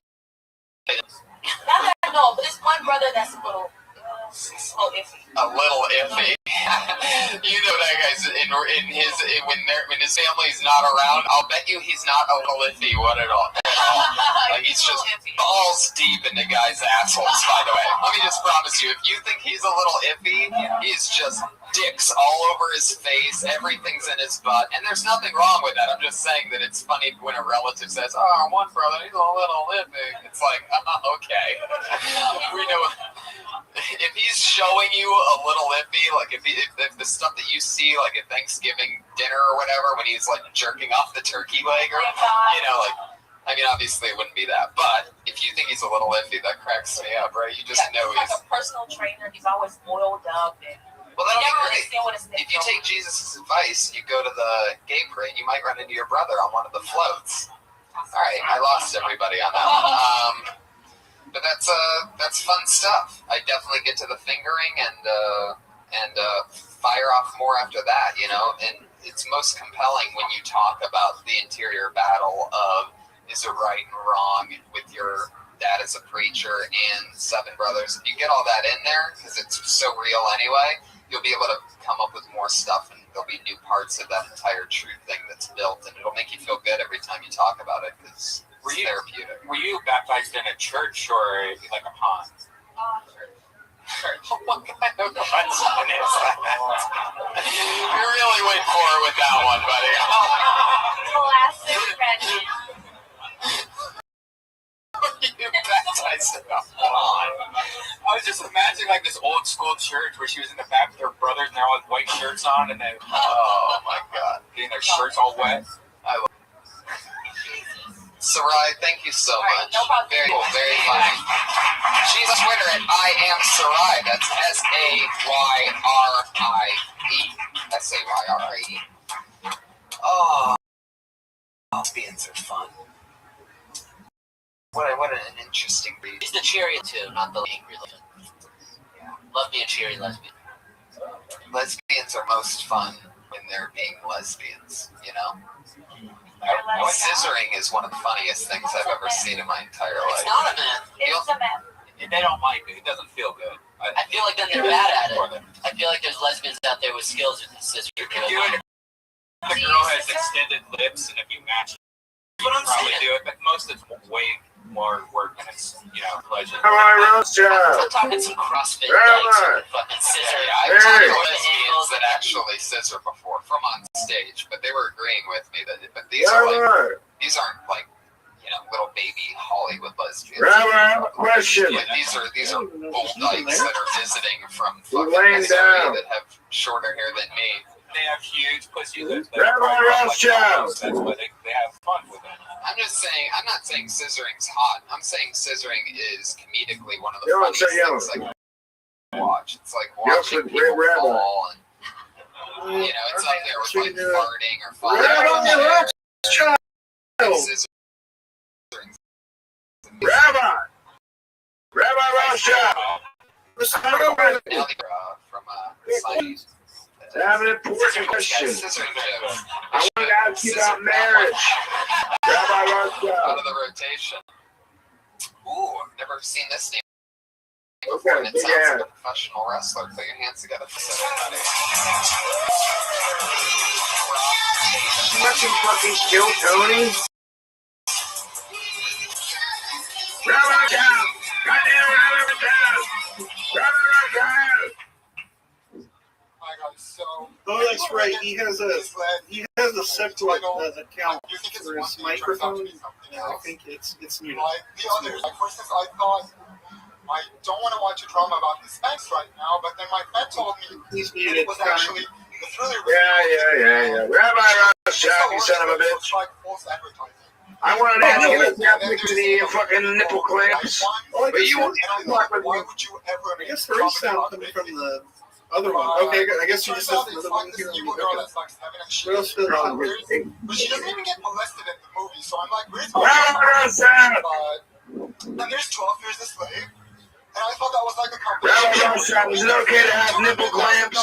But it turns out it's this incredible, compelling, like this movie. Definitely the best comedy of the year, and I don't care what any of you think. That Wayans brother totally deserved an Oscar. So, Well, thanks you guys. It's fun. Exactly a minute. I'm gonna ask you about nipple clamps, but I guess he's asleep. Where are you from? I'm actually adopted, and I think it's Fucking watching Kill Tony, motherfucker. And they call me I should have had that abortion, but So, where are you from? I'm from Los Angeles. But what if you seem like you have an accent? There's so much in this server, man. It's just never ends. What are your parents' accents? It's like Russian, Right. but it's basically The other people You never asked the parents who adopted you what nationality they are. Wow, it's good to know you guys got close. Fuck yeah. And you're from LA, but you came. How old were you when you left whatever? Let's be for real. They're all fucking. I don't know. I tried to block Not this. available for you. I know that. They're all jerking. How many times have you been on stage? Well, I'm gonna say this. VC's I know, been like dozens. this is fucking VC 50. I mean, I'm actually like, I go through 5,000 hours. He films his whole life. stuff, but I then changed that to and I've been writing these films for like years, and then It's amazing. piled up like dozens of pages. Holy so I shit! didn't know when I should I've start never seen something like that. using This those is his things. living. I just This is his life recorded. You've been writing 12 Years of Slave jokes for years. The first person with this hardcore, man. This is the Rabbi Rothschild. This is no other. This is the Rabbi Rothschild. I mean, mine are actually Wayans brothers, but you know, they decided to go. That is serious dedication. You see the potential, like white chicks. I mean, I often wonder, do people watch him jerk off? I mean, No. I think he just masturbate again. No, that's the. No, but that would be bizarre. But I think he's just like. I Isn't he feel just like like he's not like spiritual good enough rights? with information to be a school shooter. Yeah, he's like a liberal rabbi. He's like your accent is an he's an anti-ed rabbi. It's almost He's the like progressive rabbi. He's the rabbi. He's the cool rabbi. He's the guy you go to when you talk. Is he like? It depends on if it's ever found out, like what the origins of that accent.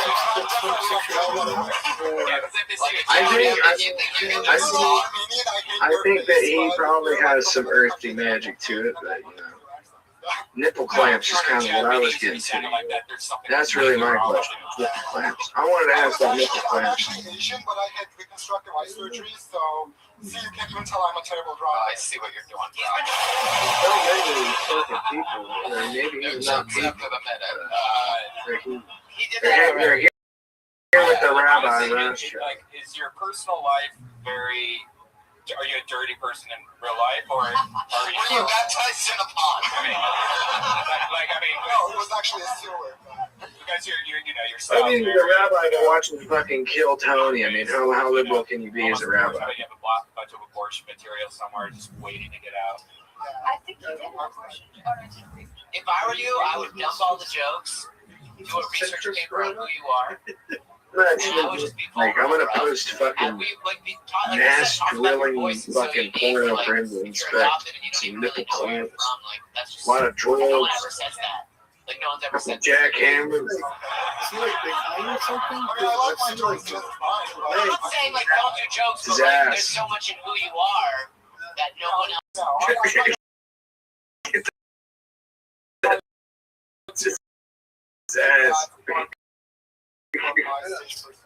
Oh, okay, I see. And know. starts going with like movies.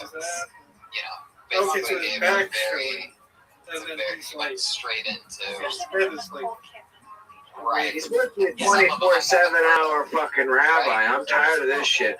Rabbi Rothschild, wake your eyes up. Rabbi Rothschild, I want to talk. I want to ask questions. Rabbi Rothschild. Now 24 hours on call. Rabbi Rothschild. Rabbi Rothschild, I want to hear you.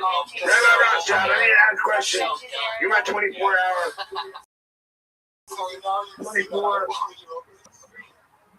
I guess. I mean, it was old years ago. It's just... I don't know, like, now I never went up here before, so when it's the minute, I just choose material that I'm for. Right, but you don't have any, you don't ever talk about you were in these dozens or more of sets that you've had. I talk about me, but not to a minute extent. But do you talk at all about your voice?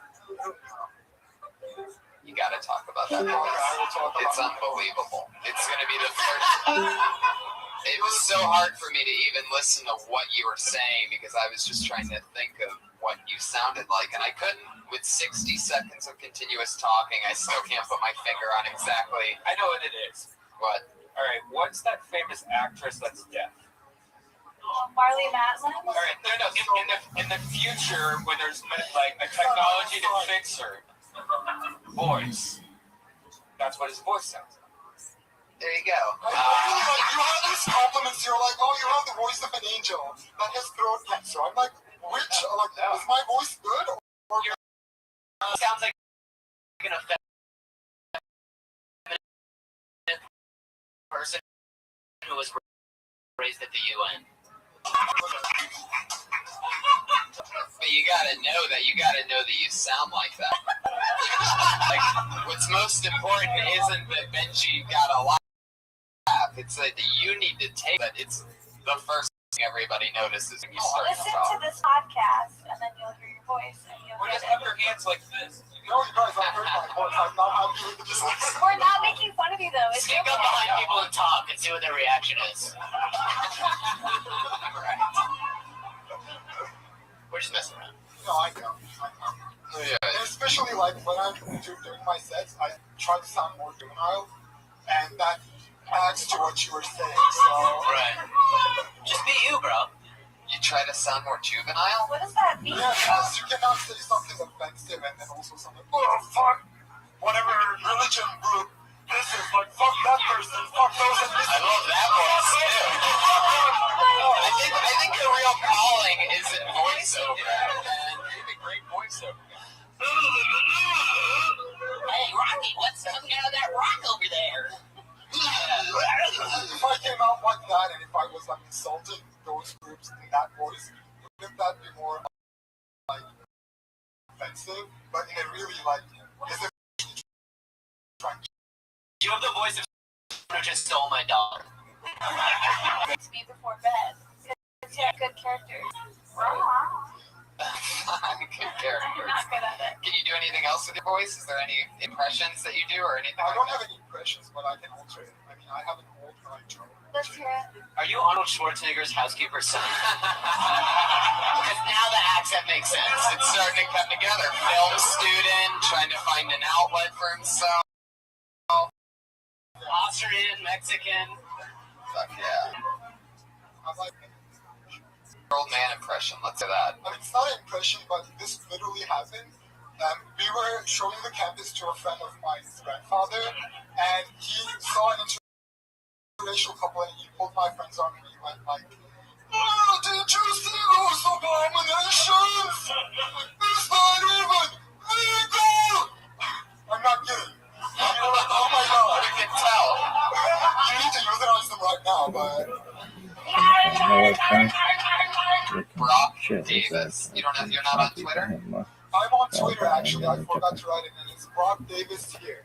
Brock Davis here. What a great, see, that's a great idea for a Twitter name. Instead of these, like, John Smith 075 to John Smith here.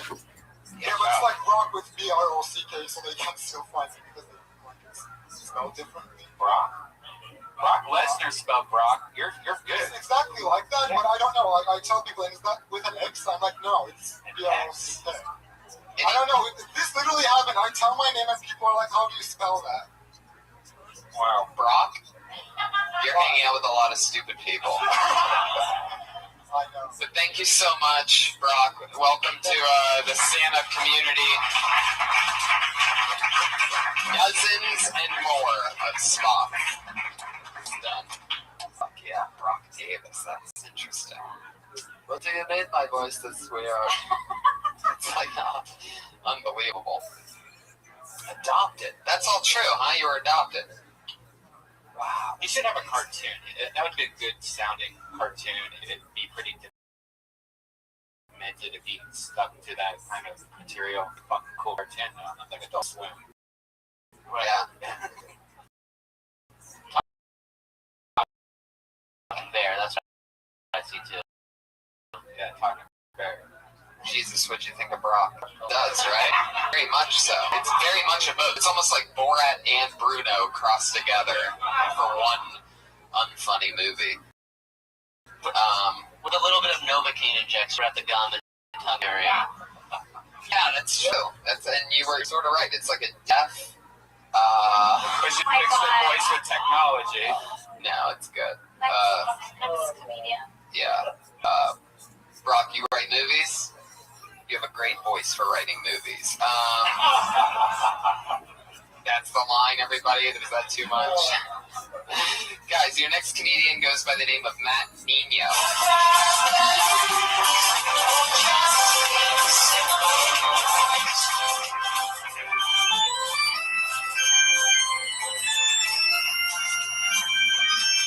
Wow, I never get picked for anything. This is so cool.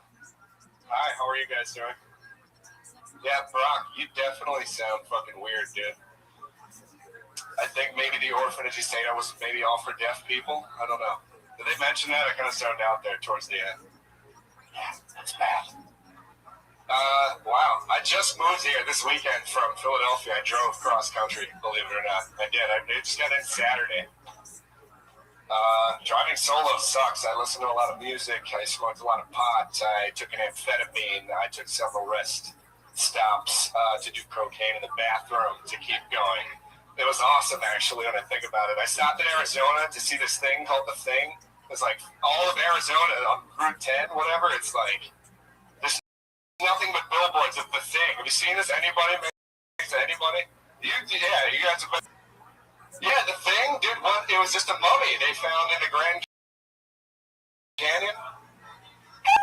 Alright, that's it, really? Wow, that sucked. That's so bad. That's one of the first people to ever do crowd work during his 60 seconds. Pretty sure I didn't snap for it. Matt, I'll tell you what I love about you right away is what Brock didn't do. When you're talking about, like, real life stuff.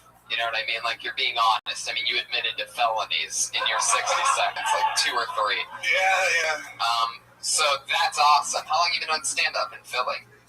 In Philly, on and off, actually. This was the first stage I've ever performed on in a comedy club, actually. I responded. No. Like 7 years ago. ago. Oh.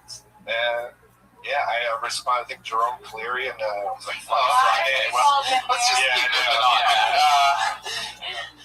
A 7-year break from comedy? No, I traveled around a lot. I kept going back and forth between LA, Austin, Texas, and Philadelphia. So just kind of like in that general region. We talked about listening to music, right? Yeah. You didn't talk about music. No, I didn't talk about music. Then you went into the drugs that you did on your way here. Yeah. And then you talked about, this is where things get really interesting. Then you talked about a thing called The Thing, in which you only will ever know about, only if you're driving through that one stretch of Arizona, and you have to be driving through it to know about it. So it's sort of a tough subject to connect with anybody on, because you have to have literally driven over that exact freeway in Arizona to see it. That's why what'll end up happening, I bet if you talked about The Thing multiple sets in front of different crowds, that you would end up always with 1 or 2 or 3 people that just go, yeah, no, I saw it. And then that's it. So you have to really explain to be quick, short, or it's probably not worth It's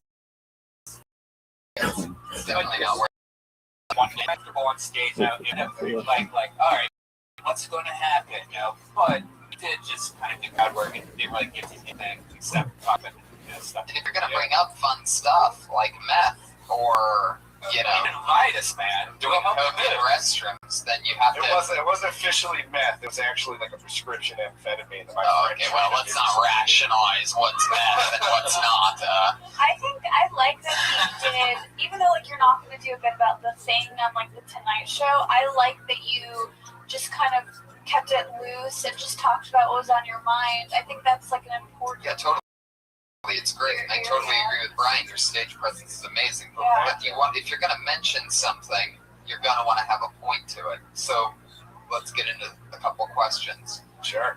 What happened after you took the amphetamine pill on the drive? What state was that in? I took that from Philadelphia, and I drove. Oh, you didn't even wait. Yeah, you were still in your hometown of Philadelphia when you found it. Were you even planning on moving to LA until you took the pill? Yeah, no, it was not part of the plan. I traded my friend for weed. He was just like, listen, you leave me with some weed, I'll give you this amphetamine pill, help you with the drive. So, holy shit. Well, the weed also would have helped you with the drive, but that evens it out. But my friend, he takes psychotic drugs. I had to take him in and out of the hospital several times. All right, how long? He's really good with the pills. Let's stick with this subject. How long did the meth last you took? So how long is that? What is that, like an 8-hour? It's about 30 hours on the road. Really? 30 hours. You just didn't sleep for 30 hours. I took 15-minute naps here and there. 15 minutes. I basically just pretend to sleep and vibrate in the back seat and then just go. So 30 hours and the meth was worn off. I swear it was an amphetamine, Dad. It was not methamphetamine. And then are you worried about doing both amphetamine salts? Adderall, whatever it is. Are you worried about doing that and cocaine? So after you ate the bath salts, that's what it's called, amphetamine salt. You guys, he's 6 feet tall. He can do whatever he wants. Stop being pussies. He does look exactly like the white guy who can do as much drugs as he wants to do. And never feel bad after. Yeah, I got straight lines with cocaine and meth. Yeah, I didn't get pulled over once. Well, obviously. Cruise control at 79, and that's my drink. And you're, wow. It works every time. When did you start doing blow? When I was 18. No, I meant on the tribe, but that was. Why does it have to be 18? Because it's legal when you're 18. The day I turned 18, I went right into that convenience store and I give me an 8-ball, Habib. See, I threw in Habib just to be a filthy racist. If only. I got super nervous. Actually, I just abandoned everything I was going to talk about and just kind of space. But it's also great. There's almost something in, what I haven't heard is a great bit about the tribe out here. And you laid out a little storyline of how it could be really funny. I mean, especially since the first twist is that we found out you took the meth while in filling, which is amazing. So if you set it up and you said, I drove out here, I ended up doing whatever you want to call it. I'm going to keep calling it meth, though, because it's so much funnier and more fun. So the fact that you set it up like you did meth and then cocaine twice or 3 times, you know, specify it, and then say that you did the meth while still in Philly, and you would want to, you know, obviously you separated it, right? Or did you do them all in Philly? Like I didn't even take the amphetamine. I basically crushed it up on a CD case and snorted. I love CDs in my car. What was the thing you did with the CD? I crushed up the case and then snorted it because it works better, and then like it's time released, you know what I mean? Because it kind of. I don't know what you mean. I do not know what you mean. What CD I love it. I think it was Tchaikovsky. No. I swear to God. That's crazy. Cokeheads love classical music. Why? It's all dramatic. You're coked out. This crazy classical shit. It's great for when you're pretending to sleep. Yeah. What state did you start doing blowing? Also at home, you're doing coke. Yeah, well, I killed the bag that I was going to take with me on the trip with my friends playing pool the night before. They convinced me to drink with them last night in Philly, you know what I mean? Like, I the open mic. I was a little bit on like Austin, Texas. Arena. You got a coke dealer? Yeah, fuck yeah. You went really far south to get to Los Angeles. Yeah, it was. Yeah, but Austin's like amazing. Where your coke dealer is. Yeah, the good one. Where the good one is. I love Austin, man. Where the good one is. Oh yeah. I've got a pot dealer in Austin who's a Death Squad listener. Oh yeah. I went. Bought pot from him, and I walked in. He's like, "I can't believe it now." It was so cool. That's super cool. He had great weed. That's awesome. I'm so glad you picked my name out of the hat. This was quite an experience. I'm happy I did too, Matt. You're super honest, super cool. Welcome to the LA comedy scene. Have a lot of fun. As many spots as you can, and keep it real, and just keep trying to. If you mention something, you'll want to get back to it at some point during the opportunity to make a joke about it. You had multiple setups during your 60 seconds, but we didn't really get any punchlines. Okay. So, just for future reference, if you say something, if it's meth, if it's amphetamine, tads, whatever you label it as, or cocaine, or as you call it, Candy unicorn dust. But get to punchlines and have fun. All right. Thank you very soon, much. Matt. Come back again soon. He's on Twitter at NinoZonin, Matt Nino. You know, another big tip is always record your sets. Everybody has your iPhone on you. Always record it. Always re-listen to your sets because you might make a little tag that fucking kills. Yeah. And you'll forget about it. And I'll one up that trick by saying I did it for a long time. Recorded every single set until I realized little things like if you know the tag immediately after your set that you came up with, or the joke, or the whatever that you want to go back and listen to from that set, so you don't have to listen to everything else. You can literally type that in as the label of that recording, so you know exactly what you're looking back on. Sometimes though, lately I'll just type in "listen." It's fucking amazing. Like if I really kill, or just like maybe a few in my face, all capital letters, fuck ass, exclamation points. It'll be like train crash. Unusable. An emoticon with a tear. Fuck yeah. Matt is NinoZonin, ZONIN, NINOZONIN. Alright. Even your Twitter handle sounds like a prescription drug, Matt. I'm at NinoZonin, 400 milligrams. Alright. He's also like a caricature for Duke from Philadelphia. That's like what every Duke from Philadelphia is. Really? White guy, ready to party. Ears pierced. Yeah, like he's very Philadelphia. Were his ears pierced? Yeah. You notice those things. I check out all tall guys. You do? Yeah. Yeah, you like tall guys. Yeah, they're good. But they can't fit in a bathtub. That's the only I problem. don't want to share my bath. I bet. I bet that's the case. Should we try to get one more? Yeah, let's do a quick one, last one. This one's going to have to be extra quick, so it's to whoever it is, but at least we get to do something. Joe Bowling, everybody.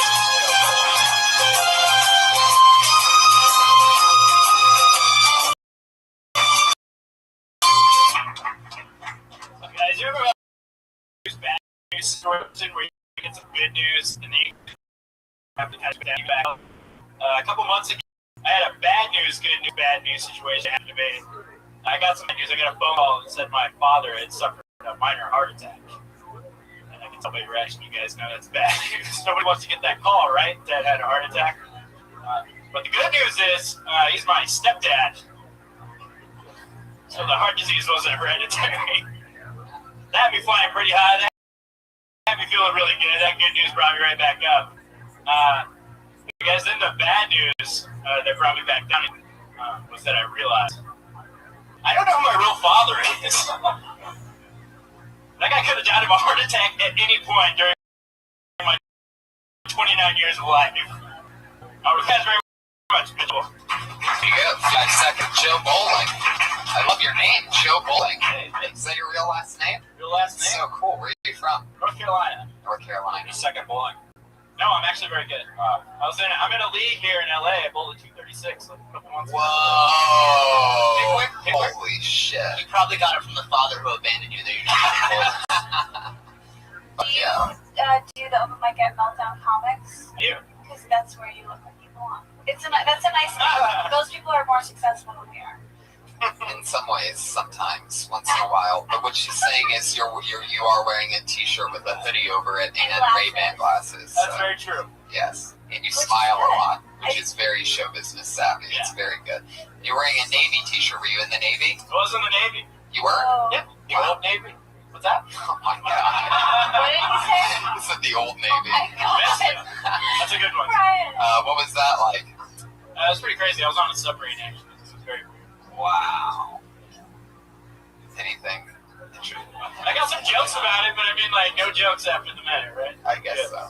It's all weird. It all sounds like a joke. So this is weird.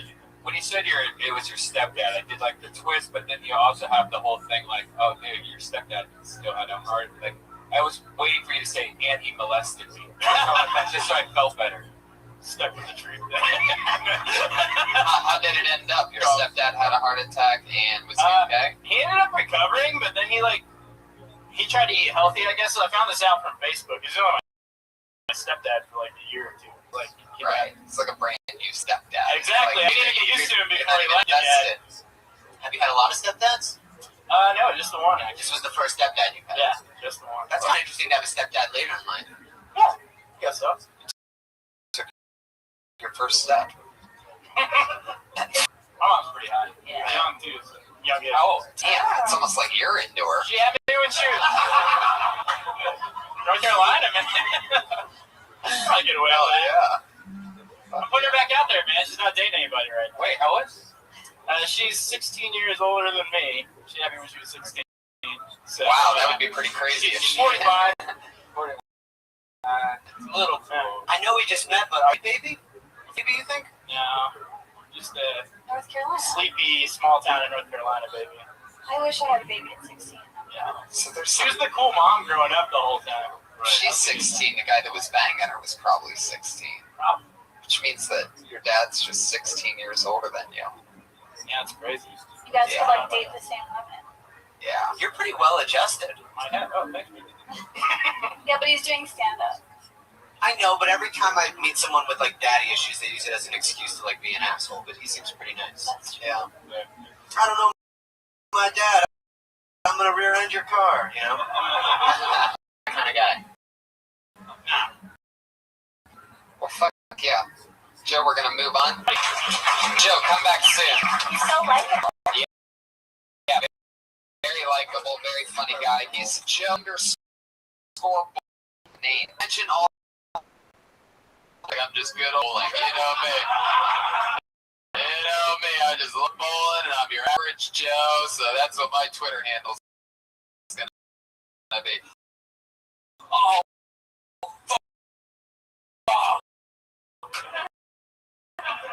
Who's this guy that's actually... So I get a new minute of the show, so it's so much fun to watch him grow and do something different each week. The person going first today, college dropout from the University of Spot on Kill Tony, dropped out of college, has been doing a minute ever since, and she's celebrating 1 year, her stand-up comedy anniversary. So here she is, everybody. It's the one and only Kimberly Condon.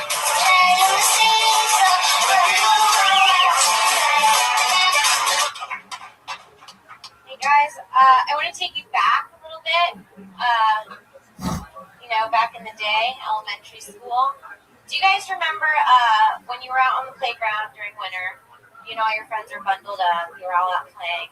There was always that one kid that came running up with the jean shorts, like dead of winter, always wore the shorts, and he always smelled like a little bit like piss. You know that kid, right? And you'd argue with him. You'd be like, dude, you've got to be cold. He'd be like, I'm not cold. You could tell the kid was clearly cold. You're like, dude, you're cold. I'm not cold. But honestly, I think his mom was just an alcoholic. Was that the situation? Like, your mom just likes to drink a lot. I don't think she knows that it's winter. But those moms are pretty cool when you got older, right? Because they're the ones that bought you alcohol and fucked your friends. That's, okay. Feminists are ruining everything. Because she doesn't like to get sniffed.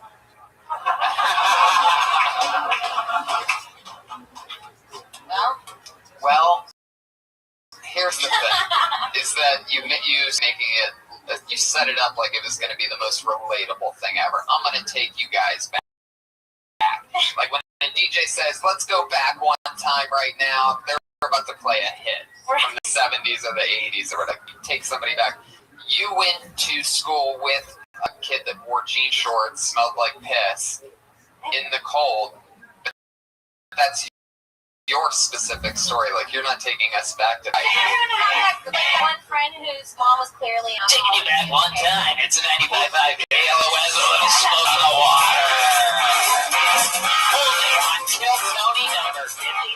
That's right. Give away any flag DNA. You must be 18 or... Yeah, I think we had somebody that had shorts on, that always wore shorts when it was cold. But I don't think he could smell like $1 million question. Here it is. Shorts and he was he fat, a little bit chubby? No, he was always extra skinny and malnourished. It's like the same kid everywhere. So his mom was probably an alcoholic. Like, it's probably just true. I know. That's what it seemed like, sort of, the whole time. Maybe the premise is the mother more, the neglected kid, opposed to revealing that he has a bad mom. You start with that kid who had the bad mom. Talking about how when you have, like what you said at the end, when you have a bad mom, they're cool when you're older, but not so cool when you're young and you're wearing short. You know what I mean? Right. Yeah, I like that when you're a teenager, then you want to hang out with that kid's mom. Yeah, she was the cool mom in high school. He's all trying to trade lunch stuff because his lunch sucks because his mom's a bad mom. Yeah, he always had the terrible lunch, just 2 pieces of bread. Yeah. Is that true? Yeah. He's trying to come on. This piss-covered, jean short-wearing kid. Off a brown bag. Kid in every school. I know that. I feel like I saw at least like 20 in my school. The only... There's always shitty portions.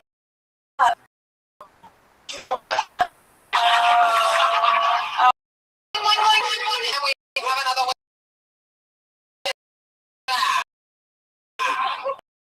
That's what I'm trying to say. Guys, I'm going to take you back. It's like, I hate your state and everything about it. Come on, guys, right?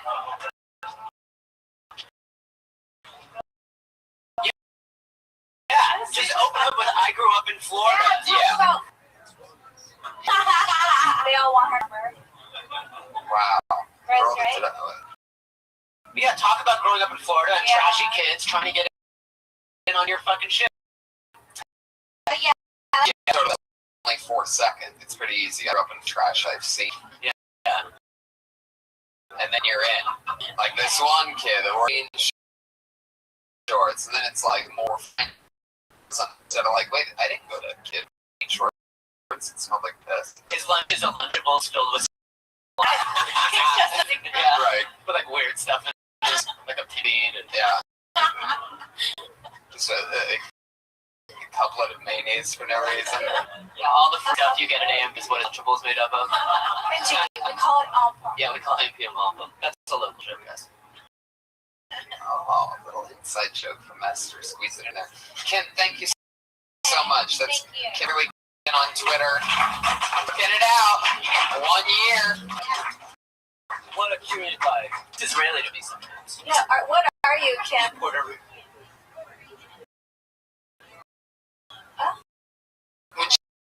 She doesn't smile. She looks Israeli, right? right? She has happy Latina girl. Get out the way.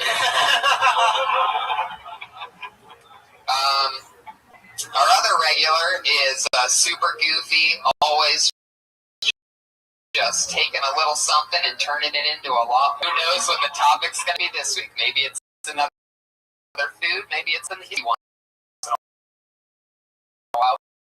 When you're doing something, it's always goofy, it's always fun. It's Sarah. When I was little, my best friend's mom used to make a lot of stuff in a crock pot. Nothing shape crock pot. How lazy do you have to be to just use a slow cooker? Empty out your pantry. What am I gonna make tonight? I don't know. Got some kidney beans, let's throw that in there. Got some maple syrup, let's throw that in there. Got some old frozen carrots, let's throw that in there. You walk in, what are you making? I don't know. If it's thin, it's a soup. If it's thick, it's a stew. Who knows? Husband comes home. What have you been doing? Slaving away all day over the stove, over my crock pot. Really, she's just watching old episodes of Dr. Oz. All right. There's real gold in there, and I can almost clearly see, it's a fun one for me, because I can almost clearly see exactly where the surgery needs to take. You mention the exact ingredients, you just say things in the thing, the way that you say it, the way that you set it up, and you say the soup and stew part, but we just don't need the ingredients. Again, it's almost like anytime information, most of the time, a reason why. You know, now I'm looking for what's beans and carrots mixed, you know, like, but it's too much math, then you don't need the math, because what's funny about it isn't about the math. It's not about what you're making. But the soup and the stew part will stick no matter what. Take it off early, or if it's whatever, however you said that part's great. And then the funniest part, which you'll be into it in 15 seconds now, is pot. You said that first, which is like, then what? You're making side dishes on the stove, and that's not part of the joke either. Yeah. Just keep it on the crock, slaving away at this crock pot, you know? I mean, it's horrendous. Oh man, I watched 6 episodes of House and, you know, whatever. Like, you can just fill it in with how not hard it is to put something on a slow cooker. Right. Like it's a slow cooker. Yeah. You know? Pretty much like the person that's using the slow cooker, because there's not much going on. What's the hardest lid? Just stirring it. I don't even know if that's part of the slow cooker thing. I don't even know if you're supposed to stir it. Oh, you do? Yeah. Every hour. All night. What's that point mean, Kim? Is it funny that I don't know that you're supposed to stir? Oh, okay. Well, I remember, like, what are you, the crock pot? I grew up with all women. I know all this shit. Remember the pot that's on the oven that used to have like that robot thing that would come up and go and like start whistling? No. I think that was a nightmare you had. I love how you said the reason why you know the crock pot is because you've grown up around all women. Like, it's like, that's so sexist. Like, of course I sweep the floor. I grew up around all women. I know how to take it, guys. That's all I'm saying. I think what everybody really wants to know is, Sarah, were you baptized in a church or a pond? Sarah, thank you so much. That's our time. That's a great that's right in her alley. It's a whole new thing. And end it with the episodes of Dr. Oz, because it's like medical advice that doesn't even make sense anymore.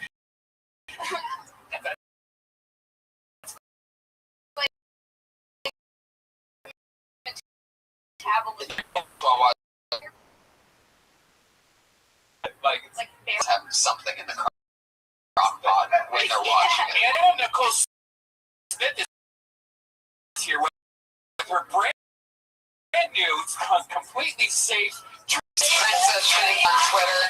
That's the end of the episode. What do you guys have coming up. Benji Wallow is on Twitter, one of the smartest writers in anywhere.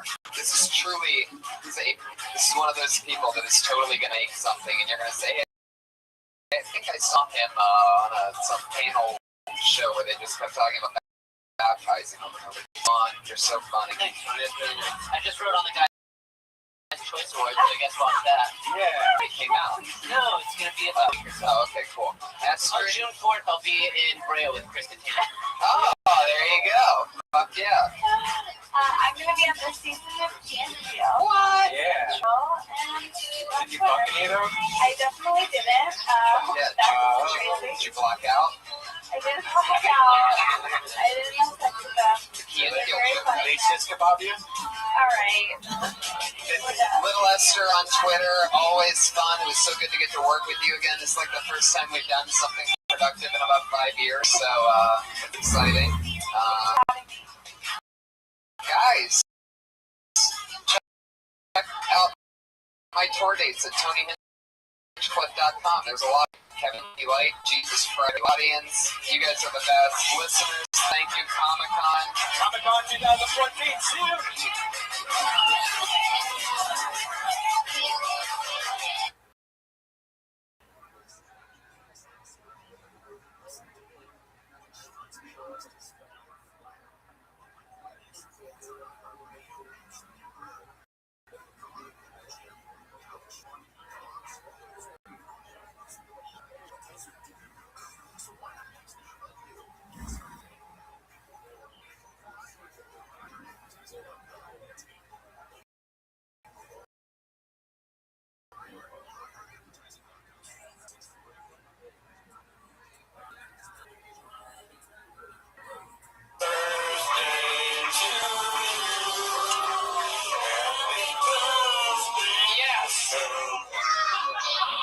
Welcome, everybody. How you guys doing tonight? That little remix you heard there at the end, that surprise remix that I didn't know was coming, was because yesterday was my 30th birthday, everybody. That's right, look out. 30 years old, but I can still play 17, so if there's any casting agents in the room, I'm still a gun for hire, so feel free to put me in anything you want. How you guys doing? Welcome, Comedy Store, everybody. You guys made it. You're at the world famous right now. You are in the attic of the #1 comedy club in the world, guys. So I'm glad to have you here. It's very exciting. We're going to have a fun time tonight. First off, I'd like to just give a quick shout out to our sponsors, McDonald's. You guys are the best. This is the time of the year where, guess what? It's Monopoly time. That's right. You can peel here and play now.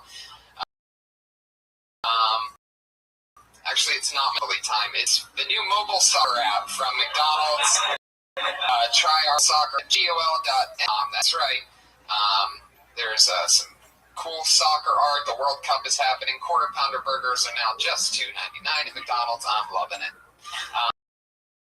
I like how they've teamed. Like, hey, you know, we don't care about all the bad stuff. Wow. Team up with Zero. You can get the new black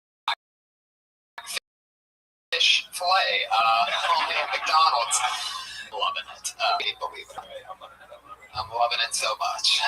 Winning refreshment. Don't forget new summer lemonade, only 99 cents. I'm loving it. Every drink's 99 cents there, I thought. I think so. It's like you get small, medium, large, whatever. It's just 99 cents. Everything's still McDonald's at the airport this weekend. I just got back from Indianapolis, everybody. That was a lot of fun. Thank you to the crowds in Indianapolis that came out. If you're listening to this, I had a blast there. Had to kick some guys out. It happened again. These fuck-ups, some audience members just don't get it.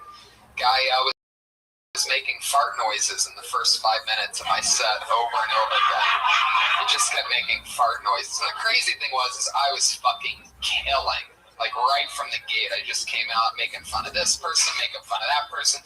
But you know, you have to, when you're doing stand-up and you're doing a 45-minute, hour-long set, you gotta slow it down sometimes. You gotta let it breathe. I mean, you can't just try to fucking destroy non-stop or else everybody's out of energy after 20 minutes. Anyway, so every time I would take a little pause, I would just hear this fucking fart noise from the corner of the room. And these days that I have better vision than almost anybody I've ever heard of. So like they're in the far corner and they're making fart noises and they don't think I can see them. I go, whoever's over there making fart noises, stop. And I'm looking right at the person. Then he does it again. I go, hey, guy in the red shirt, yellow lettering, stop making fart noises or else I'm going to kick you out. He goes, I'd like to see you try.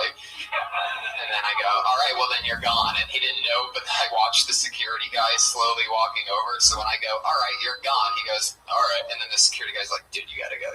He came right over his shoulder. He's like, oh, shit. And then he stood up and he goes, fuck you, faggot. And I go, wow, you know, I never would have guessed that you're that ignorant after making fart noises for the first 5 minutes of my set. Wow. So that was fun. Best part of that was they walked out on their tab, but guess what? They forgot their on there, everybody. So, I win. They had to come back the next day, pay their $5 tab, which was really bizarre. I don't know how that. The screen was already cracked. I wouldn't do that. But you did put it in your ass. I hope I would have done that. I would have wiped. Yeah, put it in your ass. Fuck yeah, put it in there. Like, put that balls. Or that would, have you ever put anything in your butt before? Just bake my finger in the shower. Just make sure everything is okay. Really? Yeah. Give yourself a rectal? So would you know if anything's not okay? Like, what would you need? This or something? Like, I'm thinking it would be like a really hard, like, what the fuck is this thing? Right, like a polyp. Right, a polyp. Polyp. But it was a fun weekend. You do anything crazy this weekend? Yeah, I played Charlie Chaplin's house. There's a bar down the street that Charlie Chaplin used to live in, and so Janis Joplin and all that. And, it was awful. It was one of the worst shows I've ever done in my life. The sound system didn't work really well. That's because Charlie Chaplin was a silent movie. I know. He's not used to audio. Yeah. But then there was a rave downstairs. One of the comedians just couldn't take it, and he was like, no one was really paying attention or whatever. He wasn't engaging enough or whatever. Got mad and freaked out. I've never seen that ever in my life. I mean, you just take your bombing like a man. You don't run away in the middle of your set. Recognize it at least, you know, or something, or just say, all right, that's it.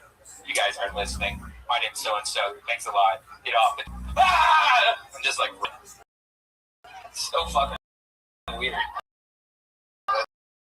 That's so awesome. Jimmy Schubert wants to know if he can do 2 minutes and 30 seconds. The set is 2:30. Please invite me and then you can critique me. The great Jimmy Schubert's one of the best comedians in the world, so it's very funny that he's first of all exciting little bonus.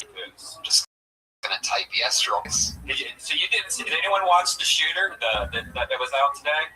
No one? Wow, man, that was a lot of boring.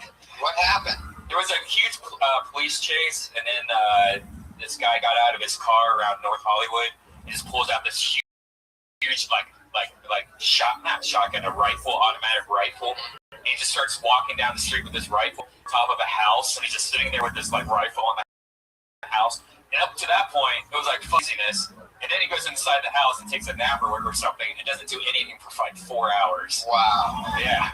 And they closed up all of North Hollywood. They had the SWAT team there. They're getting people out of schools, running out of schools into parks. I mean, this guy caused so much shit. Yeah. And they just threw a couple smoke bombs in there and came out. One more reason to not go to North Hollywood, guys, is if you needed another reason. Well, I'm very excited to be here. We're going to have another very fun episode, guys. I'm so happy that this audience is here. This is very exciting.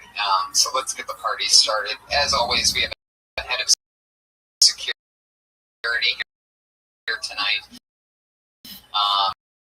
Yet another a guy who's done it quite as you might know him at Comedy Story, the producer of this podcast, and a multiple-time Iron Patriot. It's the Iron Josh, everybody.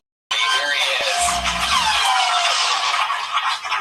Oh, he didn't have anybody to help close the back of the house.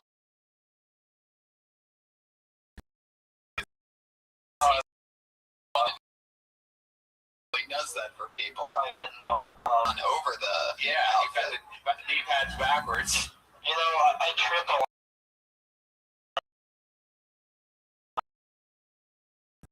lot. Hell yeah. It's a very chill repair. Right. Anyway, I think you're more like a trip with the knee pads on the outside, but that's okay. Always my knees are protected. You made a judgment call, you know. You forgot your vest. Yeah, you're not wearing the vest with the light either. With the light. I feel like lighting the fuck me. Because they can see what I look like. So, you know, I'm just trying to talk. All right. We have a very horny head of security tonight. If anybody wants to bone him, enjoy yourself. If any women in the audience have a fetish for 12 boys, Josh is right up your alley. Speaking of 12-year-olds, Happy Meals are available at McDonald's this week. So did you know that McDonald's is the #1 producer of toys because of the Happy Meal? Really? Yeah, the #1 toy producer in the world because they have to fill all those Happy Meals up with toys. Wow. Little fun fact. So you learned something here tonight. You know, Patriots' role in this is getting that kind of don't like it anymore. We need to replace it with sexy thing. It's just it's a piece of shit over it. If you need me. I can't even imagine what your bush down there looks like if your hair looks like that. Yeah, but I mean, what if we had a competition who could be the sexiest patriot or something? Then every week have a sexy patriot. How about you just watch porn before you come to the show, and then your balls won't be throbbing full when you get here to the point to where you want sexy patriot. I think Josh is perfectly sexy enough for this show. Right, Josh? I guess. He's got so much confidence. This no, it's all swag, though. Swag? Yeah, swag. Very good. All right. Josh Martin, obviously his secret weapon is killing momentum of the show. He's a killer. So this is going to be really fun. Josh, are you ready? Yeah, let's get this shit started. If anybody attacks somebody on the stage at any given point, what are you going to do to keep us safe? You know, I'm going to first try to step on the stage without tripping. And then, hope to God they're not bed bugs, because that's the one thing I can't kill. You do have a bed bug infestation right now in real life. Not the man. We're talking about the man behind the suit right now. Not the superhero Iron Patriot does not have bed bugs, but the actual Josh Martin does right now, which I think is so funny. I used to think that was just that nighttime thing, don't let the bed bugs bite. But I didn't realize until a few years ago they were a real thing. And now you have an infestation. I moved into an infestation. He moved into a place that had an empty bedroom and 2 roommates, and he moved in, gave a deposit in the first month's rent, slept there one night, and all of his shit was covered with bed bugs. Can you guys imagine that? Whose bed is it though? It was my mattress I moved in, so. Wait, where did you originally buy this mattress? A year ago, it was a brand new mattress. But the box spring was infested or something. It became infested after one night. Oh my God. So the mattress is ruined. You know, yeah. No, I don't know. So yes, would be the answer. But fuck yeah.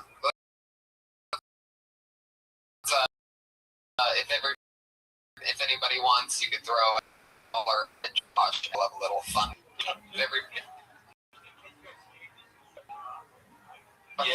Thank you, Mr. Gobblesworth from Willy Wonka. The everlasting gobstopper.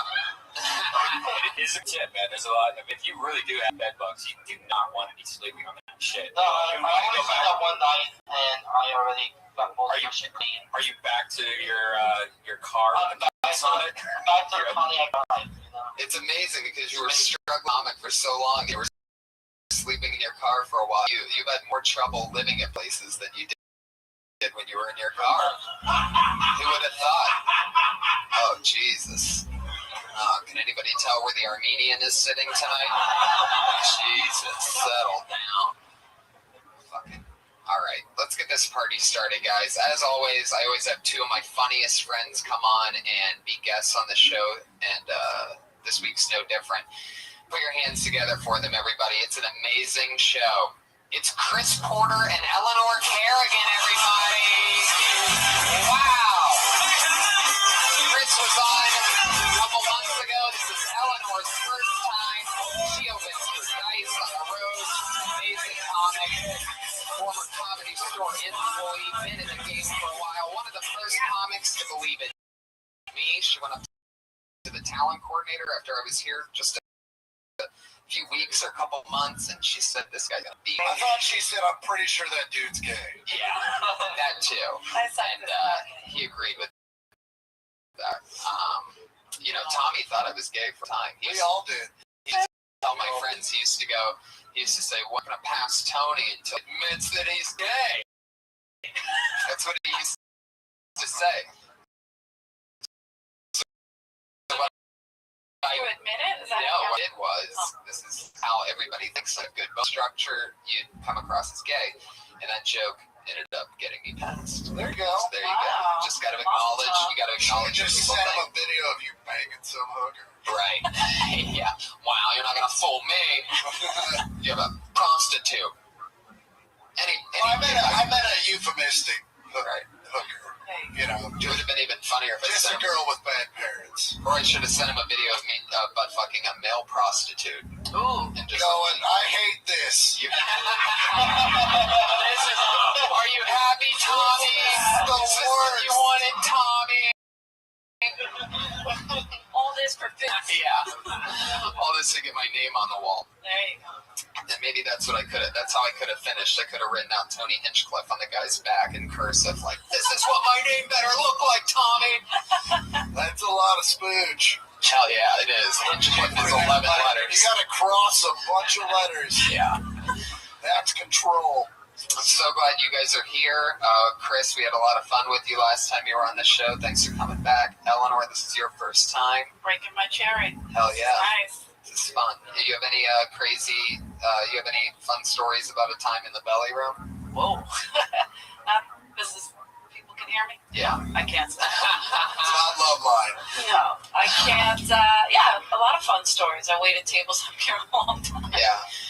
Yes, I did. Very exciting. But no, I can't really. I had sex in the bathroom once. Yeah. That was right before we came out here. I couldn't resist his flare jeans. They really. The orange hat. The bottoms just make me wet.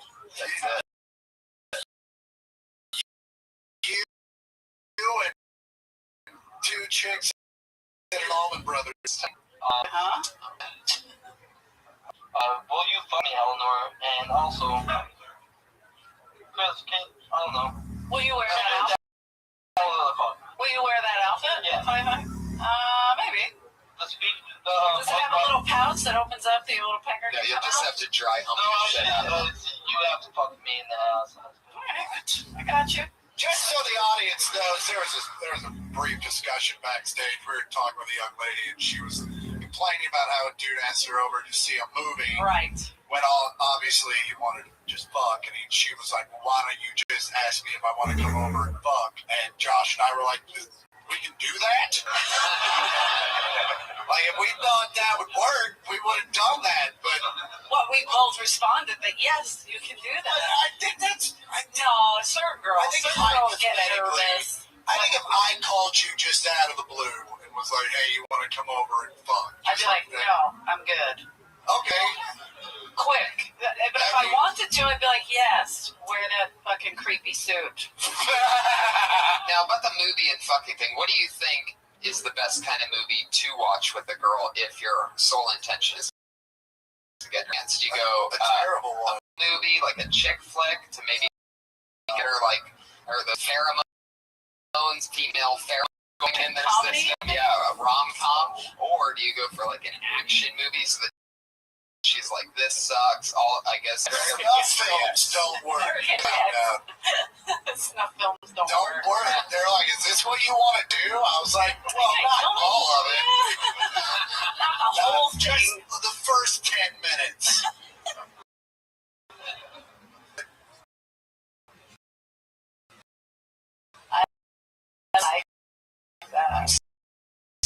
you guys let's do this birdie train move on page and then chat with us about what they talked about and who they are afterwards. So, comedians, you know that your 60 seconds is up. You hear the sound of a kitty. Cute. That means wrap it up then, or else you're going to bring out the angry West Hollywood bear. That's it. All right. A lot of people on the internet are getting pissed off at me with the West Hollywood bear thing. Aw, so now he just does a little chippy chop. I'm trying to work out, and the bear's so loud, and one of my speakers and that bear has gotten a little bit crazy. Maybe. See that, people? It's a different kind of bear. Yeah, that's why you don't want to run the light. This is show business. You get off when you hear that kitty. So, you guys ready? I believe this is Josh 53? 54? I think 54. Ladies and gentlemen, this is episode 54 of Kill Tony. Are you ready? Very mellow crowd, lots of golf clapping going on. Very light clap. All right, okay, this person didn't even write down a name. They just wrote down their Twitter handle. Put your hands together for Reminisce 1.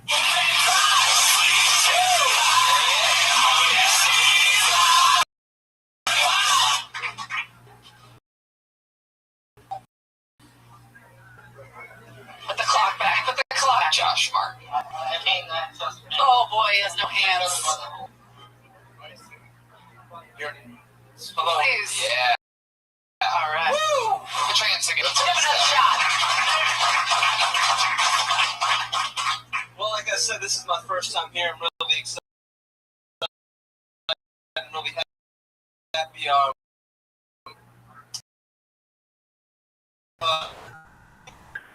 I guess when I was growing up, like you see, I hung out with a lot of players, and the thing was, it's like you could stop me in like a whole crowd and say, "Keena's right there," you know, phenomenon. Because I remember like just growing up, and I used to study the type of charisma they had. It's like they had this distinct charisma, and I never had that type of energy. See, they had a sexual charisma. Me, I had more of a Disney Channel charisma, you know? Like, they walked around with an R. Kelly charisma. I had what is known as an iCarly charisma. You know, it's a very, very different thing, you know? Like, whenever a girl called me cute, I'm pretty sure she wanted a pet, you know? It's a terrible thing, you know? And then I always liked the dry Ryan Gosling charisma, and it ended up with a Macaulay Culkin Home Alone charisma. It's just sad, you know? And I just remember, like... There you go. Bear got angry. Reminisce 1. Talking to the mic, we're going to ask you some questions. We're going to figure some stuff out. Now, you didn't write down your name. Is there a reason for that? Oh, I did. I don't know why. What's your name? Sean K. Sean Kidd? K. Sean K. No, not KKK. I wouldn't say that. Yeah, be very careful. With that red hair. He wrote the thing on the opposite side of the sheet. Oh. One Sean K. Okay. I guess it's somewhere. Anyway, Sean K. Welcome. So much your hair. About exactly in the beginning, but then you were talking about charisma, like how you come across. Was that to chicks? Oh yeah, like when I was growing up, like I was always like that cutesy, you know. Right. Yeah. And likable. How old are you? I'm 21. Yeah. Oh, delicious. Awesome. Heck yeah. Cradle Rob. Yeah. First and foremost, Baby ginger. Yeah. it's kind of a pet peeve of mine. If you're gonna take the mic out of the mic stand, get the mic stand out of the way. Yeah, you're gonna want to move It's that. really hard to look at you when there's a mic stand right in the middle of you. So just, grab it, move it. First thing. Did you know? Oh, go ahead. Good, you're right. Sorry. And then, like, the first 30 seconds was like 19 setups. You know what I'm saying? Like, it took a while for you to get to a punchline. And, you said players, and for fucking another 8 seconds, I thought you were just talking about people that play sports. And so, like, maybe just go, a lot of my friends are good with girls, I'm not. Because, you're not just going to be telling jokes to people who use player as a euphemism.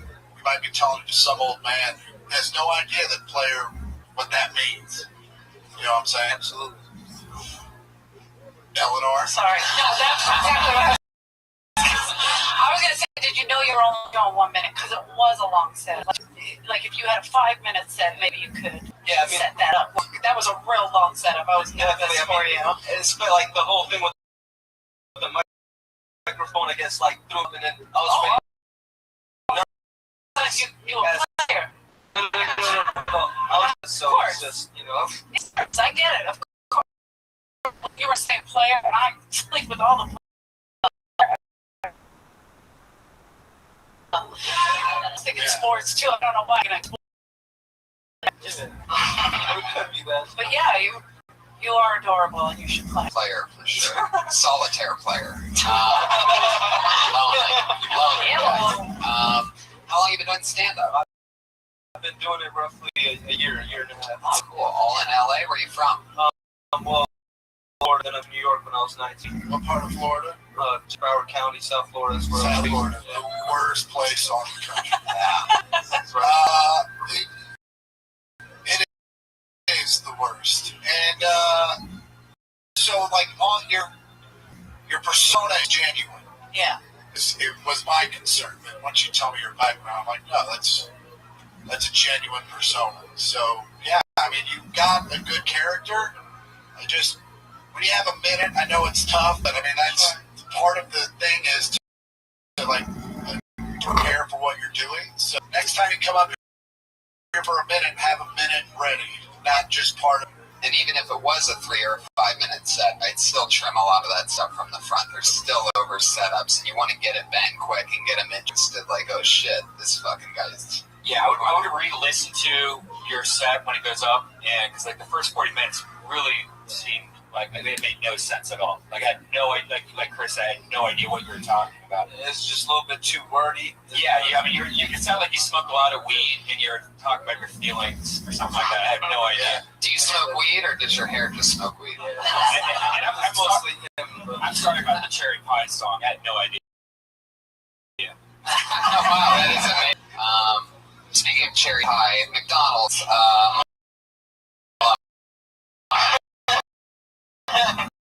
Now, my final question would be: do you grow your hair out because it's very standard? I let it speak for itself. You know, and I know that's a cliche thing, but it's like there's nothing really. It's just out there. You know, it's alive. I mean, it just speaks for itself. It's adorable. I'm defeated. Did somebody for a movie if they made like Elmo the human? This is Elmo. He's come to life. Well, he is from South Florida, so I'm sure he still has it at some point.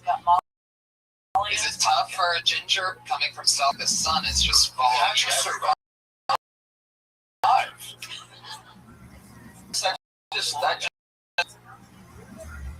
All right, very good. Yeah. Awesome, man. That's great. Well, Sean, it was nice meeting you. Hopefully, Sean K. Sean K, everybody. It was Thank you so much, Sonny. Appreciate it. Oh, yeah, you got it. Fuck yeah, like a little Bonaducci right there. Fuck yeah. Eleanor, I always ask first timers, I always ask first time guests, if did you ever have a joke when you first started out that you ever said on stage, or like a story or anything? Did you do anything that you're a little bit embarrassed about now looking back on it? Not embarrassed. You mean embarrassed? Like, how the fuck did I think that was funny? Right, exactly. Yeah, I still do. Pretty much all my jokes. No, not that I can think of specifically. No, I used to do a lot about my second ex-fiance. Some of those embarrassing. I was like, why am I saying that? Now people are going to know that happened.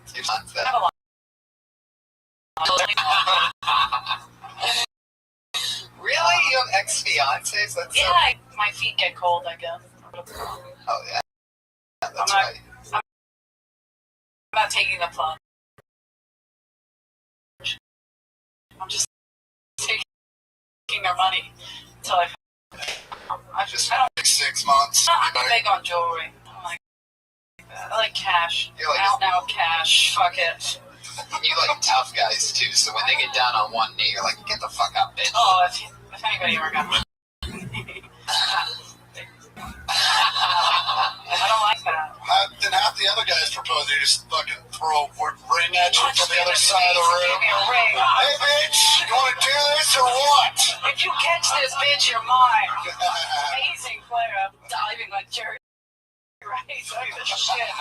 Take it, man. Chris, I remember asking you this question before, and I remember it being really funny. Like, what was it? Like, you used to, like, take your shirt off and do what? Yeah, I took my shirt off, and I'd get up on a stool like that and suck in my gun and do my impression of Greyhound. That's when you realize why strippers do drugs. You gotta be in the right mood to just take your shirt off in front of a gang of strangers. Yeah. And, so... Great. I think though, honestly, like for me, when I first started stand-up, I worked here as a waitress so long. I saw the best of the best, the worst of the worst. So like that Greyhound shit, like all that. I've seen so many horrific acts that it's like I can never do that on stage. You know what I mean? Like I went to the best college right here at the World Famous. I think I kind of skipped through a lot. Right. I skipped a lot of grades. Yeah. I slipped my way to the middle. Slowly going to the bottom. See what happens. How about Josh, when you first started 2 years ago, is there anything that you... How about this outfit? Does that count? Okay. No, I'm still doing those shitty jokes. Gotcha. But Eleanor, if you want to go bottom, you can just sleep with me. I'm good. I think there's a more better bottom. There's a better bottom. Let's keep this fun train moving along. Your next comedian tonight goes by the name of Marcus Evans. Translation, can I get my